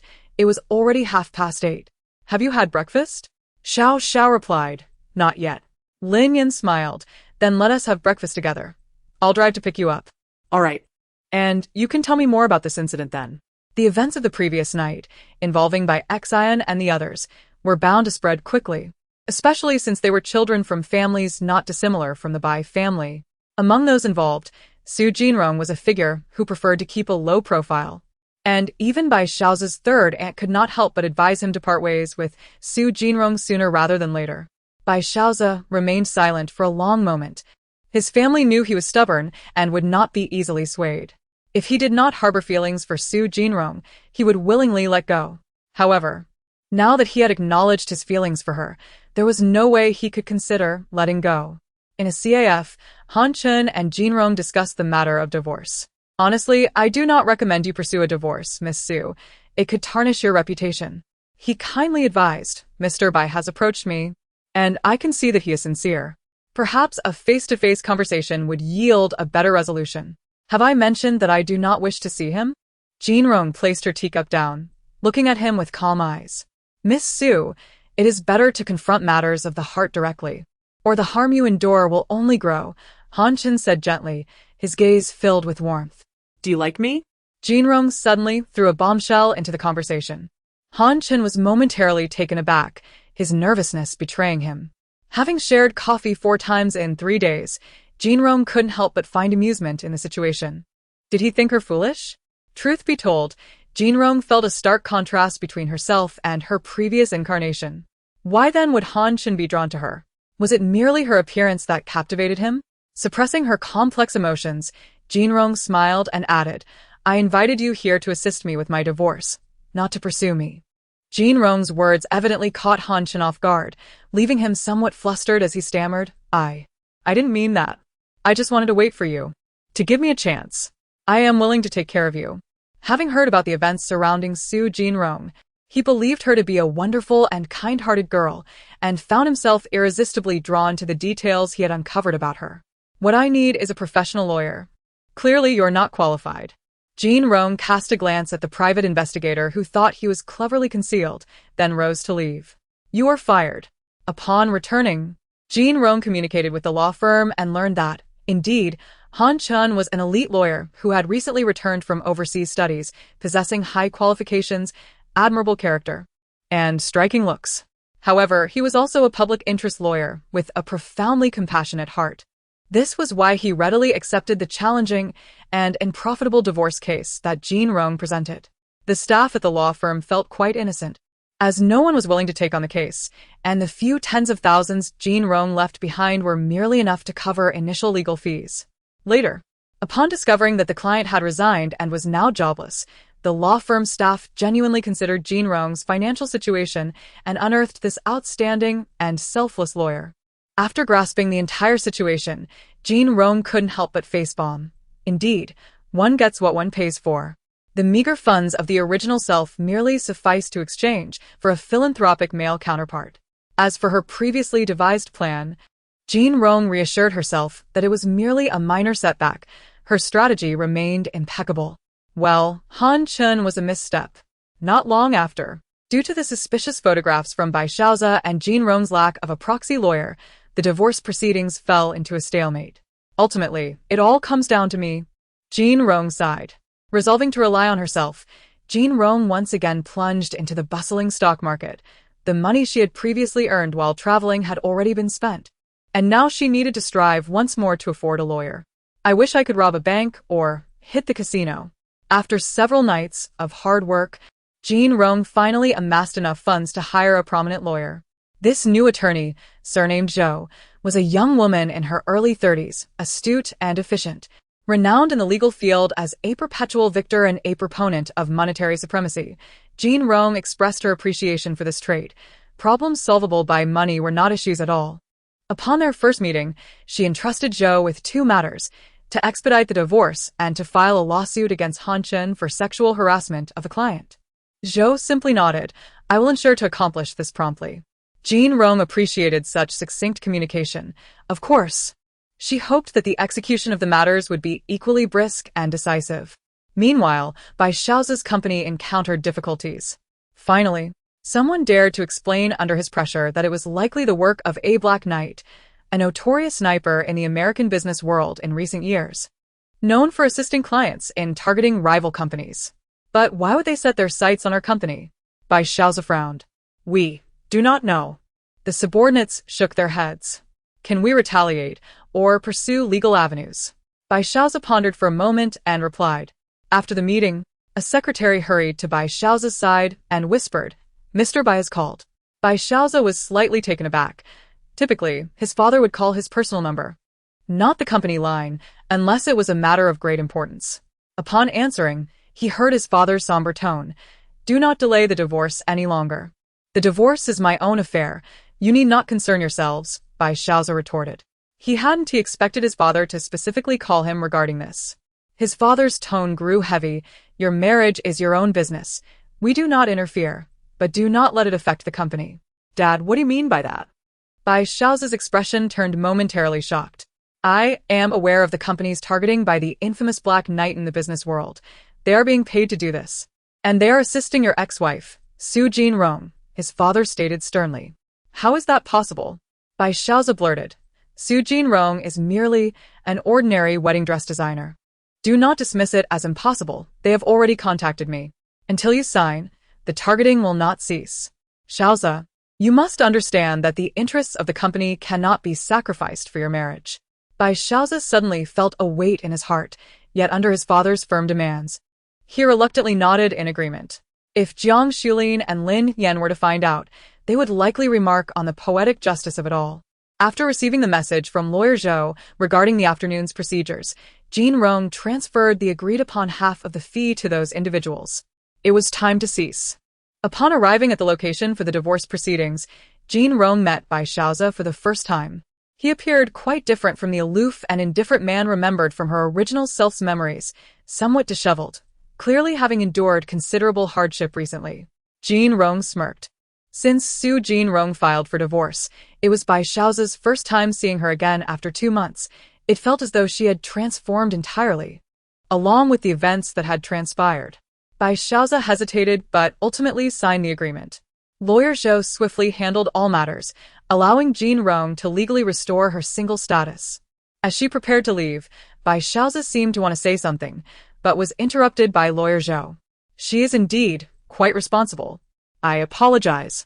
But until my client consents, Mr. Bai, it would be best for you to maintain your distance from her, especially considering your history of domestic violence and the persecution of my client, even if my client has not pursued legal action regarding these facts. It appeared that lawyer Zhou had conducted a thorough investigation into Su Jin Rong's past 3 years of marriage, including Bai Xiaoza's pressures on her company and family. Naturally, as a lawyer protecting Su Jin Rong's rights, she conveniently overlooked Jin Rong's employment of individuals to target Bai Xiaoza's company. Bai Xiaoza clenched his fists, his expression one of suppressed emotion. Jin Rong sighed and patted lawyer Zhou's shoulder. Let me speak with him. Lawyer Zhou had no objections and stepped aside. Bai Xiaoza seemed to display a flicker of joy on his face. Jin Rong. Jin Rong smiled at him. Do you know that you are a person with significant character flaws? A single phrase capable of severing all emotional ties. Watching Bai Xiaoza leave in a huff, without any lingering, Jin Rong smiled to herself. She excelled at rubbing salt into wounds. Lawyer Zhou approached her. The matter with Han Chun has been resolved. Jin Rong replied nonchalantly. Regarding Han Chun, it was merely a minor warning and a slight tarnishing of his reputation. I appreciate your assistance these past few days. Jin Rong handed lawyer Zhou a thick envelope, smiling. Upon seeing the amount clearly exceeding their agreed figure, Zhou's previously astute and efficient demeanor faltered slightly. Miss Su, this. The fee Jin Rong provided was already considerable. Jin Rong smiled. I am exceedingly satisfied with your work. Zhou did not hesitate further and readily accepted the fee, then asked with a grin, what are Miss Su's plans moving forward? Jin Rong donned her sunglasses once more, her tone light and cheerful. My journey is far from over. She had already booked a flight abroad for the afternoon. But they would come to know that Su Jin Rong still thrived in this world, and that was all that mattered. When one seeks to retaliate against another, it inevitably harms those who love them. Chenyu had always understood this. Xiao Xiao felt a tinge of regret, yet was glad to know that Su Jin Rong was living well somewhere in this world. On a certain wedding anniversary, Xiao Xiao and Lin Yan attended an art exhibition featuring a recently acclaimed painter known for creating art while traveling and adventuring, thus infusing his works with unique emotions. After admiring several paintings, Xiao Xiao and Lin Yan paused before a particular artwork, the only landscape painting featuring a figure by that artist. It depicted merely the back of a woman, set against a backdrop of trees hanging precariously and cliffs embracing the wind in a dance of freedom. Xiao Xiao gasped softly, finding the silhouette oddly familiar. Lin Yan smiled in agreement, acknowledging its familiarity. The author has something to convey. In this world, the protagonist's fate is to travel the globe, for the vastness of the world beckons her to explore, albeit primarily for the sake of leisure. Chapter 49. The supporting female character from the educated youth era. After a brief slumber, Jin Rong awoke to find herself once again traversing through time. This time, she had landed in the materially impoverished 1970s, an era far better than the ancient times, yet still fraught with challenges. Jin Rong, ever optimistic, rummaged through the memories of the novel that surfaced in her mind. It was no surprise that she had been reborn as a supporting character, and moreover, as a sent-down youth, a term denoting urban youth sent to rural areas during that tumultuous period in history. Her knowledge of this chapter in the nation's past was scant, acknowledging it as a time of hardship and struggle for the country. The novel itself, however, was a simple love story featuring an older man and his younger wife, despite their significant age difference. Jin Rong's new identity was that of the infamous supporting character, the male lead's ex-wife. Young Bai Jin Rong had once gone to the countryside alone to live as an educated youth, marrying the male lead, Hee-jio, for survival. Later, upon hearing about the resumption of the college entrance examination, she, like many others, sought divorce. Although the marriage ended, she failed to pass the exams. Jin Rong, through familial connections, returned to the city, but faced disdain. Meanwhile, Hee-jio rose to prominence, riding the wave of economic reform, becoming a renowned entrepreneur in the province and marrying a much younger beauty, the female lead, Wang Zhu. Others, witnessing Hee-jio's singlehood for years post-divorce, rejoiced in his newfound happiness, dismissing the age gap as inconsequential, believing that older men were more caring. Though Jin Rong had little interaction with them, Hee-jio's success left her feeling discontented and disheartened, leading to her untimely demise. By conventional means, Jin Rong ought to secure her position, biding her time for comfort and prosperity.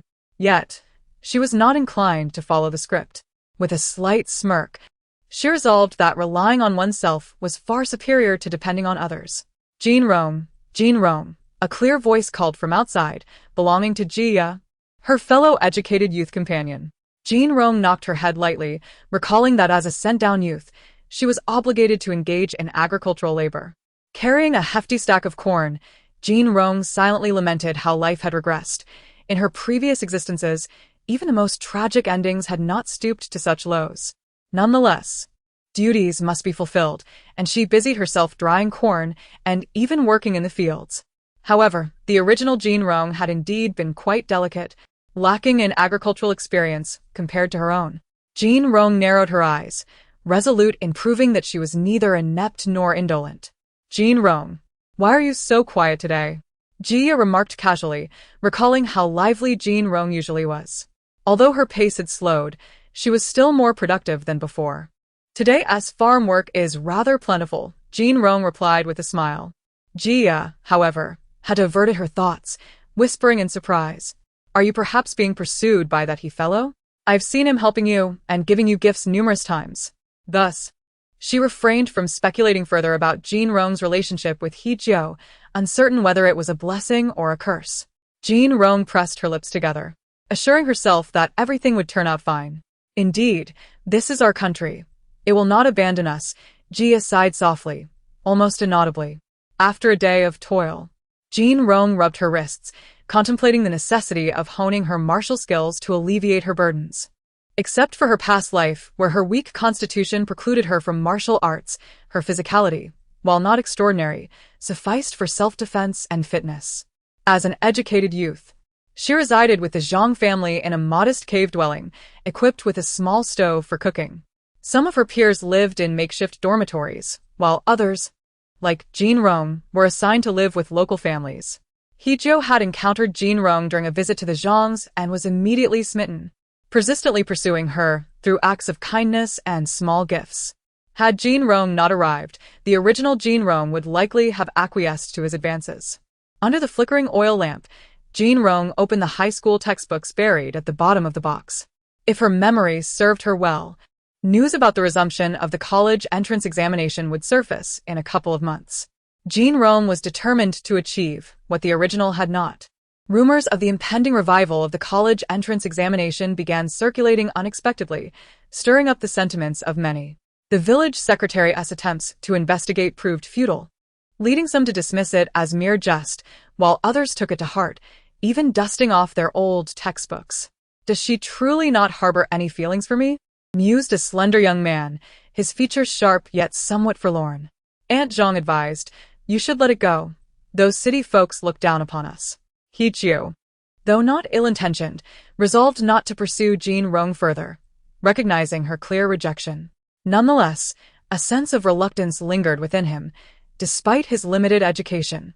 He believed his abilities rivaled those of the city's youth. Seeing her nephew distressed over a city girl, Aunt Zhang felt exasperated, recalling how the educated youths had stirred trouble with local girls. Jean Rong had subtly spread the news of the college entrance exams revival, not only to mask her own ambitions but also to assist people like Jia in preparing for their futures. Some individuals were simply not meant to remain in such confines, as the country had far greater opportunities awaiting them, where their fervor could be fully unleashed. On a deeper level, Jean Rong contemplated that she could leave this place altogether, perhaps even clandestinely migrate to another country to begin her journey of wealth accumulation. Though fraught with challenges, it was far from impossible for her. Yet, such a decision would inevitably implicate the original S family, and Jean Rong held certain ethical standards. Given that she could leave with dignity, there was no need for her to stray down a convoluted path. While the rustic life, filled with familial ties and close-knit community, was not without merit, it was ill-suited for Jean Rong, a realization she had long come to accept. The sudden whispers of the college entrance examinations revival unsettled the educated youths, intensifying their restlessness as the historic day approached, amplifying their anticipation. Gu Yun and Lu Shan seemed to have caught wind of the news as well. Jean Rong, you were right. I'm forgetting everything we studied, Jia laughed, returning to the Zhang household for the night. Before long, Aunt Zhang appeared, lifting the curtain to enter, balancing a bowl of vegetables, though it was scant. It was a gesture of goodwill in this era. Aunt Zhang was quick-witted. As soon as He Jio showed interest, she promptly presented him with several suitable matches, swiftly arranging for one to marry into the He family on this auspicious day. Jean Rong smiled gently, congratulations. Aunt Zhang believed that He Jio was a promising young man, handsome enough that no girl would be unworthy of him. However, what did this have to do with Jean Rong? She raised an eyebrow slightly and continued to read her book, recalling her past experience as a professor and a high achiever, making it easy for her to pick up where she left off. The author has something to convey. This story is relatively brief. The news of the resumption of the college entrance examination had been officially announced, set to take place nationwide in a month. Major media outlets were reporting on this event, and even the village head had brought back relevant notification letters from the town. The youth in the village quickly began their late-night preparations for the exam, cramming cultural subjects. With their farming duties to attend to, they could only study together during the evenings. Jia asked Jean Rong if she wanted to join, but Jean Rong declined, claiming the distance was too great. Nevertheless, Jia would occasionally visit Jean Rong, bringing notes from the youth center to assist her. However, during their study sessions, Jia realized that Jean Rong had a profound understanding of physics and chemistry, far surpassing what one would expect from a high school student. Considering that Jean Rong's parents were both intellectuals, Jia felt reassured, and without needing extensive explanations from Jean Rong, she began to humbly seek her guidance. Jean Rong, it truly is a waste for you to remain here, Jia sighed after their session of inquiry. Jean Rong smiled, choosing to remain silent. The original Bei Jean Rong had not possessed such knowledge. She had merely accumulated wisdom through several lifetimes, picking up what was once lost and relearning what had been forgotten. Jia, being an open-minded individual, suggested, let us focus on our studies. Before long, Jean Rong had thoroughly mastered the high school textbooks, just as Jia had predicted. She had been a professor and had even attended university several times. If she could not grasp this basic high school knowledge, it would indeed be a source of ridicule. Recently, Jean Rong discovered a new joy in teaching Aunt Zhang's two children. At some point, Aunt Zhang's grandson, Huzi, and granddaughter, Yuan, began to enjoy visiting her. Initially, they had been intimidated by Bei Jean Rong's cold demeanor, but they soon realized that she was cheerful and would not scold them for coming closer. Seeing her reading, Huzi and Yuan looked on with envy, wondering when they would get to go to school. Jean Rong playfully asked, would you like to learn to read with me? The two children, one aged 9 and the other 6, nodded in astonishment. Jean Rong took their agreement seriously and began teaching them from the basics of literacy. When Jia visited and saw this, she chided, with times so tight, why are you teaching them when you still have your own studies to tend to? Jean Rong smiled, finding it not burdensome at all. Observing that Jean Rong's studies had not faltered, Jia refrained from further comments, acknowledging that she too was a child of humble origins. Aunt Zhang, upon witnessing this interaction, felt both pleased and slightly embarrassed. Although she harbored disdain for the youth, she recognized their substantial knowledge, at least high school level, while the teachers in town had not even graduated high school. Having a youth poised to enter university instruct her grandchildren was undoubtedly superior to the local educators. Regrettably, she had once underestimated Bei Jinrong due to her prejudice regarding Hijio. Now, she could only lament the missed opportunity for matchmaking. Had she known Jinrong was truly a remarkable girl, she would have tried to facilitate a connection. Jinrong, however, had not taken Aunt Zhang's earlier remarks to heart, viewing them as trivial.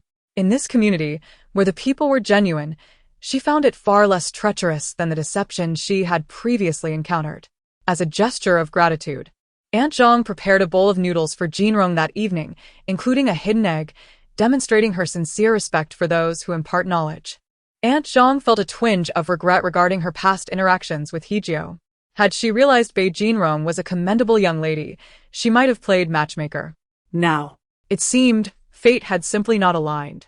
Jinrong was unaware of Aunt Zhang's thoughts as she continued to teach Huzi and Yuan. Bei Jia, I've finished writing, Huzi exclaimed, his big round eyes wide with excitement. Aunt Zhang had initially wanted them to call Jinrong teacher, but Jinrong waved her hand, saying, Sister is fine. We're just learning some arithmetic and literacy. Yes, you've all done well, Jinrong said with a smile, producing a piece of candy as a reward for Huzi, gently ruffling his hair. I'm done too, Yuan chimed in, holding up her paper. Her poem was also correct, earning her a piece of candy and a playful pinch on the cheek. Huzi and Yuan were no strangers to Jinrong's sweet rewards. In their eyes, she was a wondrous figure capable of conjuring delights. Is sister leaving? Huzi asked curiously after unwrapping his candy. They all say that the brothers and sisters like you are leaving. Yes, sister must go, Jinrong nodded. Is it not good to stay here? Huzi asked innocently. Will Huzi and Yuan also go out? But I don't want to be separated from my parents.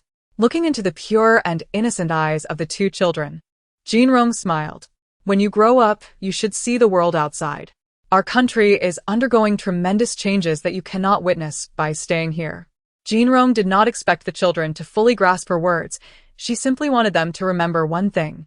Knowledge changes destiny. Many years later, that phrase would resonate deeply within the hearts of the two children, ultimately leading to a genuine transformation in their lives. However, it was this group of youth preparing for their first college entrance examination that was experiencing a turning point in their lives. This winter, over 5 million candidates across the nation entered the long-closed examination halls, sitting for the first time in over a decade. Unbeknownst to Jinrong, who was seated in the examination hall in the provincial capital, she calmly completed her answers, occasionally noticing her fellow candidates sweating nervously nearby, with invigilators gently placing bottles of soda on each desk. Thanks to the tireless efforts of the nationwide examiners, the results were swiftly released. Jinrong placed 11th in the provincial capital, an admirable achievement that would not draw excessive attention, yet it was sufficient to secure her admission to her preferred institution, Beiping University. Xiao Bei, congratulations. You are among the first batch of students to pass the newly reinstated college entrance examination, and you've gained admission to the best university in the country. Aunt Zhang felt a swell of joy, imagining her grandchildren having been taught by Jinrong, perhaps sharing in her good fortune. Bei Jia, I want to attend the same university as you, Huzi declared loudly, while Yuan, with her two little braids, nodded in agreement, despite her lack of understanding about Beiping University. Very well, aim for Beiping University, our country's finest, Jinrong said, affectionately patting their heads. Hearing Jia's voice from outside, Jinrong, have you packed your things? The car is arriving soon. Let us hurry, Aunt Zhang said with a smile. Jinrong picked up the small wooden box she had brought when she first arrived and stepped out of Aunt Zhang's home, greeted by Jia's beaming smile. Both Jia and Jinrong hailed from the provincial capital, and after a bumpy morning, they finally arrived smoothly. Jia's thoughts were already with her family, yet she felt a pang of reluctance at parting from Jinrong. I'll be waiting for you at Beiping University. Jinrong smiled without replying, waving gently to Jia, who was boarding another vehicle. Upon returning to the Bei family home, Jinrong was met with the delighted and complex expressions of her family. She slightly curved her lips, inquiring, have you thought about what I mentioned in my letter? Is it still necessary for her to attend Beiping University? Unless she wishes to tread a conventional path. meticulously planning her life? The answer is negative. Given the opportunity, Jinrong would prefer to bypass certain steps to reach her goals directly. We stand on the brink of a grand era. Rather than being a mere observer, Jinrong is eager to engage and even instigate change, provided she possesses the requisite strength to do so. This endeavor promises to be quite intriguing, does it not? The benefits Jinrong sought through the college entrance examination have already been secured. The acceptance letter from Beiping University holds little value for her now. She would not mind relinquishing this opportunity to her family, who would surely utilize it well, serving as both compensation and solace. The night is profound, and Jinrong has embarked on a long voyage, which, in contrast to the glamorous notion of going abroad, feels more like a clandestine departure from her homeland. As she gazes at the continent gradually fading into a mere speck in the darkness, her eyes shine with remarkable brilliance. The place she is heading to will become the foundation of her initial capital accumulation, a process that, when compounded, will construct a unique and captivating force in this world. In the golden autumn of October, the crisp breeze carries the fragrance of osmanthus. The campus of Beiping University is vibrant with youth and serves as a temple of knowledge. The students, having re-entered this hallowed ground, cherish this hard-won opportunity, diligently absorbing the wealth of knowledge it offers. Chia is among them, having enrolled in the political science department. However, the anticipated reunion with Bei Jinrong has not materialized, as they are in different fields of study. Chia recalls inquiring about Jinrong's intended major, confident that with her exceptional grades, any discipline would welcome her. Yet, Jinrong always deftly diverted the conversation, leaving Chia with unanswered questions. Among the few who also ventured to the capital, there has been no word of Jinrong. Beiping University is not vast, yet locating a single individual among thousands proves to be a challenge. A year has passed without a glimpse of Jinrong, until one day, as Chia exits the library, she hears a male voice calling, "Bei Jinrong." Filled with surprise and excitement, she turns to see a young man, bespectacled and dressed in simple, neat attire. Are you also named Bei Jinrong? Chia approaches, her heart heavy with disappointment and curiosity. The young man is momentarily taken aback, his complexion paling slightly. He had not expected to encounter someone who knew his sister, Bei Jinrong, who had participated in the inaugural college entrance examination. After a brief exchange, he reveals that he is Bei Jinyan, Jinrong's younger brother, who also failed the exam and ultimately accepted his sister's generous offer. So, Jinrong. She is not coming to Beiping University? Jinyan shakes his head, explaining that his sister intends to head south and left without anyone's knowledge the very next morning, leaving him feeling defeated for not having persuaded her to stay. This astonishing decision was conveyed in a letter Jinrong sent after receiving her exam results, urging her family to consider their options. Before their parents could express concern, they confronted the dilemma of how to handle Jinrong's acceptance letter. Beiping University is a revered institution that countless individuals dream of attending. Rather than trading this opportunity for money, it seemed more fitting to let Jinyan take her place. Perhaps a thought echoed by Jinrong herself. Knowledge has the power to alter destinies. In this era, it is not mere rhetoric. The Bei family managed to leverage connections to facilitate a change in residency for both Jinrong and Jinyan, ultimately allowing Jinyan to enroll at Beiping University. As for Jinrong, her whereabouts remain a mystery, and the reasons behind her drastic choice to forsake an enviable opportunity are unknown.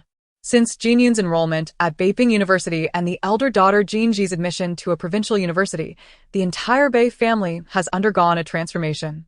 Everyone now recognizes them as the family of two college students, which has elevated the standing of Bei father and mother in their workplaces, leading to promotions and preferential housing allocations. They have chosen to keep this secret, telling outsiders only that their younger daughter is visiting relatives in the south. Chia perceives that Jinyan possesses a good heart and is not the type to usurp another's opportunity to attend university. Nevertheless, she cannot help but feel a pang of regret for Bei Jinrong. What a pity it is.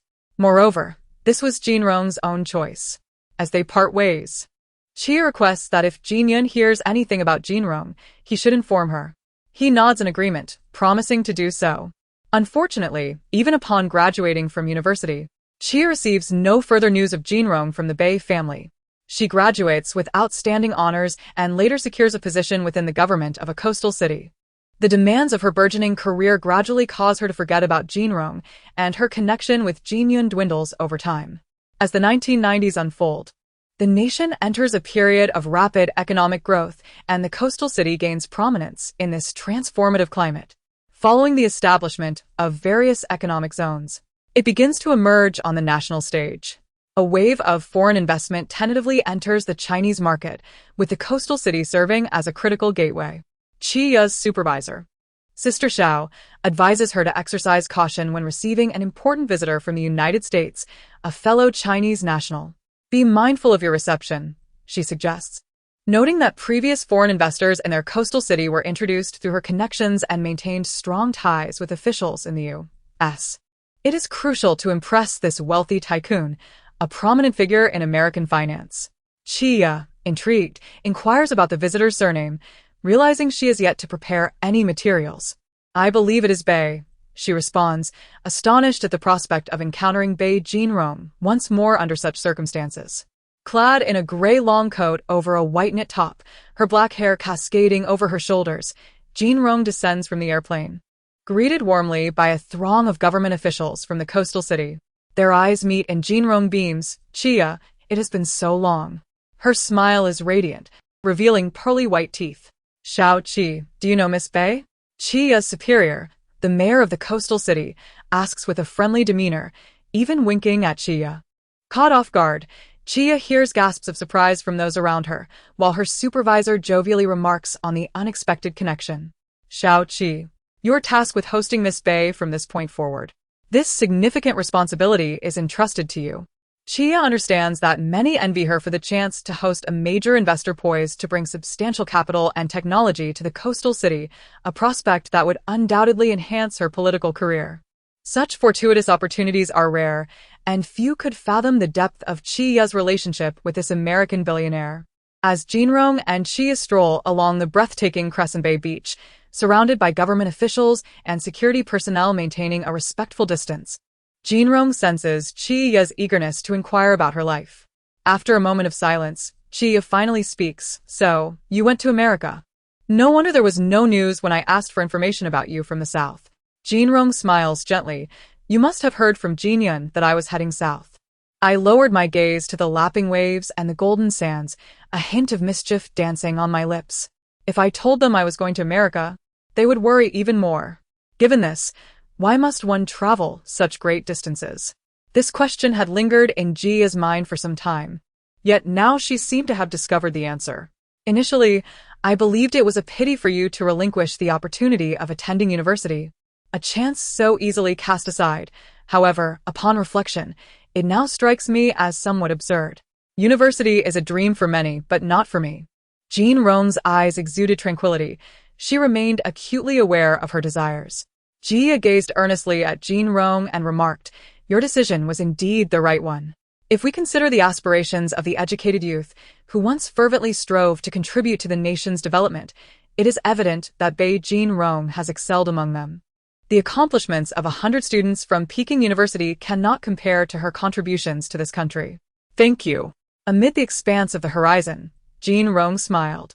After dissolving the barriers that had persisted over the years, the two began to converse. Upon learning about Jinrong's progress in America over the past few years, Jiya expressed her astonishment, stating, I had only heard tales of renowned personalities abroad who dropped out to pursue entrepreneurship. I never imagined someone from my circle would embody such a spirit. Setting aside the challenges posed by capital in America, issues that could be resolved with money, she found the previously cautious stance of her homeland, which had remained closed off to outside investments, to be quite vexing. Fortunately, she still possessed patience. The author wishes to convey, I apologize for neglecting to set the timeline. I just realized I omitted the second update. Wishing you a pleasant weekend. This story is indeed brief. The next world will transport us to ancient times.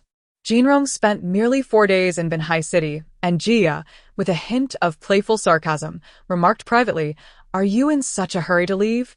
Binhai has an abundance of culinary delights and breathtaking scenery. Jinrong shook her head, replying, I have many other places in the country to visit. Jiya pondered this. realizing that Jinrong's journey encompassed not just Banhai, but numerous nations under development, from nearby locales to the northeast, culminating in the capital.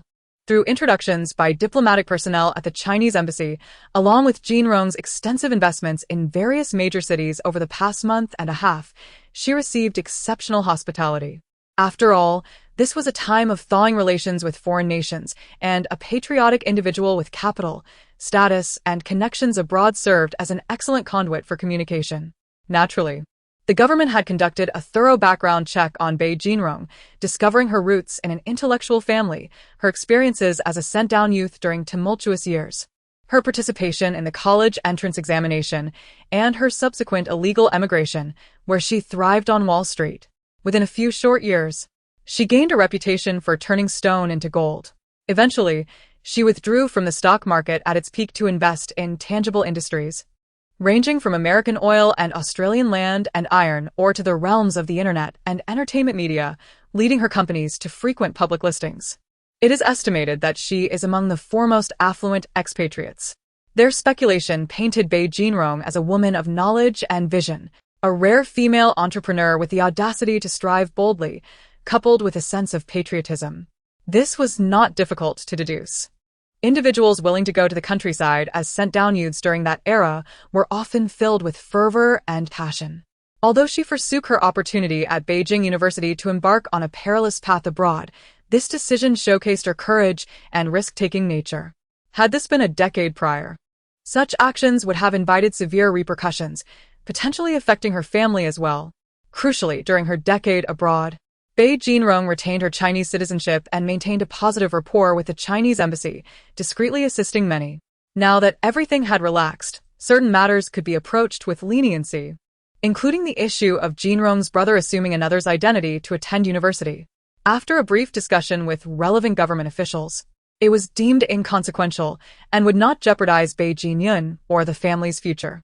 Jinrong held no deep sentiments towards the Bei family, yet was willing to offer some reparations, such as allocating the quota for their benefit and now assisting in erasing their unstable blemishes. While Jinrong publicly toured and witnessed the capital's current progress, the central government was covertly evaluating her, both parties aware of the underlying dynamics, with Jinrong feigning ignorance. Once the impersonation issue was resolved, Jinrong sent a letter to the Bei family. Since Bei Jinyun's admission to Beijing University, followed by her retention as an instructor, and her assistance to her elder sister Bei Jinji in pursuing a doctoral program there, the Bei family relocated to Beijing for the convenience of their children's careers. Jinrong felt no twinge of greed regarding her wealth. She found this mode of interaction quite agreeable, willing to extend whatever conveniences she could to the Bei family. Much like her communication with the vice president of Beijing University, where she proposed donating a teaching building and library. The university readily approved Bei Jinyun's promotion to associate professor. Jinrong remarked, "Though I had no fortune to attend your esteemed institution, I am genuinely interested in supporting the cultivation of talent for our nation." Deep down, she harbored a tinge of regret as she yearned to robustly support domestic scientific, educational, and cultural initiatives, but regrettably, the recent opening meant she couldn't fully unleash her ambitions. This was merely a modest trial in the capital, with a donation or two. She wondered how the government perceived her proposals. Holding a glass of red wine, she gazed at the tranquil, dark expanse of the capital, unaware that in the future, it would transform into a bustling metropolis. 2 months later, at a pivotal conference on the prospects of reform and opening up in the capital, expatriate investor and renowned economist Bei Jinrong was invited to attend, culminating in a photograph with various government officials that graced the front page of the capital's newspaper. That same year, Jinrong ascended the global Forbes celebrity list. The individual I most admire in the realm of economics is Mr. Gu Xuan, the foremost proponent of the socialist market economy theory in our country, whose indelible contributions to our economic endeavors are unparalleled. I frequently read his works. In the university auditorium, the poised and commanding woman on stage, though in her early 40s, appeared untouched by the passage of time. The renowned economist and entrepreneur Bei Jinrong spoke eloquently and, after a brief 10-minute address, hurriedly exited amidst applause and the protection of her bodyguards. President Bei. The negotiations with Australia have been finalized. The speaker was a young woman dressed in professional attire, exuding both elegance and shrewdness. She had known Jinrong since she was a young girl taught by her during her time as a sent-down youth, Zhang Yuanyuan. Life's twists of fate are indeed remarkable.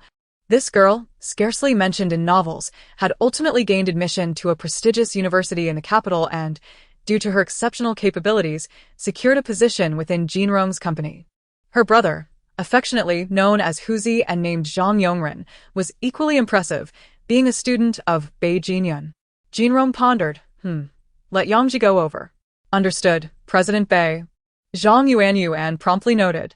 Jinrong suddenly remarked, you are set to be transferred as the regional manager of the Asia Division next month, correct? This seemed reminiscent of ancient emperors training officials. Zhang Yuanyuan would not be the first secretary in such a situation, nor the last. Yet she was confident in her ability to excel in this role. You met Xiang Feng previously, didn't you? Zhang Yuanyuan casually mentioned. Xiang Feng was her boyfriend, a lawyer, and they had been together for 2 years with a commendable relationship. So, why hasn't he been formalized yet? Zhang's mother expressed her curiosity. As both were career-driven individuals, perpetually busy and rarely seeing each other throughout the year, seemingly unperturbed by the prospect of marriage. We have plans. There's no rush at the moment, Zhang Yuanyuan replied with a smile. Marriage should indeed be approached with caution. While the economy has flourished, so too has the restlessness of people's hearts, Zhang's mother lamented. Zhang Yuanyuan understood whom she referred to, her cousin Hejiao, who had once married a beautiful and industrious girl from the same village. In recent years, her cousin, clever and daring, had amassed considerable wealth. But after just a few good years, he found himself embroiled in divorce and remarriage, choosing a woman over a decade younger than himself.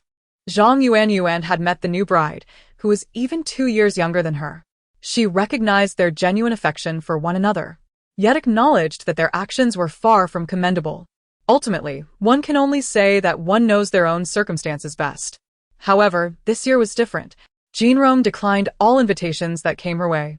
On the eve of the new century, she left her bodyguard and secretary outside, ascending alone to the lofty capital city tower, where she could behold the fresh visage of the capital. Jinrong, a handsome man with brown eyes and gentlemanly demeanor, approached her, offering his coat as the night turned chilly.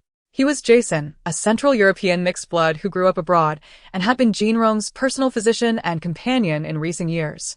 Jinrong smiled as she accepted the coat, saying, "Thank you." Jason joined her on the tower, silently keeping her company, aware that Bei Jinrong harbored many thoughts that others might find perplexing. And he felt no need to comprehend them. His presence alone was sufficient. In the deep, dark night, countless fireworks erupted, dazzlingly celebrating the arrival of the new century. The fireworks reflected in Jinrong's profound eyes, sparkling brilliantly. As the clock struck midnight, heralding the new millennium, a serene calm enveloped Jinrong's heart. This nation was on the cusp of a new era. The author has a message. Witnessing a nation's rise over 20 years must be an unforgettable experience. Chapter 53. The ancient dandy in the courtyard. A grand banyan tree stands tall, casting a unique shade that offers a cool refuge from the summer heat, free from the intrusion of mosquitoes. The newly constructed courtyard benefits from excellent ventilation and, located to the north, remains devoid of dampness even after the rain. It could be deemed the finest spot within the entire estate. Lying on a soft couch in the bedroom is a young man of about 17 or 18, draped in a green scarf and white cloth from his waist to his hips, the faint traces of blood visible. Yet, the youth does not appear pale or weak. Rather, he seems at ease.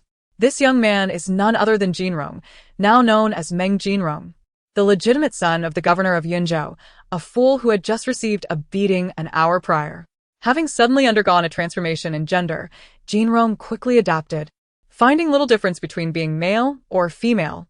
Compared to the narrative of the world he has traversed into, his predicament seems trivial. The original Meng Jinrong was the foremost cannon fodder in the tale of a reborn, noble girl seeking revenge and conquering the hearts of powerful officials and handsome princes. He was, in fact, the foolish and incompetent husband of the female protagonist, Jiang Qingyu, and the former rival whom the male lead despised. Jinrong chuckled to himself. This should indeed be considered a grim fate. However, upon recalling that the cold-born students he had bullied were destined to become future chancellors and that he had looked down upon and even schemed against his father's students who were to become great generals, he couldn't help but admire the original's audacity. After experiencing numerous lifetimes, she had indeed witnessed much, yet she had never encountered someone like Meng Jinrong, who managed to offend those destined for greatness. It is worth noting that these future luminaries currently reside in Yunzhou, with the original being a notorious local tyrant. "I am a local tyrant, and I take pride in it," was the original's consistent attitude. Such blatant provocation of enmity bodes ill for Meng Jinrong's fate in the story. Within 2 years, Meng Jinrong's father, Governor Meng, faced continuous censure and oppression, ultimately succumbing to the exhaustion of navigating the treacherous waters of officialdom, passing away in his prime. The doting Meng matriarch, devastated by the loss of her son, also departed from this world, unable to withstand the grief. Meanwhile, his stepmother, Madame Xiao, who had always harbored animosity towards the original Meng Jinrong, loathed him even more as her husband met an untimely end due to Meng Jinrong's misdeeds, and her son was forever barred from the imperial examinations due to the family's disgrace. Consequently, Meng Jinrong was cast out, left to wander the streets. Those he once bullied had since risen to high positions, too preoccupied to stoop low enough to crush a beggar like Meng Jinrong. Yet, everyone knew he had offended the likes of the princess and the chancellor, and no one dared to offer him assistance. Ultimately, he perished from hunger and cold. Feeling as though he had inherited a mess to clean up, Jinrong sighed. Nevertheless, he found himself intrigued by the challenge. It was indeed fascinating to contemplate how to turn such a poor hand into a winning one. "Young master, the medicine is ready," announced a youth dressed as a servant, entering with a bowl of medicine. He had smelled this concoction so many times that he could recite the recipe by heart. After all, his young master was notorious in Yunzhou for his reckless antics. His father was strict and straightforward, often administering a beating every few days. Yet his young master never seemed to learn. As soon as he recovered, he would venture out to cause trouble once more. This time, his misdeeds had drawn considerable attention. With the matriarch away to pay her respects, his father had punished him more severely, prompting the servant to fear that something grave had transpired. Thankfully, the esteemed Dr. Zhang, a regular visitor known for his reputation in Yunzhou, had examined him and, after stroking his beard, casually declared that there was nothing serious. The servant, Ping'an, suspected that Dr. Zhang remembered how the young master had previously wreaked havoc in his pharmacy a month ago. Jinrong, lying on the couch, acknowledged the servant's words and gestured for the medicine. Ping'an cautiously approached the bedside, handing the bowl to Jinrong. "Young master, the medicine is cooled. You may drink it." Glancing at what his master had been focused on, Ping'an nearly fainted from shock, stuttering, "Why, young master? Quickly, put that away. It would be terrible if the master saw." What Jinrong was examining was none other than a forbidden spring painting hidden in the bed's crevices. Ping'an felt as though he might collapse from fright. His master's audacity had grown, as he usually kept such things hidden, peeking at them under the covers at night. Today, however, he brazenly lounged about, openly perusing the spring painting. Fortunately, Jinrong had already taken the medicine, or Ping'an might have lost his composure entirely. Jinrong calmly finished the bitter brew and confidently remarked that the old man must have added an abundance of huanglian. The original Meng Jinrong held a deep-seated memory of Dr. Zhang, the renowned healer of Yunzhou. One might say he was the second person, after his father, whom he feared. After every beating, he was forced to drink the concoctions brewed by Dr. Zhang, and even his doting grandmother was unyielding in this regard. Consequently, the medicine grew increasingly bitter. And should Meng Jinrong's temper flare, causing him to spill the bowl, Dr. Zhang would cheerfully employ his acupuncture skills, claiming it would invigorate his meridians and promote recovery. "That's not the point," Ping'an, the servant, said, his face a mask of terror. "But, young master, what are you afraid of? At this hour, father will not come." At this hour, his father, the governor, was likely lamenting before the spirit tablet of Meng Jinrong's deceased mother, his childhood sweetheart and original wife, recounting the troubles his son had caused and how he had angered him yet again. As for the spring painting in his hand, Jinrong clicked his tongue in disdain. It was so crude and simplistic. The original Meng Jinrong had treated it as a treasure. After experiencing countless lifetimes, having once navigated the intricacies of a harem, he found this rather embarrassing. Spring paintings come in various qualities, and a certain painter, known as the Peach Blossom Abode Master, had created many renowned works, a reflection of his carefree and indulgent character. Jinrong tossed the painting casually, and Ping'an hurriedly caught it, realizing he must dispose of it lest his life be forfeit if his father discovered it. Under normal circumstances, as the legitimate son of the governor, Meng Jinrong would have had at least a dozen maids and attendants in his courtyard. However, after Meng Jinrong's father had been angered, he had been confined for 7 days and had cleared the courtyard of all personnel, forbidding the lovely maidens from approaching him. Ping'an was sent by the Meng matriarch to care for Meng Jinrong, which allowed him to survive. Although his name was ordinary, the elder lady favored it. Unlike his father, who was well-versed in the arts, Meng Jinrong had not changed it. Ping'an remained loyal, albeit timid. Should their father discover the truth, he would surely punish the young master, forcing him to kneel before the ancestral shrine, much to the delight of the stepmother's household. Ping'an fretted. Jinrong shot him a glance but refrained from berating him for disparaging his stepmother. Ping'an came from the matriarch's household, so he was accustomed to such talk. The tragic end that awaited Meng Jinrong in the story was partially attributable to his stepmother, yet others could not be entirely blamed either. To discuss the Meng family further, the head of the household, Meng Xingji, was a celebrated scholar of the Xiqing era, having married his childhood sweetheart, his cousin. By the age of 37, he had become a governor, a position that made him a winner in life. However, fate dealt him a cruel hand when his beloved wife passed away, leaving him with an elderly mother and a young son. Meng Xingji mourned for 2 years, neglecting the household until, through the intervention of his mentor, he took a second wife, Madame Xiao. After all, as a governor, not having a proper mistress to manage the household would have been a source of ridicule. Yet, both the Meng matriarch and the young Meng Jinrong harbored discontent. The late wife, a cherished cousin of the matriarch, had cared for her since childhood and had given her a precious grandson. The matriarch, who had lost her father at an early age while her son was preoccupied with studies, had relied solely on this cousin for companionship and care. Such bonds could not be easily forgotten. Furthermore, she hailed from a humble background and had often heard lamentable tales of stepmothers and stepfathers in affluent households. She was apprehensive about her son remarrying, fearing that a new daughter-in-law might not accept her beloved grandson. However, the die was cast. With her son's teacher acting as a matchmaker, she felt it imprudent to voice her concerns. After the new wife entered the household, she took Meng Jinrong under her wing, fearing that the Xiao family might deprive her grandson of even a fraction of his inheritance. She frequently admonished him, instructing him to report any misdeeds of the Xiao family to her. As for the Xiao family, they were of noble lineage. Recognizing Meng Xingji's promising future and admiring his handsome demeanor, they did not mind that he had a legitimate son from his first marriage and married their daughter into his family. Initially, Xiao Yumei harbored some trepidation, but upon entering the Meng household and observing the demeanor of the matriarch and Meng Jinrong, her hopes dwindled. Meng Xingji largely ignored the matters of the inner courtyard, instructing Xiao Yumei to diligently serve his mother and care for Meng Jinrong. Meanwhile, he transformed his sorrow into resolve, striving diligently in his official career. Ascending from Hanlin Academy to the position of Deputy Minister of the Dali Temple and subsequently to the Governor of Yunzhou, a trajectory of remarkable advancement.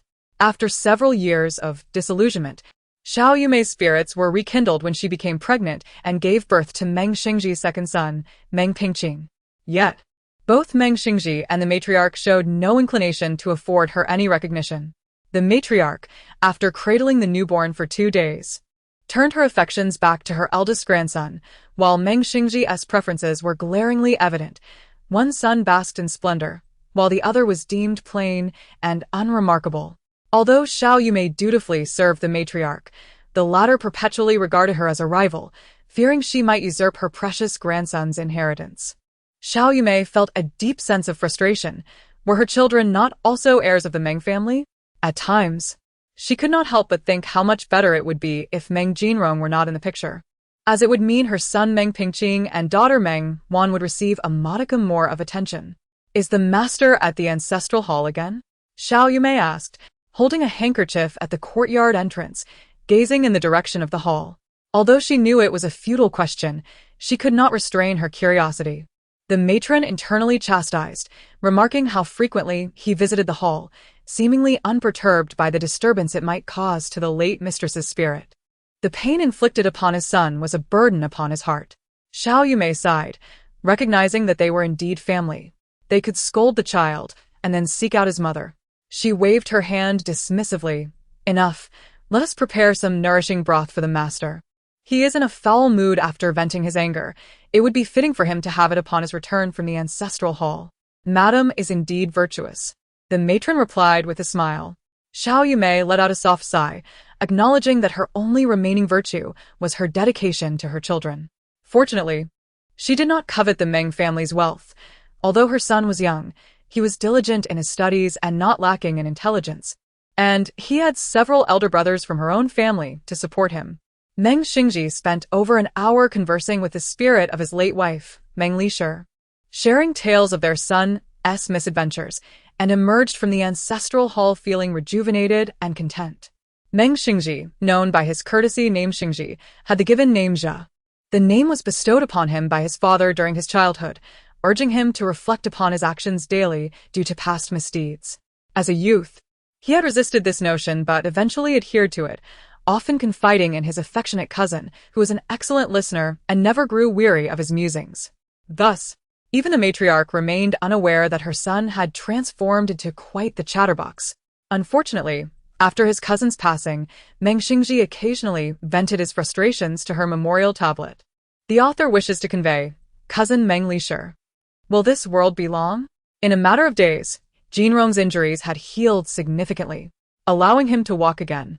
Having spent time at the Dali Temple, Meng Xingji was acutely aware of the weight of punishment. He knew well how to administer discipline without overstepping. Where is my father? Jinrong inquired after Ping'an.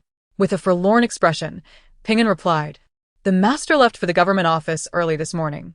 Surely, the young master does not plan to sneak out again while the master is away?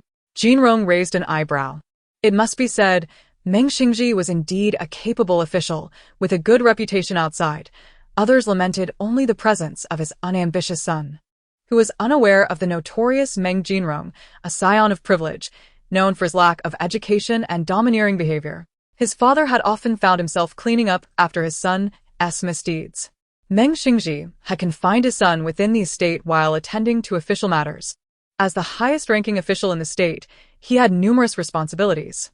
Jinrong was oblivious to the fact that his father was busy rectifying the mess he had created. Do not worry. I will not leave the estate, Jinrong assured, having caught on to Ping'an's concerns. Despite his promise, Jinrong did not linger idly in the courtyard. Exasperated by Ping'an's long face, he wandered into the kitchen, where the elderly Dr. Zhang was preparing medicine. Dr. Zhang, always devoted to his patients, had been hired by the Meng family, and every prescription passed through his hands. Upon seeing Meng Jinrong enter, the kitchen staff became apprehensive, fearing the young master's temper might flare. However, Dr. Zhang remained unfazed, calmly stating, Finish this prescription today, and you should be well. Jinrong pouted. Could we not reduce the amount of Huanglian today? Dr. Zhang stroked his gray beard, embodying a figure of respect. Huanglian is effective for clearing heat and dampness, purging fire and detoxifying. Jinrong retorted, Licorice has similar properties. Why not include that instead? The doctor was taken aback. This seemingly reckless young man was aware of the benefits of both licorice and Huanglian. It was no wonder he had underestimated Meng Jinrong. Indeed, one could not afford to regard this young dandy too highly. Dr. Zhang nearly tugged out 2 strands of his beard in surprise. In that case, you need not take today's medicine. Dr. Zhang. Ping'an gasped, fearing the doctor had angered his young master. But Dr. Zhang continued in a leisurely manner. The medicine has already been prepared. It differs from previous prescriptions and is simply a mild remedy. Whether you take it or not is of little consequence. Was he still holding a grudge against Jinrong for wreaking havoc in his apothecary? Could you not speak so breathlessly? Ping'an patted his chest. Jinrong casually found a small stool, unbothered by the dust, and sat down. You have traveled extensively, Dr. Zhang. Do share any amusing tales you might have. I am no storyteller from a tea house. Dr. Zhang feigned modesty. But a storyteller need not possess your breadth of knowledge, Jinrong jested. Such words are pleasing to my ears, Dr. Zhang said, narrowing his eyes. Not to mention, I have encountered many peculiarities in Yunzhou City recently. He recounted how the daughter of the Jiang family had suffered a head injury, resulting in a dramatic change in her personality. The father of the Jiang family had sought his counsel regarding medicine. Dr. Zhang glanced at Meng Jinrong, aware that this young lady was his betrothed. Jinrong, meanwhile, simply reached for a plate of pastries on the kitchen counter, listening intently while snacking. He seemed to take the doctor's words as if he were a storyteller. I have examined her pulse. She appears healthy. Perhaps she has gained clarity after facing the brink of life and death. Recently, this young lady has even taken on the management of several stores belonging to her family. With business flourishing, Dr. Zhang chuckled. This young lady has endured much more hardship than Meng Jinrong. Both lost their mothers at a young age. Yet Meng Jinrong wallows in a life of luxury, oblivious to his blessings, while the Jiang girl has been subjected to the cruelty of a stepmother and her siblings. The tales of the Jiang family's troubles were well known throughout Yunzhou City. As for Meng Xingji's favoritism towards his legitimate son, Meng Jinrong, one must consider the Jiang family's connections. They were related to the esteemed Jing'an Marquis of the capital.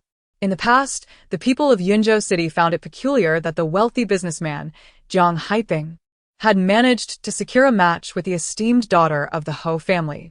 This alliance elevated Jiang's status in the eyes of others, and no one dared to offend the Jiang family.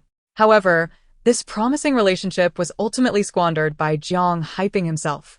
His legitimate wife, the beloved daughter of the Ho family, succumbed to despair due to his infidelities, leading to a profound rift with the Jing'an Ho family, who thereafter severed all ties with him. Aware of the repercussions, Jiang Haiping was determined to keep his daughter, Jiang Qingyu, from being taken away by the Ho family. Had it not been for the distance and the lingering grievances towards Jiang Haiping, the capital would not have neglected their only niece for so many years. Meng Xingji had long abandoned any hope for Meng Jinrong, knowing that upon his death, his estate would rightfully belong to Meng Jinrong, ensuring his lifelong comfort. Marrying Jiang Qingyu could provide a means to escape misfortune when necessary. The Jing'an Ho family harbored resentment towards Jiang Qingyu's father, and once she was married, they might finally have an opportunity to assist their niece. Furthermore, Jiang Qingyu was renowned for her extraordinary beauty in Yunzhou City. Meng Xingji, being strict with his son to prevent any moral corruption, believed that marrying Jiang Qingyu would help Jinrong settle down, at the very least allowing him to become a wealthy landowner.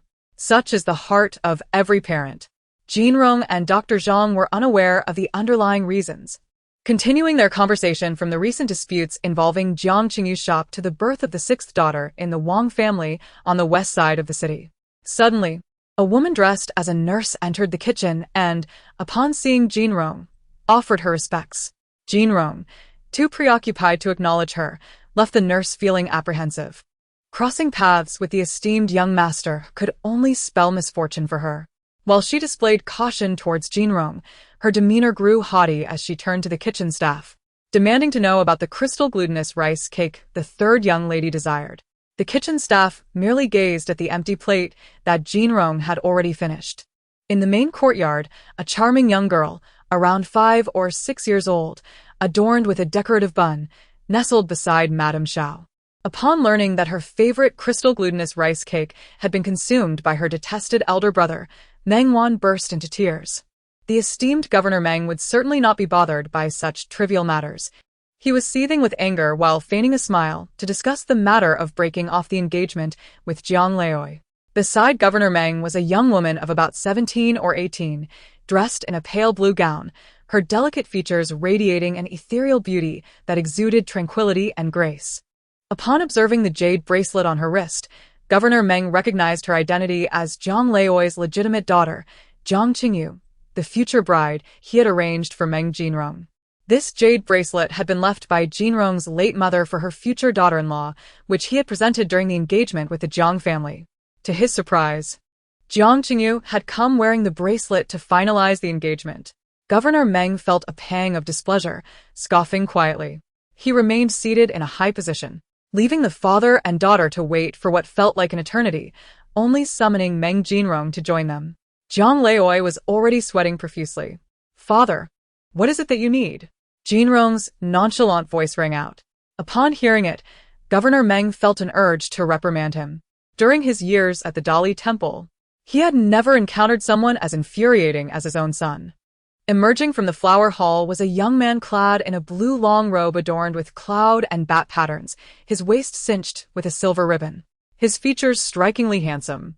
Yet, it was unfortunate that he would ultimately become a debauched scoundrel, squandering his good looks, a sentiment Jiang Qingyu harbored with bitterness. She had heard many tales of this governor's son's reckless behavior during her time in the boudoir, and his stepmother and sister often used these tales to taunt her, particularly after her previous marriage to him had brought her considerable suffering. Meng Jinrong was fond of pleasure, frequently absent from home, frequenting brothels and gambling houses, befriending dubious companions. She wished to encourage him to better himself, yet he coldly dismissed her, disregarding his father's authority as governor. Meanwhile, the matriarch of the Meng family cared little for Jiang Qingyu, viewing her as an unworthy bride lacking a substantial dowry. Initially, her father would defend her, but as time passed without the arrival of a grandchild, her situation grew increasingly precarious. With new brides entering the household one after another, her own womb remained silent, inciting resentment from the elder matriarch and mockery from her stepmother. Ultimately, in her desperate quest to bear a child, she sacrificed her own life. All of this stemmed from her marriage to Meng Jinrong. Reflecting on her past life, Jiang Qingyu clenched her fists in her sleeves, drawing blood from her palms. In this lifetime, she vowed to avoid the same pitfalls, determined to seek a worthy match and not allow Meng Jinrong to drag her down. As for the indifferent Meng Jinrong and his venomous stepmother and half-sister, she would repay their grievances in kind. Should they obstruct her path in any way, she would show no mercy. Meng Xingji slammed his teacup onto the table, his voice stern as he admonished Meng Jinrong, "We have distinguished guests. What is the meaning of your careless demeanor?" The sudden outburst, accompanied by the governor's imposing presence, startled Jiang Leoi. He had heard of Meng Xingji's reputation as a strict lawman, with many criminals confessing within minutes of entering his courtroom. Jiang Leoi regretted his decision to pursue the engagement. In contrast, the other two remained composed. Jiang Qingyu had witnessed such scenes countless times after her previous marriage to Meng Jinrong. They were always loud, yet inconsequential. Meng Jinrong held his head high, unafraid, as Governor Meng, though appearing stern, secretly indulged his eldest son. Otherwise, why would his stepmother be so dissatisfied? Meng Xingji had learned to ignore Jinrong's remarks, turning his attention to the Jiang father and daughter. "Jiang Leoi, Miss Jiang, if you have something to say, please address it to my unworthy son." Jiang Leoi was drenched in cold sweat, sensing the threat in the governor's gaze, which clearly conveyed, "Dare to disdain my son in my presence, and you shall regret it." This governor, not yet 40, had already achieved the rank of fourth-grade official and was not one to be trifled with, especially considering the Jiang family's business relied heavily on their association with him. Jiang Qingyu, disregarding her father, boldly declared, "Young Master Meng, I am unworthy of your esteemed status." As soon as the words left her mouth, she recalled her oversight. Meng Jinrong was utterly unlearned and had always despised such refined language in her past life. As expected, Governor Meng's expression darkened. Was this a veiled insult implying his son was illiterate? Although it was true, Jinrong merely laughed it off, pretending not to notice. Jiang Qingyu steeled herself and continued, "I sought my father's presence to terminate the engagement. It was a shameful act for a young lady to initiate such a withdrawal, but to rid herself of the scoundrel Meng Jinrong, she had no other choice, especially given her father's mercenary motives." In truth, there was still room for negotiation regarding the marriage. Jiang Leoi intended to speak further, but was interrupted by the seemingly deadpan Jinrong, who said, "All right, I agree." This unexpected acquiescence left Jiang Qingyu's beautiful face momentarily stunned, revealing that Meng Jinrong had never truly cared for her as his future wife. Governor Meng was equally taken aback, quickly reacting by slamming his hand on the table, exclaiming, "Marriage is a significant matter. How can you decide unilaterally?" "Then let my father decide. I have no objections." Jinrong replied nonchalantly, avoiding eye contact. His words left Meng Xingji speechless, leaning back in his wooden chair, taking deep breaths. How had he fathered such a rogue? His cousin was so charming and gentle, while Jinrong was a source of shame. Jinrong smirked. "Father, I see you disapprove of my previous statement. Who would appreciate such nonsensical ramblings?" Jinrong immediately regained his composure and assumed a serious demeanor. "Allow me to start anew." He turned to face the Jiang father and daughter, his aura transforming, his voice altering. "Old Master Jiang, Miss Jiang, 30 years in the East, 30 years in the West. Do not belittle the youth in poverty." His words resonated with conviction and authority. The Jiang family was taken aback. Although the Meng family did not engage in commerce like the Jiang family, their years in officialdom had amassed a substantial fortune. As the legitimate eldest son of the Meng family, Meng Jinrong exuded an air of affluence. It was difficult to perceive any signs of poverty about him. To utter such words required an audacity that was remarkable. Meng Xingji, however, felt utterly humiliated. This scoundrel had brought him disgrace. Accompanying his words was a Qingxi teacup, which Jinrong deftly evaded. Upon glancing back, he could discern the pained furrow of Meng father's brow, realizing that not only the teacup had shattered upon the floor, but also Meng Xingji's pride, for it seemed to be his favorite set of teacups. As for the words he spoke, Jinrong had long yearned to express them. He had merely awaited an opportune moment. Though the conversation veered into absurdity, Jinrong found amusement in the farce. Jiang Qingyu, the heroine of this reincarnation tale, had reached her limit. "Young Master Meng, cease this foolishness." A slight smile graced her lips as she declared, "I have heard the rumors circulating, and it is clear that you and I are not fated. Let this engagement be dissolved." Upon hearing of these rumors, Meng governor could not suppress his fury. He had initially intended to uncover the source of the slander against his son, hoping to quell it, only to find that the future in-laws were already aware and had come to annul the engagement, armed with justifiable reasoning. "Wretched son, this is your doing." "Doing?" Jinrong reflected briefly, recalling the incident that had led to Meng father's wrath. It stemmed from the original character's reckless escapade, tempted by indulgence. He had ventured into a brothel, partaking in revelry. Fearing a beating from his father, he dared not call upon the courtesans.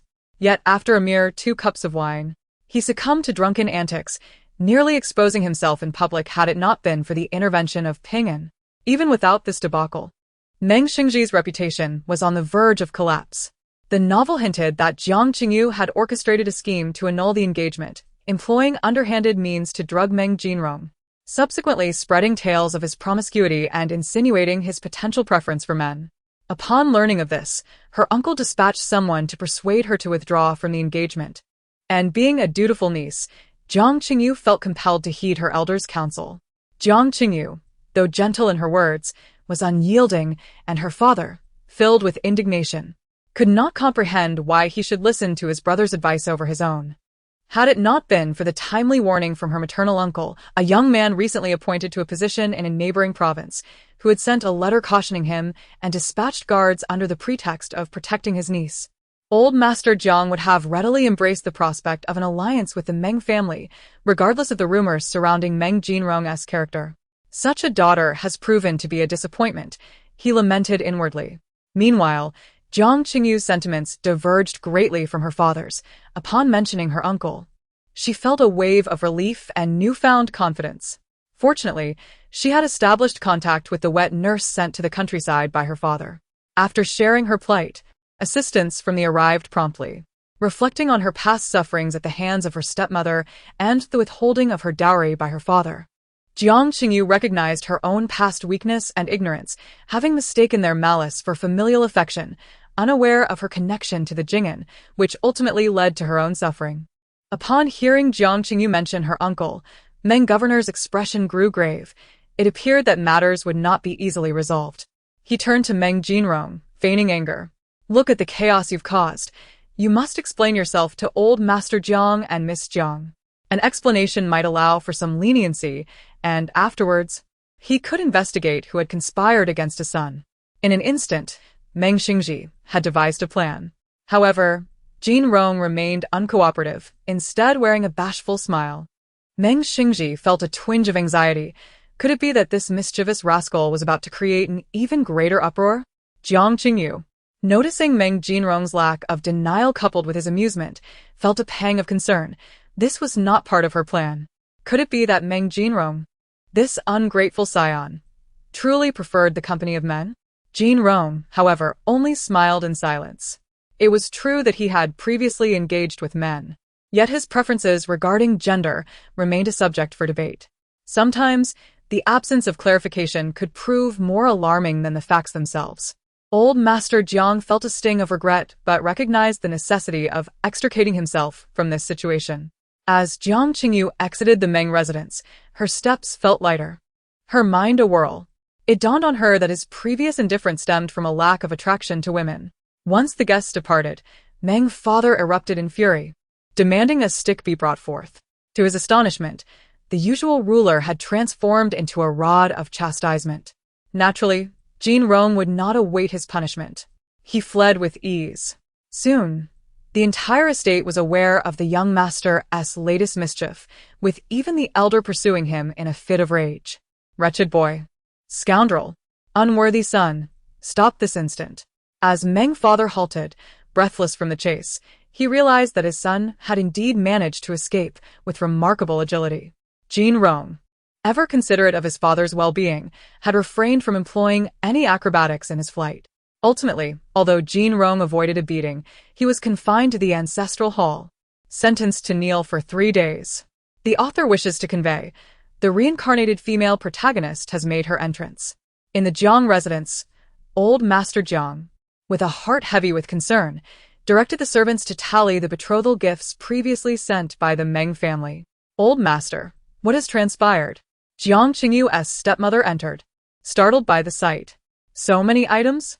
It is all that wretched Qingyu's doing, selfishly rejecting the advantageous engagement with Governor Meng, he thought, feeling a knot tighten in his chest. Is it true that sisters called off the engagement? A lovely young girl, no more than 15 or 16, grasped Jiang Qingyu's hand, her delicate features marred by worry. Had it not been for her awareness of the previous injustice regarding her dowry, Jiang Kaiyun might have genuinely appeared concerned for her sister. Jiang Qingyu nonchalantly withdrew her hand. Governor Meng must have agreed. I feel rather fatigued and shall retire. With that, she turned to her quarters. Watching Jiang Qingyu's retreating figure, Jiang Kaiyun bit her lip, her eyes flickering with determination. Her mother had been correct. Jiang Qingyu was becoming increasingly difficult to manipulate. Jiang Kaiyun remained fixated on the considerable dowry left by Jiang Qingyu's mother and the promising union with the Meng family. Jiang Qingyu was foolish to dismiss such opportunities. Regardless of Meng Jinrong's reckless nature, a little effort could easily win him back, thus squandering a marvelous position. Jiang Kaiyun was acutely aware of her own status. Her mother had been a concubine, and she herself had been reluctantly acknowledged as a legitimate daughter. Yet in the eyes of the affluent, she remained a lowly-born concubine's child, destined to marry within her station. However, with Jiang Qingyu's substantial dowry, her prospects would transform. Even in marriage, wealth would grant her leverage over her husband, allowing her to take charge. Meng Jinrong was the apple of Meng Governor's eye. He could be reprimanded and scolded, but should anyone else dare to offend him, Meng Xingji would show no mercy. Henceforth, Jiang Qingyu developed a profound respect for her seemingly gentle and cultured father-in-law. How fortunate Meng Jinrong is to have such a father. Jiang Qingyu thought with a hint of derision. If Jinrong were to discern the thoughts swirling in Jiang Qingyu's mind at this moment, he would undoubtedly exclaim, "No. My dear lady, the golden leg of your future is far more substantial than mine." Presently, Jinrong found himself confined in the ancestral hall, reflecting on his misdeeds before the ancestral tablets. Although it was said he was being punished by kneeling, with the doors and windows firmly shut, who could truly oversee the actions of this young master? Jinrong cleverly arranged several cushions into a makeshift bed, reclined upon them, and propped his leg casually while gazing at the skylight in the ceiling. Young master, young master." A faint voice seeped through the crack of the door, followed by the door being cautiously opened to reveal Ping and young master. "You haven't eaten anything yet, have you?" Ping asked innocently. Indeed, he spoke the truth. Aside from a plate of crystal glutinous rice cake consumed in the kitchen, Jinrong had not partaken of any food that afternoon. If Ping had not mentioned it, he might not have felt the pangs of hunger at all. Jin Rong sat up, his gaze fixed on Ping-an. Is there anything to eat? Ping-an obediently produced a lunchbox from behind him and opened it, revealing a roasted chicken and several large steamed buns. Ah, the culinary skills of Chef Mo. As recalled from the original owner's memories, Jin Rong thought as he bit into the chicken leg. Young master, what did you do to provoke the master this time? Ping-an inquired cautiously, sensing that the master appeared even more enraged than before, exemplified by Jin Rong's punishment of kneeling in the ancestral hall. A departure from the usual beatings or the task of copying scriptures. What sort of commotion could have incited such wrath? Ping-an dared not press further, aware that this was a realm in which his young master excelled. As Ping-an tidied the lunchbox, a steady voice from outside interrupted. Eldest young master. Ping-an's hand trembled. It was Granny Zheng from the madam's quarters. Would she discover that he had secretly brought food to the young master and catch him in the act? After all, dining in the ancestral hall could be deemed disrespectful to their ancestors, yet Ping-an had merely acted out of concern for his young master's hunger. However, Jin Rong remained unfazed. Go, open the door. Someone has come to deliver something, he instructed. Deliver something? Ping-an was puzzled by his young master's words, but complied and opened the door. In the dim evening light stood Granny Zheng, dignified and composed, accompanied by 3 servants. A wave of apprehension washed over Ping-an, but upon closer inspection, he noticed that the servants bore bedding and pillows. Ping-an smacked his forehead. How could he have forgotten? The ancestral hall was cool, and if the young master were to spend the night there, he might catch a chill. It was not entirely Ping-an's fault for overlooking this, as Meng Jinrong's clothing and toiletries were typically managed by the maids. Had the previous maids of spring, summer, autumn, and winter still been present, they would undoubtedly have anticipated this need. Granny Zheng refrained from explicitly stating that the madam had sent them, fearing that such acknowledgement would lead the eldest young master to perceive the madam as hypocritically compassionate, tossing bedding and people aside. Upon entering, she saluted Jin Rong and instructed the servants to arrange the bedding before departing. You mean they came to deliver bedding? Ping-an exclaimed in surprise. Having only heard the madam speak of how she would treat the eldest young master harshly as the original son of the first wife, Jin Rong merely acknowledged her words and promptly transitioned to the new sleeping arrangement. Who would choose to sleep on hard cushions when a bed was available? Has everything been delivered? Xiao Yumei inquired, her eyes glued to the ledger in her hands, not even glancing up at Granny Zheng. Yes, madam, it has all been delivered. Granny Zheng responded with a bow. Xiao Yumei continued, and what of the food? The dishes prepared by Chef Mo were delivered by the young master as scholar, Ping-an. When I arrived, Ping-an was busy tidying up the lunchbox, Granny Zheng explained. Being a stepmother is challenging, Xiao Yumei sighed, rubbing her temples. Where is the master lodging tonight? This was predictable for Xiao Yumei. Whenever Meng Xingji punished his legitimate son, he would often work through the night in the study, or the official residence. Did he intend to come to her quarters and discuss the education of his stepson? Xiao Yumei herself found the topic rather uncomfortable. Fortunately, Meng Xingji was clear-headed enough not to broach the subject with her. Feeling distressed, she hurried to the ancestral hall. Surprisingly, the old matriarch displayed remarkable vitality, moving faster than the young maid accompanying her. My dear heart. Upon entering, Meng Laotai embraced her precious grandson, touching and pinching him in concern, fearful that he had lost weight since her departure. Indeed, the young master had visibly lost some weight after enduring a beating and taking medicine for several days. Meng Laotai lamented, as if she were losing her own flesh, simultaneously scolding her son and daughter-in-law with a heavier focus on the latter. Upon seeing Xiao Yumei, her expression soured. What suffering have I endured? There were attendants along the way, but it is Jin Rong who bears the brunt of the punishment, confined to the ancestral hall all night. Jin Rong calmly interjected, I am hungry. Instantly, Meng Laotai dismissed her unlikable daughter-in-law from her thoughts, focusing entirely on her beloved grandson. Surely, you have not eaten anything this morning, have you? She turned to Xiao Yumei. Do not prepare my favorite dishes. Make something that Jin Rong likes instead. He must be starving. Xiao Yumei responded respectfully. The daughter-in-law understands. Meng Laodai then took her cherished grandson and left the ancestral hall to change clothes and wash up. while no one would dare mention Meng Xingji's decree of 3 days in the ancestral hall. In every dynasty, filial piety was paramount, and as Meng Mu raised Meng Xingji, he naturally placed her first in all matters. Author's note: there will be another update at noon. After finishing his morning ablutions, Jinrong donned a resplendent purple robe adorned with golden-threaded auspicious clouds at the cuffs and cinched with a vibrant scarlet belt. Meanwhile, old Lady Meng beckoned him to join her for breakfast.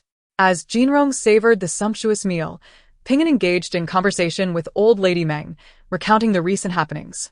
Being of an honest disposition, Ping'an was well aware that he would not utter falsehoods.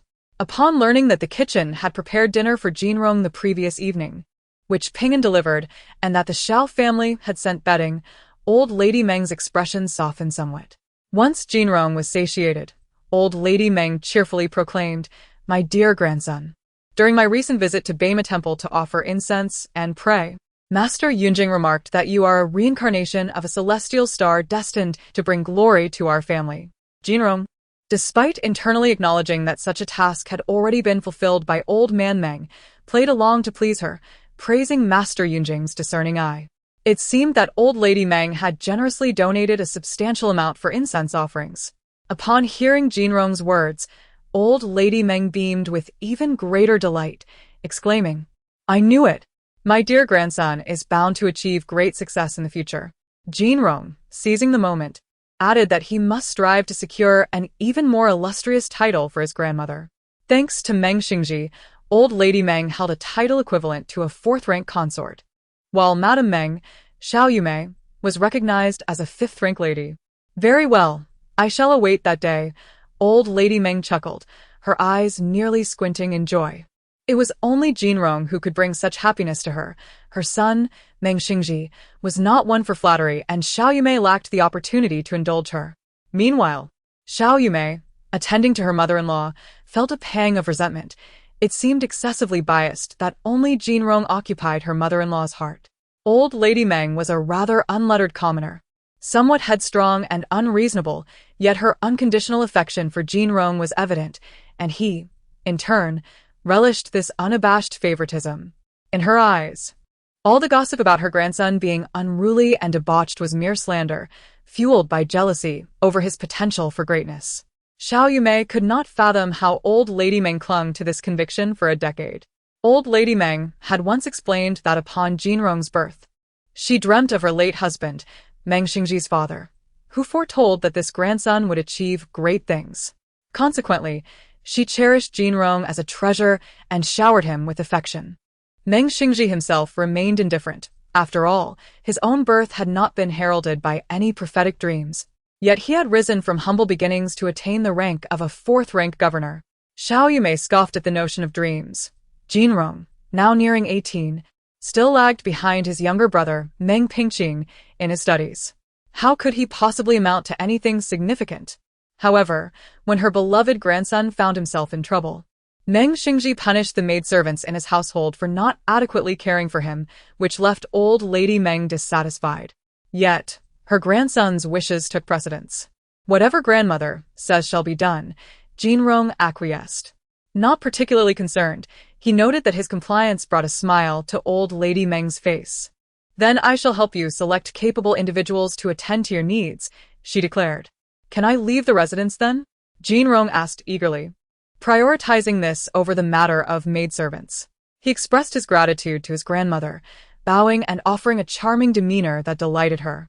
Old Lady Meng playfully poked his forehead, saying, "I knew you couldn't resist the allure of the outside world. If you need money for your escapades, do not hesitate to ask your grandmother." Jinrong waved his hand dismissively, asserting he had not yet reached the point of soliciting funds from his elders. With old Lady Meng's blessing, the so-called house arrest was effectively lifted. He called for Ping'an and cheerfully announced, "Let us venture out." As they approached the main gate of the Meng residence, they chanced upon a petite girl of 5 or 6 years, clad in a pale yellow dress with her hair styled in a topknot. This was none other than Meng Jinrong's younger sister, the third young lady of the Meng family, Meng Wan, accompanied by several maids. She appeared to be enjoying a leisurely stroll. The ever-cautious Wang Mama, tasked with attending to the third young lady, noticed the eldest young master and instinctively worried for Meng Wan's well-being, yet dared not interrupt their sibling interaction. Jinrong, known for his mischievous antics, paid little heed to the expressions of those around him. Instead, he reached out to touzle Meng Wan's top knot, only for her to evade his touch, retreating behind Wang Mama and clutching her garment tightly. In a small voice, she exclaimed, "Big brother is naughty for eating my crystal rice cake." Jinrong. Wang Mama, flustered, interjected, "Young master, the young lady speaks without a filter. Please do not take offense." She feared that should Jinrong's temper flare, he might relay the incident to old Lady Meng, who would undoubtedly reprimand her.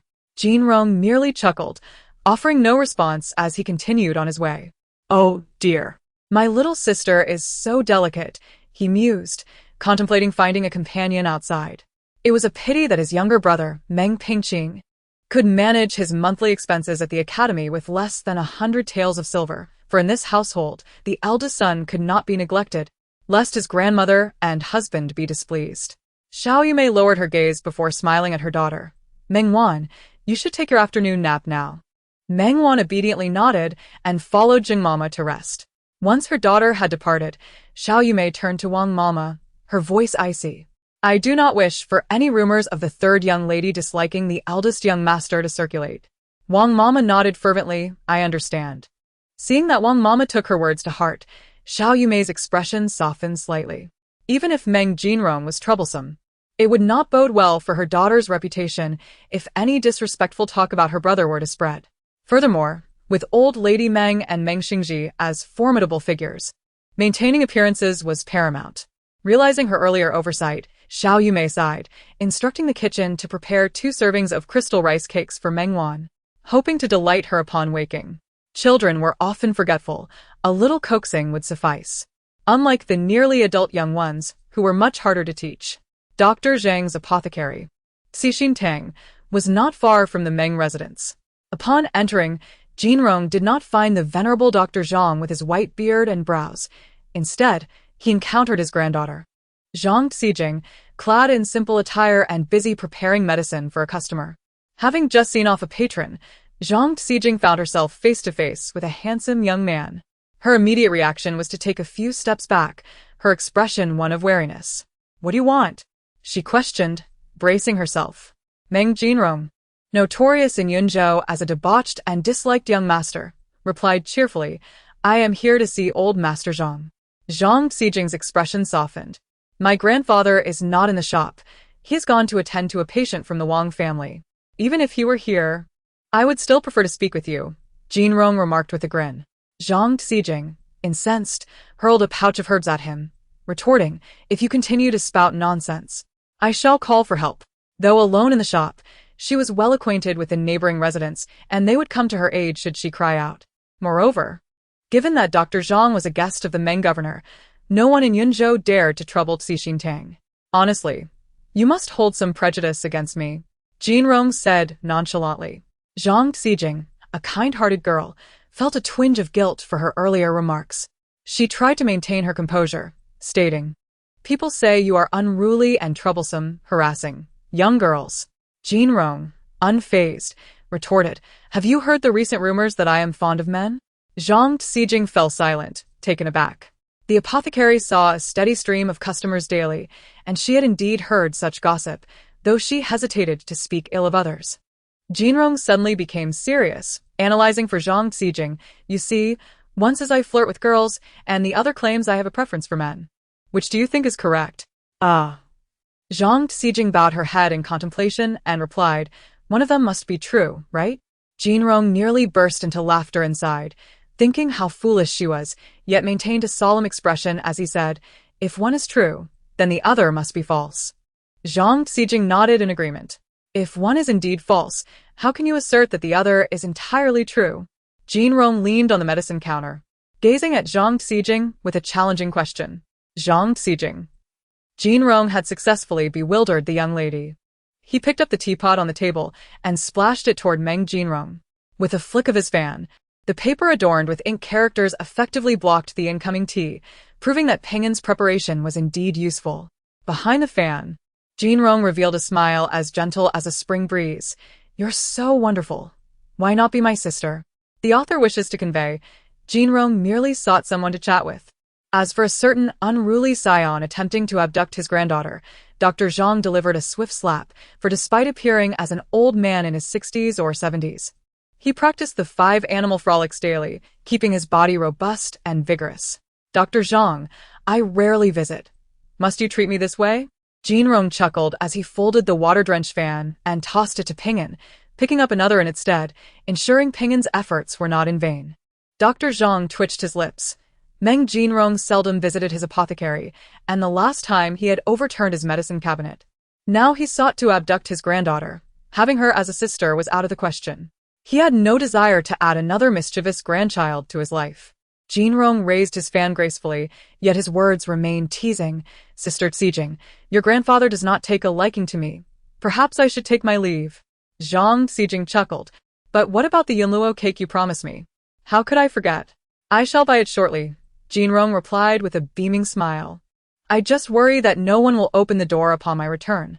Zhang Tsijing assured, do not fret. If grandfather does not let you in, I will.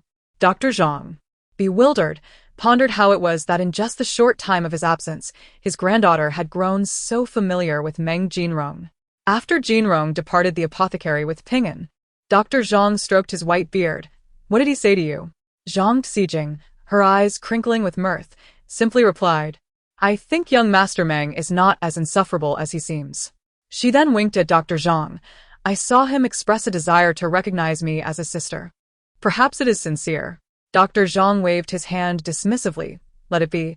I still wish to live a few more years. Zhang Tsijing burst into laughter. Finding similarities between young Master Meng and her grandfather, both were charmingly eccentric. Jinrong took Ping'an to the largest pastry shop in Yunzhou, Ru Yizhuang, where the manager personally assisted him in selecting treats, flattering him with a smile. Young Master Meng, our signature item is the Ru Yi cake. Alongside other delights such as Fu Ling cake, Meihua fragrant cakes, rose pastries, 7 treasure snacks, and prosperity pastries. Jinrong scrutinized each item. Dismissing those he deemed too dry or lacking flavor, his critiques delivered with an air of authority. The shopkeeper could only force a smile, thinking that this young Master Meng had become increasingly difficult to please. Very well, I shall take 3 boxes of Yunluo cake, 1 box of prosperity pastries, 1 box of 7 treasure snacks, 1 box of Ru Yi cake, and 2 boxes of sugar-steamed custard. Jinrong spoke quickly, while shaking his folding fan, and the staff diligently recorded his order and packaged it well. Ping'an, curious, wondered, the Yunluo cake is for Miss Zhang, but what are the other snacks for? In total, it is 9 taels and 3 coins.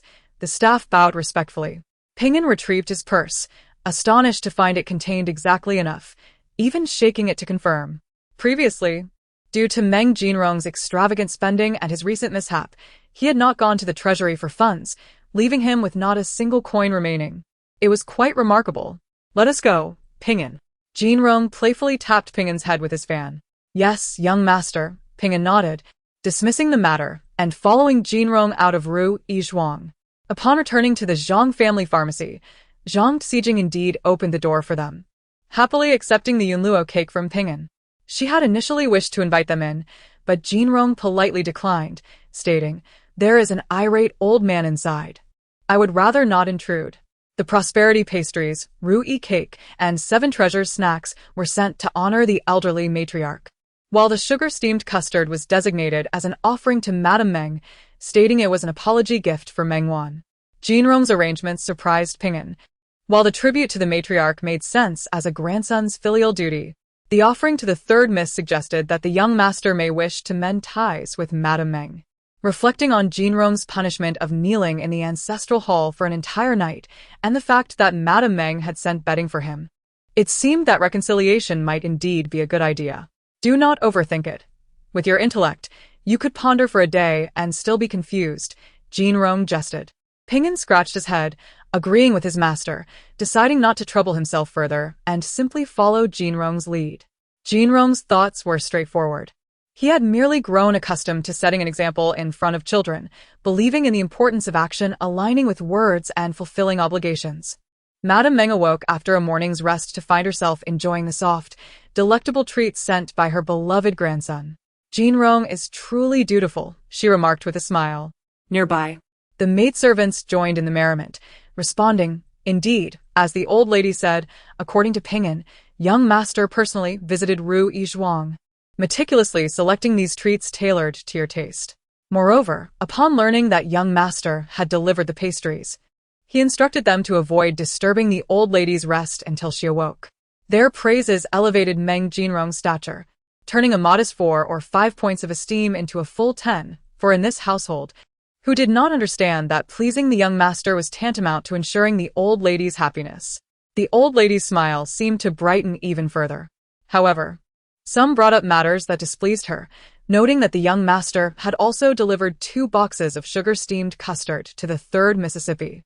The events of the morning, once again related to her cherished grandson, prompted those eager to curry favor with the old lady to mention it. Xiao Yumei, not daring to suppress the topic, feared that if it were known, it might appear intentional. The old lady's smile began to fade, realizing that while her dear grandson had a pleasant disposition, there were those who dared to bully him. The others stifled their laughter, inwardly scoffing, with a temperament like the young master's, who could ever dare to bully him. Setting aside that issue, the old lady sighed, "Having spent so much money, I wonder if he has enough left." Just the penalty for his misdeeds had led to his father imposing a fine that would last a decade.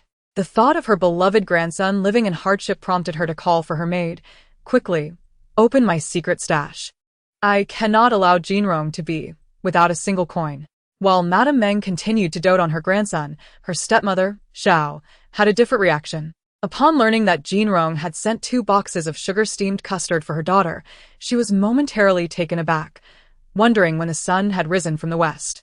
The little girl, Meng Wan, who had been sitting on the couch learning to weave with her maid, upon hearing about the custard, abandoned her half-finished red thread and dashed to her mother. "Mother, I want to eat sugar-steamed custard."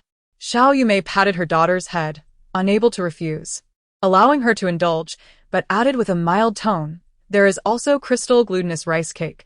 Do not overindulge, as there will be lunch later." Xiao Yumei meticulously nurtured her daughter since childhood, placing great emphasis on diet and upbringing. As a result, Meng Wan, adhering to her mother's guidance, only consumed 2 pieces of cheese before stopping, watching as Zheng Mama tucked the remaining cheese away. The rest of the Meng family could not decipher the intentions behind the eldest young master's actions, who could have anticipated that it was merely a fleeting whim of Meng Jinrong. This marked the first occasion he had purchased something for his family. In response to Meng Xingji's sardonic remarks, Jinrong casually retorted, questioning what snacks a man of his stature should indulge in, casting a disdainful glance at Old Man Meng. This left Old Man Meng feeling quite disheartened. During dinner, Grandma Meng inevitably broached the subject of Meng Xingji's insistence that Meng Jinrong kneel in the ancestral hall. Meng Xingji remained silent, unable to disclose that it was due to rumors about his son's questionable character circulating in town. With such a reputation, Jinrong would be barred from participating in the imperial examinations, although Meng Xingji was well aware that his son was not cut out for such pursuits. If he were to voice this, Jinrong, lacking any sense of shame, would undoubtedly be unmoved, but it would humiliate him profoundly before his mother. Glancing up, he found Jinrong leisurely sipping soup, entirely unperturbed by the reprimands directed at his father. Meng Xingji's silence only piqued Grandma Meng's curiosity. She was familiar with her son's temperament and sensed that something significant was amiss. Unable to evade the inquiry, he downplayed the gravity of the situation by stating that the Jiang family's daughter had called off the engagement. "What?" Grandma Meng exclaimed, astonished. She had met the young lady and found her quite agreeable, not at all fearing that she might be a domineering wife capable of subduing Jinrong. Yet, why had the engagement been terminated? Though Xiao Yumei feigned surprise, she had anticipated this outcome. With Meng Jinrong's reckless nature, it was only a matter of time. Contrary to everyone's expectations, Grandma Meng did not erupt in anger upon hearing this news. Our Jinrong is so exceptional. How could he not attract a fine young lady? Her inexplicable confidence left even Jinrong himself astonished. However, what Jinrong did not foresee was that upon learning of the Jiang family's withdrawal, Grandma Meng eagerly embarked on a quest to find him a new bride. Matchmakers flocked to the Meng residence daily, and Grandma Meng arranged for Jinrong to meet various young ladies. In an effort to escape this predicament, Jinrong discreetly slipped out of the residence. Knowing full well that his grandmother understood, he could not remain idle at home. At the Cixin Hall pharmacy, he was met with the disapproving gaze of the elderly physician. Dr. Zhang. So, you've come back to bother me again? He said disdainfully. Why do you disdain me so? Jinrong raised his folding fan and quipped, after all, I am the son of a governor. Surely that makes me a distinguished guest here. Dr. Zhang was unafraid of offending Meng Jinrong, for after every reprimand, his father would always invite him back, as he was the finest doctor in Yunzhou. Thus, he candidly replied, I find you to be unlucky. Don't mind my grandfather's nonsense. Zhang Xijing chimed in, approaching with a smile as she poured tea infused with ginger and red dates, beneficial for replenishing energy. Jinrong took a sip, nodding in approval. I heard that the Jiang family's young lady personally came to call off the engagement. Is it true? She inquired eagerly, showing no awareness of the insensitivity of her question. Perhaps she had discerned that Meng Jinrong was not a man easily offended. The news of the Jiang family's withdrawal had spread far beyond the Meng residence, circulating throughout Yunzhou. Many believed that the Jiang young lady had escaped a fate worse than death, relieved of the obligation to marry a frivolous wastrel like Meng Jinrong. However, some gossipy individuals whispered slanderous remarks about Jiang Qingyu, yet others paid them little mind, for Meng Jinrong's notorious reputation in Yunzhou was far too well known. Indeed, it is true, Jinrong replied, fanning himself with a paper fan, raising an eyebrow. What? Are you attempting to introduce me to a sister-in-law? Dream on, eldest young master. Zhang Xijing shot him a roll of her eyes. However, when I accompanied my grandfather to the Jiang residence for a consultation, I did meet that young lady. She is as beautiful as a celestial being and has become even more remarkable these past few days. Such a beauty would be wasted on you, a mere wastrel. Should the Jiang young lady truly marry me, it would be a grave misfortune for her, Jinrong said without reservation. Zhang Xijing's casual remark about the young lady's increasing radiance triggered a memory for Jinrong regarding an essential artifact from a novel, a jade bracelet with spatial capabilities that aided the heroine in her ascent. At the time of reading, he had paid little attention to it, having become engrossed in the life of a wayward son, ultimately forgetting about it. With this mention, it became apparent that Jiang Qingyu had discovered the secret of the jade bracelet and was utilizing its powers. The novel described how the bracelet contained a spiritual spring, with little elaboration beyond stating that Jiang Qingyu had used it to recover from injuries inflicted by her stepmother and half-sister, subsequently saving the male lead from grievous harm. Later, she won the favor of the empress, solidifying her bond with the male lead. Jinrong mused, so, the male lead is about to make his entrance. In truth, he was indifferent to the jade bracelet, having observed that the heroine used it primarily for enhancing her beauty and healing others, particularly the male lead and influential figures, suggesting its limited availability as the spring replenished infrequently. Jinrong dismissed the bracelet as inconsequential, a mere trinket compared to the treasures he had encountered in his previous life, such as soul-calling incense that summoned spirits, a miraculous vase that revived withered plants, and dragon saliva pearls that preserved corpses for a millennium.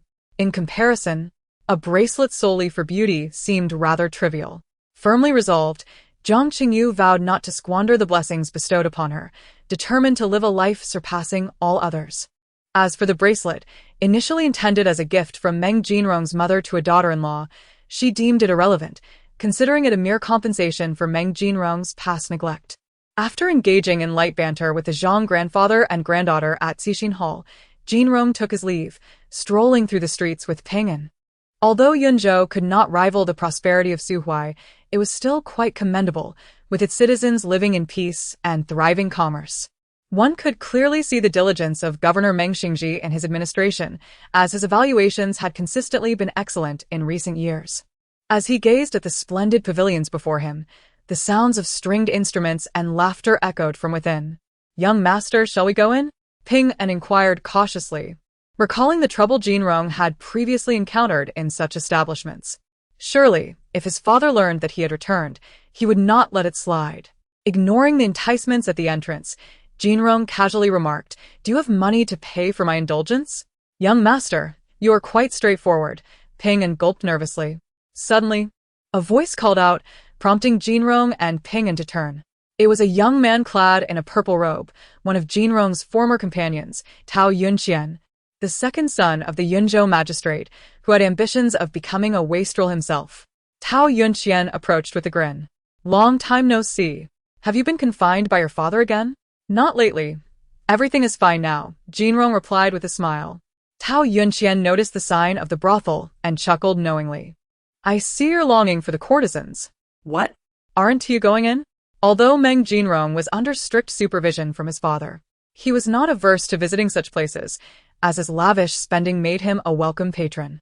I have no money, Jinrong replied succinctly. Tao Yunqian raised an eyebrow. How about you treat me instead?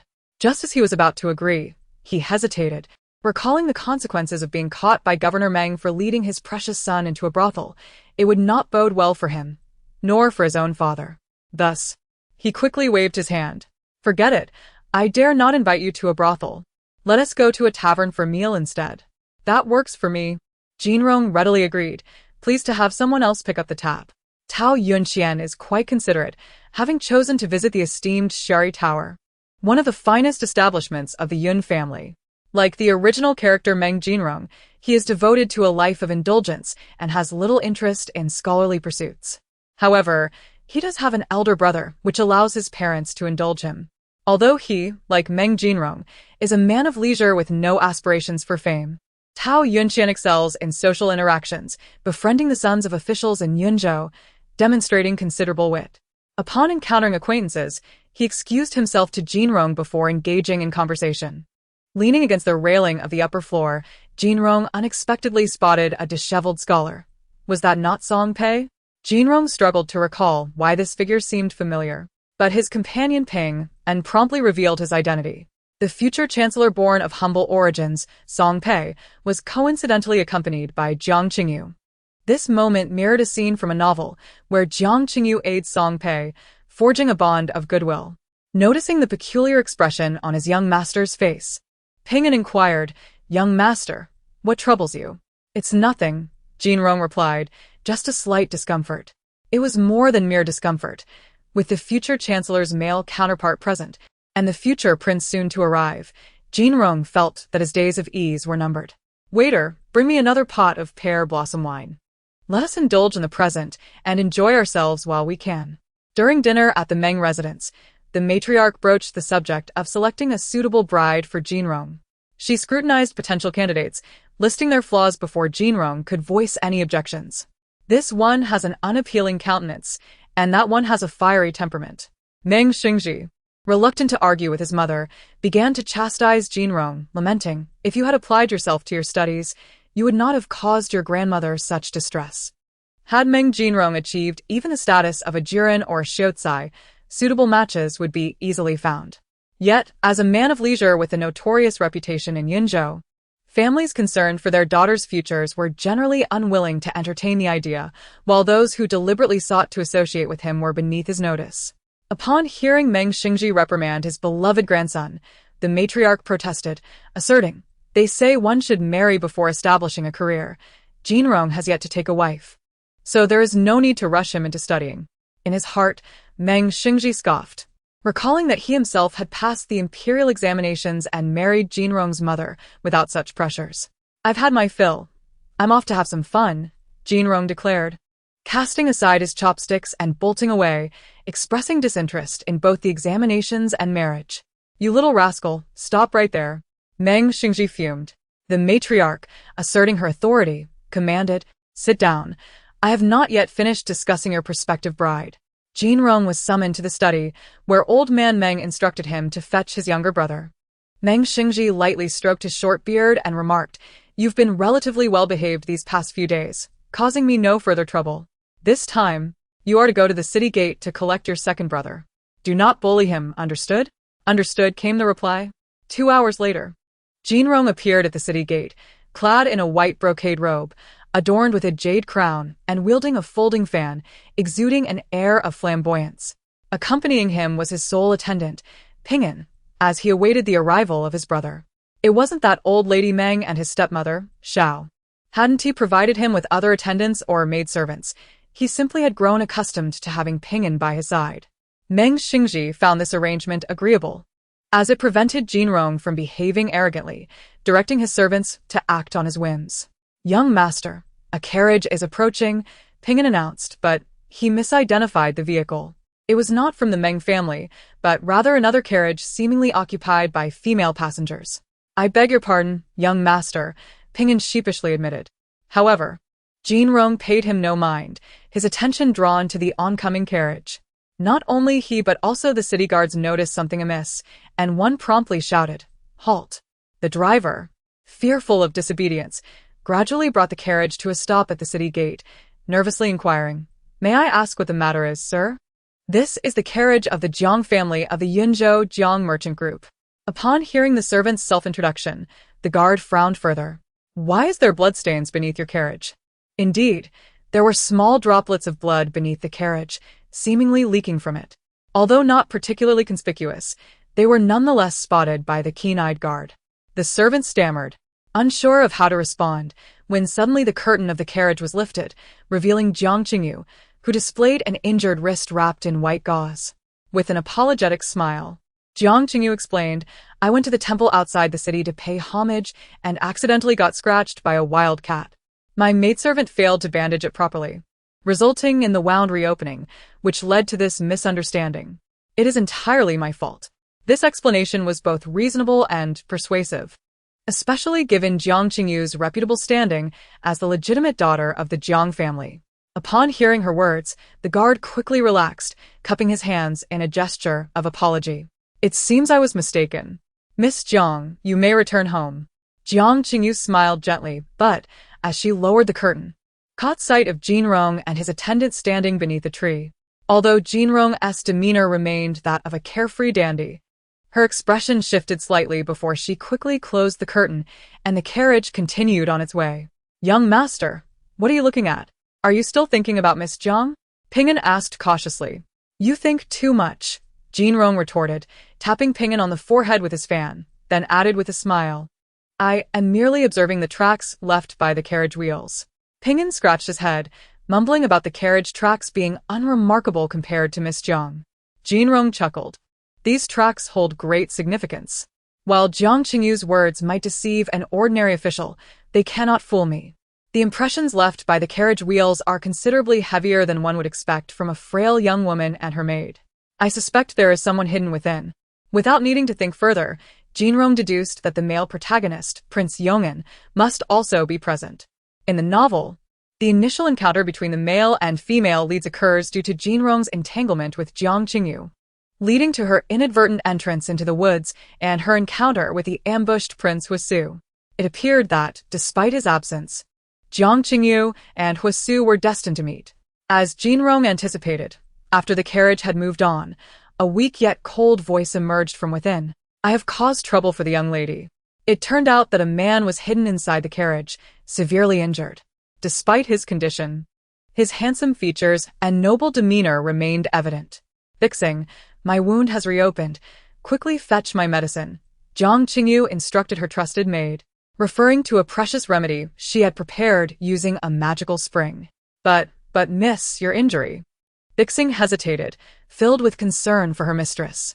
The truth was, when their carriage was stopped by the guards and questioned about the bloodstains, Jiang Qingyu had decisively cut her own arm with a dagger gifted by her uncle to obscure the origin of the blood.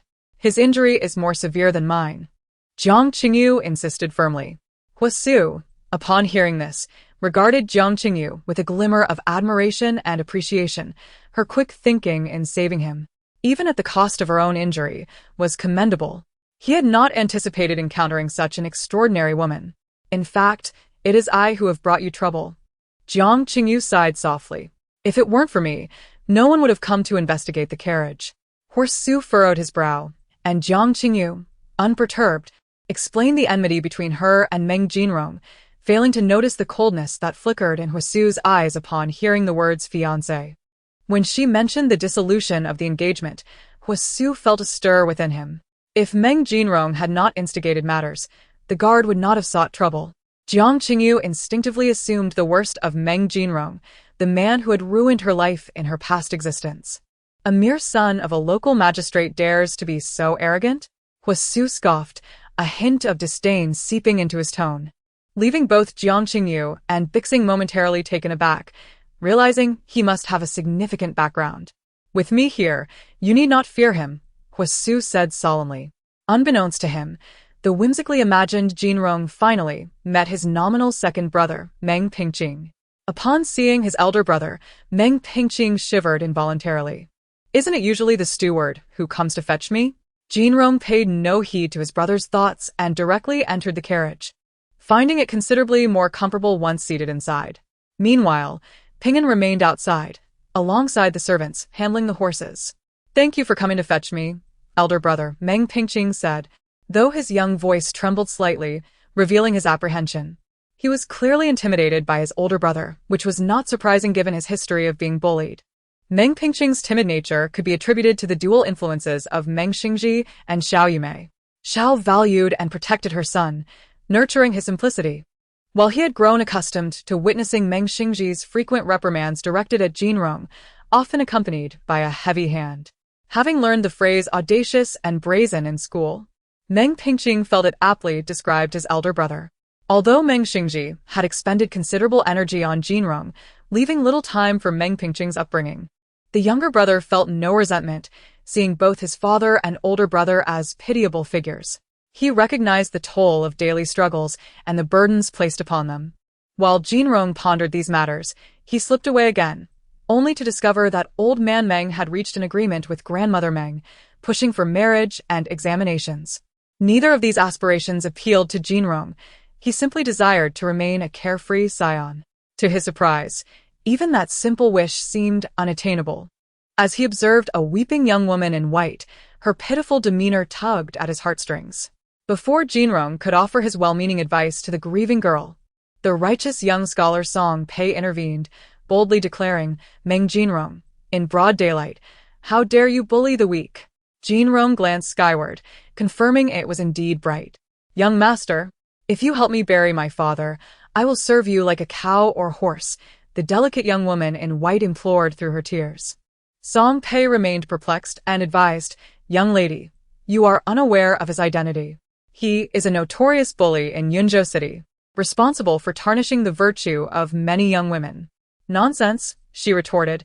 Meng Jinrong typically favors the pleasures of brothels and frivolities. As long as the young master assists me in burying my father, he shall be Schwer's benefactor.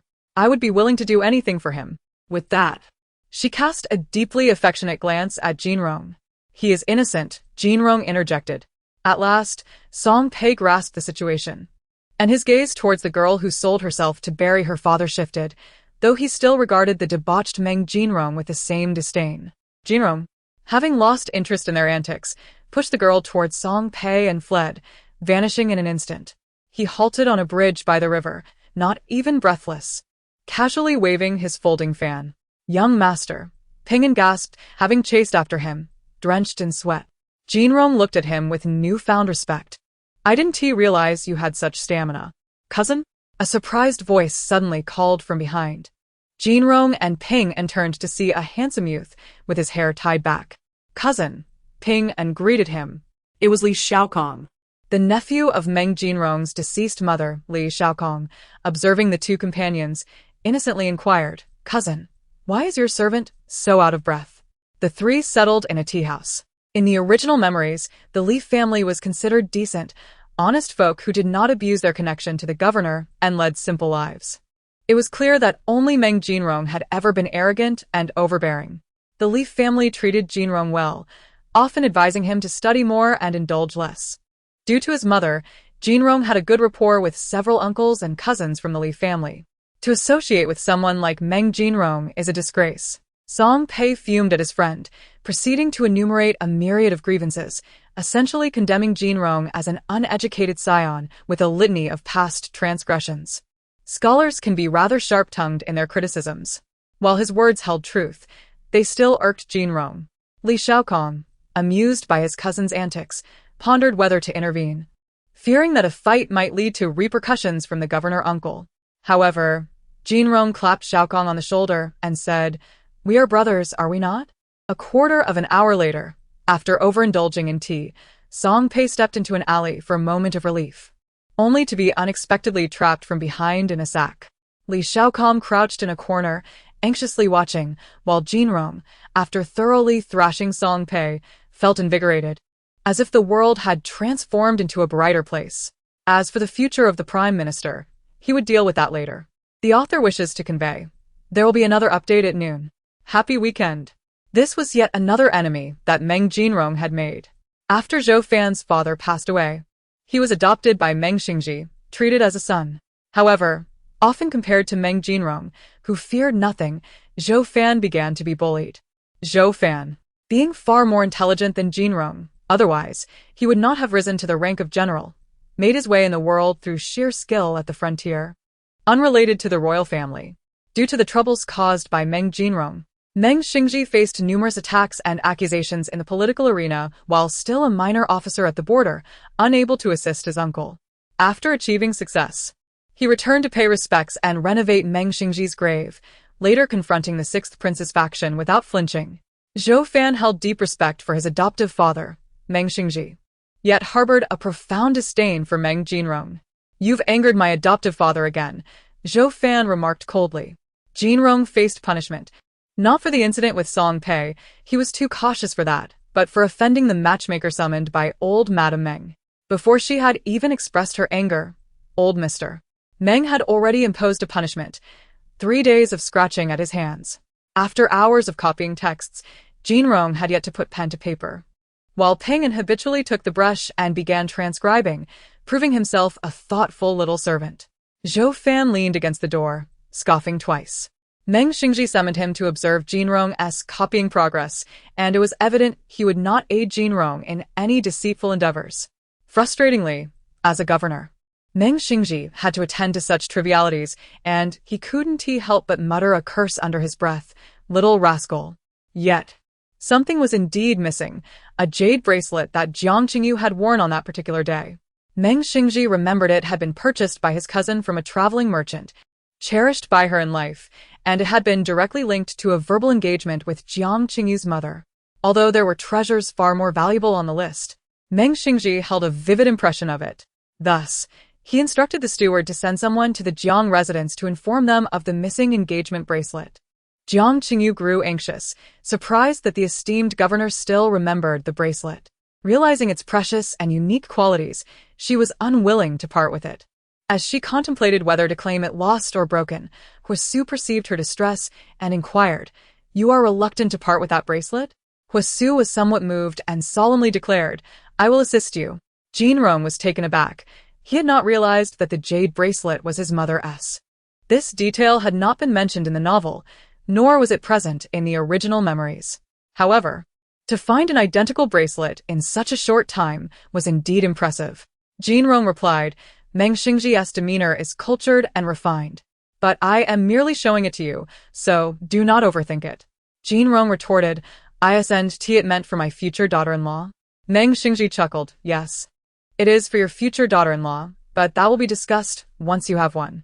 For now, I will keep it safe to prevent you from carelessly pawning it off one day."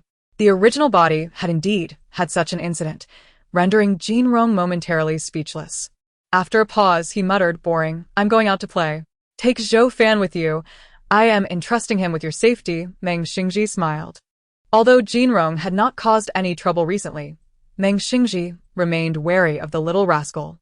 He knew Zhou Fan was clever, and no matter how reckless Jinrong was, he could not bully him. "Master, be careful."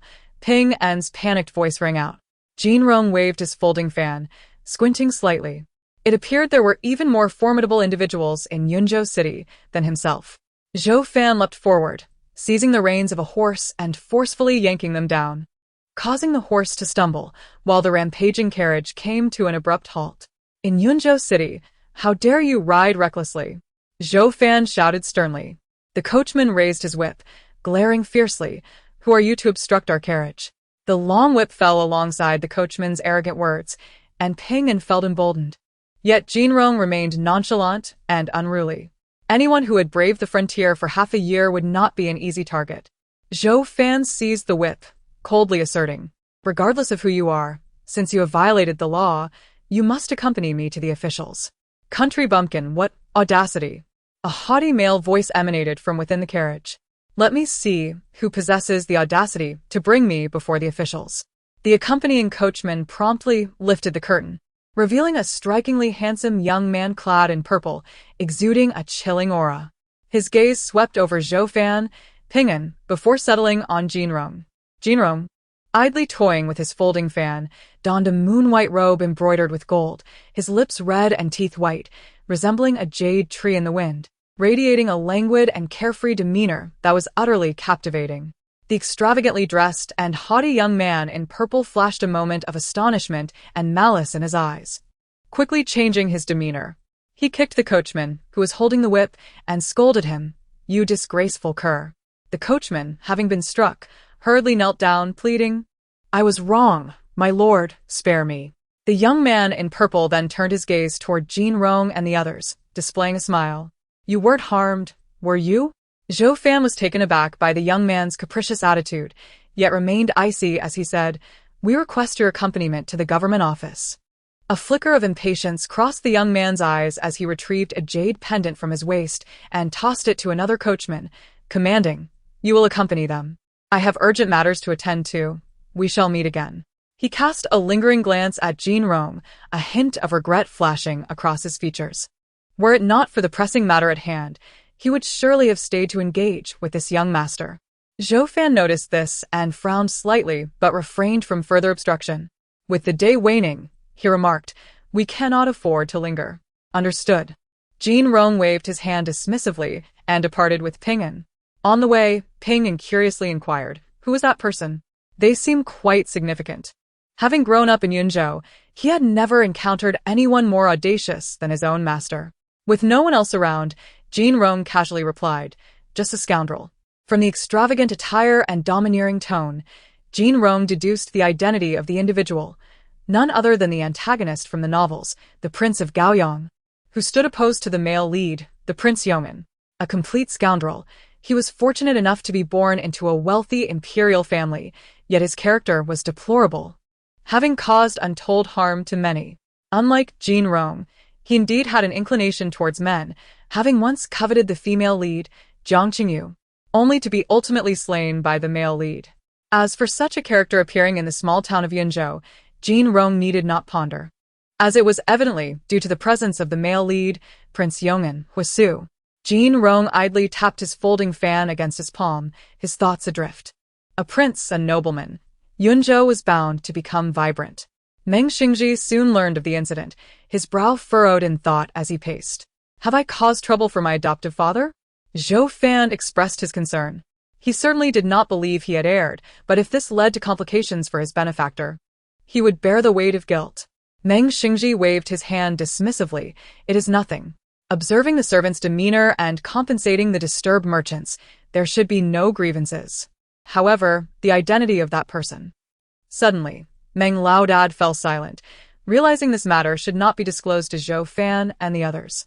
After a moment's contemplation, he turned to his son, who was leisurely enjoying pastries in a chair, and warned, "You little rascal, stay at home and read in peace for the next few days. You are not to go anywhere." Jinrong mused silently. "What have I done to deserve this?" Meng Laodad was merely concerned that his son's reckless nature might provoke the ire of a noble, leading to calamity that even he could not avert. However, unbeknownst to him, others had already set their sights on his precious son. In a private chamber of the loft, the young man in purple arrogantly inquired, "Have you found out about the person I asked you to investigate?" The servant, kneeling and unable to meet his gaze, replied in a hushed tone, "I have discovered that the young man in white is Meng Jinrong, the legitimate son of the governor of Yunzhou. He has no official title and his reputation in Yunzhou is quite poor. It is said." The servant hesitated before continuing, "It is said he has a preference for men." The young man in purple smirked. "That is most to my liking."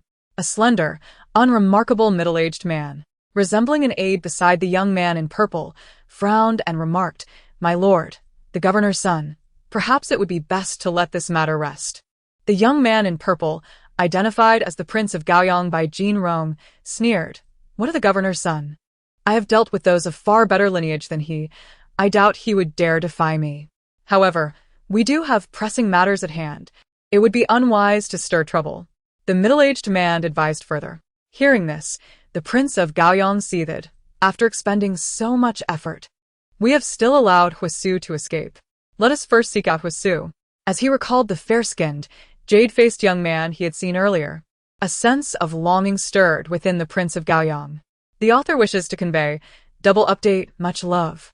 Although Jinrong was firmly confined within the mansion under the watchful eye of Old Man Meng, who had assigned Zhou Fan to ensure he did not sneak away, Peace still managed to bring back quite a few amusing tidbits from the outside world to entertain the young master. It was said that the legitimate daughter of the Jiang family had fallen out with her father over her mother's dowry. Furthermore, her half-sister had inadvertently ruined her appearance with a misapplied layer of makeup, leading to a humiliating incident at the Spring Festival, which, in turn, tarnished her reputation. To add to the family's woes, her stepmother seemed to have succumbed to some peculiar ailment, leaving her bedridden. Rumors circulated that the Jiang family had been cursed. With the belief that one could kill even Buddha if provoked, this indeed mirrored the style of the reborn Jiang Qingyu. One could only wonder what role Huisu played in this unfolding drama. In the study of the Meng residence, Zhou Fan unexpectedly declared, "Father, I wish to enlist at the border." Naturally, Meng Xingji vehemently opposed this, exclaiming, "Nonsense. Next year marks the imperial examination. Why would you abandon your studies to endure hardship in such a desolate place?" Zhou Fan, having achieved the status of a scholar at a young age, brought a sense of pride to Meng Xingji, who felt he had not let down his dear friend's wishes. However, he was taken aback by the sudden desire of the child he had watched grow up to abandon the path of scholarship for the military. With unwavering determination, Zhou Fan responded, "Father, my time at the border over the past 6 months has opened my eyes to much. The soldiers there are valiant and steadfast, protecting our territory. It is the duty of a true man to do the same. In any case, I will not agree to this," Meng Xingji asserted decisively, catching a glimpse of Jinrong leaning against the door, munching on pastries. His irritation bubbled over. "You little rascal." Jinrong, puzzled, wondered who he had angered this time. After finishing the last piece of cake, he leisurely remarked, "I believe Zhou Fan's idea is rather commendable." His eyes sparkled with longing as he added, "I have yet to witness the customs of the border." Meng Xingji, grasping a paperweight, hesitated but ultimately set it down, opting instead to throw a pen holder at Jinrong, who effortlessly dodged it. Zhou Fan sighed, realizing that Jinrong must indeed harbor a dislike for him, especially as he seemed intent on stoking the flames. Old Man Meng's anger had not yet subsided. "Your father and grandmother are still around. You little rascal. Do you truly wish to run off to such a distant land?" Jinrong, nonchalantly, replied, "But what of my second brother Pingqing? If I am absent, he will still be here to support you in your old age." A furious roar echoed through the study, ripping through the air. Subsequently, both Jinrong and Zhou Fan found themselves punished, kneeling in the ancestral hall. "I am innocent. I merely spoke a thought aloud," Jinrong protested discontentedly. Zhou Fan mused to himself that the punishment was indeed a consequence of Jinrong's loose tongue. Unable to endure the silence, Jinrong turned to the only other person in the hall aside from himself and asked, "Do you truly wish to enlist at the border?" Meng Xingji, considering Zhou Fan's well-being, was aware that the current dynasty favored civil over military pursuits. Zhou Fan had devoted many years to his studies. It would be a pity to forsake a promising future in civil service. After a moment of silence, Zhou Fan responded, "That place is quite splendid." Jinrong smirked, finding Zhou Fan unexpectedly interesting. However, he knew that Old Man Meng would not easily acquiesce to his request. In the novels, Zhou Fan enlisted due to angering a noble. The Prince of Gaoyang and Old Man Meng sent him to the border to avert disaster, thereby diffusing the situation. Yet, it seemed this time he had not caused any trouble, and Meng Xingji would certainly not allow his adopted son to suffer in such harsh conditions. Fortunately, Jinrong and Zhou Fan did not kneel for long before being released by old Madame Meng, who was deeply concerned over the matter. She chastised Meng Xingji, lamenting, "You punish the child to kneel in the ancestral hall daily. Do you not find it tiresome? One day, I shall have you kneel as well." Meng Xingji, momentarily taken aback by her words, found himself speechless. While the others lowered their heads, stifling laughter. Only Jinrong laughed unabashedly. Though the punishment of kneeling had come to an end, the matter of Zhou Fan's enlistment remained a point of contention between him and Meng Xingji. This conflict further solidified Meng Xingji's resolve to officially acknowledge Zhou Fan as a son. After Zhou Fan's parents passed away, leaving him without relatives, Meng Xingji had contemplated this for some time. However, considering Zhou Fan's youth and Jinrong's mischievous nature, he had hesitated. This time, however, he was resolute. He would include Zhou Fan in the family lineage, with the promise of sharing the family estate in the future. Jinrong, indifferent to this development, thought of it as merely gaining an additional brother. Who knew how many more siblings old man Meng might add in the future? Hearing the first half of Jinrong's statement, Meng Xingji felt a sense of pride in his maturity, but upon hearing the latter half, he could not help but kick out in frustration, though he missed his target. With the most willful and domineering eldest son of the Meng family having given his approval, the others naturally offered no opposition. Thus, after selecting an auspicious date, they formally acknowledged Zhou Fan in the ancestral hall. His surname remained unchanged, but he would henceforth be considered a member of the Meng family. Jinrong, eager for excitement, could not stay indoors. After dinner, he dashed out, and to ease old man Meng's worries, Zhou Fan followed closely behind. However, to his surprise, Jinrong's first destination was the Cixin Hall, where he appeared to have a good rapport with Dr. Zhang and Miss Zhang.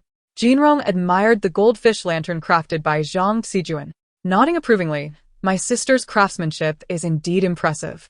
Zhang Xijuan blushed, sensing something was amiss. "You didn't make this, did you?" It was said that during the Lantern Festival, women crafted lanterns as a means of conveying their thoughts. Jinrong understood. "You have a date for the Lantern Festival, and it wouldn't be with a suitor, would it? I presume this goldfish lantern was made by him?" Zhang Xijuan playfully stuck out her tongue. "You talk too much." The young lady's suitor not only arranged a meeting with her, but also made her a goldfish lantern, knowing she could not craft one herself.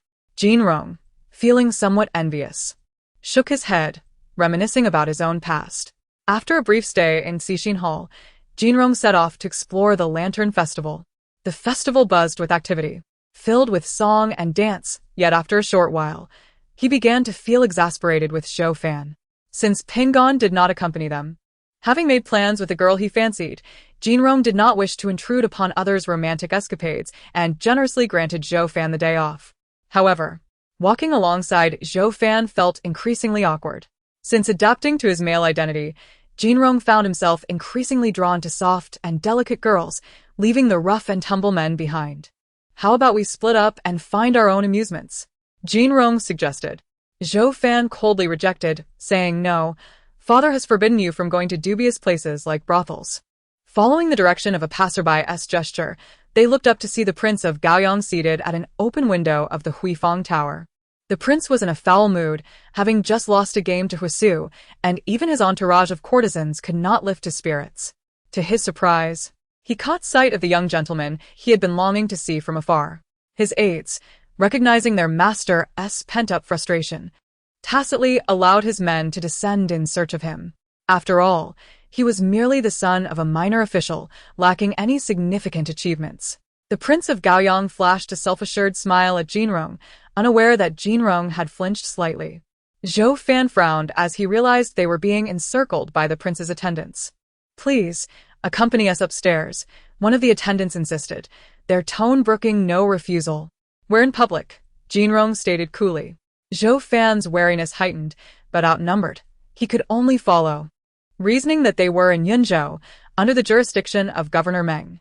If he could wield his martial skills, he might escape. But what would become of Jinrong if trouble arose? The blue-clad servants led them to the third floor, where the Prince of Gaoyang raised his cup toward Meng Jinrong. "Young Master Meng, it has been a while."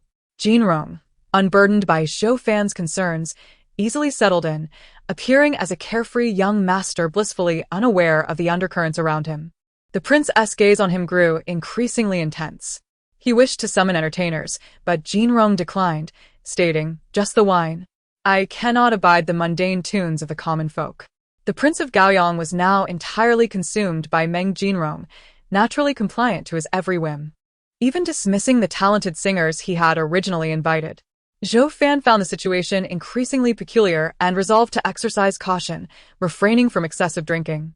Throughout the drinking session, the Prince of Gaoyang attempted to draw closer to Jinrong, but Zhou Fan's presence proved a hindrance. Thus, the prince feigned a smile and remarked that he had matters to discuss with young Master Meng, suggesting Zhou Gongzi take his leave, assuring that there would be fine food and drink awaiting him. Zhou Fan was about to decline when Jinrong interjected, stating that if the prince desired his company, then his own companion could not remain. The Prince of Gaoyang felt a surge of delight at the prospect of Zhou Fan's departure and promptly dismissed everyone else. His aides attempted to voice their concerns, but a fierce glare from him silenced them, the icy look sending shivers down their spines.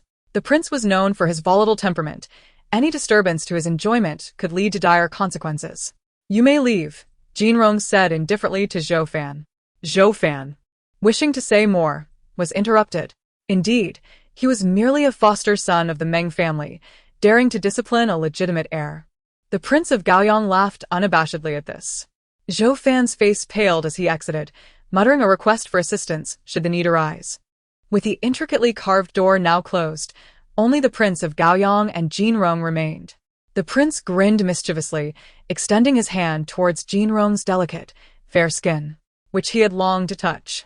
Yet, before he could fulfill his desire, Jinrong swiftly plunged his chopsticks into a delicate teacup, sending it flying into the air, only to be caught by the prince's mouth, effectively silencing him. Simultaneously, Jinrong's chopsticks pierced the prince's restless hand, pinning him to the table. Observing the prince's face redden in pain, Jinrong narrowed his eyes slightly, reflecting on the folly of the prince for daring to harbor such intentions towards him. With a sharp crack, Jinrong shattered an empty plate and picked up a shard. Lacking a proper weapon, he had to make do with what was available. The Prince of Gaoyang was engulfed in fear. He could not believe Jinrong would dare kill him. After all, he was a prince, while Meng Jinrong was merely the son of a minor official. Yet, simultaneously, he seethed with anger, lamenting that Jinrong was ignorant of his noble status, and wondered why his servants had not come to his aid. He had forgotten that he had sent them all upstairs to avoid interrupting them, and it was Zhou Fan who, upon hearing the commotion, rushed upstairs. Others attempted to stop him, but Zhou Fan disregarded their warnings and pressed on. When he flung open the door, he beheld Meng Jinrong leisurely drinking, while at his feet lay the lifeless body of the prince, whose throat had been cut, eyes wide open in shock. Jinrong looked up at Zhou Fan with a smile and asked, "Have you ever killed anyone?" After a brief pause, he continued, "I suspect you have. After all, in the wilds of the frontier, with frequent invasions, you must have developed a certain bloodlust during your 6 months there." Zhou Fan swallowed hard. "What have you done?" "He had ill intentions towards me, so I killed him," Jinrong replied, as if discussing the most mundane matter. The Prince of Gaoyang had expected a moment of hesitation, but Jinrong acted with decisive clarity. Although he had considered the impulse to eliminate a certain troublesome part of the prince, he ultimately refrained, deciding that it would only sully his hands.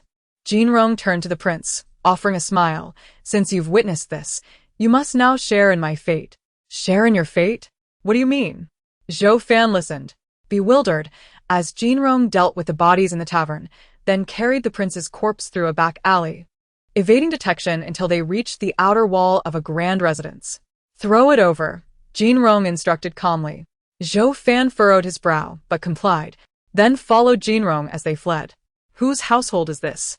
Zhou Fan inquired once they stopped. "You ask that now?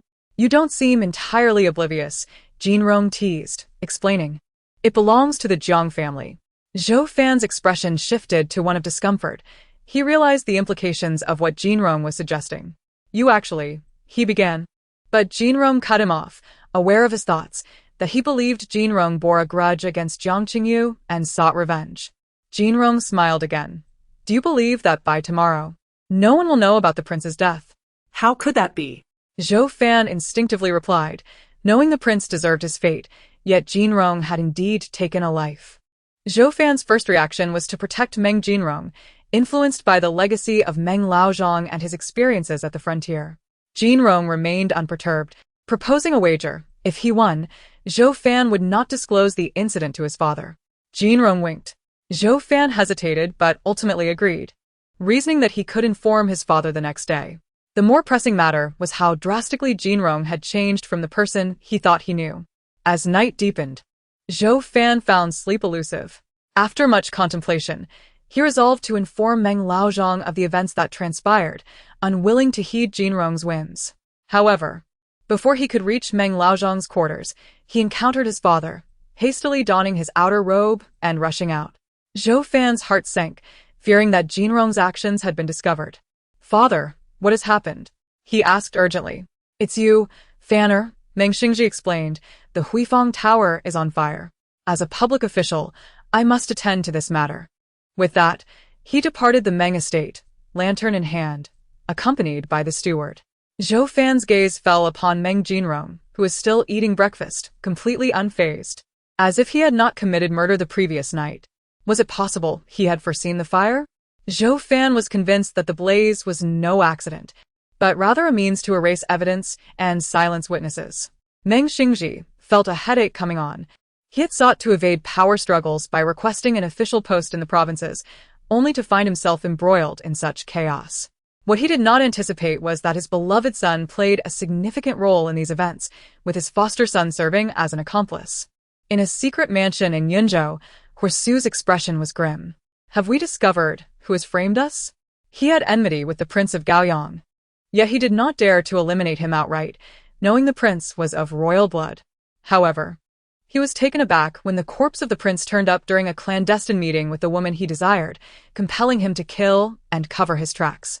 He was determined to uncover who had sullied his name. Meng Jinrong? Huasu quickly recalled the name, associating it with Jiang Qingyu's feckless former fiancé. Huasu doubted that such a wastrel could possess the audacity to slay the prince and frame him for it. "Investigate who is backing Meng Jinrong and Zhou Fan," he ordered. Without evidence, Huasu was reluctant to reveal that the Prince of Gaoyang was dead. Who would believe that he had not committed the act himself? To suggest that a mere son of a provincial official could dare to murder a prince was sheer folly. Yet Huasu had both motive and opportunity, as both he and the prince were locked in a deadly struggle for survival. But hadn't the Prince of Gaoyang sought to create an accident to eliminate him? Huasu thought with a cold smile that perhaps this time he would allow the prince to meet his end in an accident. After breakfast, Jinrong was once again urged by Meng Laozhong to resume his studies. Zhou Fan also entered the study to seek him out, but before he could utter a word, Jinrong interrupted him with a cheerful grin, declaring, "I have won." Zhou Fan understood his implication and, with a resolute tone, replied, "A gentleman's word is his bond." "I remember what I said." Jinrong waved his hand dismissively, stating that matters concerning the powerful were not for them to meddle in. Zhou Fan felt a flicker of irritation, asserting, "I have already taken my crown."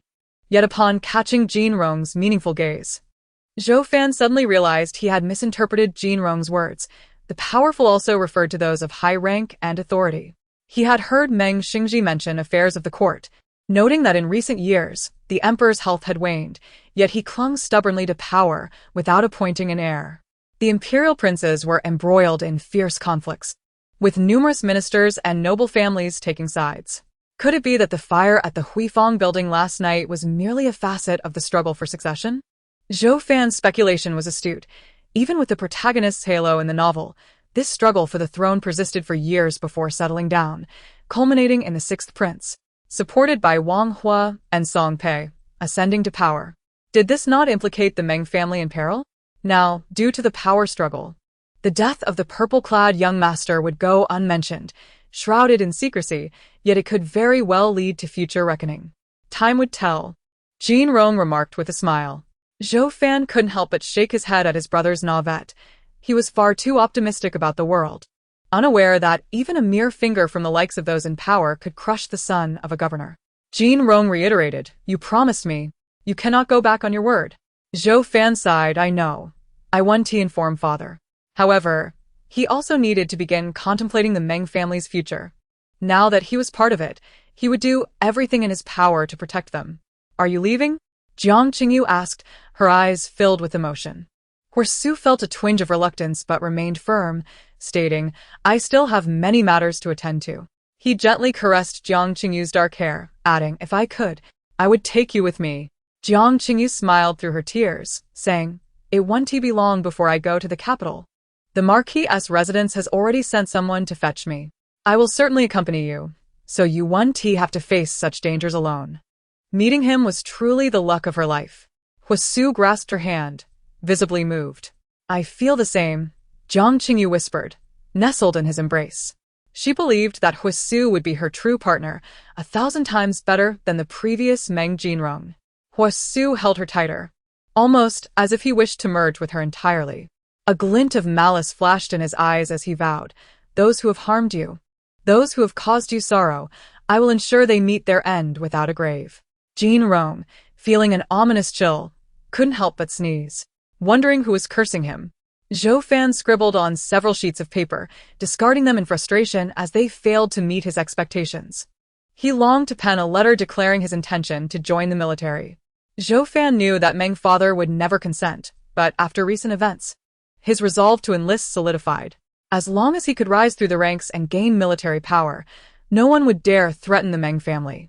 He wrote and rewrote his farewell letter, hoping for Meng father's understanding and forgiveness, wishing for Meng grandmother's long life and health, for Lady Xiao to find contentment, and for Jinrong to cease provoking Meng father and focus on his studies.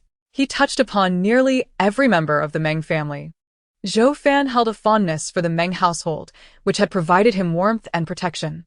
Even Meng Jinrong, once a source of annoyance, had become somewhat more tolerable. Father, grandmother, I am off to seek adventure in the world. Do not worry about me, he inscribed on the blank page.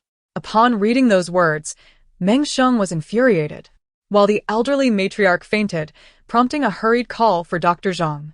Quickly, we must summon the doctor, Meng Sheng urged, supporting the matriarch. Unexpectedly, the matriarch revived, striking Meng Sheng and lamenting, it's all your fault for pressuring him to study and take the imperial exams, driving him away. Chaos erupted in the Meng household, with some soothing the matriarch, others serving tea to calm the master, and still others rushing to fetch a doctor. The author wishes to express, it has been a while since I last read comments and was surprised by the heated discussions. Many kind souls believe Jinrong is ineffective. However, the female protagonist is inherently averse to trouble and has no intention of redeeming herself. She is not one to seek reconciliation. Can one simply erase the past by acknowledging it? Even if her former self was flawed, it is unfair to expect her to compensate for every grievance.